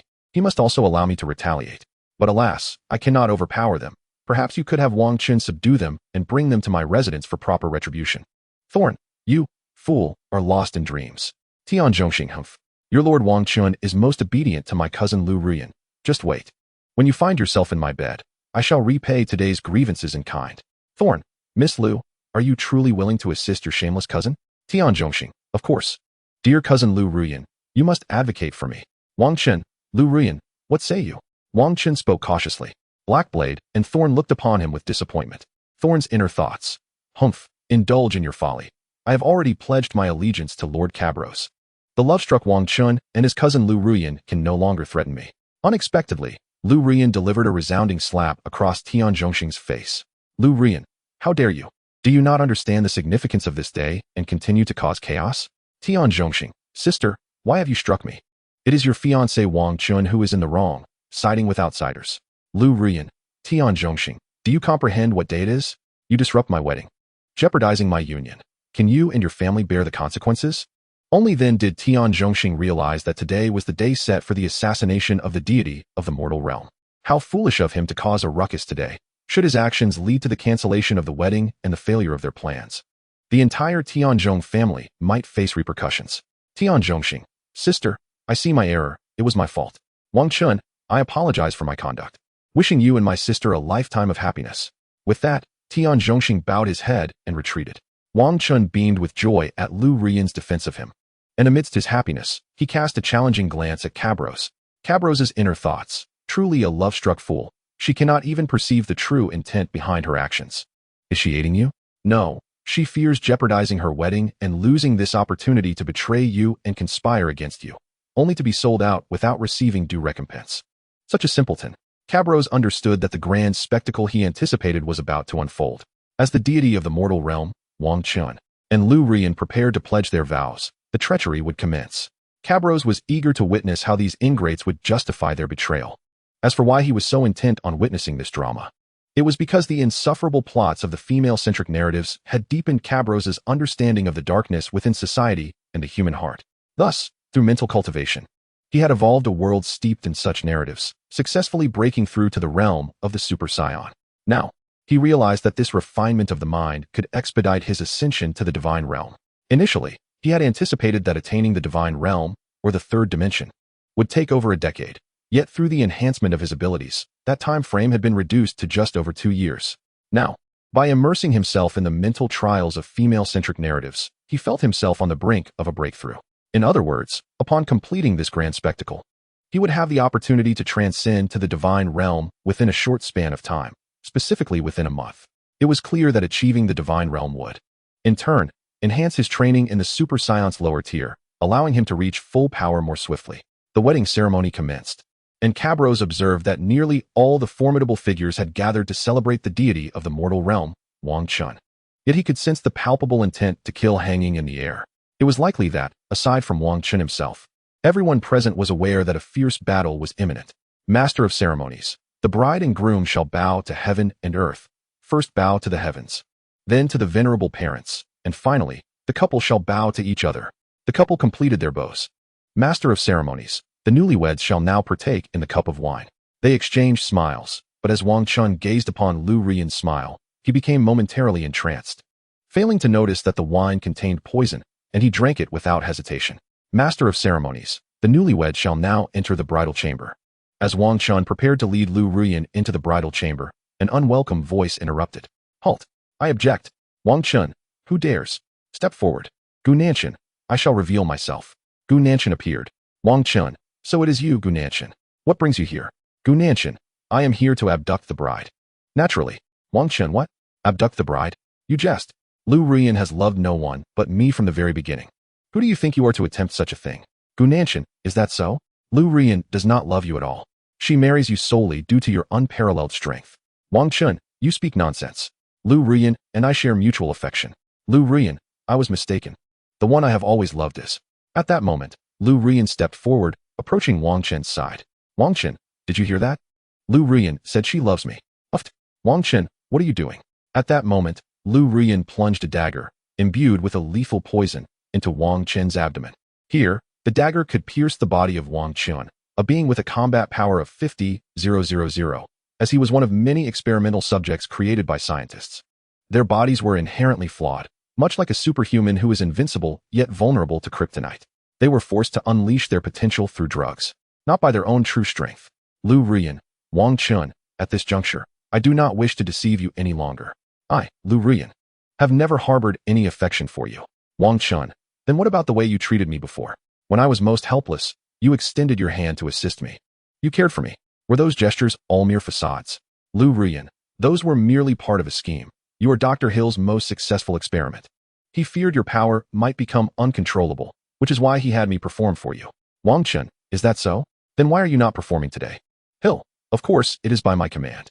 The god of mankind, Wang Chun, I granted you a second life, yet you repay my kindness with betrayal, seeking to kill me. Wang Chun, you forcibly seized and trafficked superhumans, coercing them into debauchery for your own illicit gains. Hill, with a modicum of power, you become arrogant. Let me tell you, this world operates on such principles. It is a privilege for those exquisite female superhumans to be noticed by the elite. Wang Chun, nonsense. Hill, humph. In my eyes, you so-called superhumans are nothing more than my experimental subjects, mere creatures who stumbled upon power yet remain ungrateful. Wang Chun, so, you have never regarded us as human beings. I was foolish enough to believe you were just. I eradicated so many superhumans who sought to resist for you. And now I see I was a fool. Hill, indeed, you are deserving of your fate. You are gradually slipping from my grasp, and your existence has become unnecessary.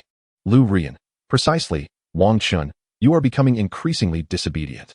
A tool ought to possess the awareness of a tool. How dare you aspire to independent thought? You are courting death. Tianzhong Xingzi, Wang Chun, you should have surrendered your two subordinates to me earlier, so it would not have escalated to this point. Humph, how dare you show loyalty to your own kind? This bodes ill, Dr. Hill. Today, when you kill Wang Chun, his two subordinates, the Black Blade Siren and the Thorn Whip shall be given to me. I have long desired them. Hill, that is certainly agreeable, young Master Tianzhong.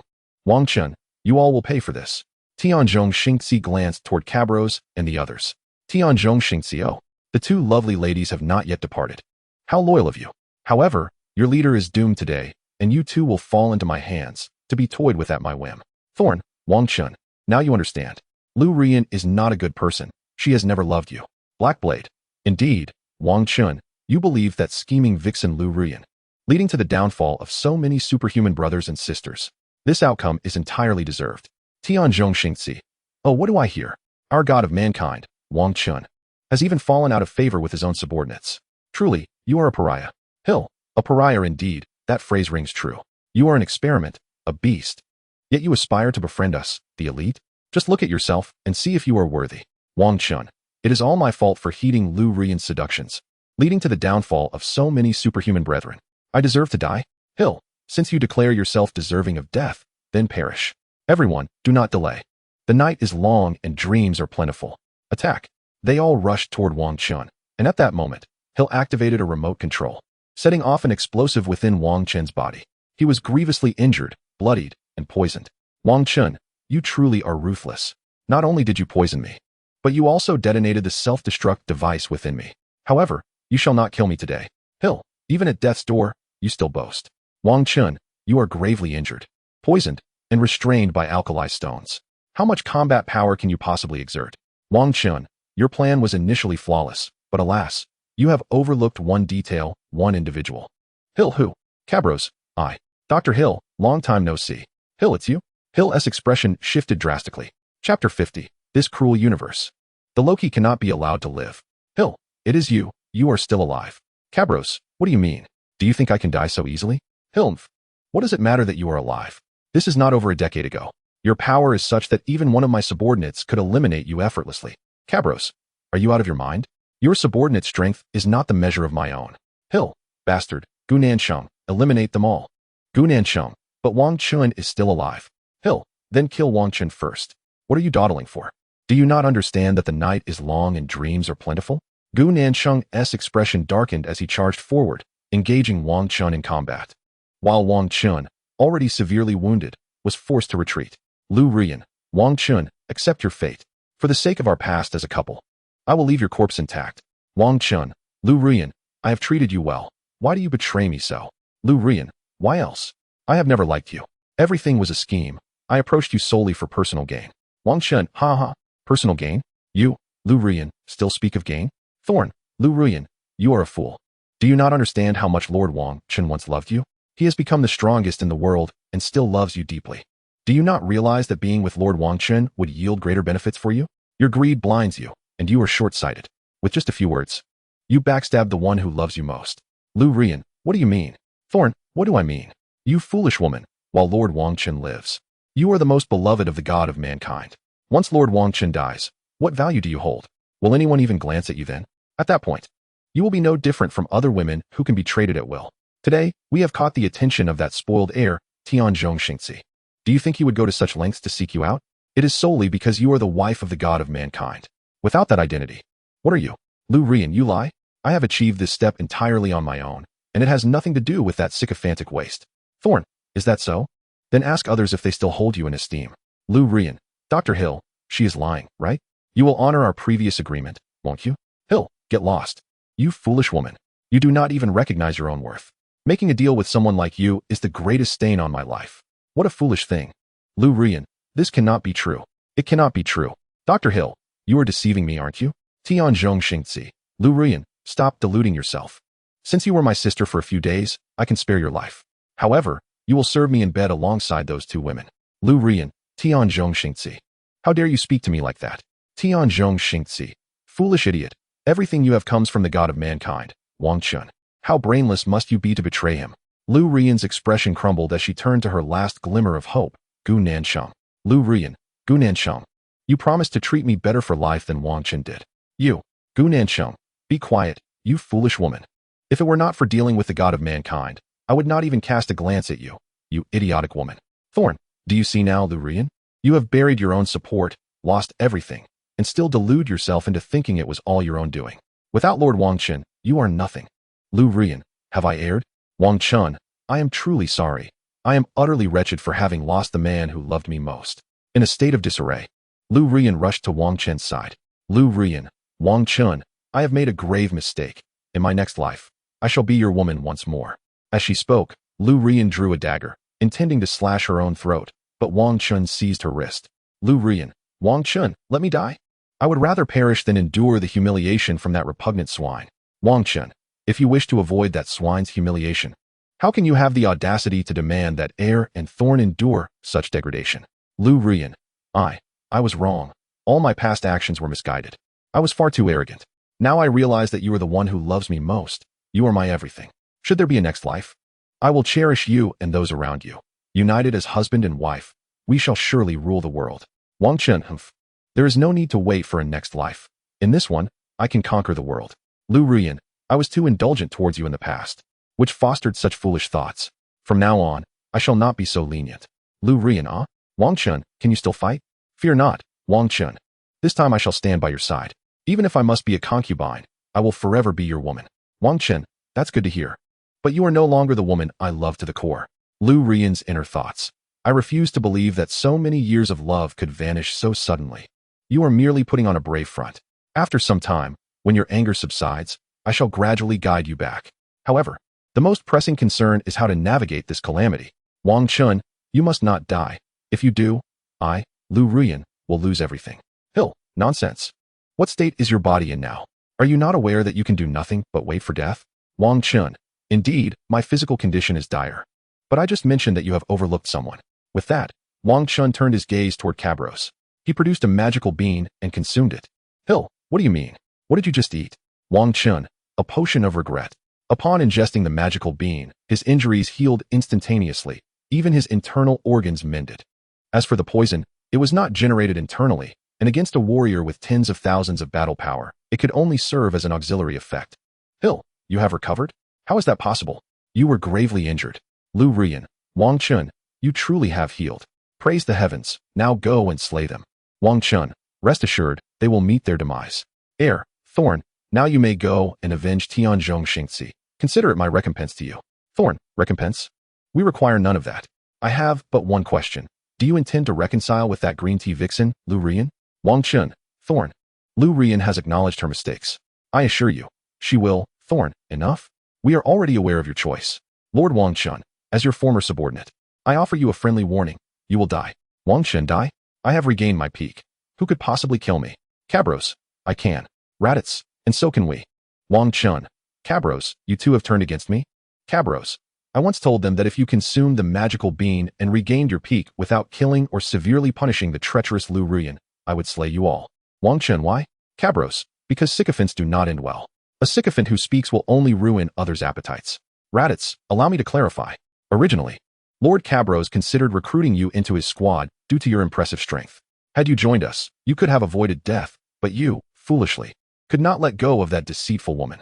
She will be your weakness, and our squad does not require a warrior with vulnerabilities. Wang Chun, a weakness? Lu Ruyan will not be my weakness, for I no longer love her. Raditz, you deceive yourself. If you no longer love her, how could you tolerate a traitor living? Wang Chun, do I still love her? How absurd. Even if I did, what would it matter to you? Do not presume that my courtesy is born of your arrogance. It is only due to Lord Cabros saving my life with the potion of regret, or rather, the magical bean. Cabros, enough of this, Raditz. Eliminate them. Leave no one behind. It is a pity to waste a magical bean on such sycophants. Raditz, understood. You wretched lot shall perish. Wang Chun, I shall see how formidable you truly are. With that, Raditz vanished in an instant, reappearing behind Wang Chun, thrusting his hand through his chest. Raditz, how formidable. Just enough to be slain by me. Did you truly believe that being called the god of earth meant invincibility? A frog at the bottom of the well knows not the vastness of the universe. Lu Ruyan, Wang Chun, are you alright? Are you unhurt? You demonic fiends. Cabros extended a finger, firing a key blast that pierced her forehead. He had no desire to hear another word from that foolish woman. Vegeta, Cabros. Is it not time to end this game? Cabros, the game is over. Now, you may proceed to cleanse this planet of its indigenous inhabitants, and we shall complete our mission. Vegeta smiled with malice. Vegeta, I have endured your filth for far too long. Perish. With that, Vegeta unleashed his famed Prince technique, sending countless key blasts in all directions. Instantly, the air was filled with the sounds of explosions, and the planet Loki plunged into chaos. Chapter 51. In the blink of an eye, 5 years. Super Saiyan at full power. Nappa soared into the air, laughing maniacally as he unleashed attacks upon everything on Loki. Meanwhile, Gunan Shang, possessing a battle power of 40,000, attempted to flee at the instant Wang Chun was slain, only to be eliminated by Vegeta in an instant. In Vegeta's words, he held a deep disdain for warriors who employed underhanded tactics. Air and Thorn trembled, their gazes fixed on the ever-smiling Cabros.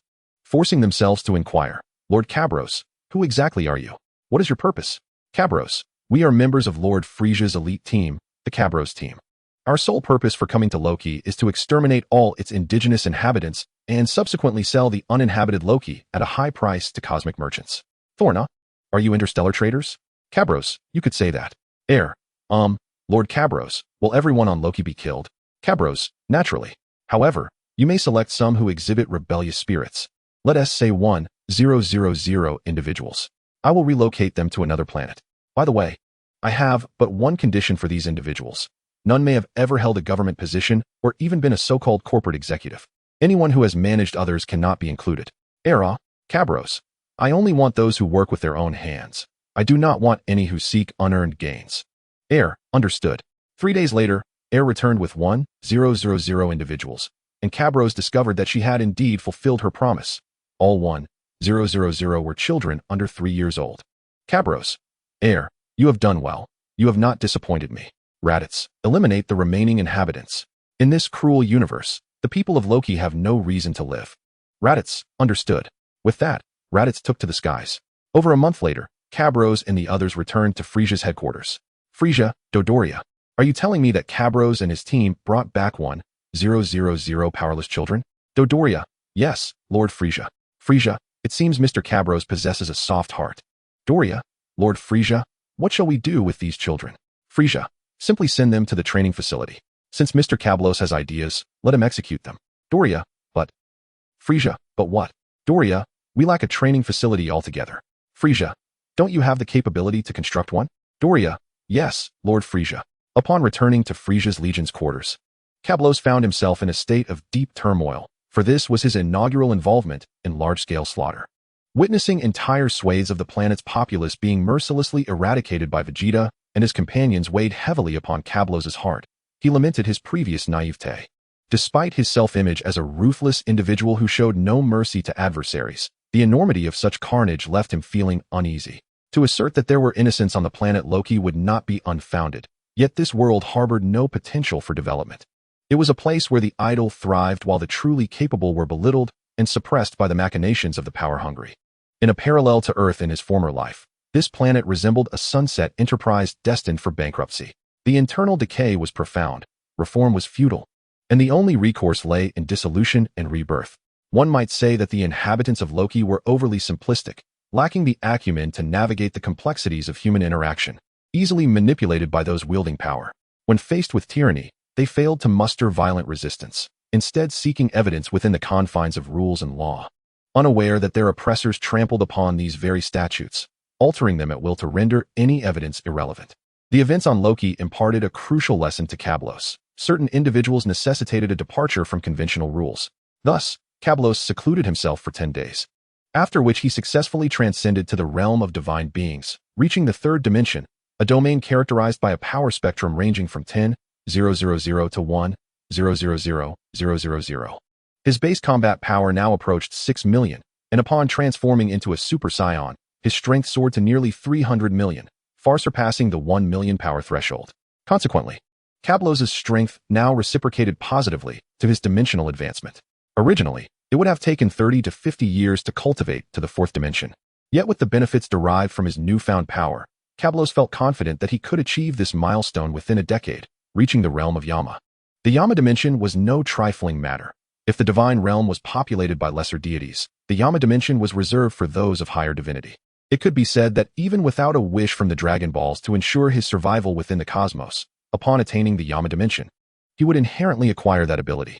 Moreover, upon breaking through the divine dimension, Cablos sensed a significant extension of his lifespan, estimating it to exceed 5,000 years. Whether it could reach 10,000 remained uncertain. Though the divine dimension belonged to the third tier, its elevation was not as pronounced as that from the first to the second dimension. Yet, Cablos could discern that the next dimension, the fourth, would herald a substantial leap in longevity. Upon returning to Frisia's base, Vegeta and his companions immediately entered training mode. As for why they felt emboldened to train at Frisia's headquarters, the explanation lay in the fact that this location was no longer the command center of Frisia's army. He had grown weary of this planet and relocated to a new one. Initially, Frisia intended to celebrate with fireworks on this world, but at Cablos's behest, it was retained as a training ground for the 1,000 children. Frankly speaking, when Cablos learned that Frisia had grown tired of this planet and sought another for habitation, while intending to use this one for festivities, he was astounded. In his previous life, he had toiled for a mere house, yet now he witnessed a galactic real estate mogul contemplating the exchange of entire planets. With Frisia's departure, Cablos ascended to the status of the planet's ruler, subsequently renaming it Cablos Planet. However, given that Frisia's spies still lurked, Cablos resolved to return to Earth for his training. Blackblade and Thorn took on the roles of trainers and caretakers for the 1,000 children, with Cablos issuing a stern ultimatum. If any of these children learned that Kablos' faction was responsible for the annihilation of Loki's inhabitants, both they and the children would face death. 5 years passed on Earth. In the blink of an eye, Kablos had elevated his base combat power from 6 million to 33 million after 5 years of rigorous training. His Super Saiyan form had also reached full power. In fact, 3 years prior, he had already attained this pinnacle with a base combat power of 25 million, achieving a full power transformation of 1.25 billion. With further amplification, this could reach 2 billion. Now, 3 years later, his base power had only increased by 800,000, indicating he had indeed reached the limits of Super Saiyan. Currently, his full power Super Saiyan strength stood at 16.5 billion, with further amplification surging to 26.4 billion. Kablos estimated that in the original narrative, Goku and Gohan, upon exiting the hyperbolic time chamber, achieved full power states with combat powers of 2.3 billion and 2.5 billion, respectively, accounting for Piccolo's assertion that Gohan surpassed Goku in strength. Fully powered Cell boasted a combat power of 3 billion, explaining why Goku remarked that even with continued training in the time chamber, he would not stand a chance against Cell, for he recognized he had reached the threshold of Super Saiyan. Now, Kablos had come to perceive the bottleneck of Super Saiyan. He was on the cusp of transforming into Super Saiyan 2, yet this final step had eluded him for 3 long years. Although he sensed the barrier loosening, at this pace, relying solely on training to naturally break through to Super Saiyan 2 would take another 3 to 5 years. Kablos could not afford to wait. The timeline for his breakthrough would coincide with the events of the Cell games, and any advantage he had accumulated would dissipate. Desperate not to let that happen, he was fortunate that today marked the successful invention of Bulma's time machine, enabling him to traverse various parallel timelines to hone his skills and expedite his breakthrough to Super Saiyan 2. Chapter 52. A Despairing Future, Gohan Still Lives. Before departing, Kablos had also inquired about Goku and Vegeta's combat strengths. Goku and Chi-Chi had married 5 years prior, and their son Gohan was now 4 years old. Meanwhile, Kablos and Bulma's son Trunks had just turned 7, boasting a combat power exceeding 2 million, and it was believed he would soon achieve Super Saiyan status. Owing to the advantageous conditions provided by Kablos' Dragon Company, Chi-Chi had permitted Gohan to train, and at 4 years old, Gohan's combat power had already surpassed 10,000. As for others, Goku's combat strength surpassed 3 million. A month ago, during the invasion of Earth by the nefarious Namekian Slag, he successfully transformed into a Super Saiyan. He was now in the second stage of Super Saiyan, with a combat power exceeding 1.5 billion. Reflecting on that battle, Kablos later investigated and discovered that the malevolent Namekians were backed by Frisia. Thus, Kablos understood that as the timeline for the original Namek saga approached, peaceful coexistence with Frisia was impossible. Kablos adhered to a principle. If there must be conflict, it would be total annihilation, not only of Frisia but also of his father, King Cold, and his brother, Cooler. As the saying goes, the extermination of an entire family is akin to slicing a worm vertically. Regarding others, Tenshinhan possesses a battle power of 2.5 million. He has acclimated to a gravitational force of 300 times and has mastered the Kaioken technique, allowing him to now execute a 10-fold Kaioken. Yamcha, with a battle power of 2.1 million, has also learned the Kaioken and can perform it at 10 times its normal capacity. Krillin boasts a battle power of 2 million and similarly wields the Kaioken, utilizing the 10-fold variant. In contrast, Kaiatsu appears comparatively weaker. After undergoing gravity training, his battle power barely exceeds 100,000, widening the gap between him and the others. Master Roshi occasionally trains in the gravity chamber, yet his advanced age proves a significant hindrance. Although he consumed the elixir of immortality, which prolongs life without enhancing his combat prowess, it has consumed much of his potential, leaving him with a battle power just above 1,000, barely able to function under 10-fold gravity. As for Piccolo, 5 years prior, when Kablos returned, he successfully recruited Piccolo into his ranks. After 5 years of gravity training and a recent battle against the malevolent Namekians, his battle power has surged to 500 million, restoring the level he achieved in the original story when merging with the Kami. The source of his newfound strength lies in Kablos' unscrupulous tactics, which enabled Piccolo to absorb the evil Namekian slug, utilizing a technique called forced assimilation, devised in the realm of the mind. Kablos instructed Piccolo to forcibly absorb Slug after the latter was gravely injured by Goku. At that time, Piccolo's battle power was merely 15 million, while Slug's was 50 million. However, Slug's age had severely affected his strength. Kablos speculated that at his peak, Slug's battle power must have exceeded 100 million, as he had managed to evade Frisia for so long.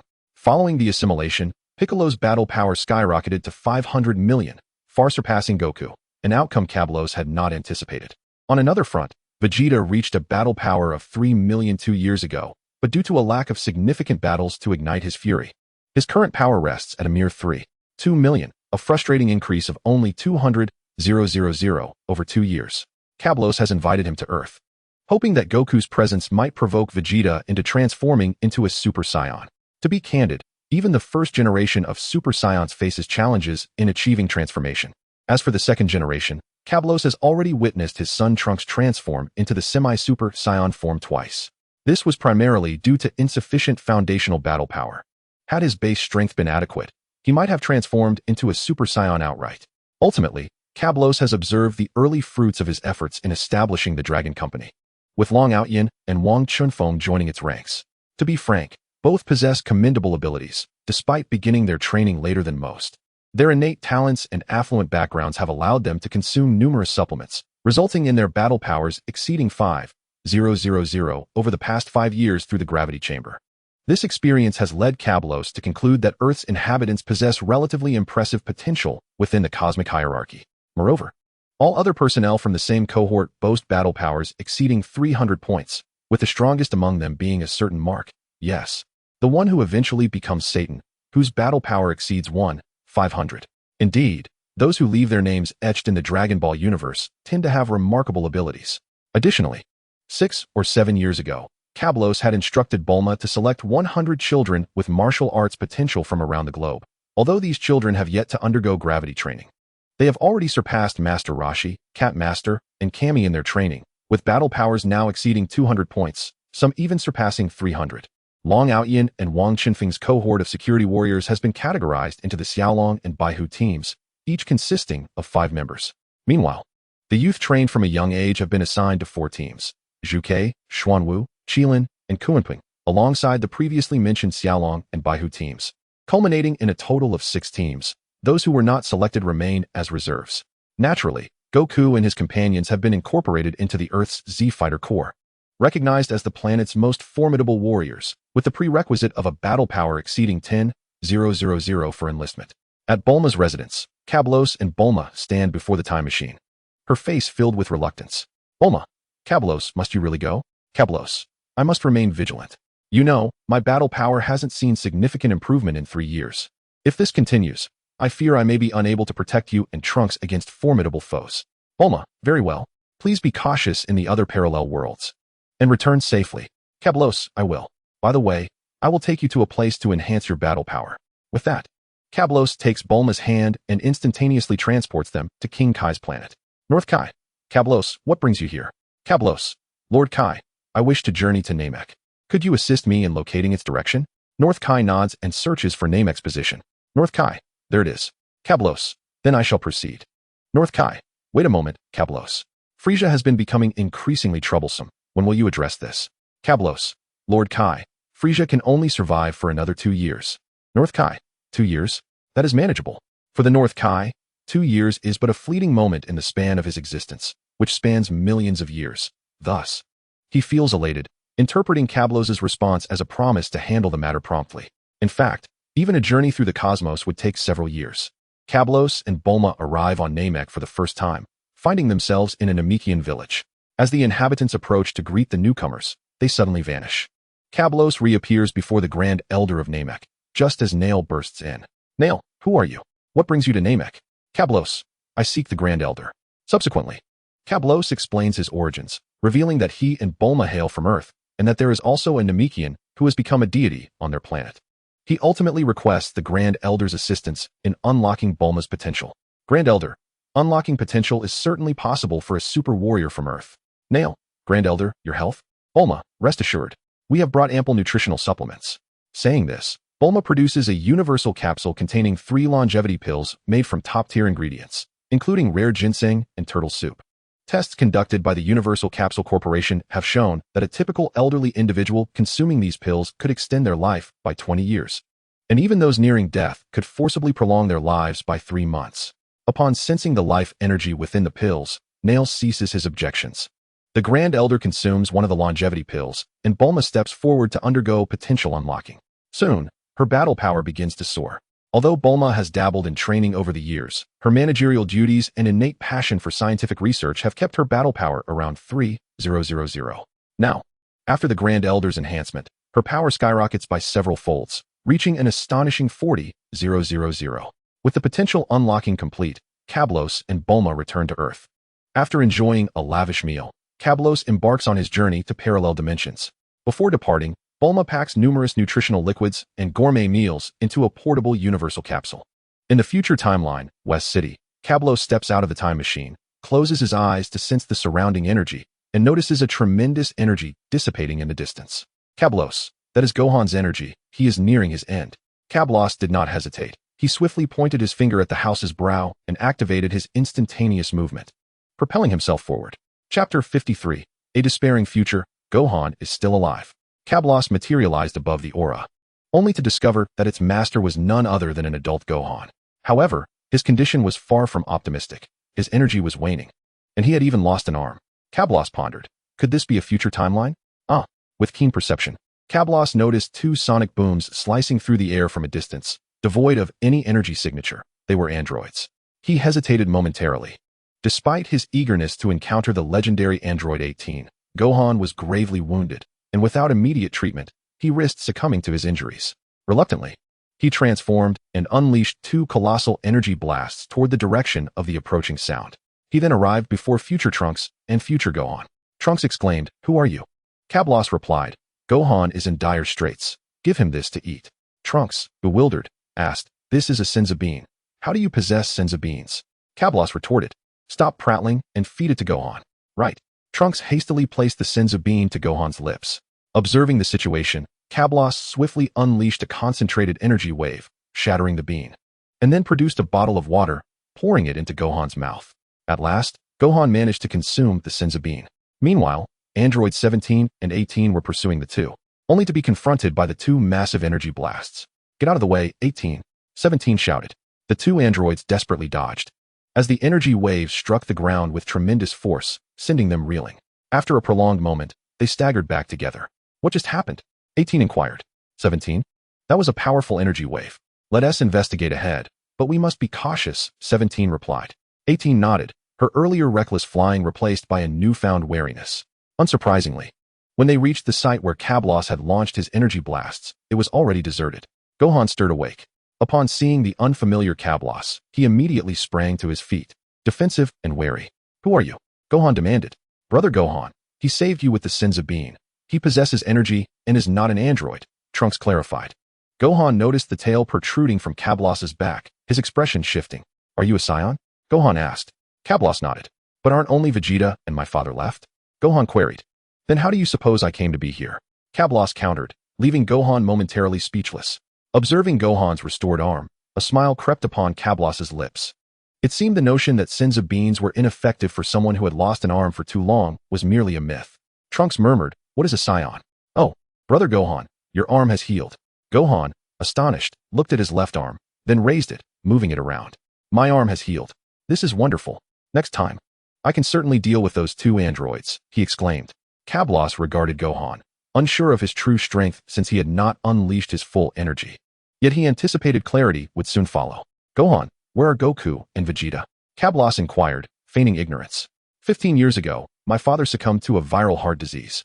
13 years back, the androids emerged, and Uncle Piccolo, Uncle Vegeta, Uncle Krillin, Uncle Tien, and Uncle Yamcha were all killed by them, Gohan recounted. 13 years since the androids appeared. That means it must now be the year 780 of the age, Kablos deduced. Both Kablos and Gohan nodded in agreement. Kablos was astonished. The timeline of this future world was indeed flawed. It was now the year 780, while in the main universe, the martial arts tournament would have concluded by this point.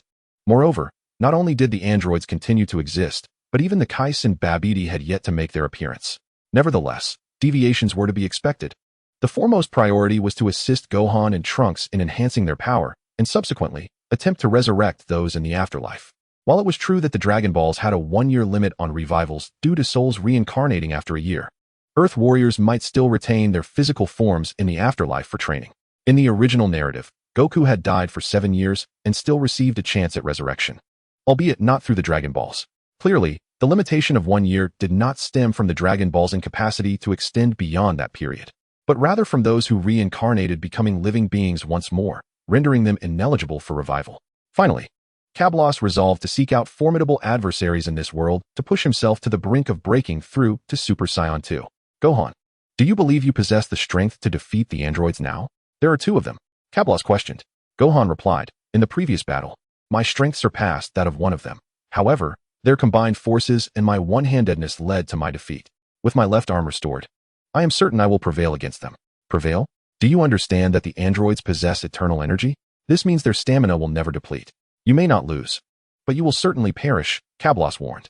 Gohan furrowed his brow. Eternal energy? Their stamina won't decrease? This poses a significant challenge. Cablos, you are being overly complacent. Your survival this time was merely luck. Without me, you would have met your demise, Cablos rebuked. Gohan silently nodded. Don't say that about brother Gohan. He works hard and is incredibly strong, Trunks defended. I do not doubt his effort, but Gohan, you must further enhance your abilities. Only when your power significantly surpasses theirs should you confront them. That is how you will eliminate them in one fell swoop, Cablos advised. But the androids are killing daily. There are hardly any people left in this world. Gohan protested. Yet if you perish, who will stand against the androids? Trunks? How long will it take him to reach your current level of strength? This is the true waste of time, Cablos asserted. Gohan's expression shifted as he comprehended. You are correct. I must diligently train and only engage in battle once I have achieved a significant breakthrough. However, I am uncertain how long that might take, Gohan admitted. Follow me. I shall guide your training, Cablos instructed. Gohan asked, Uncle Cablos, how strong are you? Cablos transformed into a Super Saiyan, unleashing his full power of 2.6 billion, fully aware that androids 17 and 18 lacked detection devices. Both Gohan and Trunks staggered backward in astonishment. What an overwhelming energy. It feels like a colossal mountain. Suffocating me, Gohan gasped. Brother Gohan, Uncle Cablos is extraordinarily powerful. His battle strength far exceeds yours and the androids, Trunks noted. Indeed, Mr. Cablos's aura feels boundless. I sense that if he wished, I would vanish in an instant, Gohan remarked. Cablos reined in his energy, smiling at Gohan. Uncle Cablos, please teach me, Gohan implored. Also teach me, Trunks added. Chapter 54, Training in the Hyperbolic Time Chamber. Cablos nodded in agreement, and the two were elated. When shall we commence? Gohan asked eagerly. Follow me. We will first go to West City to assure Bulma of our safety, and then I shall take you both to train, Cablos replied. The two nodded in affirmation. At Bulma's residence, she scrutinized Cablos from head to toe. You claim to hail from the past, yet you are my husband? She inquired. Oh, that is merely a parallel timeline. It is not the true past or future. There are numerous timelines, and Bulma, you are married to Vegeta, Cablos explained. Bulma's expression dimmed slightly. Is that so? But Vegeta has passed away. Moreover, given that we exist within a parallel universe, the construction of a time machine would be futile. Even if one were to alter the past, the present calamity would remain unchanged. Cablos reassured, do not worry, Bulma. Now that I am here, I shall assist you in resolving the dilemma of the androids. Bulma's eyes sparkled with hope. Are you saying you possess a means to deal with the androids? Gohan interjected. Aunt Bulma, Uncle Cablos is extraordinarily powerful. Should he intervene, I believe the androids wouldn't last a moment. Gohan, having sensed Cabalos's aura, felt that even a mere glance from him could obliterate him. Despite his own strength being comparable to that of the androids, he was convinced that they stood no chance against Cabalos. Is this true, Gohan? Can the android crisis truly be averted? Bulma inquired earnestly. Gohan nodded solemnly. That's wonderful. Cabalos, if you can eliminate the androids, I would not mind entering a relationship with you. Trunks exclaimed, Mom. To which Cabalos replied, Bulma, I shall not engage directly. Why not? Is it because I am too old? Bulma questioned. What are you thinking? Bulma, I am not from this world. I believe it would be more effective to train Gohan and the others, empowering them to defeat the androids. This way, should formidable foes arise in the future, they will not be left defenseless. Bulma asked, will there be new enemies in the future? Cabalos nodded affirmatively. Gohan eagerly suggested, then Uncle Cabalos, let us undergo intense training. Very well, let us proceed to the temple, Cabalos directed. The temple? Bulma echoed. Within the temple lies a room of spirit and time, where one can train for a year while only a single day passes outside. Gohan gasped, what? Such a place exists. Overwhelmed, he realized that if he could train for a year while only a day elapsed outside, then the impending threat of the androids could be mitigated with just a few days of sacrifice. He could wholeheartedly commit to the training. Cabalos remarked. Perhaps it is due to Goku's early demise here. He had entered the room of spirit and time for training in his youth. Gohan exclaimed, what are we waiting for? Let us go. Cabalos agreed, and the trio turned to leave when Bulma called out, "How long will you be training?" "At most 2 days. As one can only train for a maximum of 2 days within the room of spirit and time," Cabalos explained. 2 days? Can we not train longer? Trunks queried. 2 days equate to 2 years, which is sufficient. After 2 years, I will undoubtedly be able to defeat the androids, Gohan replied confidently. Cabalos believed in Gohan's potential. Even without the Super Saiyan breakthrough theory he provided, Gohan's rigorous training over 2 years would surely enhance his abilities. His innate talent was unparalleled within the Dragon Ball universe, and even with limitations, a 2- to 3-fold improvement was entirely plausible. Given Gohan's mastery over Ki, a well-timed ambush could easily incapacitate an android, if not eliminate them entirely, thereby resolving the android crisis. Cabalos cautioned. The limitation of 2 years of training is due to the fact that if one exceeds this time, the doors of the room will close, trapping one in that dimensional space. Of course, if one possesses sufficient strength, they could potentially break through the dimensional barrier. Gohan gasped up. Cabalos continued. Do not dwell on this now. Even with my capabilities, I am far from achieving the strength required to breach the dimensional barrier. I would need to increase my power 10-fold to have a chance. 10 times stronger than Uncle Cabalos? That seems impossible. Such a person cannot exist. Gohan exclaimed. Remember, Gohan. Scions have no limits. Cabalos reminded him. I understand, Gohan replied. Upon arriving at the temple, Cabalos called out, Mr. Popo, are you present? Trunks and Gohan exchanged astonished glances. They had presumed the temple would be deserted following Mr. Piccolo's demise. At that moment, a figure clad in dark attire emerged. Mr. Popo, I do not recognize you. Who are you? He inquired. I am a Saiyan from a parallel universe. Mr. Popo, do you truly not remember me? Cabalos asked, testing the waters. As he had always regarded Mr. Popo as a formidable individual. Mr. Popo blinked, and for a fleeting moment, Cabalos perceived an unfathomable terror, only for it to dissipate instantly, leaving him to question his own senses. Ah, it is you. Mr. Cabalos, you are the first individual I have encountered on Earth capable of training in dimensional realms. I have high hopes for you, Mr. Popo affirmed. Cabalos swallowed hard, realizing that Mr. Popo could traverse various timelines, solidifying his status as a true powerhouse, leading him to feel somewhat apprehensive. Mr. Popo, we wish to utilize the room of spirit and time. If you would be so kind, Cabalos requested. Of course, Mr. Popo replied, as Gohan and Trunks seemed to regain their composure. You are Mr. Popo. Uncle Cabalos mentioned you even trained my father, Gohan exclaimed. Indeed, Mr. Goku was quite remarkable, but alas, in this timeline. Mr. Popo began. Timeline. Gohan echoed. Mr. Popo, please lead us to the room of spirit and time. Cabalos urged. Follow me. Mr. Popo instructed as the trio approached the entrance of the room. Here we are, the room of spirit and time. A maximum of 2 individuals may enter at a time, and one can only remain for 2 days, Mr. Popo explained. I will enter first with Gohan. Trunks. You may consult Mr. Popo regarding key manipulation, Cabalos instructed. Trunks nodded in agreement. Within the room of spirit and time, Cabalos elucidated the training realms of Super Saiyan to Gohan. Upon learning of the existence of the 3rd stage of Super Saiyan in the full power form, Gohan was taken aback. I had no idea there were further stages beyond Super Saiyan. I must be quite foolish. No wonder I have struggled against the androids all these years. If only my father or Uncle Vegeta were alive, they would have surely discovered this training method, he lamented. Cabalos nodded, acknowledging Gohan's insight. He knew Goku had directly achieved the full power Super Saiyan form, and that even Vegeta, with his muscular Super Saiyan form, could have easily vanquished the androids. It was well known that after training in the room of spirit and time, Vegeta could obliterate the 2nd form of Cell. Had he faced the 1st form, he would have easily overpowered the main timeline's androids. This demonstrated how vastly superior Vegeta was to the androids, to the point where even Piccolo, who often clashed with Vegeta, remarked that Vegeta had ushered in a new era. Chapter 55, Gohan's terrifying training talent.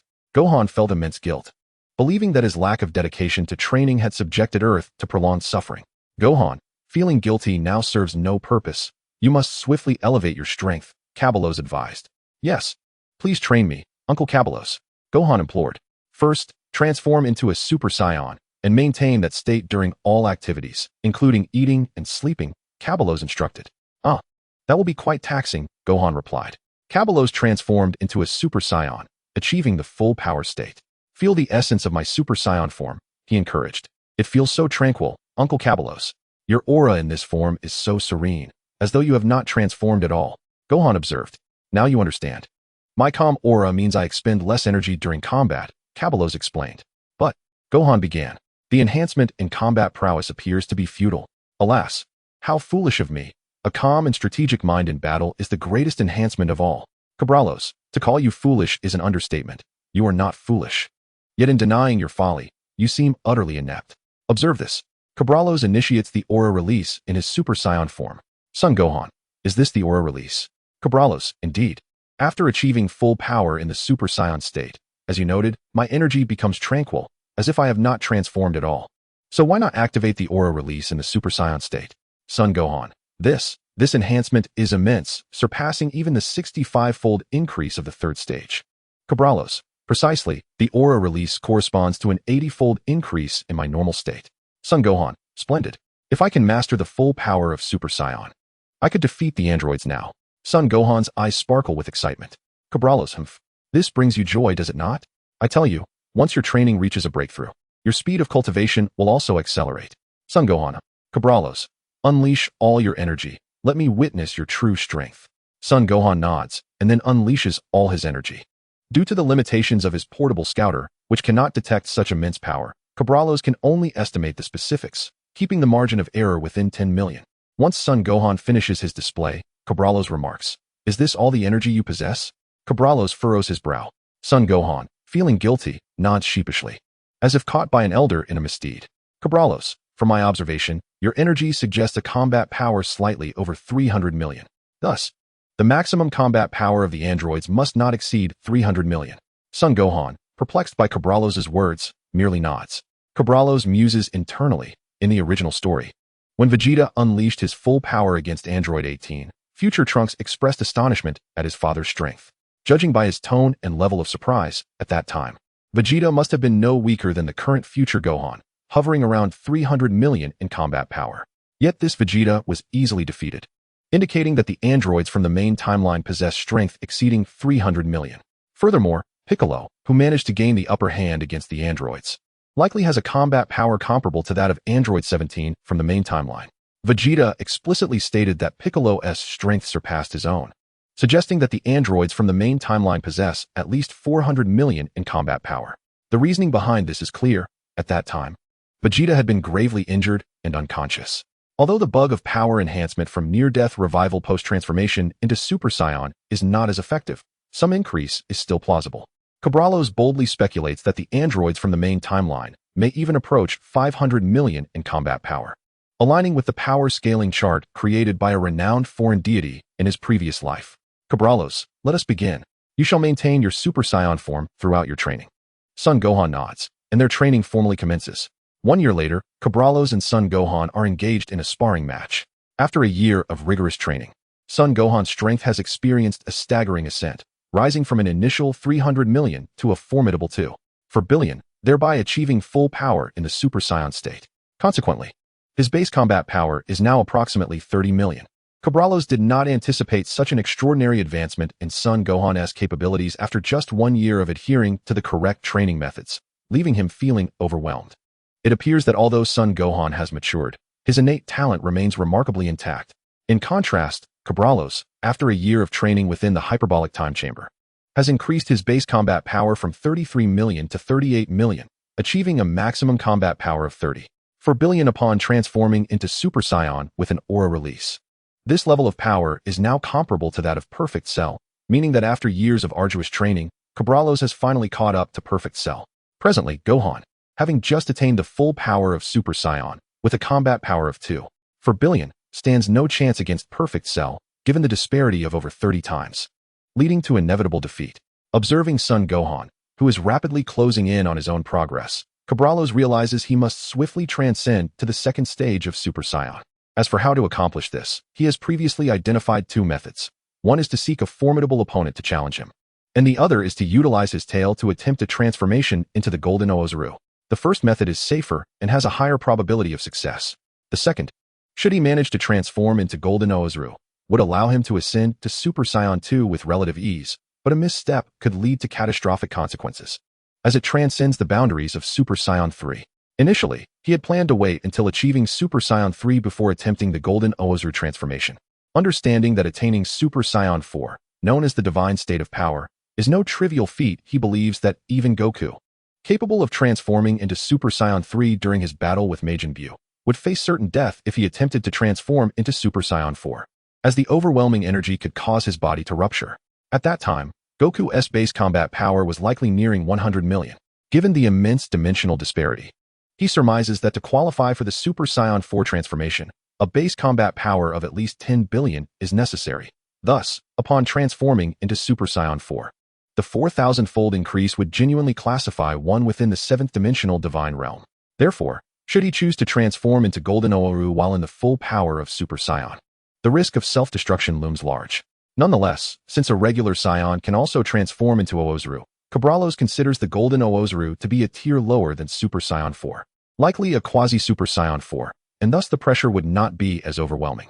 However, even with this consideration, Cabrallos originally intended to wait until his base combat power exceeded 100 million before attempting the Golden Ooru transformation.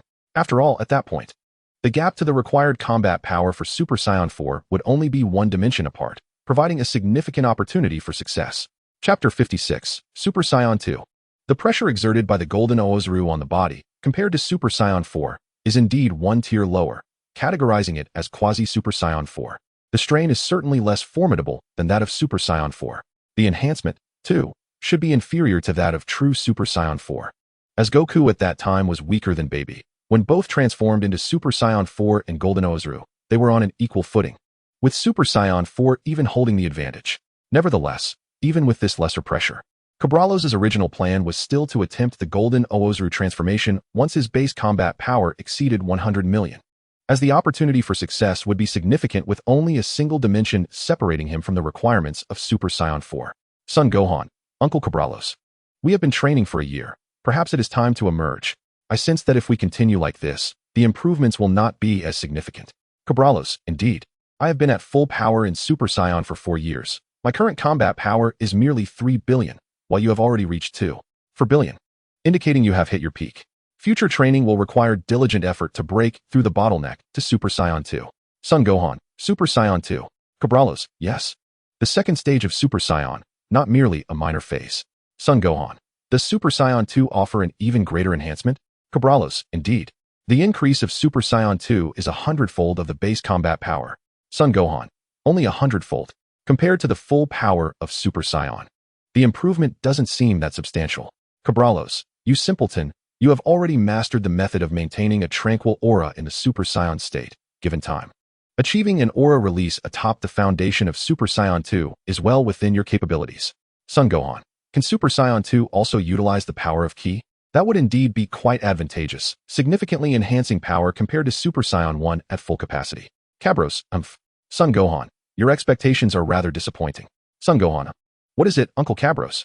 Cabros, you underestimate the impact of the disparity in battle power on the outcome of combat. Even a mere difference of 20 can lead to an overwhelming defeat. If your opponent's battle power exceeds yours by 20, you will be thoroughly crushed. Your attacks will scarcely touch them, while their strikes will only be barely deflected from your vital points. All your efforts would merely extend your survival for a few fleeting seconds. Son Gohan, indeed, a difference of 20 is so substantial. How foolish of me to claim that the 100-fold increase of Super Saiyan 2 was insignificant. My mind must be clouded. Cabros sighed, recalling the original tale where the enigmatic Gohan faced off against the Gotenks doll. The originally overwhelming Gohan was soon overpowered by Gotenks. And after the Supreme Kai healed the gravely injured Gohan, the doll remarked that his struggles and efforts only served to prolong his existence by a few seconds. Cabros, before we depart, let us engage in one final battle. This time, I will not hold back. Should you fail to defeat me, I shall take your life. Son Gohan gazed at the serious Cabros, saying, very well, Uncle Cabros, I shall certainly surpass you, for the sake of this tragic future. A fierce determination akin to that of a beast gleamed in Son Gohan's eyes. He absolutely could not afford to lose, nor could he allow himself to perish. Having finally acquired the strength to surpass the androids, he could vanquish them and restore peace to the world. He must not die now. The clash between the two erupted with unprecedented intensity. Although Cabros proclaimed he would not hold back, he refrained from unleashing his full power.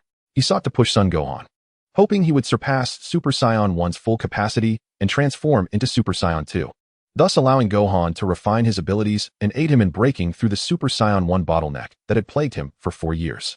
Kamehameha, Magic Flash, multiple Ki blasts, life-risking punch. As Cabros observed Son Gohan entering a heightened state, he bellowed, Take this. Universal Shocking Palm. Cabros unleashed the Turtle Hermit's ultimate technique, which had been traded for 10 beautiful discs. Son Gohan. This is the Universal Shocking Palm of the Turtle Hermit. Such a domineering force of lightning. Open up. Open up. Son Gohan struggled fiercely, yet he could not escape the grip of the Universal Shocking Palm, and within it, his injuries grew increasingly severe until his consciousness began to fade. In that moment, he lost sight of the fact that he was battling Cabros, envisioning instead the malevolent androids 17 and 18. Son Gohan. Damn it. You vile androids 17 and 18. You have slain Uncle Piccolo, and now you wish to kill me. Plunging the earth into utter despair? Son Gohan's expression twisted with rage, his eyes losing focus, becoming terrifying. Son Gohan, no. I absolutely cannot die. Accursed androids. I will slay you in vengeance for Uncle Piccolo. I demand power, overwhelming power. Son Gohan erupted forth, successfully breaking through the barrier of Super Saiyan 1, transforming into Super Saiyan 2. In an instant, the transformed Son Gohan shattered the confinement of the Universal Shocking Palm, channeling all his strength into a punch aimed at Cabros. Puff! Cabros spat out a mouthful of blood, acutely aware that in that fleeting moment, Son Gohan's battle power soared beyond 4 billion. Had he not evaded in time and mitigated the force, that punch would have pierced through him. Yet now, he was not in a much better state. His chest caved in, several internal organs shattered, and he was essentially resigned to his fate. A battle power exceeding 30 meant instant annihilation. Truly, it was no exaggeration. As Son Gohan launched another attack, Cabros hastily consumed a Senzu bean, healing his near-fatal injuries. This recovery elevated his battle power from 3 billion to 5 billion. An increase of 500 million, a testament to the potential he had accumulated over 4 years, unleashed by that punch. With a battle power of 5 billion, he was still no match for Son Gohan, yet he was no longer in danger of being instantly defeated. Despite enduring repeated blows, Cabros felt an exhilaration growing within him, his eyes sparkling with intensity. He was close, so very close to breaking through. Cabros sensed that the barrier separating Super Saiyan 1 from Super Saiyan 2 had begun to crack. With each of Son Gohan's punishing strikes, the fissures widened. Enough. Cabros felt that the cracks in the barrier were sufficient, gathering all his ki and charging forth. Puff! With a soft sound, Cabros shattered the barrier of Super Saiyan 2. He had succeeded. At long last, he had transformed into Super Saiyan 2. Cabros was filled with uncontainable joy, feeling the surge of power coursing through him. This was an enhancement of the fundamental strength of Super Saiyan, not merely a matter of ki amplification. Exceeding 5 billion. He was certain he possessed over 5 billion in battle power, potentially reaching as high as 5 billion.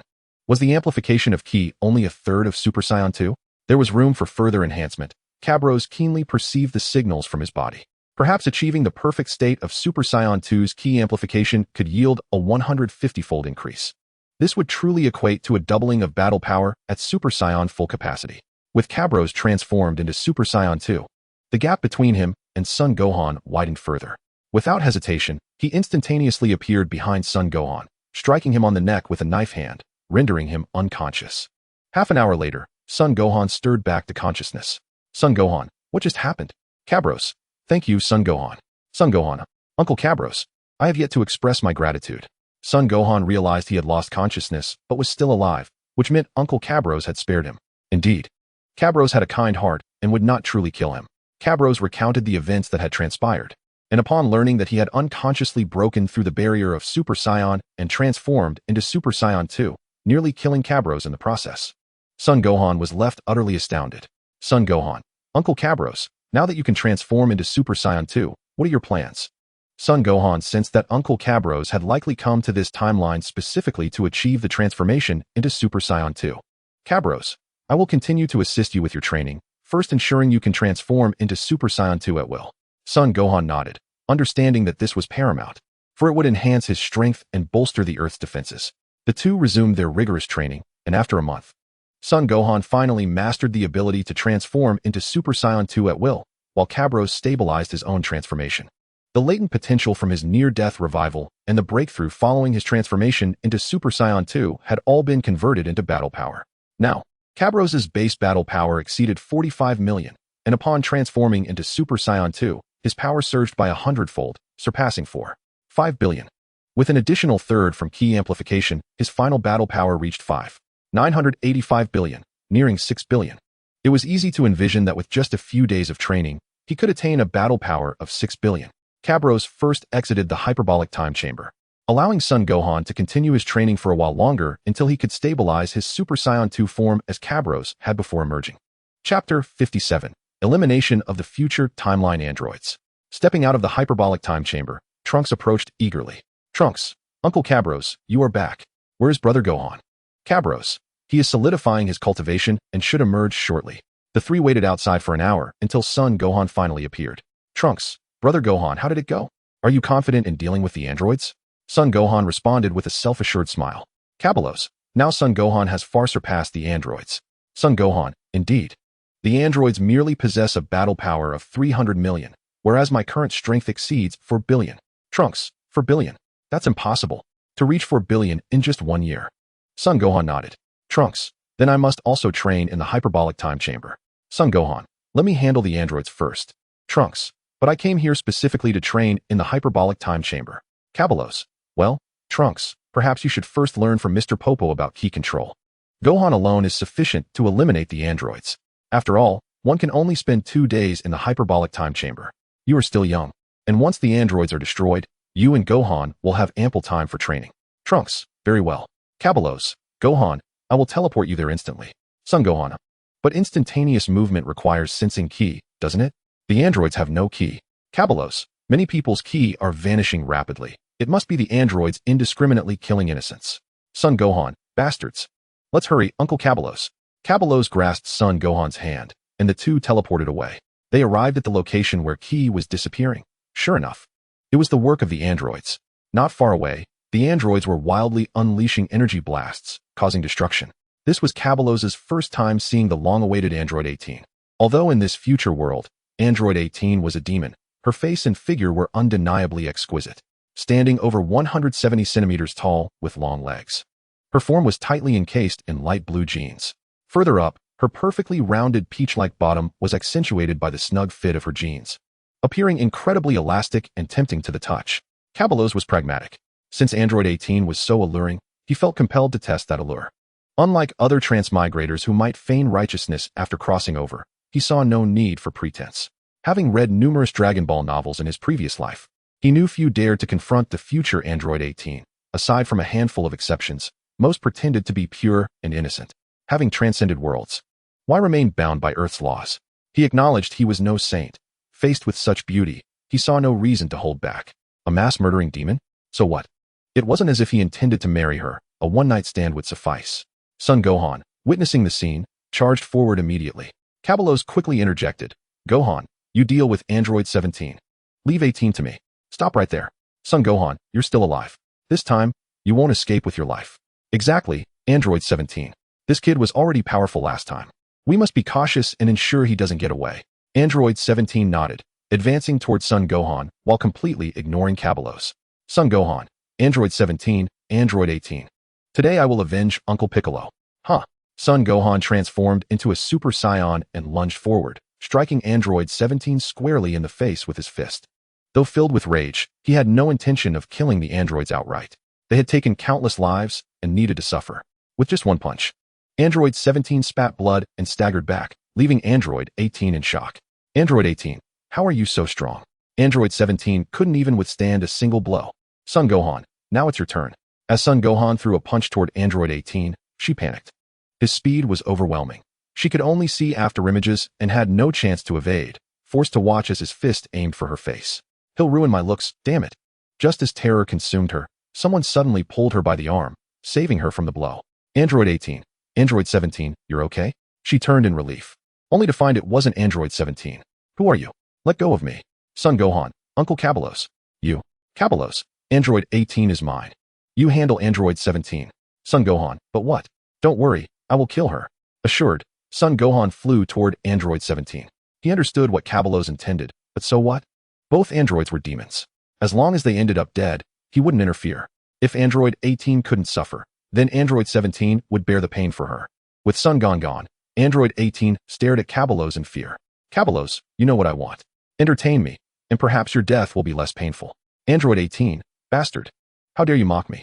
I'll kill you. She attacked Cabalos. Having seen Son Gohan's respect for him, she knew it wasn't just due to seniority. There had to be a strength factor.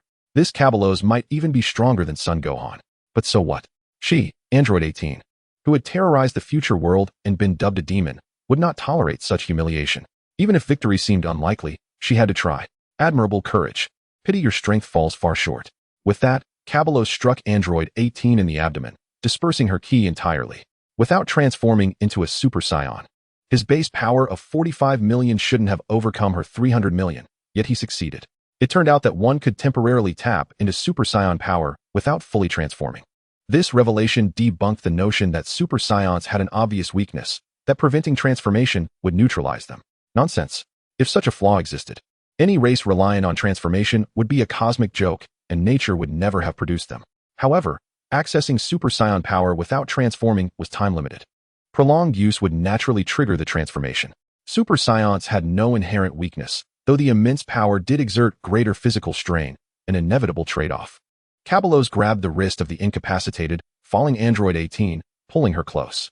With his other hand, he caressed her face. Now, your nightmare begins. He laughed heartily, hoisting her by the waist and flying toward a half-destroyed building. Let me go? What are you doing? Ah, excellent. Your derriere is indeed elastic. I'm sure many have longed to touch it. Today, I shall enjoy it on their behalf. He kissed her cold, proud cheek while freely groping her firm, rounded buttocks, so springy and pert. Her long legs were exhilarating to touch.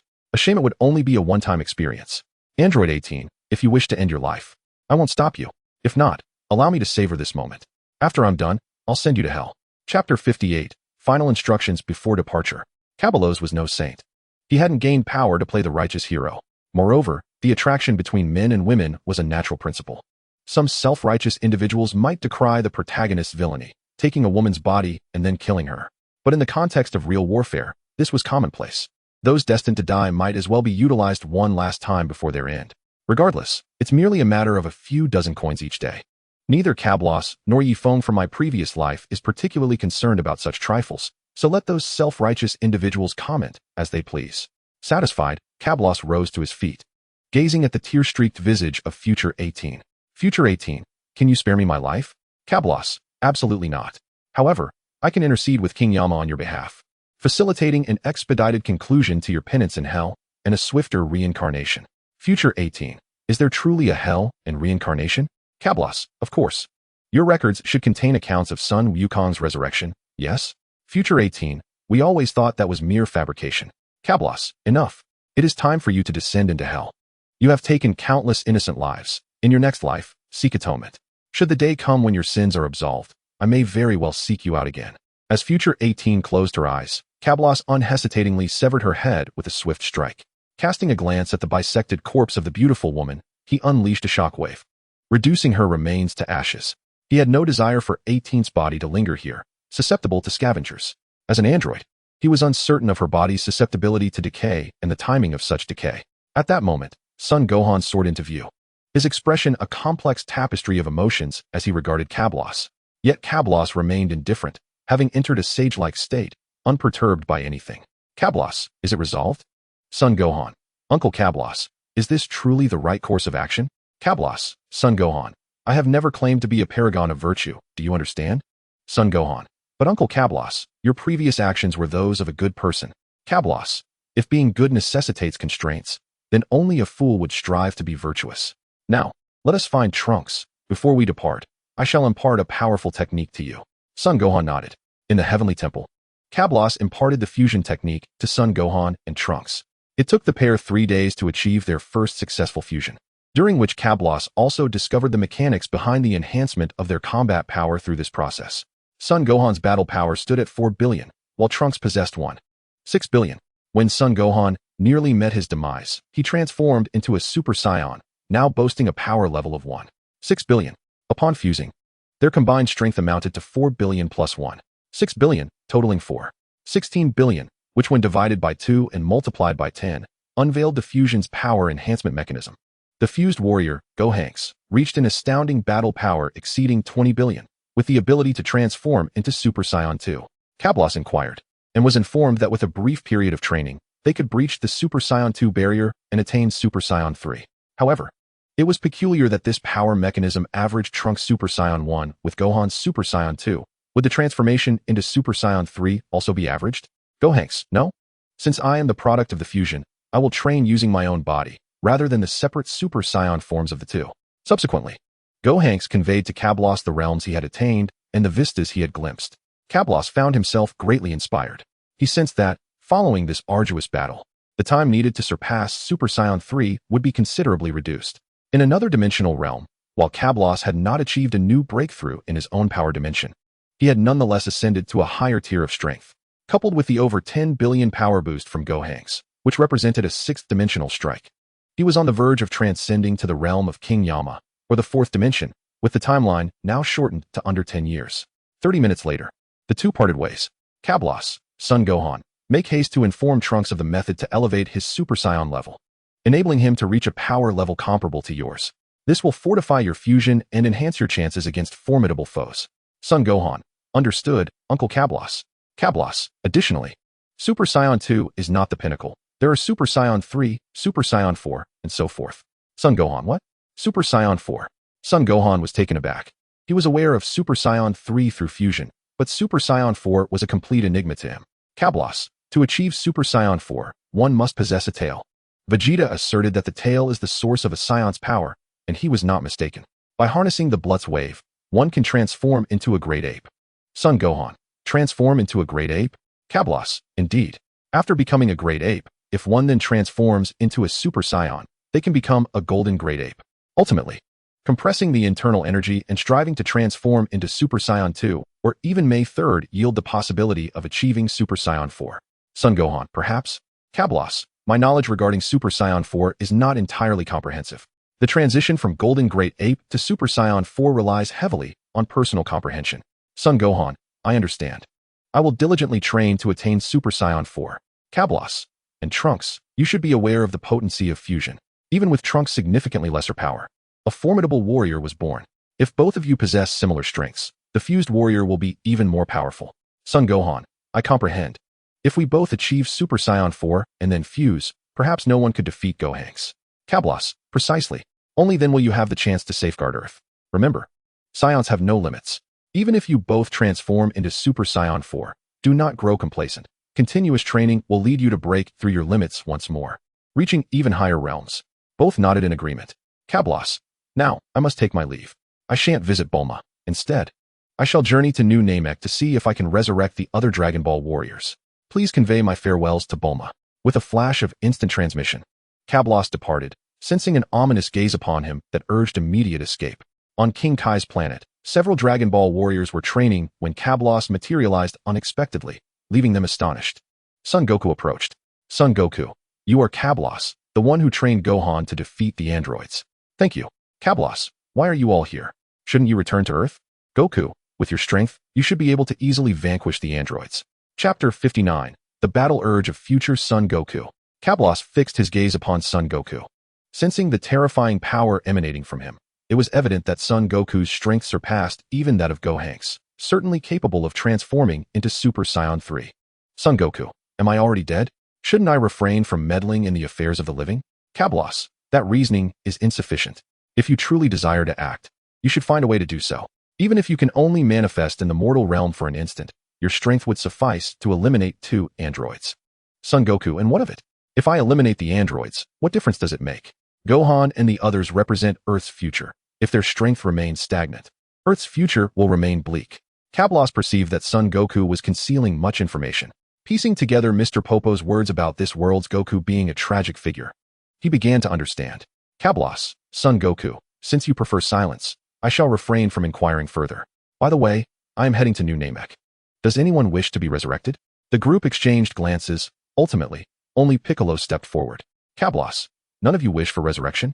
Krillin, even if we were revived, our strength would be of little help. With Gohan and Trunks on Earth, that is sufficient. Kablos, what of Vegeta? Son Goku, Vegeta has reincarnated. He committed many sins in life, and upon death, could not cultivate in his corporeal form. Thus, after atoning for his transgressions in hell, he has reincarnated. Yamcha indeed. For such an extended period, we have yet to be resurrected, and everyone is on the brink of despair. Well then, might I also be revived? Tianjinhan, my companion. The dumpling, and I will remain in this realm to cultivate. It suits us well here. Cabulos nodded. Very well. Son Wukong, do you not wish to return? Son Wukong, I died of illness. How could I possibly be resurrected?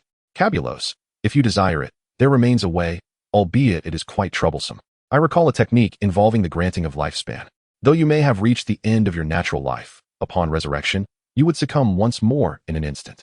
However, if sufficient life essence and lifespan are infused into your body, revival is indeed achievable. Sun Wukong. But Vegeta has already perished. Cabulos, do you require an opponent? Sun Wukong nodded. Cabulos.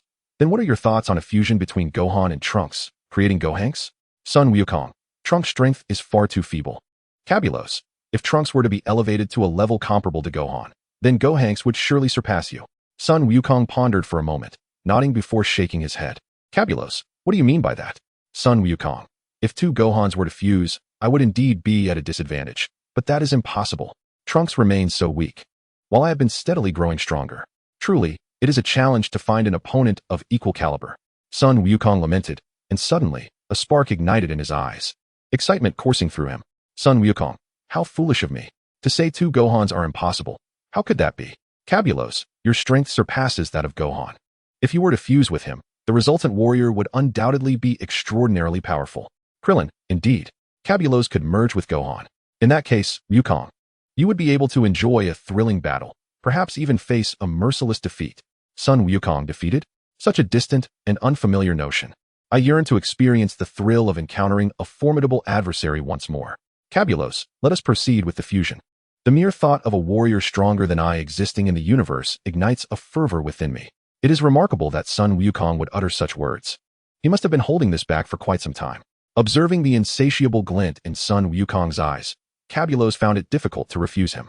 Cabulos, very well. Wait here, I shall retrieve Gohan. Sun Wukong, splendid. Thank you, Cabulos. North Kai, you may engage in battle here, but do exercise caution. Do not let my Kaishin planet suffer collateral damage. Both nodded in agreement. Without delay, Cabulos instantaneously transported himself back to the temple. Son Gohan, Uncle Cabulos, what brings you back? Cabulos, your father, Sun Wukong, wishes to see you. Son Gohan, Cabulos, do not resist. With that, he grasped Son Gohan's hand and teleported away.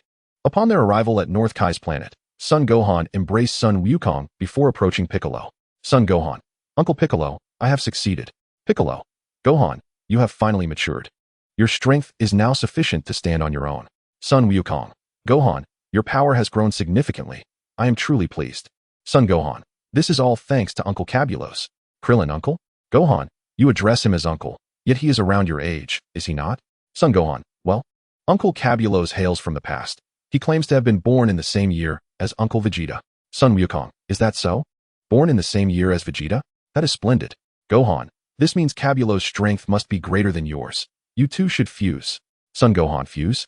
Sun Wukong, indeed. I have not encountered a worthy opponent for quite some time. If you and Cabulos were to merge, it would surely yield a formidable warrior, allowing me to fight with all my might. Son Gohan, Uncle Cabulos, what do you think? Cabulos, I have already promised Mr. Sun Wukong. For many years, he has lacked a rival and has longed for a true battle. Son Gohan nodded. The two then proceeded to fuse. In a brilliant flash of light, a terrifying aura radiated forth.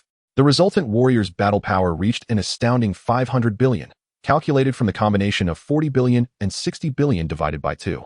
Then multiplied by 10. The newly fused warriors instantly transformed into Super Saiyan 2, eager to gauge the strength of their newfound power. This battle power was on par with that of Majin Buu and comparable to the Super Saiyan 3 Gotenks from the original series. Krillin, such immense energy.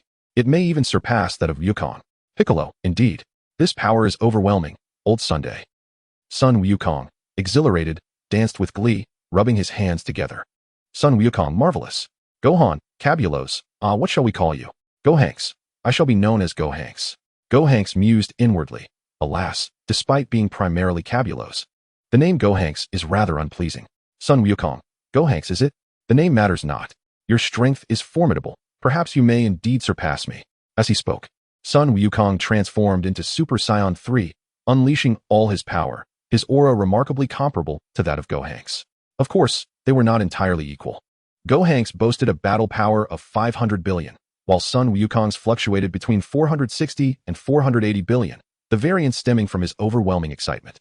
Gohanks surmised that Wukong's strength was likely around the 480 billion mark, heralding a truly evenly matched battle. Chapter 60, The Strongest Against the Strongest.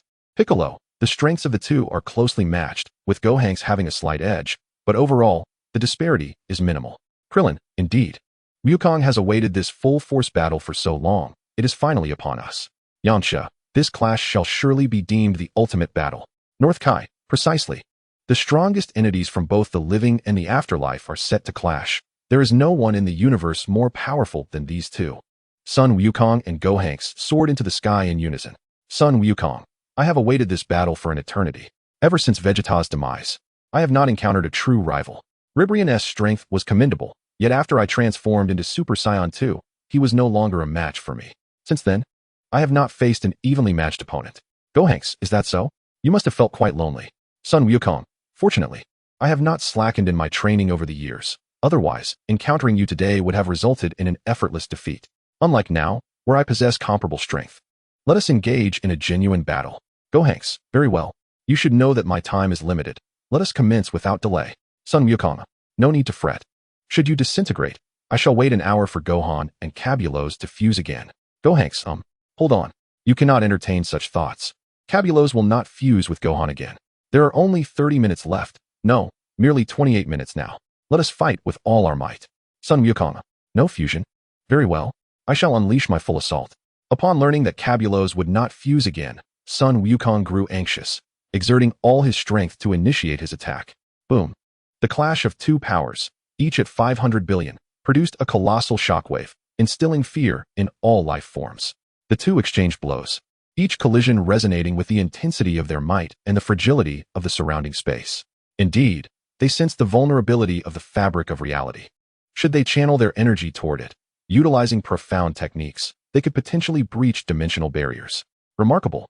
Krillin and the others strained to maintain a protective barrier around North Kai's planet, yet it remained precariously unstable. The residual shockwaves from their combat, no, not even the residuals, merely the vibrational waves of air, rendered them nearly incapable of holding their ground, a testament to the immense strength of both warriors. Among them, Vic possesses the greatest strength, however. Due to his lack of fusion with the divine entity, he remains incomplete as an individual, and his current combat power is merely 600 million. Nonetheless, with such power, he stands invincible among his peers, capable of effortlessly vanquishing the androids upon returning to Earth. It is indeed perplexing why they do not utilize the Dragon Balls of Namek to resurrect, as if plot constraints render them oblivious to such a possibility. As for Tien and Krillin, I regret to inform you that aside from Tien, whose combat power approaches 100 million, the others do not even reach 20 million. Krillin stands at 15 million, and Yamcha at 16 million. It seems that after his demise, Yamcha's latent potential has resurfaced, allowing him to surpass Krillin after all these years, becoming the most formidable Earthling. They have also all mastered the Kaioken technique. The battle between Goku and Gohanlos continues, both unleashing their true prowess. Goku, impressive. Could it be that Gohan and Cabulos have fused? I nearly faltered. Gohanlos, is that so? Yet I sense you have yet to unleash your full strength. Goku, remarkable. You discern that so quickly. Gohanlos, unleash your true power. After all, isn't that what makes the battle interesting? Goku, but if I do, will you be able to keep up? Gohanlos, you underestimate me. You should know that I have only just transformed into Super Saiyan 2. Do you truly think I am incapable of ascending to Super Saiyan 3? Goku, what did you say? You can transform again? Gohanlos, though only once. I am indeed the fusion of Gohan and Cabulos. Gohanlos revealed a mysterious smile. Goku, is that so? Well then, with that said, I shall hold nothing back. With that, Goku closed his eyes and retracted all the power of Super Saiyan 3. Astonishing. Even in that realm, Goku's prowess is formidable, having indeed achieved the full power of Super Saiyan 3. Goku, it's your turn. Gohanlos also closed his eyes. The last time Gohan fused with Trunks, he sensed the barrier of Super Saiyan 3, and this time, with Cabulos, his strength was even greater, making the barrier more fragile. Ah, Gohanlos exclaimed, raising his energy to its utmost, crashing against the barrier of Super Saiyan 3. With Gohanlos' assault, the sky erupted with thunder, and the entire realm trembled. Far away in the Kaioshin realm, Kaioshin-sen, Jebit, do you feel that? Jebit, I do. There are two incredibly powerful energies colliding. It's astounding. I can hardly believe that anyone in this world possesses such strength. Kaioshin-sen, indeed, this power is not from our dimension. It is terrifying beyond measure. Perhaps either of them could surpass Majin Buu. Jebit, could it be Majin Buu? Kaioshin-sen, no. The malevolent aura of Majin Buu is distinctly different from these two. Their energies are not inherently evil, with one even radiating purity. I suspect they are merely sparring. Jebet, sparring? It's astonishing that such powerful beings exist in the universe. And two appearing at once is simply incredible. Kaish and Sin. Let us go meet these two. Should either lend their aid, Majin Buu will pose no threat. Jebet nodded, and the two departed the Kaishin realm via instant transmission. Similarly, in the distant realm of the gods of destruction, Whis observed the battle with great interest. Yet he had no intention of descending. Evidently, the level of combat was not sufficient to warrant his attention. With a powerful roar, Gohanlo successfully transformed into Super Saiyan 3, the energy emanating from him causing everyone to stagger backward, with North Kai being blown away, only to be caught by Jebet. The reason why the prideful Jebet caught him was that if he did not, North Kai would collide with Kaishin Sin, which was unacceptable. Jebet, be careful, North Kai. You nearly collided with Lord Kaishin. North Kai, Kaishin, Lord Kaishin, what brings you here? Kaishin Sin, shoo. Let us watch the battle. North Kai nodded. Gohanlo's thought to himself, indeed, Super Saiyan 3 offers a fourfold increase over Super Saiyan 2. My combat power has now reached 150 billion. The reason it is not 200 billion is that part of my previous 50 billion was derived from excess energy, and now, having just transformed into Super Saiyan 3, I can freely tap into that energy. Goku, such formidable energy. I will also exert my full strength. Behold, Super Kaioken. Chapter 61, The Dimension of Life.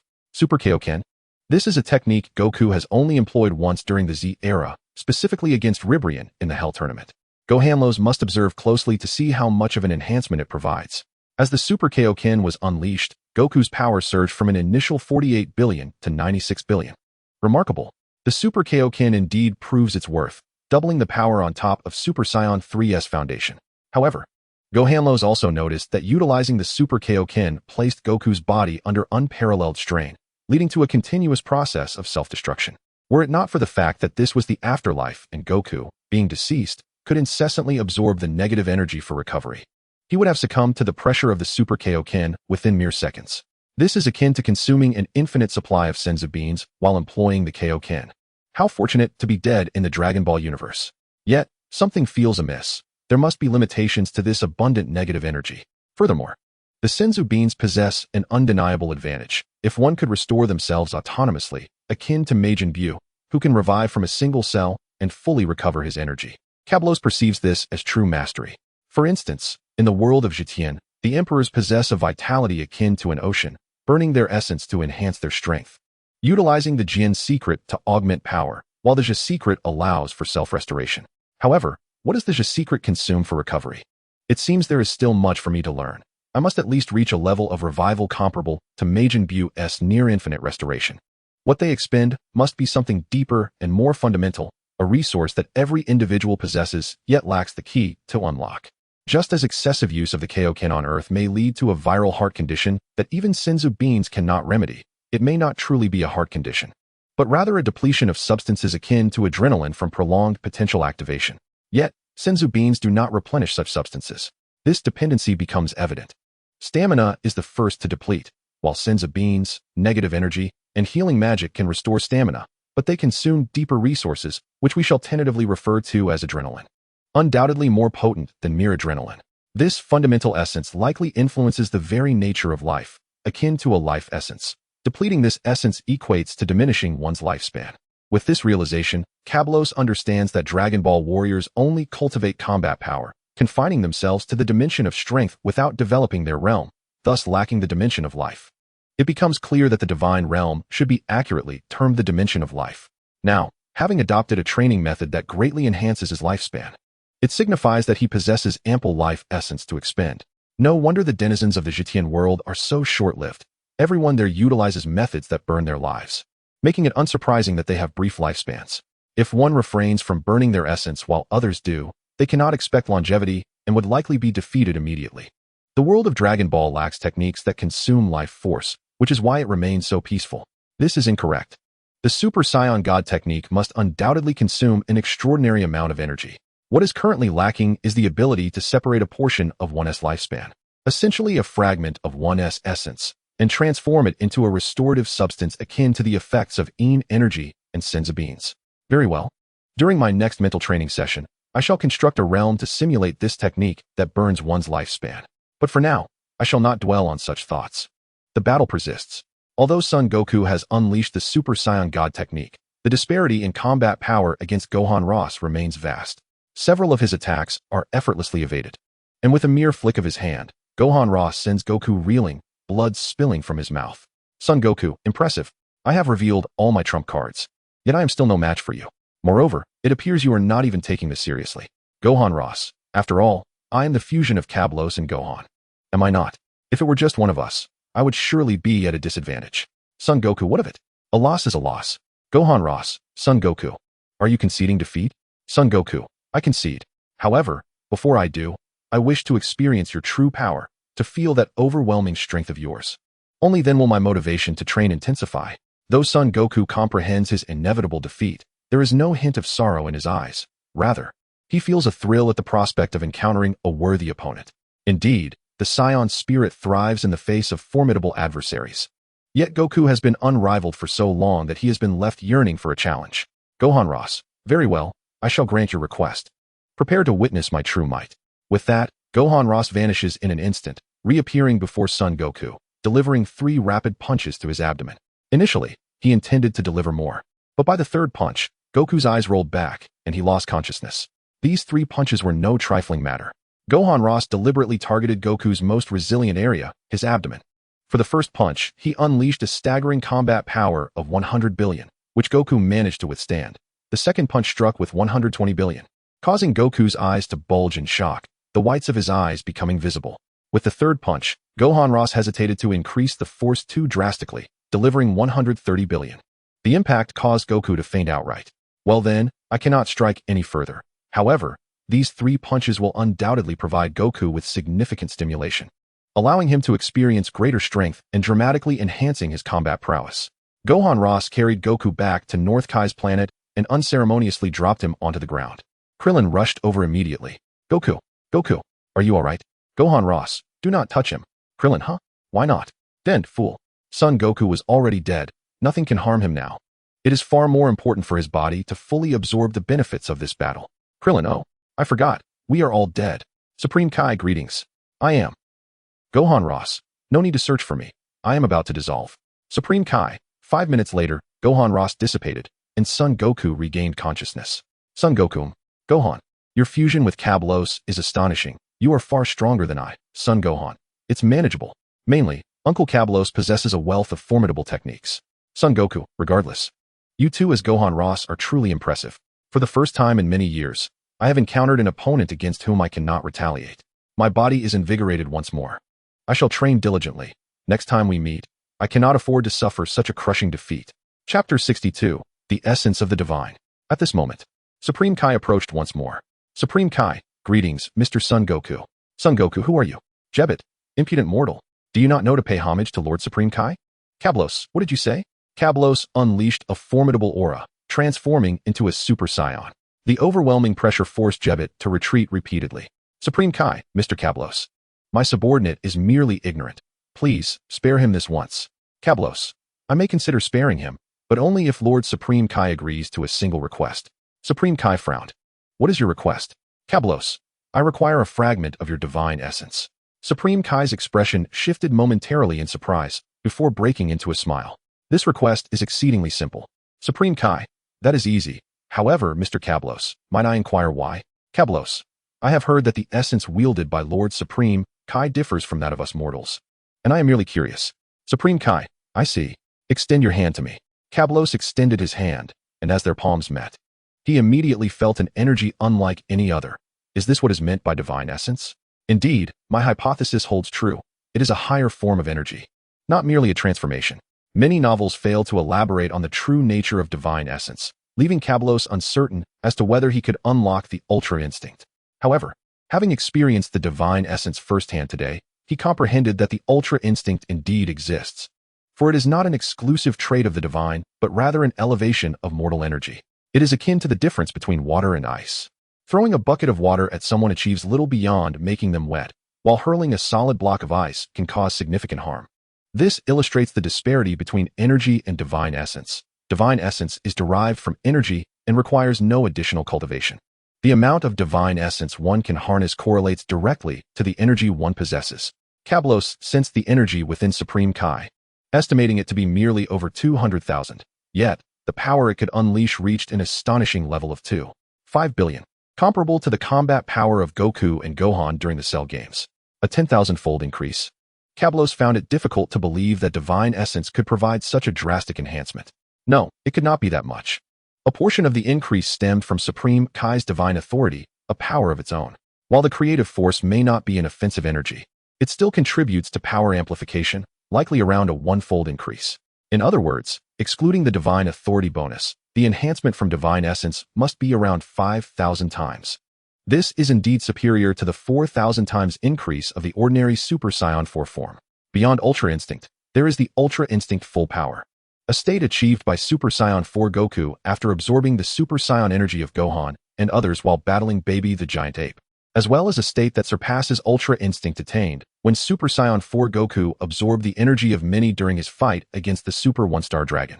This is what is referred to as breaking through limits. It is not as some novels depict, where Ultra Instinct merges with divine energy to achieve breakthroughs. Such notions diminish the significance of Ultra Instinct. Goku's limit-breaking enhancement barely reaches a mere 20,000 times increase. Super Saiyan God. The ordinary state S 4,000 multiplied by divine essence's 5,000-fold increase results in a staggering 20 million times, far surpassing the so-called limit-breaking strength. Furthermore, the Ultra Instinct Full Power's 8,000 times enhancement can also stack with the 5,000-fold divine essence increase. That amounts to 40 million times, with limit breaking at 20,000. The combination of limit breaking and divine essence yields a staggering 100 million times increase, equivalent to a gap of 4 dimensions in power. No wonder the original series depicted Goku and his companions as unable to surpass Beerus. However, Kablos now understands that the method of enhancing divine essence is a direct one-to-one transformation increase, not the arduous cultivation of a wholly new energy. This revelation presents a genuine opportunity to surpass Beerus. Supreme Kai infused a portion of divine essence into Kablos, who promptly enveloped it with his own energy. Such a domineering divine essence. Kablos utilized a 10,000-fold increase of the opposing essence, yet was still overwhelmed by various breakthroughs, nearly losing control of his own body. With a surge of divine energy a millionfold, Kablos confronted the essence of the divine. Indeed, the divine aura surged and swirled. Yet it could not breach the blockade established by Kablos. The Supreme Kai, Shin, had contributed approximately 100 units of divine energy, while Kablos required a staggering 100 million units to maintain his suppression. Thus, he inadvertently transformed into a Super Saiyan. Goku observed this peculiar scene with curiosity, contemplating whether to inquire further, but chose to remain silent as Kablos continued his exertion.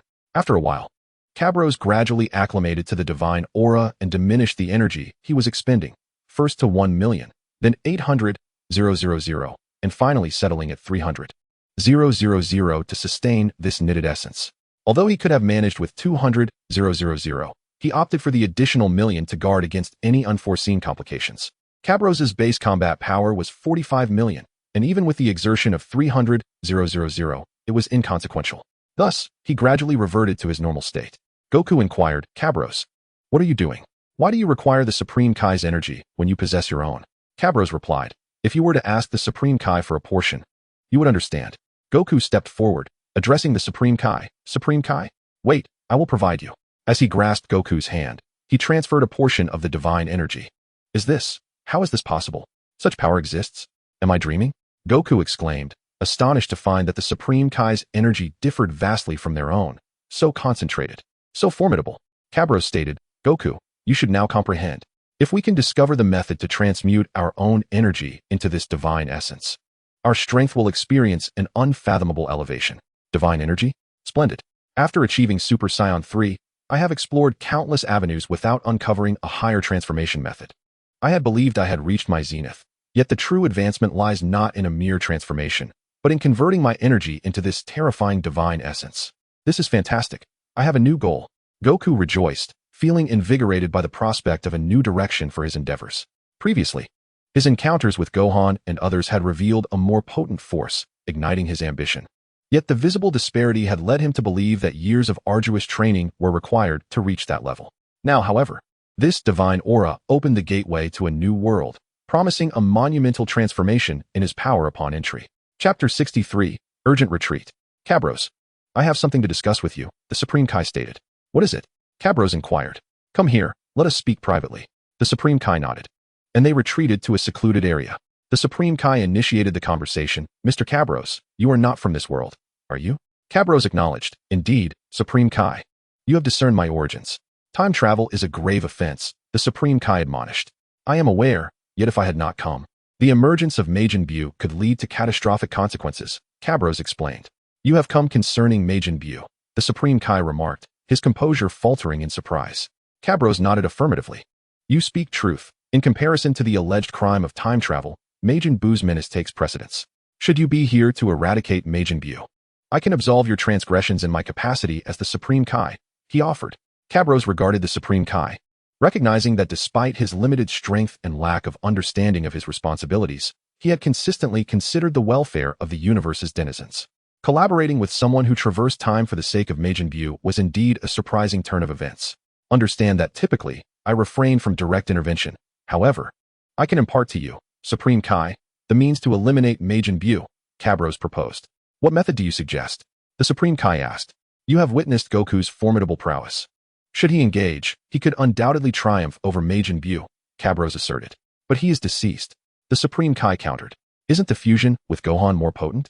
I am not of this world. I will avoid combat unless absolutely necessary, Cabros clarified. What then is your solution? The Supreme Kai pressed. Revive Goku, Cabros stated. Revive? Can the deceased truly return to life? The Supreme Kai questioned. Indeed, the Dragon Balls can restore the fallen to life. However, Goku succumbed to a heart virus, which is classified as a natural death, rendering the Dragon Balls ineffective for his revival, Cabros explained. Before the Supreme Kai could respond, Cabros continued. Though the Dragon Balls may be powerless, I am aware of a technique known as the life sacrifice, which allows one to transfer their lifespan to another. If you, Supreme Kai, utilize this technique, Goku can be brought back. Logically speaking, sacrificing myself for the eradication of Majin Buu is acceptable. Yet I am not versed in the life sacrifice technique. The Supreme Kai protested. Supreme Kai, what are you contemplating? You are a high deity. There is no notion of sacrifice in your realm. Even the King of Hell would not dare to claim your soul. Even if you were to transfer your lifespan to Goku, it would merely result in a halo above your head, Cabros reassured. Do not frighten me. I thought I would disappear after donating my lifespan. If it merely adds a halo, then that is entirely manageable. By the way, Mr. Cabros, do you know how to perform the life sacrifice technique? The Supreme Kai inquired. Cabros shook his head. I do not know, but I am aware of someone who does. Who? The Supreme Kai asked. Supreme Kai, within the realm of the Kais, there exists a divine sword, which seals an ancient Supreme Kai from 15 generations prior. He possesses knowledge of this technique, Cabros revealed. How do you know of the divine sword? Yet, even if you do, it is of no consequence. No one can draw it from its sheath, the Supreme Kai lamented. Not true. Goku or Gohan could easily retrieve it. Once you have drawn it, you simply need to break it with the universe's hardest metal. Now, I must take my leave, Cabros declared. Leave? What do you mean? The Supreme Kai questioned. Cabros remained silent, vanishing and appearing on North Kai's planet. He felt an urgent need to escape. Previously, he sensed an ominous apprehension. But now that feeling had manifested into a tangible threat, likely originating from an opponent he could not contend with. It was a sensation of desperation. Devoid of any remaining cards to play, he had to flee. Cabros had intended to meet with Goku and Gohan to consult the old Supreme Kai, believing that engaging with him could yield valuable insights. He subconsciously perceived that the old Supreme Kai's potential development differed from that of the Namekian Elder and might indeed assist in elevating the dimension of life. Speaking of life dimensions, he felt that if he could transmute his energy into divine essence, it would significantly accelerate his cultivation of life dimensions. Goku, Gohan, I am departing. If fate allows, we shall meet again, he proclaimed, not waiting for their response as he retrieved a universal capsule containing a time machine, hastily setting it up before entering and programming a specific time frame to activate the device. Just as Cabros departed, a red-haired monkey appeared above North Kai's planet. It was Time Patrol Goku. Such speed. Time Patrol Goku remarked.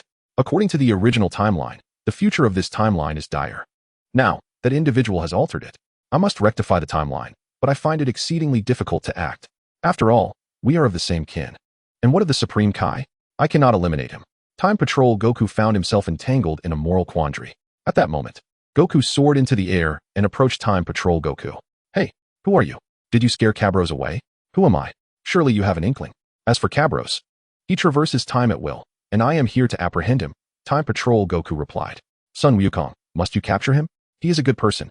Time Patrol Son Wukong. I shall return and discuss this matter with Vegeta. Son Wukong, is the Vegeta from your timeline still alive? That is truly wonderful. Time patrol, Son Wukong. I cannot divulge too much. I must take my leave. Until we meet again. With that, Time Patrol Son Wukong vanished. Son Wukong returned to North Kai's planet. Krillin, who was that? Son Wukong. Well, I can't really say. Piccolo, Wukong, indeed, it is best not to speak of it. Krillin, very well. Then I shall refrain from asking. At that moment, King Kai Shun returned, observing everyone with a grave expression. King Kai Shun, what has transpired? Where is Mr. Kablos? Son Wukong. He has returned to his own timeline. There is a formidable being pursuing him. King Kai Shun, Mr. Kablos is so powerful. Who could possibly chase him down? Everyone shook their heads, and Son Wukong hesitated to speak, while Piccolo remained silent. King Kai Shun, Mr. Son Wukong. I have discovered a method to revive you.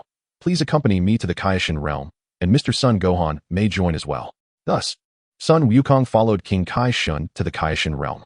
With Kablos' guidance, the warriors of this timeline would undoubtedly grow even stronger, and perhaps they would have the chance to meet Kablos again. This opportunity might arise if they used a time machine to return to the past.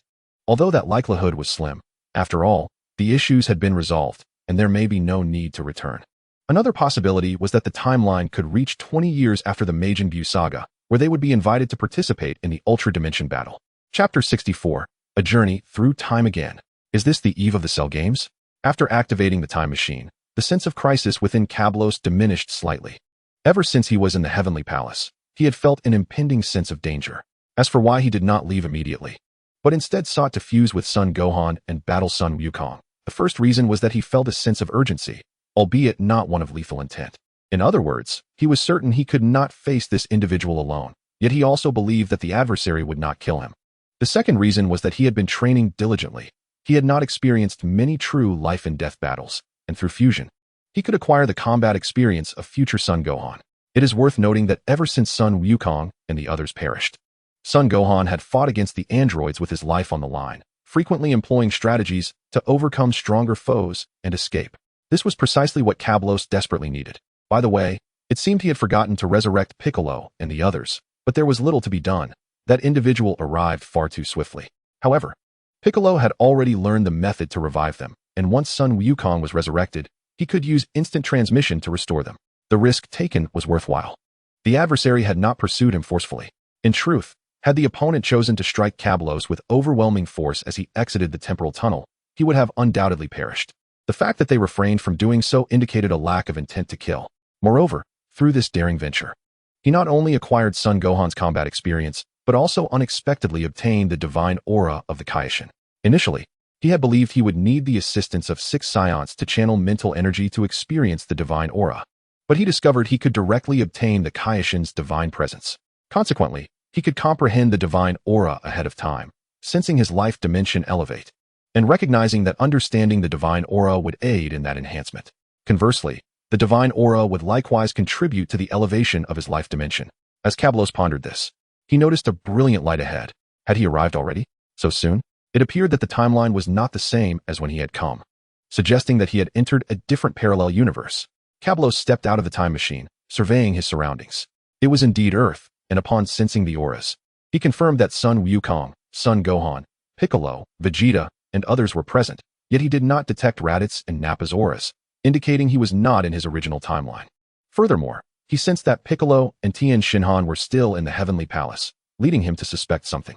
He intended to use instant transmission to arrive there, but then he realized he had overlooked the aura of Cell. Initially, he had mistaken it for Son Wukong and Piccolo, but now he discerned that these two auras were indeed not in the same location, and he understood that it was Cell, along with Trunks being present as well. It seemed that the true Son Wukong and Son Gohan were absent, likely in the hyperbolic time chamber. Instead of instantly teleporting to the palace, Kablos chose to teleport directly to the battlefield between Vegeta and Cell. Upon arriving, Kablos was astonished to witness Vegeta unleashing a powerful energy wave against Cell, obliterating the second stage of Cell. He was defeated just like that? No way. Cell was eliminated without reaching his perfect form, leaving Kablos in a state of bewilderment. At that moment, Vegeta, having vanquished Cell, turned to Kablos and flew over. Vegeta, you are a Saiyan? The first thing Vegeta noticed was the tail at Kablos' waist. Kablos, indeed, is it not obvious? Kablos provocatively swayed his tail. Vegeta smirked. I never expected you would still retain that cumbersome tail. It seems you still rely on that useless Oozuru transformation. How childish. Kablos, Vegeta, I recall you stating that the tail is the source of a Saiyans power. Why then have you removed your own tail? Vegeta, I have already transformed into a Super Saiyan, amplifying my base form by 50 times. I no longer require the cumbersome Oozuru transformation. Indeed, the Oozuru transformation only offers a tenfold increase. How could it compare to the amplification of a Super Saiyan? At that moment, Trunks and Krillin flew over. Vegeta, this little bald guy speaks the truth. The Oozuru transformation only provides a tenfold increase. I have long since abandoned it. Do you still rely on that transformation? Or is it that you cannot transform into a Super Saiyan at all? Pathetic. Kablos, Vegeta, your words warrant a good beating. Truly insufferable. Vegeta, do you understand what you are saying? You stand before me, Super Vegeta. Kablos, Super Vegeta, or should I say, Speedy Vegeta? Vegeta, I am Super Vegeta. Indeed. Kablos, allow me to show you what true power is. Kablos transformed into a Super Saiyan at full power, his aura surging wildly. 500 million, 600 million, 2 billion, 5 billion. Kablos unleashed a combat power of 5 billion, sending Vegeta and the others staggering backward. At that moment, Vegeta's face drained of color. How could he be so strong? This is unreasonable. I am already Super Vegeta. How could he be so much stronger than me? How infuriating. Observing Vegeta's state, Kablos found it dull. Upon arriving in this realm, he had sensed everyone's combat power. Super Vegeta should be around 1 billion, while the fused Piccolo and Kaioshin would probably possess less than 500 million, around 490 million. This meant that the power of the androids in this world was likely around 460 to 480 million. Thus, witnessing Kablos' display of 5 billion combat power left Vegeta utterly stunned. It was simply too powerful. That immense aura was over double his own strength. Similarly, Krillin and Trunks nearby were drenched in cold sweat. Trunks' combat power was only 1 billion, and even transformed into that massive muscular form, he barely reached 2 billion. This aura was stronger than that by over double. Truly terrifying, despairing, an endless sense of despair enveloped Trunks' heart. Vegeta, how could you be so strong? Kablos, if you wish to know, defeat me first. With that, Kablos prepared to strike. Vegeta, are you joking? I am not foolish, no matter what. I cannot be your opponent. Kablos, what? Are you afraid? The proud prince who fears nothing in heaven or earth is afraid. Vegeta, I am proud, but I am not foolish. With a gap this wide, what is the point of fighting? If you wish to kill me, then do so. Kablos, how swiftly you concede. Truly, you are the Prince Vegeta I know. Had I realized your formidable power earlier, I would not have unleashed such strength. Vegeta's expression darkened momentarily, but then he felt a flicker of relief. Fortunately, this lad exhibited such terrifying power right from the start. Otherwise, had he merely revealed a strength comparable to mine, I might have unwittingly offended him with my words, and I would likely find myself in dire straits. Chapter 65. It turns out to be the old version of Broly's timeline. Vegeta, you know my name is Vegeta. May I ask yours? Kablos. Vegeta, I've never heard of you. Kablos, haha. I was born in the same year as you, Vegeta. Vegeta, you know of me, yet I do not know you. You must have been born before me, correct? Kablos nodded. Vegeta, how did you survive Frieza's cataclysm? Kablos, like Goku, I was sent to a lower-tier planet on a mission, thus evading that calamity. Vegeta, just like Kakarot? No, you call him Son Goku. You must know him. Yet, I have never heard him mention you. Could it be? Kablos, indeed, I hail from another parallel timeline, much like Trunks. Vegeta, you also come from the future? I thought as much, though I have never encountered you. Your energy is so potent that you must have diligently trained. Far superior to that insufferable brat over there. Vegeta mused, reflecting on the fact that both he and Trunks hailed from the future, yet Trunks, a son of mine, could not handle the androids. Look at this individual. His strength is so great that dealing with the androids must be as simple as crushing an ant. Kablos, no, I come from the past. Vegeta, what did you say? You come from the past? How then do you possess such formidable energy? Kablos, that is a long story. Goku has emerged from the hyperbolic time chamber. Vegeta and the others sensed Goku's presence and nodded in acknowledgement. Kablos, let us proceed. By the way, where is Android 18? Kablos suddenly realized he had not seen Android 18 thus far. Krillin, well, Trunks has already eliminated Android 18 to prevent Cell from absorbing her. Kablos looked at Trunks in astonishment, surprised that Trunks had taken such decisive action against her. This Android 18 was not the murderous one from the future. She might very well have been a good person. Kablos placed his finger on his forehead, preparing to teleport. After all, Vegeta would not hitch a ride. So they might as well fly there. Krillin. So, Cablos, you intend to teleport to the Grand Kai's palace? Could you possibly take me along? Cablos glanced at Krillin and extended a hand, which Krillin eagerly grasped. In an instant, the two vanished. While Trunks and Vegeta had several attempts to speak, but were ultimately unable to do so in time. At the Grand Kai's palace, Cablos observed Goku enjoying a meal. Goku. So, Cell has been dealt with by Vegeta? Piccolo.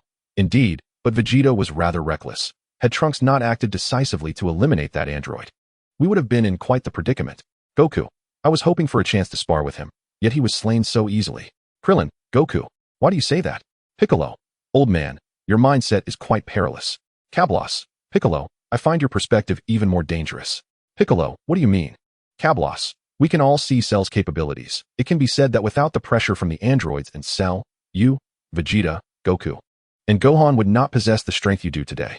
The current adversary has granted us time to enhance our powers.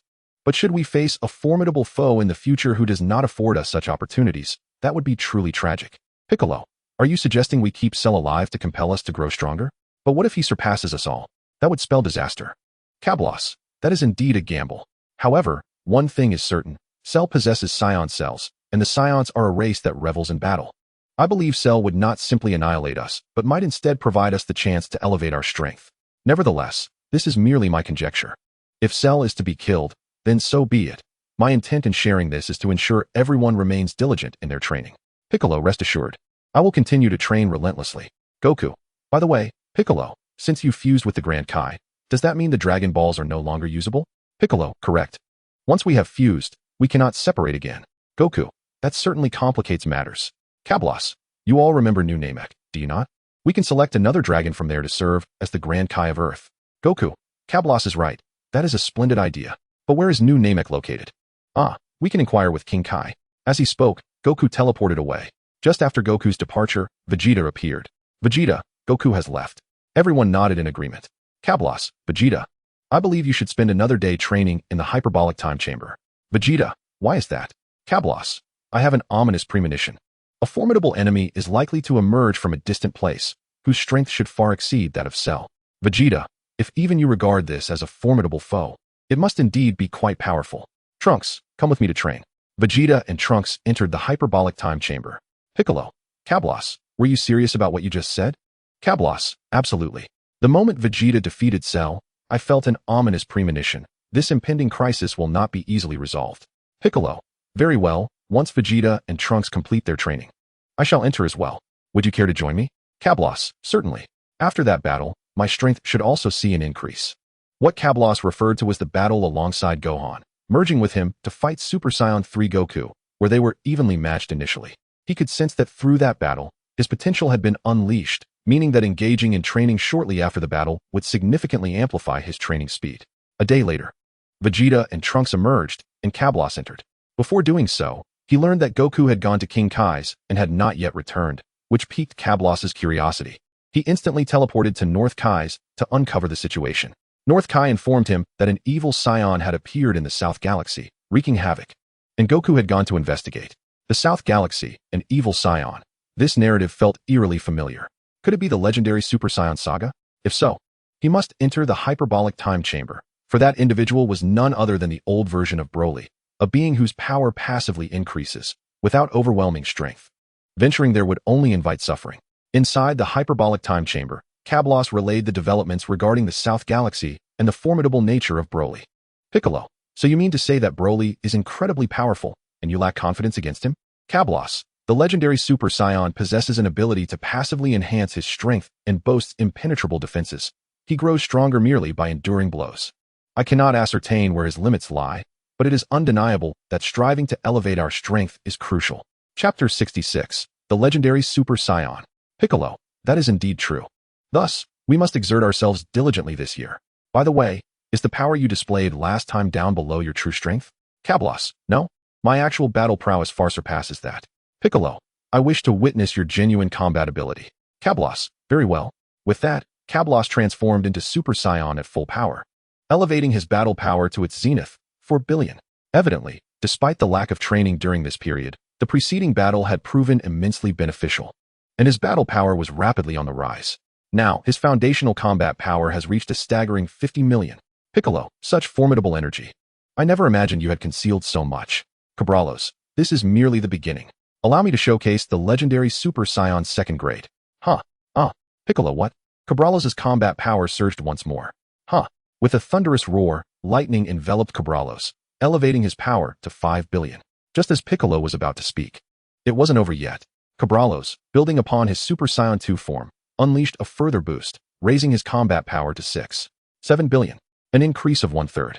Piccolo's face turned pale with shock, though, to be fair, his complexion was already green. Piccolo, so this is your true combat power. It must surely exceed 6 billion. 7 billion. Piccolo, incredible. I never imagined anyone could attain such heights in combat strength.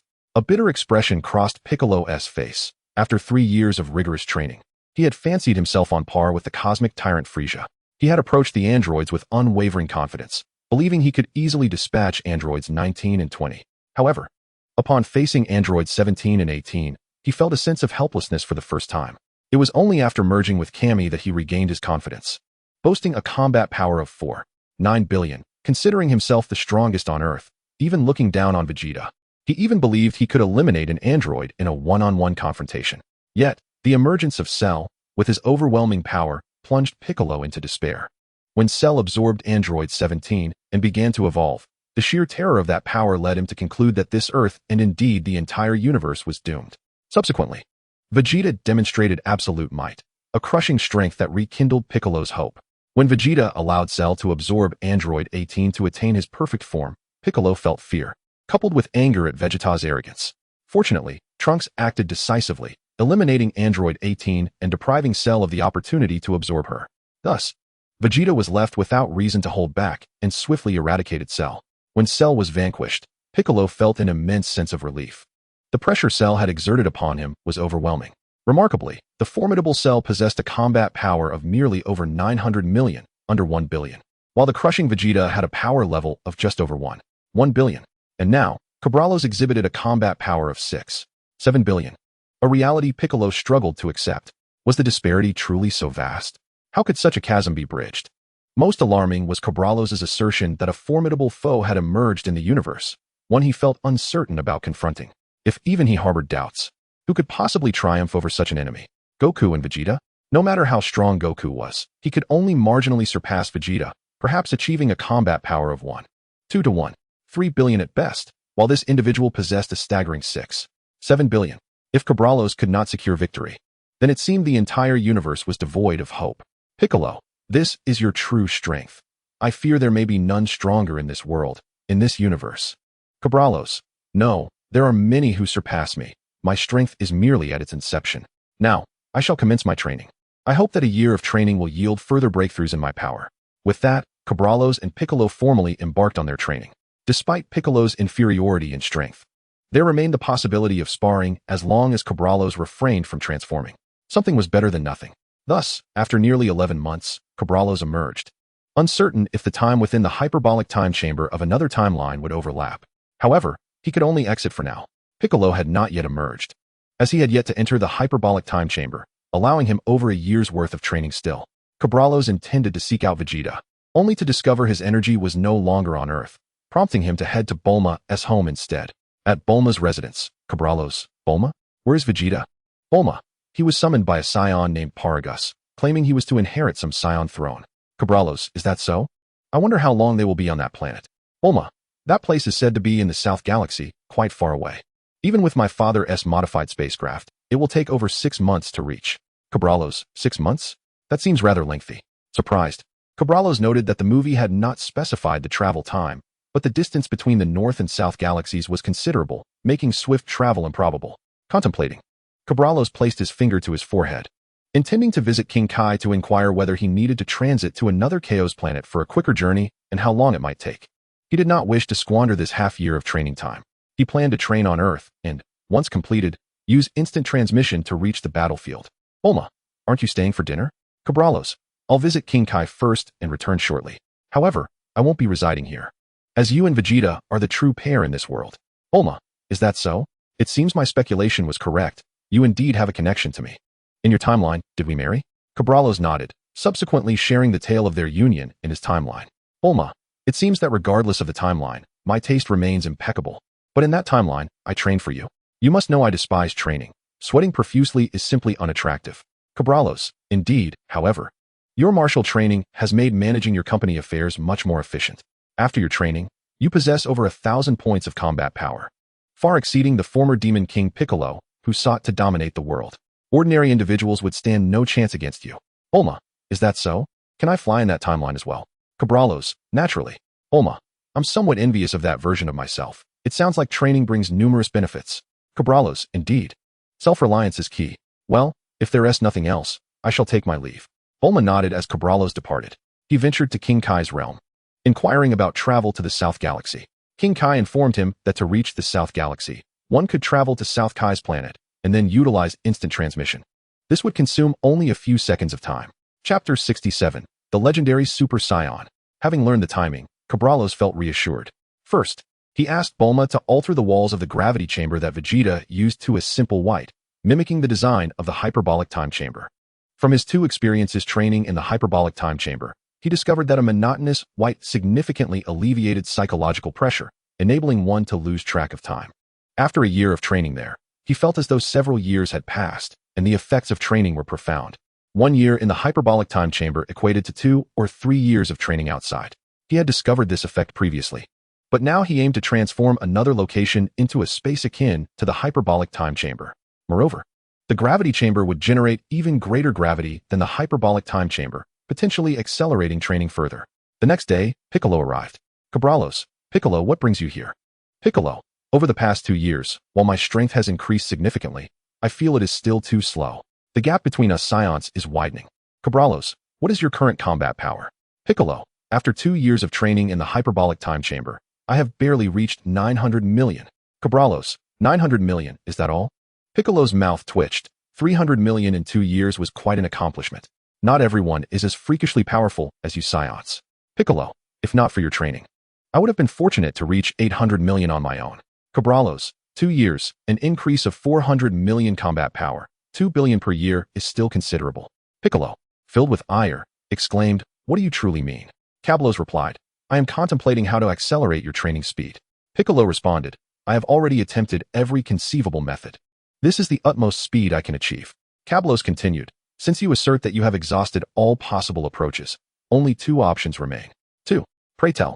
Piccolo exclaimed, his disbelief evident, convinced he had considered all possibilities. Cabralos explained, the first option is to find the eternal dragon and wish for it to unlock your latent potential. Piccolo inquired, unlocking potential? What does that entail? Would it not adversely affect future development? Cabralos clarified, the Namekians are known as the Dragon Clan, descendants of the dragon god Salam. If you wish for the dragon to unlock your potential, it will be distinct from others. The dragon will not only enhance your abilities, but also grant you unique gifts intrinsic to the Dragon Balls. Piccolo, intrigued, remarked, I was unaware of such a method. However, currently, we cannot summon the eternal dragon on Earth. We must await Goku's return with the new Namekians to make a wish. What is the second option? Cabralos stated, the second path involves cultivating your life dimension.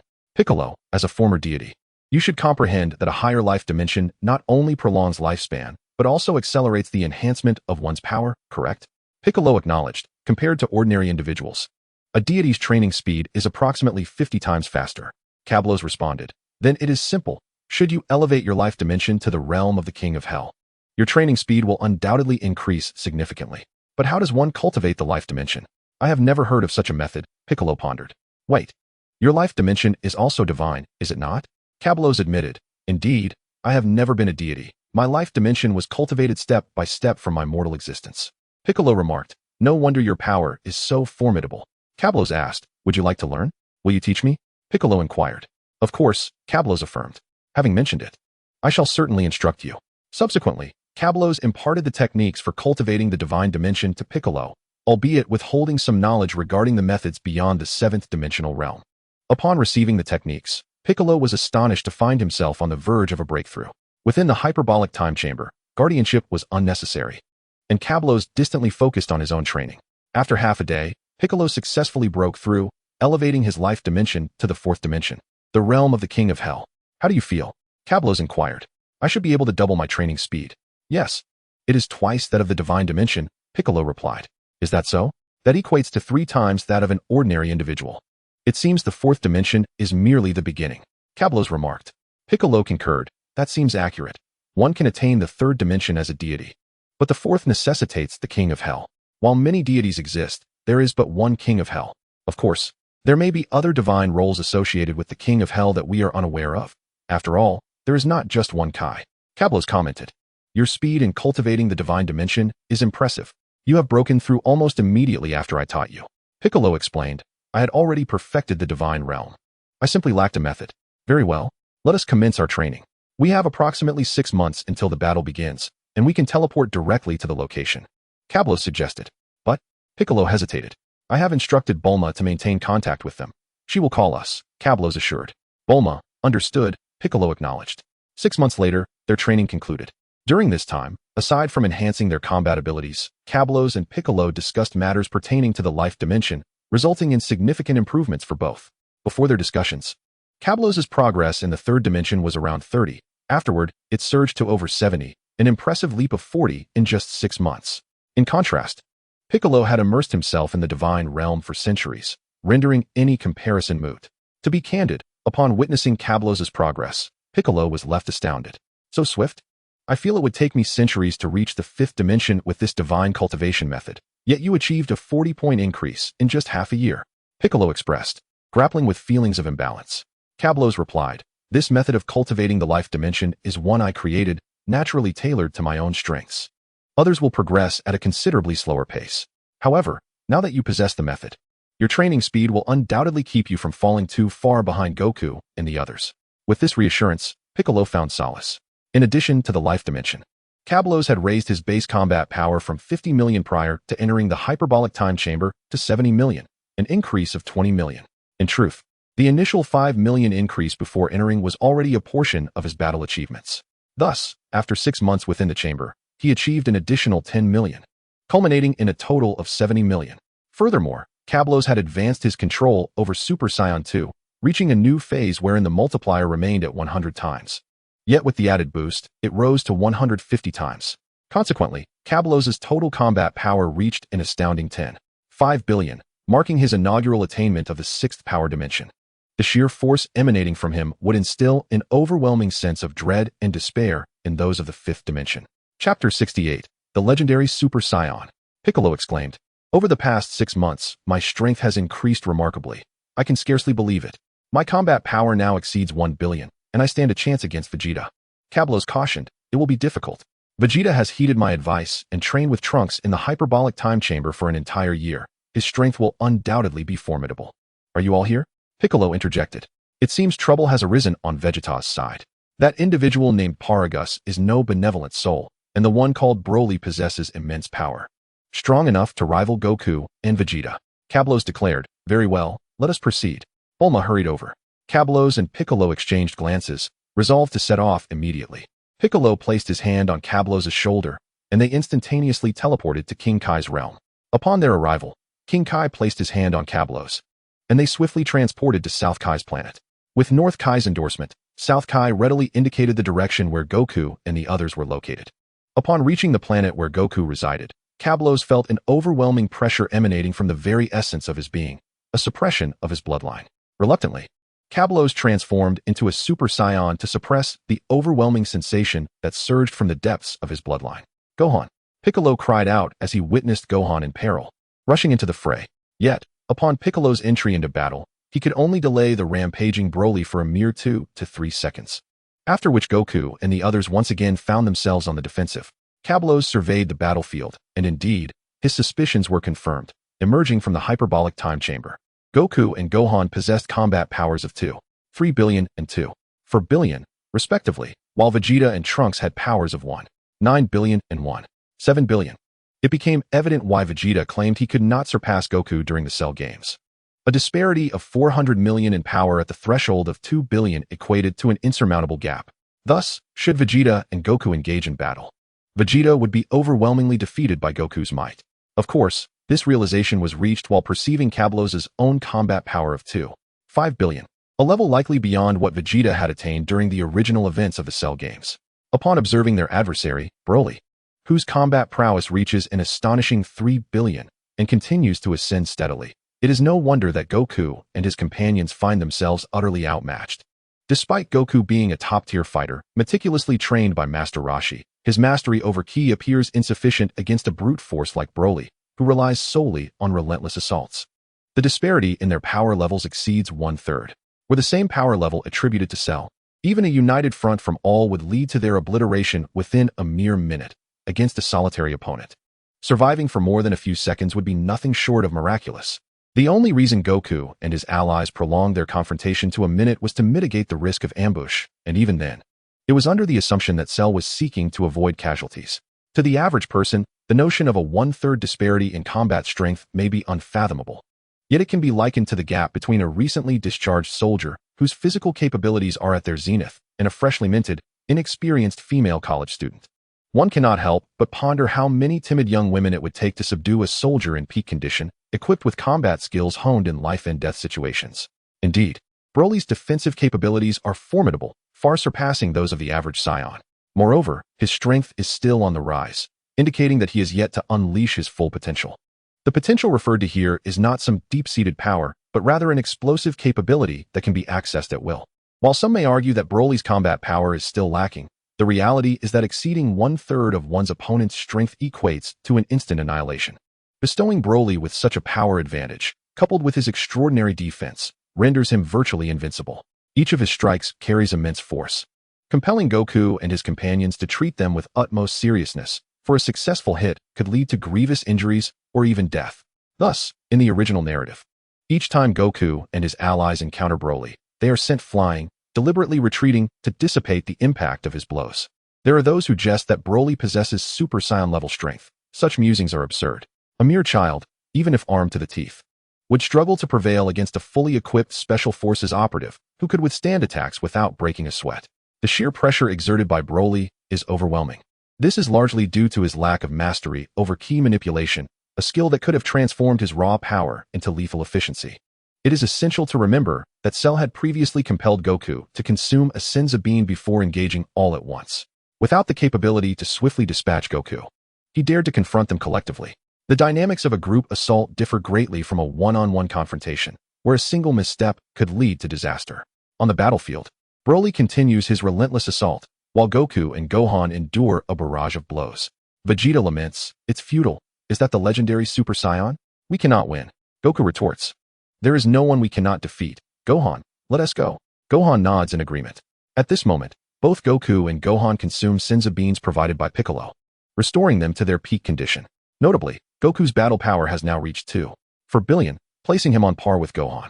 Piccolo, observing Vegeta's waning spirit, taunts Vegeta, "As the Prince of the Saiyans, have you really lost your resolve against a legendary Super Saiyan? You truly are fragile." Vegeta counters, "You wouldn't understand. You're not a Saiyan. Broly is simply too powerful. You Namekians cannot fathom his level of oppression." Cabba interjects, "He may not understand, but I certainly do." Vegeta, "You are embarrassing the Saiyan race." Vegeta snaps back, "Cabba, spare me your sarcasm. I recognize your strength. But Kakarot and that boy's power levels are now on par with yours. Look at their predicament. It's futile." Cabba asserts, "Your fear of him stems merely from bloodline factors. If we're discussing combat prowess, the gap between Goku and Broly is not nearly as vast as the one between us during our last encounter." Vegeta retorts, "What of it? The reality is that none of us can match him, even in unison." Cabba challenges, "How would you know it's futile if you have not tried?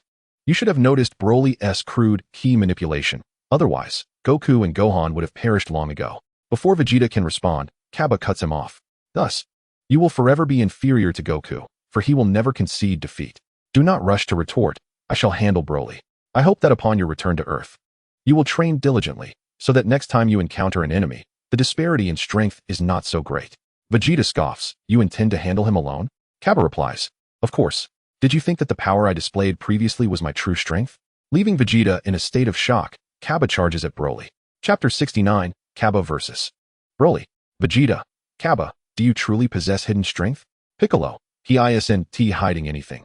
He hasn't even unleashed a quarter of his true power." Vegeta, "What do you mean, a quarter?"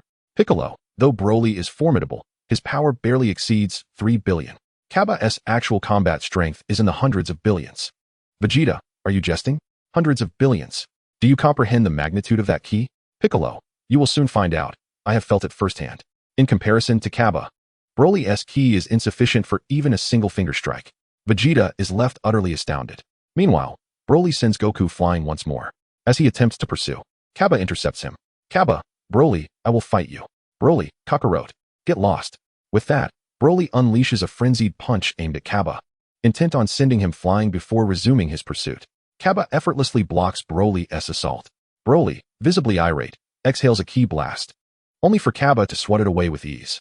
In a fit of fury, Broly unleashes a torrent of punches, each met with Kaba's unwavering defense. Broly, Kakarot, die. Kaba, is this all the strength you possess? You disappoint me. Broly, Kakarot. Kaba, get it straight, I'm not Kakarot. My name is Kaba. Broly, Kakarot. Kaba, it seems we cannot communicate. I shall not hold back any longer.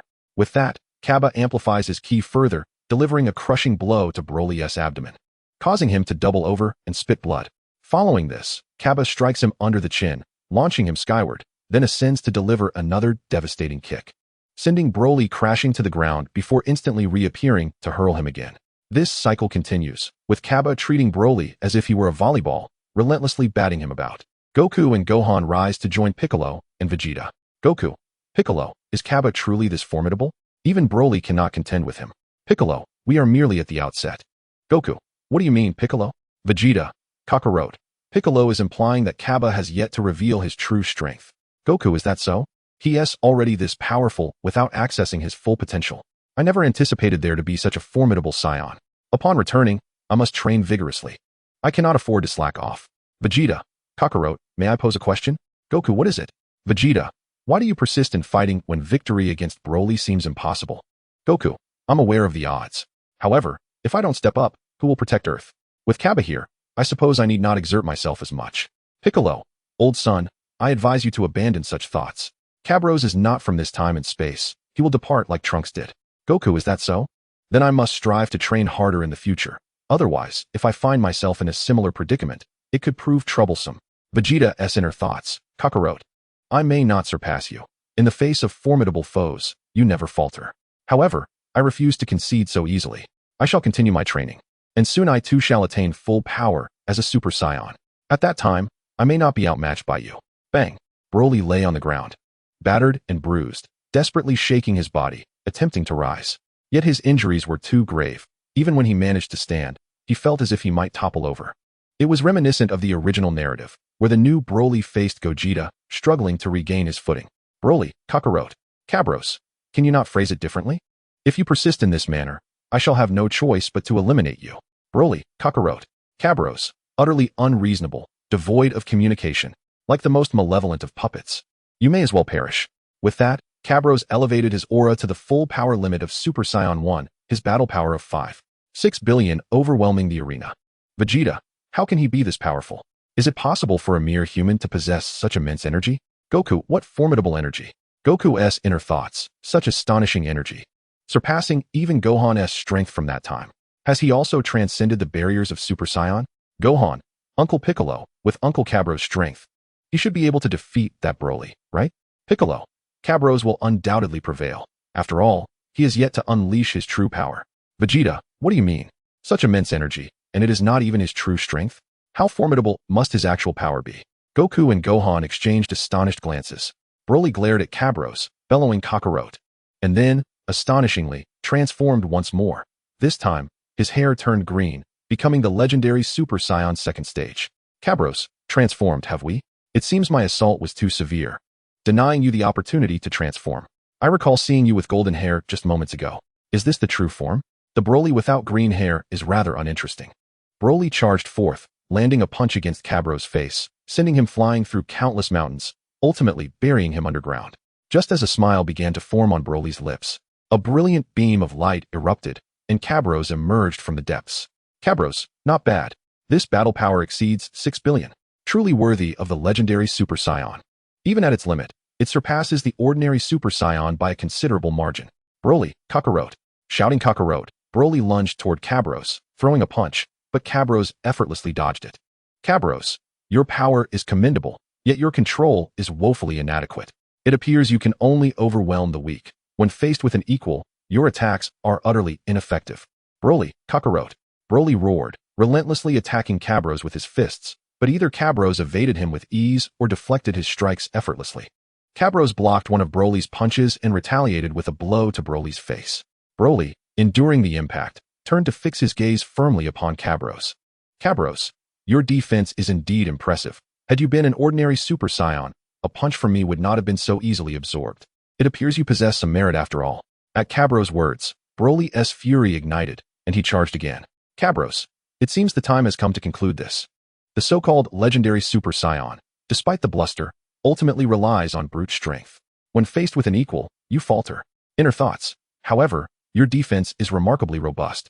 I must extract a sample of your blood. Perhaps Bulma can discover a method or potion to enhance defensive capabilities through it. Chapter 70. The conclusion of Broly. Cabros placed faith in Bulma's research abilities. Broly's physical defenses were indeed formidable, far surpassing those of ordinary Super Saiyans. Hence, his blood must be preserved. If it could be analyzed to augment Cabros' own physical robustness, it would significantly enhance his combat effectiveness. Though Cabros understood the realities of this world, where the notion of being pierced by a bullet was impossible, who would not desire a stronger physique? It is known that Cabros and other Saiyans possess bodies far superior to those of Earthlings, and Broly's physique was considerably mightier than that of an ordinary Saiyan. In a fantastical narrative, Earthlings could be likened to common bodies, Saiyans to royal bodies, and Broly's kind to sacred bodies. This disparity in physicality is of utmost significance. Some assert that the formidable beings in Dragon Ball are akin to sorcerers, capable of effortlessly obliterating planets, yet restrained by the weight of mere hundreds of kilograms in combat attire. Cabros empathized with this notion, although he willingly suppressed his own power. It was indeed peculiar for a being capable of planetary destruction to be hindered by such trivial weights. If it were within a gravity chamber, perhaps the compression of internal organs could be justified. But for a weight suit to affect someone capable of annihilating planets evokes a striking resemblance to fantastical tales of martial arts. The physicality in the Dragon Ball realm resembles that of mages, such as Majin Buu, who can resurrect from a single cell, barely keeping pace with the rhythm of mid-tier fantastical narratives. What constitutes mid-tier and low-tier worlds? These are realms where the apex power is equivalent to the nascent soul stage, with destructive capabilities comparable to the obliteration of continental shelves, yet incapable of planetary annihilation. Mid-tier worlds vary greatly. Smaller ones include the Young God world, which, despite its size, can shatter vacuums and annihilate entire planets. Larger ones encompass tales like Jetian, which, while not categorized as celestial domains or transcendent realms, still possess extraordinary powers. In summary, the utmost destructive capability of mid-tier worlds could potentially eradicate entire universes, qualifying them as singularly universe-level. Currently, Cabros far exceeds the tier of weak star systems. Unleashing his full potential, he barely reaches the level of a star system with a battle power of 10.5 billion. The term weak star system refers to the solar system. Even the fully realized cell with a battle power of 3 billion once boasted of destroying the entire solar system. Hence, 10.5 billion certainly surpasses the weak star system tier. However, true star system levels pertain to galactic clusters formed by countless smaller star systems. And given the vast disparity between the Milky Way and the solar system, this is merely a tentative classification, inadequate for actual destruction of the Milky Way. Should Cabros wish to obliterate the Milky Way, it would not be impossible. He could cease training and instead annihilate small star systems daily. If he were to destroy several hundred small star systems each day, perhaps after several millennia, he could indeed bring about the destruction of the Milky Way. This would equate to a lifetime spent annihilating star systems. Of course, should Cabros' power escalate further, he might then earn the title of truly star system level.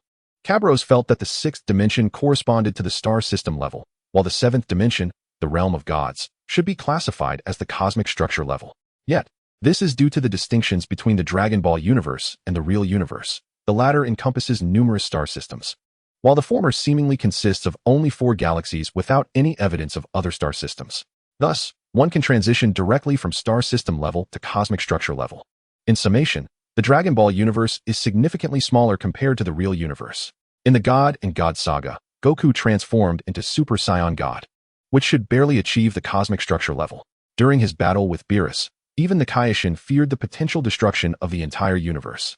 Such vast destructive capabilities stem solely from the peculiarities of the Dragon Ball world.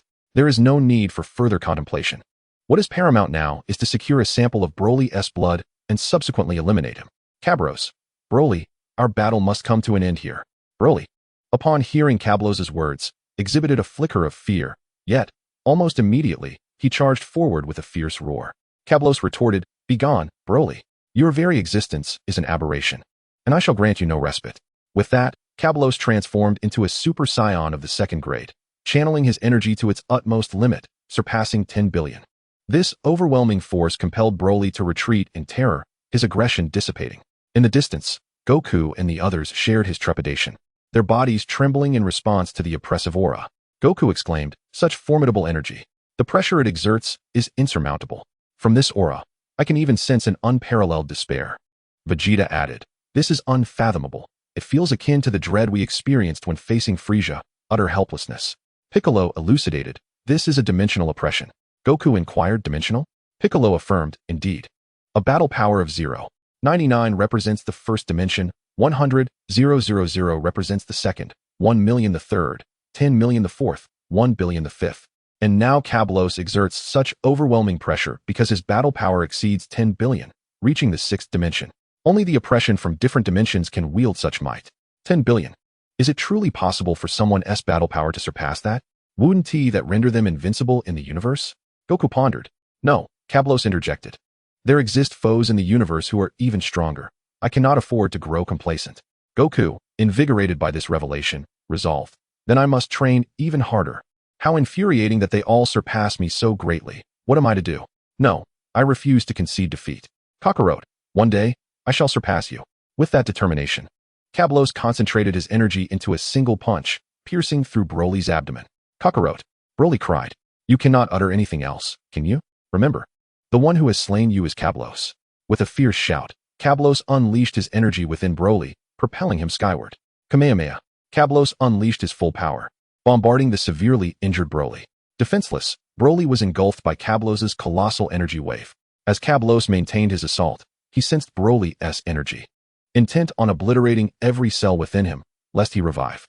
In the original narrative, Broly had been vanquished within the sun, but that had proven futile. At a certain battle power threshold, even the sun could not eradicate him. In the original tale, Goku and the others had expended every ounce of their strength, barely managing to push him away, leaving them incapable of annihilating him entirely. They could only cast him into the sun to face his own demise. However, if miscalculated, the sun posed immense danger. Yet, Broly's physique was vastly superior to that of ordinary Saiyans, a fact underestimated by Goku and the others, leading to Broly's revival on Earth. Kablos would not afford him such an opportunity. He would ensure his total annihilation. Kablos's Kamehameha persisted for a full minute before completely eradicating Broly's corporeal form. Thus, the Broly who could only utter Kakarot was irrevocably obliterated, and the universe would no longer witness any subsequent narratives involving Broly. Chapter 71. The Main Universe Without Kablos. With Broly's demise, the character who had appeared in 3 films within the original narrative was utterly vanquished by Kablos. As the battle concluded, Goku and the others approached. "Wow, Kablos, your power is incredible. How did you train?" Goku asked. "Of course, through regular training. It is not merely about effort, but also about intellect. Finding ways to enhance your training speed," Kablos replied. Vegeta scoffed, "That's mere platitude. Who wouldn't want to train faster?" Kablos responded, "Vegeta, I can assure you, the speed at which you train is distinctly different with or without a tail. You may test it for yourself." "Is that so? Perhaps I should allow my tail to grow back," Vegeta mused. Goku chimed in, "But my tail has been sealed by the deity," Kablos suggested. "Simply wish upon the Dragon Balls to restore your tail. However, we must depart swiftly. This planet is on the brink of destruction. I recall that another planet is on a collision course with this one," Kablos noted. "What? That is terrible. There are many abducted aliens on this planet," Gohan exclaimed. "Indeed, it's impossible to relocate all of them in such a short time," he added. Vegeta proposed, "Why must we relocate? We could simply destroy the planet that's about to collide with us." The group fell silent. Kablos reflected, "How could I have made such a basic error? In the original narrative, they had all exhausted their strength and could only flee, whereas now everyone is unscathed. What is there to fear from the approaching planet? How absurd." Clearing his throat, Kablos stated, "Ahem. I momentarily overlooked that. Vegeta, you shall be the one to obliterate the planet on a collision course." "I will take care of it," Vegeta affirmed. A day later, the group convened at the Earth's shrine. "Are you truly leaving?" Goku asked. "Indeed. The crisis has passed. It is time for me to return to my own timeline," Kablos replied. "You're leaving so soon? I haven't had the chance to battle you yet." Vegeta lamented. "There will be opportunities," Kablos reassured him.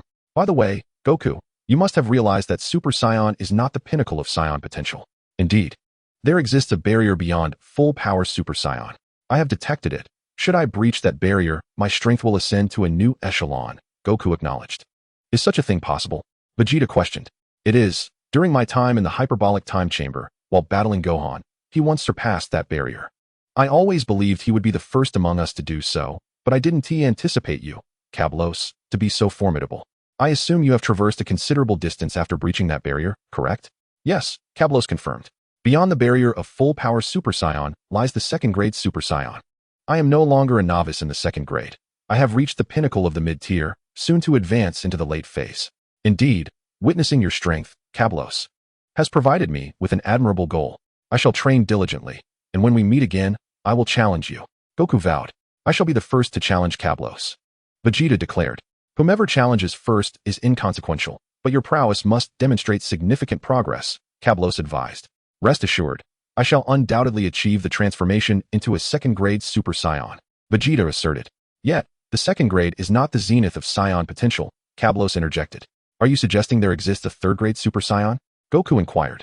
Kablos nodded, subsequently enlightening them about the relationship between the Saiyan transformations and their tails, cautioning that to attempt transformation into Super Saiyan 4, their foundational battle power must exceed 100 million. Otherwise, they risk being overwhelmed by the immense energy. Upon learning of the existence of both the third and fourth grades, Goku and Vegeta were astounded. Under Kablos' guidance, they mastered the fusion technique, their final means to safeguard the Earth. Kablos refrained from elaborating on the divine realm, instead instructing Piccolo to relay the training methods to Goku and the others. As for the Super Saiyan God, he confided only in Piccolo, advising him to disclose this knowledge to Goku and the others at an appropriate juncture. The reason for withholding this information from Goku and the others was to prevent overwhelming them, as well as to avert potential cosmic disturbances should they experiment prematurely. Power and realm must reach a certain level, otherwise, experimenting with the divine Super Saiyan would lead to catastrophe. A failure may be bearable, but success without the ability to comprehend the essence of divinity would spell disaster, as it would attract powerful beings from other universes, even those from the Dark Demon realm. After ensuring everything was in order, Kablos departed in his time machine. The reason he entrusted them with so much was simply that he needed both adversaries and allies. In the future, he required opponents of equal strength as well as capable allies. By sharing this knowledge with Goku and others from alternate timelines, he aimed not only to enhance their combat prowess, but also to discern if any among them surpassed the original narrative's norms. It is only through the convergence of collective wisdom that the world can elevate itself, and at this moment, Kablos sought to impart his understanding to the protagonists of various timelines, hoping they would ignite their own intellectual sparks and perhaps conjure miracles. Upon emerging from the time machine, Kablos felt a sense of oddity. Is this Earth? Indeed, it was Earth, yet it lacked the familiar auras of Goku and his companions. Although Master Roshi's presence seemed to linger, without hesitation, Kablos instantaneously transported himself to Master Roshi's location. Kablos, are you saying they have all gone to Namek?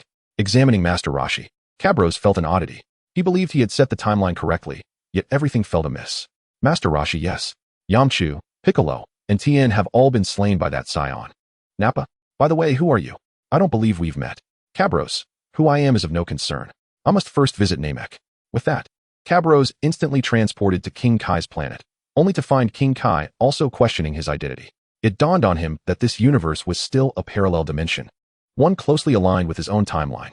On Namek, Goku was engaged in a fierce duel with Frieza, as Frieza held a sphere of energy aloft with a finger. Goku, hurry faster. It's done. The spirit bomb is complete. Huh. Without hesitation, the moment the spirit bomb was finished, Goku directed it forcefully towards Frieza. At that moment, Kablos appeared, witnessing Frieza's futile struggle against Goku's colossal spirit bomb, realizing that this was indeed the primary timeline untouched by his alterations. Here, Goku mirrored the original narrative's development and prowess. This battle was the iconic Namek saga. Chapter 72, Teaching Goku How to Handle Chi-Chi. Kablos observed as Frieza was buried beneath Goku's spirit bomb. Kablos, this scene is classic. Alas, I did not bring a smartphone. Kablos recalled Bulma discussing the research on smartphones. But during that period, he had been preoccupied with other matters. By the time he left, smartphones were merely entering the testing phase. Oh well, if he didn't capture it, he didn't capture it. After all, he was not one to idolize. The photos he previously took were seldom revisited unless they featured particularly exquisite women. What are those exquisite women? It goes without saying, men understand the allure of unattainable beauty, even if it exists only in fantasy. However, Upon arriving in the Dragon Ball universe, perhaps the allure of beauty would not be confined to mere fantasies. The last time he encountered the stunning Frosty Schwang at the World Martial Arts Tournament, he pondered the possibility of meeting her again. After all, such beauty should not be squandered. Moreover, Cabros had heard that Frosty Schwang hailed from a family of assassins, cold and ruthless, a woman who disregarded men entirely, making the conquest of such a formidable character all the more enticing. Witnessing a woman who holds men in contempt, struggling under duress while remaining oblivious to her own plight, surely resonates with the deepest, most sinister thoughts harbored by men. Beyond the allure of beauty, Cabros had no other pursuits, readily deleting anything else from his collection. With this in mind, he questioned the worth of capturing images with a smartphone, knowing he would ultimately not revisit them, not wanting to dwell on trivialities. Cabros witnessed Frieza once again rising, this time seizing Krillin and lifting him into the sky. Goku, Frieza, let him go. Boom. Krillin exploded. How dare you? How dare you? Frieza, you killed Krillin. With a roar of fury, Goku transformed into a Super Saiyan. I am truly enraged now, Frieza. With a furious charge, Goku unleashed a torrent of vengeance upon Frieza. Cabros, however, chose to divert his attention from Goku and approached Gohan, who was carrying Piccolo towards the spaceship. Gohan, who are you? Cabros, you need not concern yourself with my identity. I am here to propose a transaction. Gohan, what transaction? Cabros produced a Senzu bean. Cabros, if you agree to one stipulation, this Senzu bean shall be yours. Gohan, a Senzu bean. You have Senzu beans. This is wonderful. With a Senzu bean, Uncle Piccolo can be saved. I agree. I will fulfill any request you have. Cabros, merely verbal agreement is insufficient. You must swear an oath. Swear it on Uncle Piccolo's life. Gohan's expression shifted. What is it? Speak. Cabros, upon your return to Earth, you must never neglect your training. Regardless of how much Chi-Chi pressures you, you must not abandon your cultivation. Gohan, this is the oath you desire me to make. Cabros, indeed. Swear it. Upon your return, you shall commit to rigorous training, or else your Uncle Piccolo shall meet an untimely demise. Gohan, I promise. I swear. I will diligently train upon my return. If I neglect my training, Uncle Piccolo shall not have a good end. Cabros, excellent. Here is your Senzu bean. Gohan, thank you. Cabros, no need for thanks. I merely seek to cultivate another worthy opponent in the future. Should you dare to falter or fail to meet my expectations, I shall eliminate all of you. At that moment, Piccolo awakened, fully restored. Piccolo, thank you. Regarding what you mentioned about ensuring Gohan trains diligently, I will personally oversee his efforts. Though previously incapacitated, Piccolo had remained aware of the events around him. When Cabros demanded Gohan's agreement, he had felt a sense of urgency, fearing the request might be unachievable. To his surprise, the requirement was merely to train diligently. He would have done so without being coerced. He had always intended to ensure Gohan trained earnestly. Cabros, Piccolo, I believe you still fail to grasp why Gohan neglects his training. Piccolo, why is that? Cabros, because of his mother, Chi-Chi, who does not wish for him to train. If you want him to train, it is not merely a matter of supervising Gohan. You must persuade Chi-Chi. Piccolo, Chi-Chi. Deep down, Piccolo held a disdain for Chi-Chi. If she were not Goku's wife and Gohan's mother, he would not even spare her a glance. It was unexpected that the greatest obstacle would be Chi-Chi herself. Cabros, if you wish for Chi-Chi to allow Gohan to train, there is but one solution. Piccolo, what solution? Cabros, you know, while Goku is immensely powerful, he has not earned any money since the 23rd World Martial Arts Tournament. A family's livelihood cannot be sustained without financial means. Although Goku can hunt for food, that alone is insufficient for the family. Chi-Chi, as a woman, requires clothing and other necessities. If you want Chi-Chi to understand that Gohan's martial training will yield quicker financial returns and greater respect than mere scholarship, you must make her realize this. Piccolo, money is not an issue. I can handle that. But respect? Cabros, Goku has saved the Earth multiple times. Who is aware of it?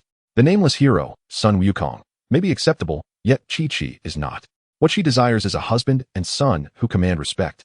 In this manner, her vanity as a woman can find fulfillment. Piccolo, I never anticipated that Chi-Chi would be such a woman. Kaba, Piccolo, do not misjudge Chi-Chi. She is merely a normal woman. If Sun Wukong were to choose to conquer the world like you, or aspire to become a cosmic emperor like Frieza, Chi-Chi would undoubtedly receive the respect she craves and enjoy the benefits that strength affords. Strength is not merely for display. Words alone are ineffectual. Despite Sun Wukong's immense power, he cannot provide Chi-Chi with the honor and lifestyle she desires. Hence, she would certainly oppose Gohan's continued martial training. This represents her silent rebellion. Piccolo, is that so? Kaba, indeed, if you wish for Gohan to strive for a better life, You must not only offer her substantial wealth, but also make her aware that martial training can easily yield great riches, wealth and honor that a scholar could not amass in 1,000 years. Once you help Chi-Chi realize this, she will surely agree to let Gohan train. Piccolo, I understand. I will take care of this matter. Kappa, do not let me down. After all, you are the mighty Piccolo. Piccolo, just to Chi-Chi, I do not regard her as a threat. Kappa, Piccolo, here is the method for cultivating the divine realm, which I now impart to you. When you merge with the God of Heaven, you will be able to utilize it to transcend to the realm of Yama. As Kappa spoke, he extended his hand and imparted a surge of memory into Piccolo's mind. Piccolo, the method for cultivating the divine realm? What purpose does it serve? Kappa, the divine realm can enhance your training speed by 15-fold, while the Yama realm can triple your training speed. Piccolo, 3-fold. That is indeed a commendable training technique. Chapter 73, The Dark Demon Realm, Tawa appears. Kappa gazed at Piccolo and uttered his final words. Kappa, Piccolo, I say this to you. Regardless of the opponent you face, do not succumb to fear. Dedicate yourself to your training, and you shall never be defeated by Sun Wukong or his ilk. Piccolo, I understand. Kappa, by the way, if the opportunity arises, you may wish to make a wish to the eternal dragon to unlock your potential. You will reap remarkable rewards. Piccolo, what kind of rewards? Kappa, no wait. Something is amiss with Sun Wukong. With that, Kappa instantly teleported to the battlefield where Sun Wukong was engaged. There, Kappa beheld Frieza emanating dark energy, his strength significantly augmented, and that malevolence intensified. Kappa, is this demonic energy? For some inexplicable reason, this thought surfaced in Kappa's mind. Frieza roar. I, Frieza, am the Cosmic Emperor. You cannot defeat me. Prepare to perish. With that, Frieza charged at Sun Wukong, mercilessly pummeling him. Although Sun Wukong fought valiantly to defend himself, the disparity in their strengths rendered him unable to retaliate effectively. Sun Wukong. Frieza, how have you suddenly grown so powerful? Observing Sun Wukong's dire plight, Kappa felt perplexed. He keenly sensed an unknown enemy lurking above in the sky. Upon looking up, the sight nearly overwhelmed his mind. It was Tawa, the sister of the demon realm King Beerus, accompanied by her bioengineered minions. This was a disaster. He was now embroiled in the narrative of Dragon Ball Super. How could he possibly contend with beings of such divine caliber? He was not even at the Super Saiyan 3 level. He was virtually invisible to them. Though Kappa did not possess extensive knowledge of Tawa and her android companions, he recognized their formidable strength. This was the authentic Dragon Ball universe. If his power was inferior, he might face an untimely demise without even understanding how. If they truly intended to kill him, he would likely realize his fate only when it was too late. Frieza propelled Sun Wukong into the sky, then delivered a devastating blow, sending him crashing back down. Subsequently, he gathered an enormous energy wave and directed it towards Sun Wukong. Frieza die? Farewell, Wukong. The two began their clash, Frieza bolstered by demonic energy, while Sun Wukong found himself exhausted and far from peak condition. Sun Wukong, darn it. I cannot lose. Summoning all his strength, Sun Wukong endeavored to extract every ounce of potential from his body. Yet even so, the colossal energy wave continued to press down upon him, gradually forcing him toward the ground. Kappa, this is it. If this continues, Sun Wukong is doomed. What should I do? I cannot merely stand by and watch him perish. How infuriating. Perhaps I could teleport to King Kai's realm. Yes, I shall do that and provide him with a senzu bean. With this thought, Kappa sensed Sun Wukong's energy and teleported to his side. Sun Wukong, darn it. I cannot hold on much longer. That scoundrel Frieza will surely destroy Earth. How infuriating. Sun Wukong, senzu bean. Kappa appeared beside Sun Wukong and tossed a senzu bean into his mouth. Sun Wukong's eyes lit up as he quickly opened his mouth to consume the bean. Sun Wukong, incredible. My strength has returned. This time, I will not lose to you, Frieza. Fully rejuvenated, Sun Wukong felt his previous injuries heal completely. Sun Wukong unleashed his power, pushing the energy wave back towards Frieza. Frieza, impossible. How can he still possess such strength? The two continued their stalemate. But Frieza began to falter, his demonic aura showing signs of dissipating. Kappa regretted tossing the senzu bean to Sun Wukong. As soon as he did, he felt a chilling and terrifying presence lock onto him. Kappa looked up to see Tawa staring at him with a cold expression. Damn, this is it. Mira, eliminate him. Cursing under his breath, Kappa prepared to teleport away. However, at that moment, he noticed a red-haired monkey standing between him and Tawa and Mira. This was the Time Patrol Super Saiyan 4 Sun Wukong. Tawa, you arrived quite swiftly. Darn it. Mira, we must retreat. With that, the two opened a spatial rift to escape, casting a fierce glare at Kappa as they departed, their lips moving in a silent warning, without a doubt. It was a message for him to await their return. This was a complete disaster. He gained nothing and only attracted a formidable adversary. Time Patrol's Super Saiyan 4 Sun Wukong glanced at the retreating Tao, knowing he could not catch up, and thus chose not to pursue. He observed the current timeline's Sun Wukong and Frisia, confirming that Sun Wukong would prevail, before turning his attention to Kaba. Let us converse in another location. Kaba nodded and led the way towards an uninhabited area. They arrived at a secluded hilltop. Time Patrol's Sun Wukong, greetings. You should know my name, Sun Wukong. Kaba, I am Kaba, a Saiyan. Time Patrol's Sun Wukong, you are quite exceptional, willingly traversing time and space. Kaba, I had no choice, in my timeline. I surpassed everyone by such a margin that I had no rivals, thus. Time Patrol's Sun Wukong, I understand your sentiment, yet you need not fear. Regarding your unilateral alterations to the timeline, I can empathize. Those tragic histories are better altered. Kaba, what do you mean? The Kai of Time, Kaiyan, stated that preserving those timelines may yield unique warriors. Otherwise, if I had to kill Gohan myself, I could not bear to do it. Kaba, I see. That explains why you do not pursue me for altering the future. Time Patrol's Sun Wukong, there is little choice. The denizens of the Dark Demon realm have been growing increasingly audacious, and we in the Time Kai's realm are sorely lacking in manpower. I wonder if you... Kaba, are you suggesting I join the Time Kai's ranks? Time Patrol's Sun Wukong nodded. If you agree, the changes wrought by your time travel will be deemed legitimate, and no one will hold you accountable. Kablis, is there anything else? Time Patrol's Sun Wukong. In addition, you can utilize the temporal positioning device of the Time Nest. With this device, you will know in advance which timeline you are destined to visit, rather than aimlessly wandering through various timelines like a headless chicken. Kablis felt this was quite favorable and was about to nod in agreement when Time Patrol's Sun Wukong produced 2 spirit tree fruits. This is a spirit tree fruit. Consuming it enhances one's life dimension, effectively extending one's lifespan. Kablis, enhancing the life dimension? That truly is a remarkable item. Is there more? Time Patrol's Sun Wukong appeared slightly troubled. Well, this requires extracting the essence of planets, and they are not in plentiful supply. However, if you complete tasks for the Time Nest, you can exchange them for task points. Kablis nodded, as he had been fretting over the slow enhancement of his life dimension. It seemed fortune had smiled upon him just when he needed it. Chapter 74. Return to the original timeline.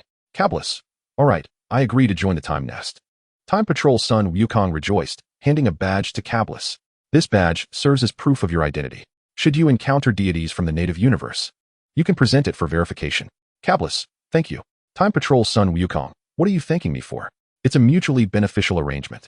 Today, we of the Time Nest have aided you, and one day, when you grow powerful, you will assist us in turn. One to you?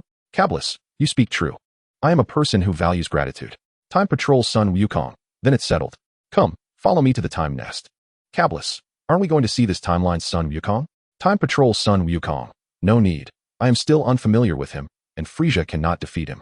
Kablis nodded, and the two opened a temporal rift, arriving at the Time Nest. The Time Nest. Is this the Time Nest? Kablis inquired, gazing curiously at the island-like expanse in the sky. Follow me. I will first introduce you to the locations of the various offices within the Time Nest. Kablis nodded, and Time Patrol Ultra Instinct Sun Wukong guided him on a tour of the Time Nest. Similar to the Dragon Ball Super Universe, the Time Nest was home to masters of various races. While the majority were Saiyans, there were also Time Patrol warriors from the Frisia race. After their tour, Kablis primarily familiarized himself with the task reception area and the task point exchange section, subsequently making his way to the temporal transportation area, where he utilized the Time Nest's positioning device to return to his original timeline. Just as Kablis departed, the Kaiyan of Time, Kaiyan, appeared. Kaiyan, you hold him in such high regard? Time Patrol Ultra Instinct Sun Wukong. I see miracles within him, Lord Kaiyan. You must have sensed it. His life dimension is at the 3rd dimension, the divine dimension, yet he has not attained divinity. Kaiyan, did he cultivate this on his own? Such individuals are rare. Time Patrol Ultra Instinct Sun Wukong. Moreover, he is a Saiyan. After all these years, I have consumed numerous spirit tree fruits, and only ascended to the 4th dimension, the king of hell dimension. Yet he, at such a young age, has reached the divine dimension. If he can cultivate to the 7th dimension, the god dimension, he may become a warrior surpassing even me. Kaiyan, let us hope that day arrives swiftly. Should he truly achieve that, we shall gain an unrestricted high-level angelic combatant. In the original timeline, Earth, at Bulma's residence. Bulma, Kablis, you're back? Kablis, have any significant events transpired recently? Bulma, not particularly. A year after you left, Vegeta arrived, and even fought with Sun Wukong. Kablis, a year? Have I truly been away for that long? Kablis found it peculiar. as he believed he had only spent a little over half a year in the timeline of the original Broly. Yet, Bulma claimed he had been gone for a year. Could time be at fault? Bulma, indeed, over a year has passed. Cablis, but I distinctly spent only a little over half a year in the future world. Bulma, this may be due to temporal turbulence caused during your time travel, much like how exceeding the speed of light accelerates the passage of time. Encountering temporal turbulence can create discrepancies. Fortunately, this recent leap was not extensive. Had you jumped hundreds of years, I suspect you would have turned to dust by now. Cablis, so that is how it is. It seems I was a bit reckless with my repeated time machine usage. Bulma, by the way, Vegeta asked me to inform you that Frieza seems to have discovered the Dragon Balls. He has gone to Namek with his crew, stating that he cannot allow Frieza to use the Dragon Balls to fulfill his wishes, so he has taken Sun Wukong and the others to Namek to stop him. Cablis, with Sun Wukong involved, Frieza should not pose a problem. However, having worked under Frieza, I must see him off. Bulma, you just got back, and you're leaving again. Cablis, this time, I will be swift. Bulma, very well. When you return, I shall take you to a grand banquet. Cablis, a banquet? Bulma, yes. Did you not mention feeling disconnected from the atmosphere of high society? I shall take you to the Lin family's banquet of the 4 great families in West City, so you can experience the essence of the world's wealthiest. Upon hearing this, Cablis's face brightened, and he embraced Bulma, planting a kiss on her cheek. Bulma, you truly understand me. How annoying. Cablis genuinely wished to savor the sensation of being the world's wealthiest. He did not come to this Dragon Ball universe merely to endure relentless training. Enjoying life amidst his cultivation was of utmost importance. Of course, in his previous life, he often pondered what it would be like to possess unmatched strength and stumble into gatherings filled with second-generation wealthy heirs, officials' offspring, celebrities, and business tycoons, where numerous rules abound. He was curious how it would feel to be someone who could obliterate planets with a mere gesture, yet still be asked to pour drinks, refrain from eating first, or bow to some so-called important figure. Alternatively, would his reckless behavior, akin to a clumsy peasant, lead to his expulsion from the banquet? Truth be told, such scenarios seemed far more exhilarating than being a mere son-in-law to a dragon king, as there was no suffering, only delight. When everyone assumed Cablis to be a pauper, a fool, or a harbinger of his own demise, who truly is the fool?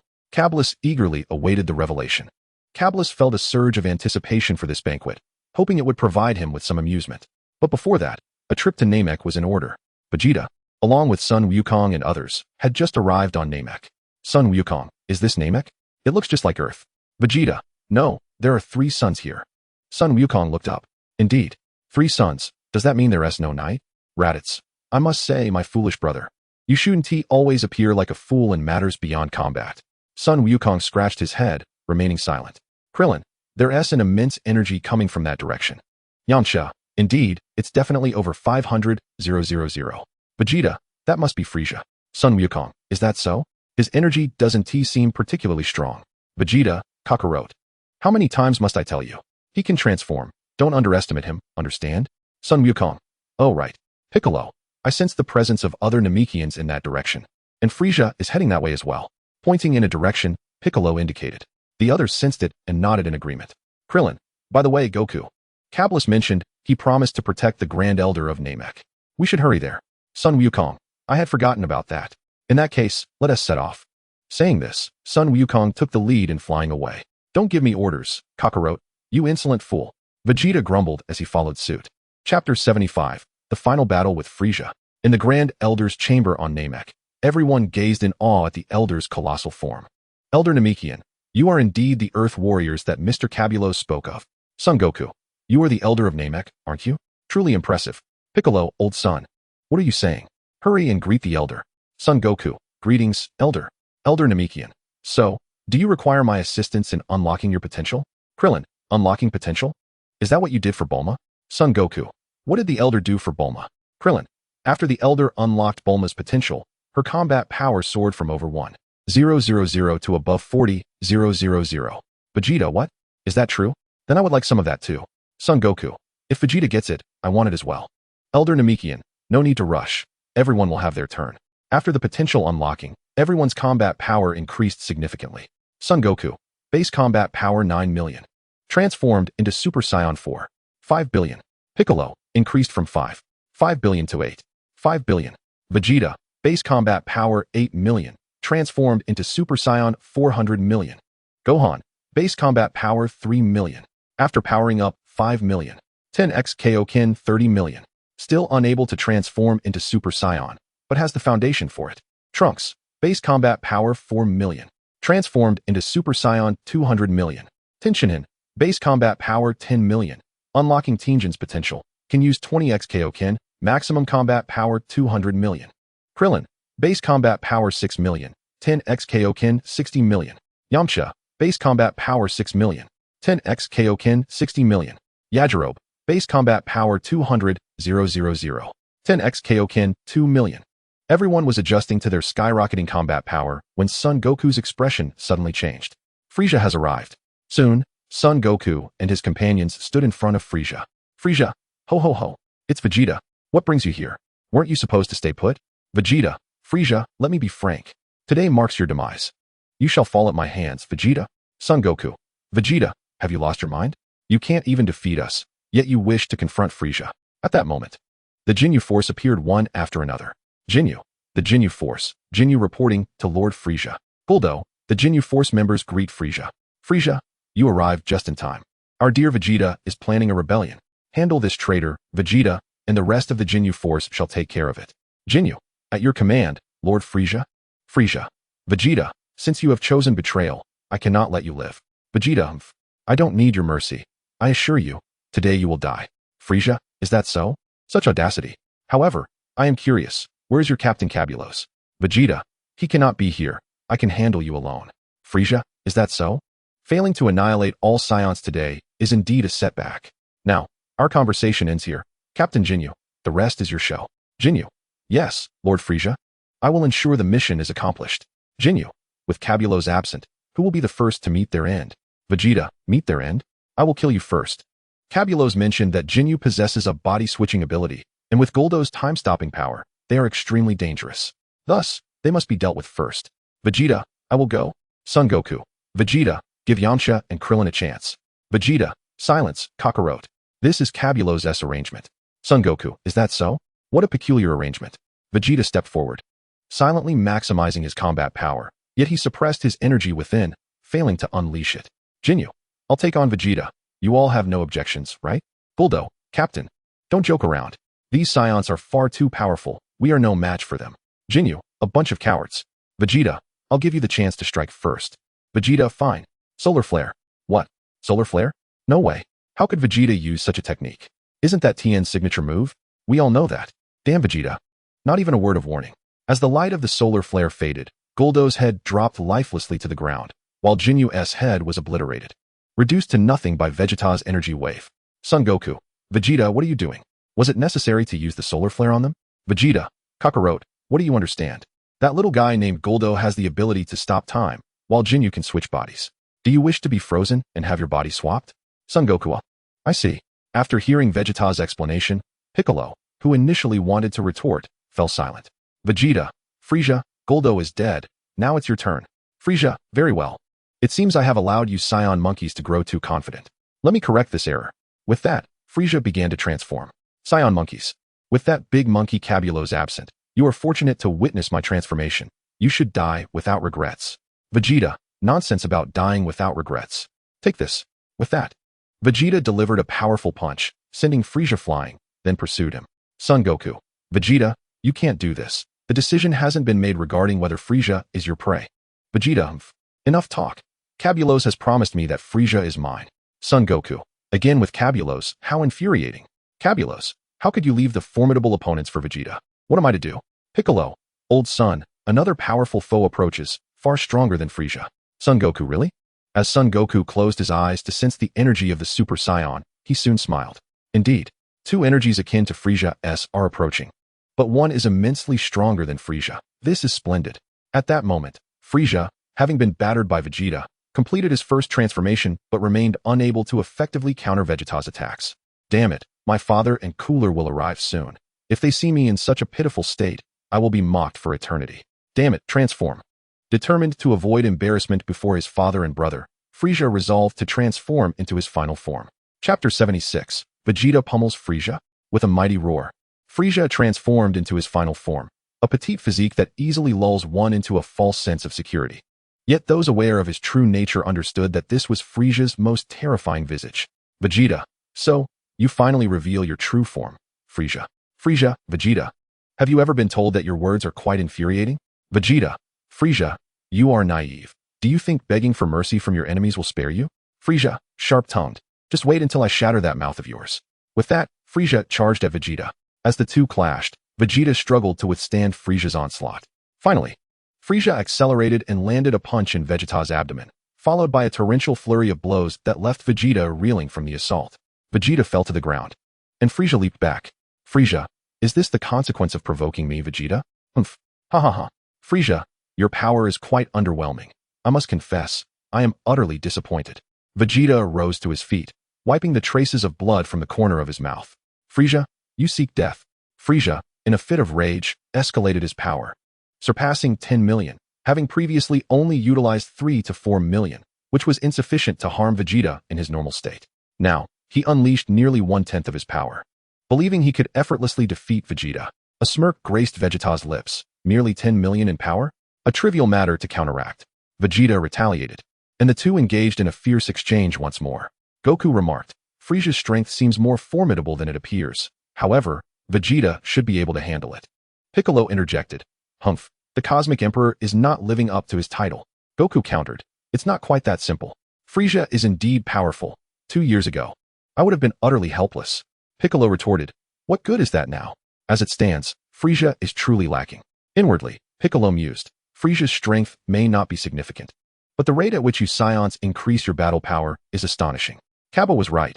I must diligently train, or I shall find myself relegated to the role of a mere cheerleader in future battles. Gohan exclaimed, Uncle Piccolo, Frieza's energy is immense. He is a formidable opponent. Piccolo replied, Gohan, that is because you haven't yet transformed into a Super Saiyan. Ask your brother Trunks if Frieza is strong. Trunks interjected, Frieza is weak. I could defeat him with just one hand. Piccolo stated, did you hear that, Gohan? Your foundational battle power is sufficient. The next step is to find a way to transform into a Super Saiyan. Gohan replied, I understand, Uncle Piccolo. Goku sensed a powerful energy approaching. Could it be Frieza's brother? I've heard he possesses an additional transformation compared to Frieza. I hope he won't disappoint me. Krillin, Tien, Yamcha, and the others watched the battle between Frieza and Vegeta, their eyes filled with awe. Meanwhile, noticing that everyone was captivated by Frieza's fight, the remaining 3 members of the Ginyu Force plotted to slip away unnoticed. However, as they attempted to flee, they were intercepted by Nappa and Raditz. Nappa commanded, Halt. Gyu, Nappa, Raditz, are you two so foolish as to obstruct us? Raditz replied, With your meager strength, you think you can stop me? Allow me to enlighten you. I, Raditz, possess a foundational battle power of 1 million. Nappa boasted, I, the Saiyan Nappa, have a foundational battle power of 800,000. Gyu what? 1 million? Bart, Nappa has 800,000 battle power? This is inconceivable. Raditz scoffed, Humph. What is so surprising? You underestimate us Saiyans. Gyu demanded, You block our path yet refrain from attacking. What is your intention? Raditz replied, Know this, your leader Ginyu is already dead, and your Lord Frieza shall meet the same fate today. Do you comprehend my meaning? Gyu, you intend to recruit us? Raditz affirmed, Precisely. You have little choice. Do you not? The 3 hesitated, and Nappa grew impatient. Nappa said, Raditz, why waste breath on them? Their strength is insignificant. It would be better to eliminate them swiftly. Raditz countered, Lord Cabba stated that if they are sensible, they can be recruited as subordinates. What is this, Nappa? Now that you possess some strength, you dare defy Lord Cabba's orders? Nappa replied, I'm no fool. How could I defy Lord Cabba's orders? It's just that these 3 are truly lacking in merit. Raditz retorted, Humph, it seems you've become arrogant. Back when you had only a few thousand in battle power, you were uncontrollable. These individuals possess battle powers of 40 to 50,000. We cannot afford to squander them. Nappa conceded, You are strong. Your word shall prevail. Raditz declared, Humph. You lot heard that. Are you willing to serve us? Gyu, we are willing. Raditz replied, Excellent. Those who are wise will thrive. Today, not only will Frieza perish, but his father King Cold and his brother Cooler shall also meet their end. There shall be no more cosmic emperors. The 3 gasped in astonishment. As Vegeta was kicked into the ground by Frieza, he emerged transformed into a Super Saiyan. Frieza exclaimed, Golden Hair, have you transformed? What is this? I thought Saiyans only transformed into great apes. Vegeta retorted, Great ape? I am a Super Saiyan. Frieza scoffed, A Super Saiyan? That is merely a legend. Vegeta replied, A legend? And yet you stand before it and still call it a legend? Frieza, I did not expect you to be so unwilling to face reality. Frieza snarled, Humph. Even if it is the legendary Super Saiyan, so what? I, Frieza, am unafraid. You shall not defeat me. Vegeta quipped. The barking dog doesn't bite. You are clearly in a frenzy. Frieza yelled. You scoundrel, taste this. Frieza extended a finger and unleashed an energy wave, but Vegeta effortlessly dodged it. He fired again. Yet Vegeta continued to evade with ease. After a barrage of energy blasts, not a single hair on Vegeta was harmed. Frieza was enraged. Frieza exclaimed, darn it. If you're so skilled, then don't dodge. Vegeta retorted. If you can't hit me, that is your problem. Frieza challenged. Humph, hit you once, and you will be finished. Vegeta taunted. Is that so? Then go ahead and try. Frieza declared. You asked for it. Prepare yourself. Frieza charged a powerful energy wave aimed at Vegeta's head, but Vegeta merely raised his gaze and deflected Frieza's attack effortlessly. Vegeta proclaimed. Is that all you've got? Frieza growled. Darn it. How can this be? How are you so strong? I refuse to believe it. Vegeta declared. Your turn is over. Now it is mine. With that, Vegeta irradiated golden light, clearly amplifying his Super Saiyan energy. He then charged at Frieza, delivering a flurry of blows. What's wrong, Frieza? Is this all the strength you possess? How utterly disappointing. Frieza seethed. I will kill you, Vegeta. Kill me? With your meager power? Our Lord Frieza. How pitifully weak you truly are. Pathetic. Indeed. You've been reduced to this state, unable to offer any resistance. How dare you call yourself the Cosmic Emperor? Chapter 77. Frieza's brutal beating.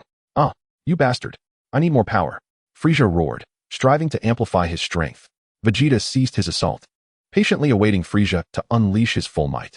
100 million, 1 billion, 1 billion 100 million, 1 billion 200 million, 1 billion 300 million, 1 billion 400 million. Vegeta remarked, Oh, Frieza, your strength has indeed increased. Frieza retorted, It is due to the pressure from you filthy monkeys. Do you have any idea what it feels like to train with that kind of humiliation? Vegeta inquired, And how long have you been training? Frieza replied, I've trained for 3 whole months. Do you understand? Darn Saiyan monkeys, if it weren't for you, I would have been sweating profusely in training every day. Do you know how hard I've worked to punish you Saiyan monkeys? Vegeta scoffed. 3 months. And you call that effort? Frieza growled. Humph. Even facing death you still talk back. I shall show you the fruits of my training. Huh. 1 billion 500 million. 2 billion. 2 billion 500 million. 3 billion. 3 billion 500 million. 3 billion 800 million. Frieza boasted. My battle power has increased more than 3-fold. How about it? Are you trembling in fear, unable to move? I'll be honest with you. My battle power is now nearing 4 billion. Here.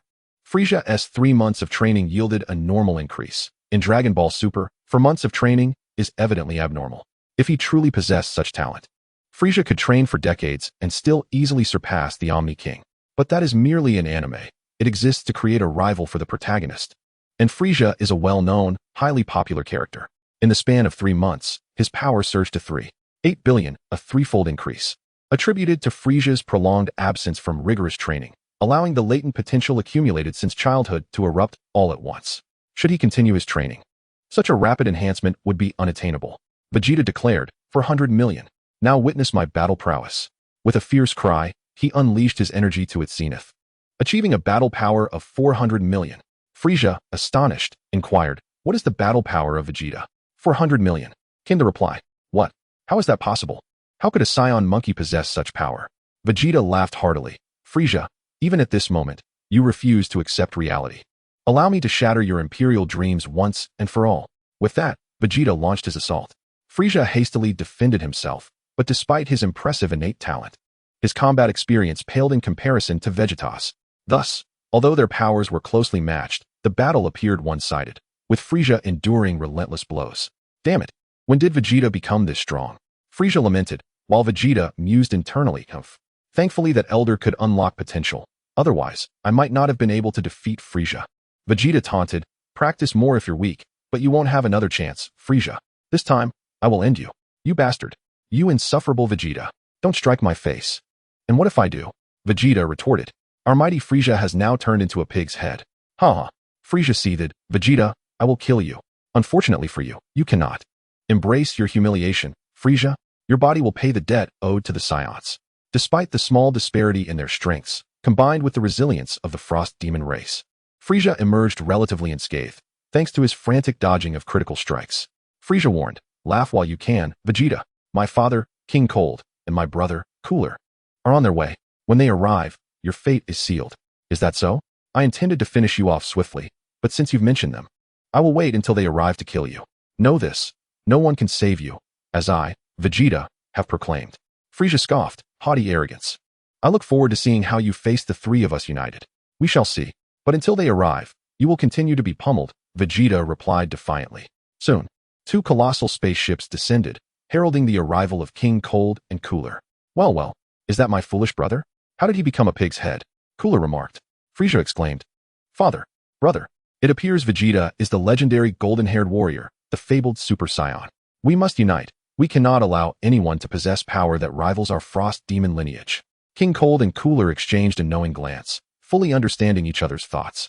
Indeed, internal strife and reprimanding Frieza could wait. The authority of the Frost Demon clan was not to be challenged. Cooler stated, Father, let us heed Frieza's words. Despite his folly, he is still my brother and a member of our clan. The honor of the Frost Demons must not be tarnished. King Cold concurred, you speak wisely, Cooler. Frieza may be incompetent, but while we can chastise our own, we shall not allow outsiders to bully us. Cooler affirmed, then it is settled. Frieza declared, did you hear that, Vegeta? My father and brother prepare to strike. Recognize your fate.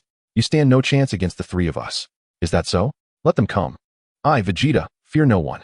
Frieza assumed Vegeta was merely feigning bravado, but Goku, upon hearing this, could no longer remain composed and soared into the fray. Vegeta, how can you take them all on alone? I have already left Frieza to you. His father and brother should be my responsibility alongside Piccolo. Stop whining, Kakarot. Vegeta shot back, charging directly into battle with the trio. Damn it. With King Cold boasting a battle power of 1.6 billion, Cooler at 200 million, and Frieza at 3.8 billion, their combined might still struggle to subdue Vegeta swiftly. Frieza, even with your entire family assembled, you are still no match for me. You are nothing but a bunch of trash. Frieza, incensed, urged, Father, brother, do not hold back any longer. This Vegeta's words are too infuriating. Cooler remarked, foolish brother.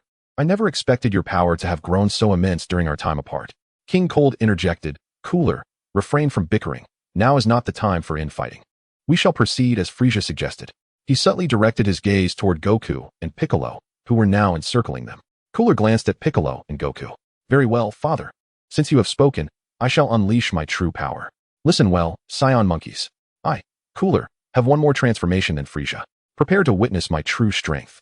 With that, Cooler began to transform, his energy skyrocketing, surpassing the 400 million threshold and ultimately stabilizing at 4.7 billion.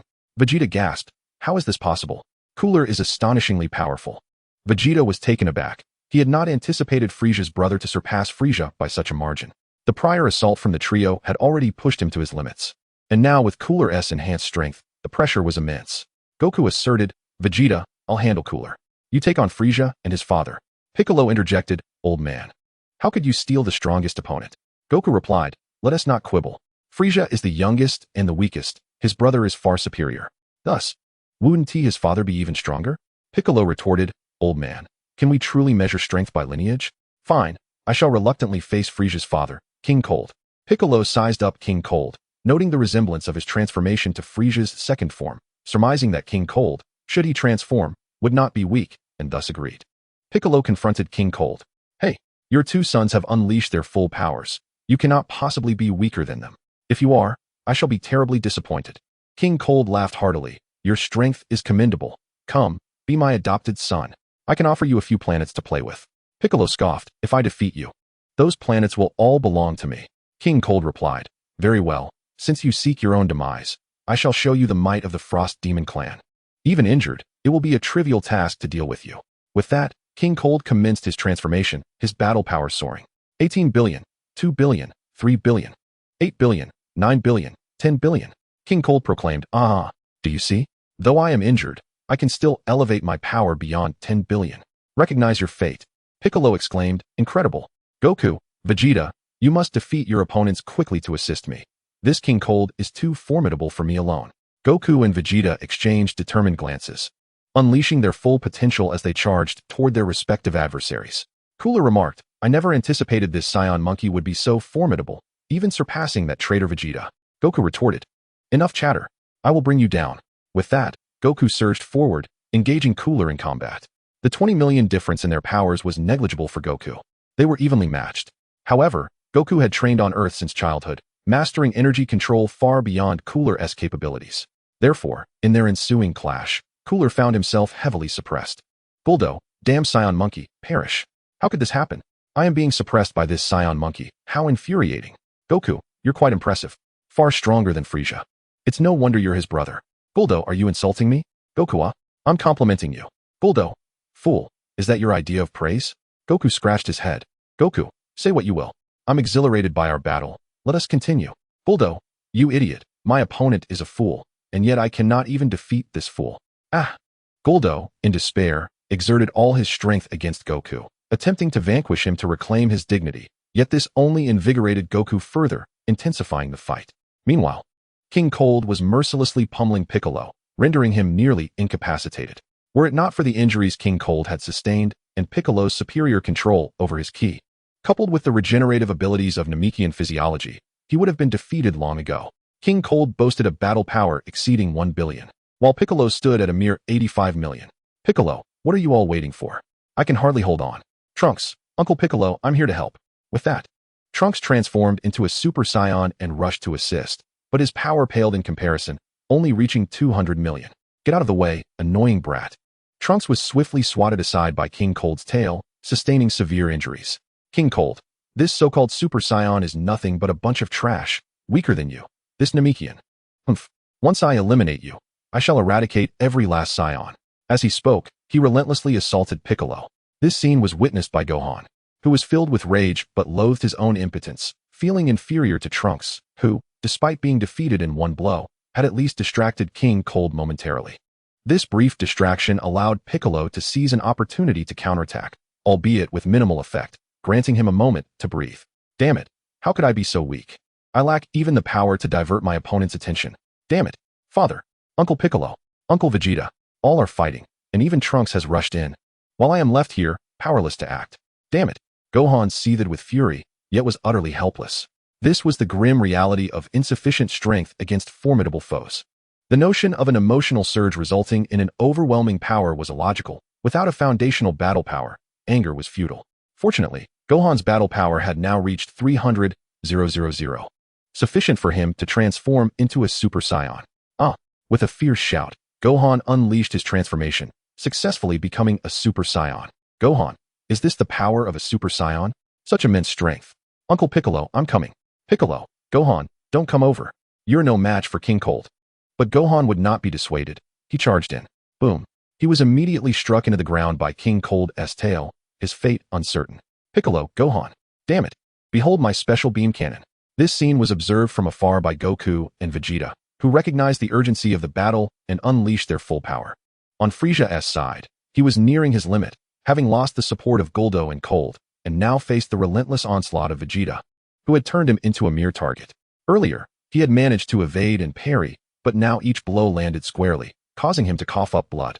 Though the amount was minimal each time, it accumulated rapidly, and soon Frieza was losing consciousness from blood loss. Thus, Vegeta had solidified his victory. Vegeta, Frieza, it's all over. You shall pay for the destruction of planet Vegeta. Here comes my final attack, the final flash. As Frieza was struck by Vegeta's ultimate attack, he desperately attempted to repel it, but found it futile, helplessly watching the colossal energy wave engulf him. Frieza, damn it. I never imagined I would perish at the hands of those loathsome Saiyan monkeys. But do not gloat. You Saiyans have provoked a force you should not have. When that esteemed individual arrives, there will be no escape for you. I will await you in hell, Vegeta. Frieza's dying words did not concern Vegeta. Though he held a deep-seated fear of Beerus, the god of destruction, he unconsciously dismissed the thought, not considering it at all. As Frieza faced annihilation, King Cold grew anxious. Realizing that if both of his sons were defeated, he would find himself surrounded, a dire predicament indeed. Damn it, Vegeta, you have killed Frieza? I will avenge him. With that, King Cold charged at the exhausted Vegeta, who had just unleashed his full power, but was intercepted by Piccolo. Your opponent is me. King Cold, get out of my way. I seek vengeance for my son. Piccolo, you must first defeat me. King Cold's expression darkened at this remark. After a brief respite, Vegeta regained his composure and surveyed the battlefield, noticing Piccolo had been thoroughly beaten. One of his arms was broken and his chest bore a gaping wound. Conversely, Goku was maintaining the upper hand against Guldo, driving him back relentlessly. Seeing Goku still toying with his opponent, Vegeta grew impatient. Vegeta, Kakarot, what are you doing? Don't you see Piccolo is in trouble? Goku glanced at Piccolo's battered form, his expression changing as he intensified his assault. Vegeta, you fool. Kakarot, I'm coming to help. Vegeta charged in, and together they launched a coordinated attack against Guldo. Goku, Vegeta, stand back. This is my prey. Vegeta, idiot. If that Namekian dies, we all perish. Goku, very well. Let us eliminate him quickly and then assist Piccolo. The two exchanged determined glances and launched a combined assault on Guldo. Guldo, you lack honor. Bastards. But their resolve remained unshaken. In mere seconds, Guldo was overwhelmed, receiving several heavy punches from Goku, followed by a charged energy blast from Vegeta, leaving him dazed. Here, Goku and Vegeta's ability to coordinate stemmed from their connection to Cablos. In the original narrative, they were the strongest duo, yet now, Cablos had far surpassed them, obliterating their pride with overwhelming power. While Goku and Vegeta seldom teamed up in the original series, they had done so numerous times in the films. Whether against the androids or Metal Cooler, always joining forces to confront their foes. Through their battles on Earth, they had forged a bond. Upon realizing they were both the strongest underlings of Cablos, a competitive spirit ignited within them. Thus, in this confrontation against the overwhelmingly powerful King Cold, they knew they had to unite, without hesitation, to eliminate Guldo first. Vegeta delivered a powerful kick that sent Guldo soaring into the sky. Vegeta, seeing your face, reminiscent of Frieza's, makes me want to vomit. Die. Final flash. Goku, Vegeta, don't steal the kill. Witness my Kamehameha. They unleashed their full might, combining their tremendous energy waves into one, obliterating Guldo entirely. Panting heavily, the two finally resolved the battle. Now, only King Kurd remains. King Kurd, you despicable fiends. You have slain my two sons. I shall take vengeance upon you. As he spoke, King Kurd forcefully amplified his power, his combat strength escalating to 1 billion. Then 2 billion, ultimately surpassing 3 billion. However, this came at a great cost. His old wounds re-emerged, causing blood to pour from his body, presenting a frightful sight. King Kurd, you are finished. Piccolo, how can he be so powerful? We stand no chance. Son Wukong, how can this be? His strength is overwhelming. Even united, we are no match. Vegeta, we must engage. Raditz, contact Bulma and summon Cablos for assistance. With a quick mind, Vegeta immediately thought of calling for Cablos. Upon hearing this, Raditz swiftly retrieved his communicator to reach Bulma. Meanwhile, drenched in blood, King Kurd launched an assault on the trio, who could do little but flee in desperation. When escape seemed impossible, they resorted to the solar flare, temporarily blinding King Kurd. At Bulma's residence, Cablos was indulging in a sumptuous feast, relishing the comforts of home. Although he was fed when visiting Bulma in other worlds, in his own time, Bulma was his wife, and he could freely request whatever he desired without hesitation. Just as Cablos finished devouring a meat sandwich and was boasting about a large bottle of cola, Bulma's communicator chimed. Hello, is Lord Cablos present? If so, he must hurry to Namek for assistance. Bulma replied, he is here. I shall inform him at once. Turning to Cablos, she called, Cablos, you are needed on Namek. Where are you? But as she turned back, she found that Cablos had vanished, still in the midst of his meal. On Namek, Piccolo, Vegeta, and son Wukong lay gravely injured. Vegeta, incredible. Cablos was right. We cannot engage the Frieza family recklessly. Son Wukong, it's too late for such thoughts, Vegeta. If we do not defeat him, we shall not survive. Piccolo, I will take the lead to draw his attention. Vegeta, you seize the opportunity to strike. Old son, you can utilize the spirit bomb against him. Son Wukong, agreed, I shall do so. Piccolo charged forward, initiating with the solar flare, but King Kurd, now on guard, shielded his eyes and quickly regained his sight. King Kurd, you Saiyan monkeys are truly despicable, resorting to such underhanded tactics. Vegeta, you dare to ambush me as well? Yet your meager strength merely tickles me. Solar flare, King Kurd exclaimed, still using that technique? It has lost its efficacy. Wait, what? My tail. Sensing danger, King Kurd attempted to evade with all his might, but was nonetheless struck by son Wukong's spirit bomb, severing half of his tail. You are doomed for daring to sever my tail. I will annihilate you all at once. He began to gather energy. How foolish of me to engage in combat with you. I need only to obliterate this planet. Cursed Saiyan monkeys, you are finished. This energy wave is insurmountable. Perish alongside this wretched planet. As King Kurd declared, he amassed energy, preparing to obliterate Namek in one fell swoop. Chapter 80, The Mighty Power of Cablos. Some may question Piccolo's combat power, assuming his 5 billion strength to be his base level, but this refers to Piccolo at full capacity. Due to his Namekian physiology, Piccolo is ill-suited for the Kaioken technique. While he can utilize it, he had already accessed his full strength during the Android saga, and from that point onward, The discussions pertain to their power levels post-transformation into Super Saiyans. Thus, when Piccolo confronted Android 19, he had already attained his full strength. The specifics of his power increase will be addressed later. This segment merely states Piccolo's total combat strength, which may cause some confusion. With their plan thwarted, the trio gazed in despair as King Kurd amassed an enormous energy sphere. Piccolo, damn it. I never anticipated Kurd's might. Had I known, I would have trained for another 2 years. Sun Wukong, we must stop that energy sphere, or the entire planet will be doomed. Piccolo, it's futile. His power is overwhelming. I doubt anyone in this universe can surpass him. King Kurd, you worthless trash, perish. He hurled the colossal energy sphere downward. The three combined could not halt its descent. Sun Wukong arg. This power is too great. I cannot endure. Piccolo, how could this happen? I promised the elder to protect Namek. In the elder's chamber, Nail remarked, they are failing. The elder replied, it seems Namek is doomed, but wait, he has arrived. Namek shall be saved. Kablos utilized instant transmission, appearing directly behind the trio. Vegeta, damn it. Even transformed into a Super Saiyan, I am still no match. Is the Super Saiyan not the strongest in the universe? Kablos, Vegeta, Saiyans are indeed the mightiest, but we must elevate our strength to prove it. Vegeta turned, Kablos? Sun Wukong, brother Kablos, you have come. This is a great relief. Piccolo, old son, do not be overly optimistic. King Kurd is formidable. Kablos may not prevail. Kablos, it seems Piccolo lacks confidence in me. Piccolo, your strength was indeed superior in the past, but we have all grown. I refuse to believe you still maintain such a vast gap. Kablos, very well, it appears necessary to demonstrate the results of my training to you. Let me show you that, regardless of the passage of time, our disparity remains unchanged. Piccolo, why all this talk? If you truly possess strength, then stop that energy sphere. Kablos, oh, so you are on the brink, are you? Very well, I shall take action. With a resounding clap, Kablos transformed into a Super Saiyan, effortlessly swatting the impending energy sphere away. Incredible! The trio exclaimed in unison, feeling an overwhelming surge of battle power. King Kurd, who is this? Another Saiyan monkey? No matter how many of you come, you shall all die today. Kablos, your arrogance is misplaced. You think a mere fraction of power grants you the right to boast. Truly, you are ignorant. King Kurd, ignorant? What do you mean? Kablos, I shall now show you what true power entails. What? Everyone was astonished. Huh. Kablos raised his energy, his combat power skyrocketing. 1 billion. 1 billion. 2 billion. 5 billion. 6 billion. 7 billion. Kablos elevated his power to 7 billion. The pinnacle of his Super Saiyan form's full capacity. Piccolo, such an immense aura. How can anyone in this world possess such strength? Sun Wukong, is this the power of brother Kablos? It is astounding.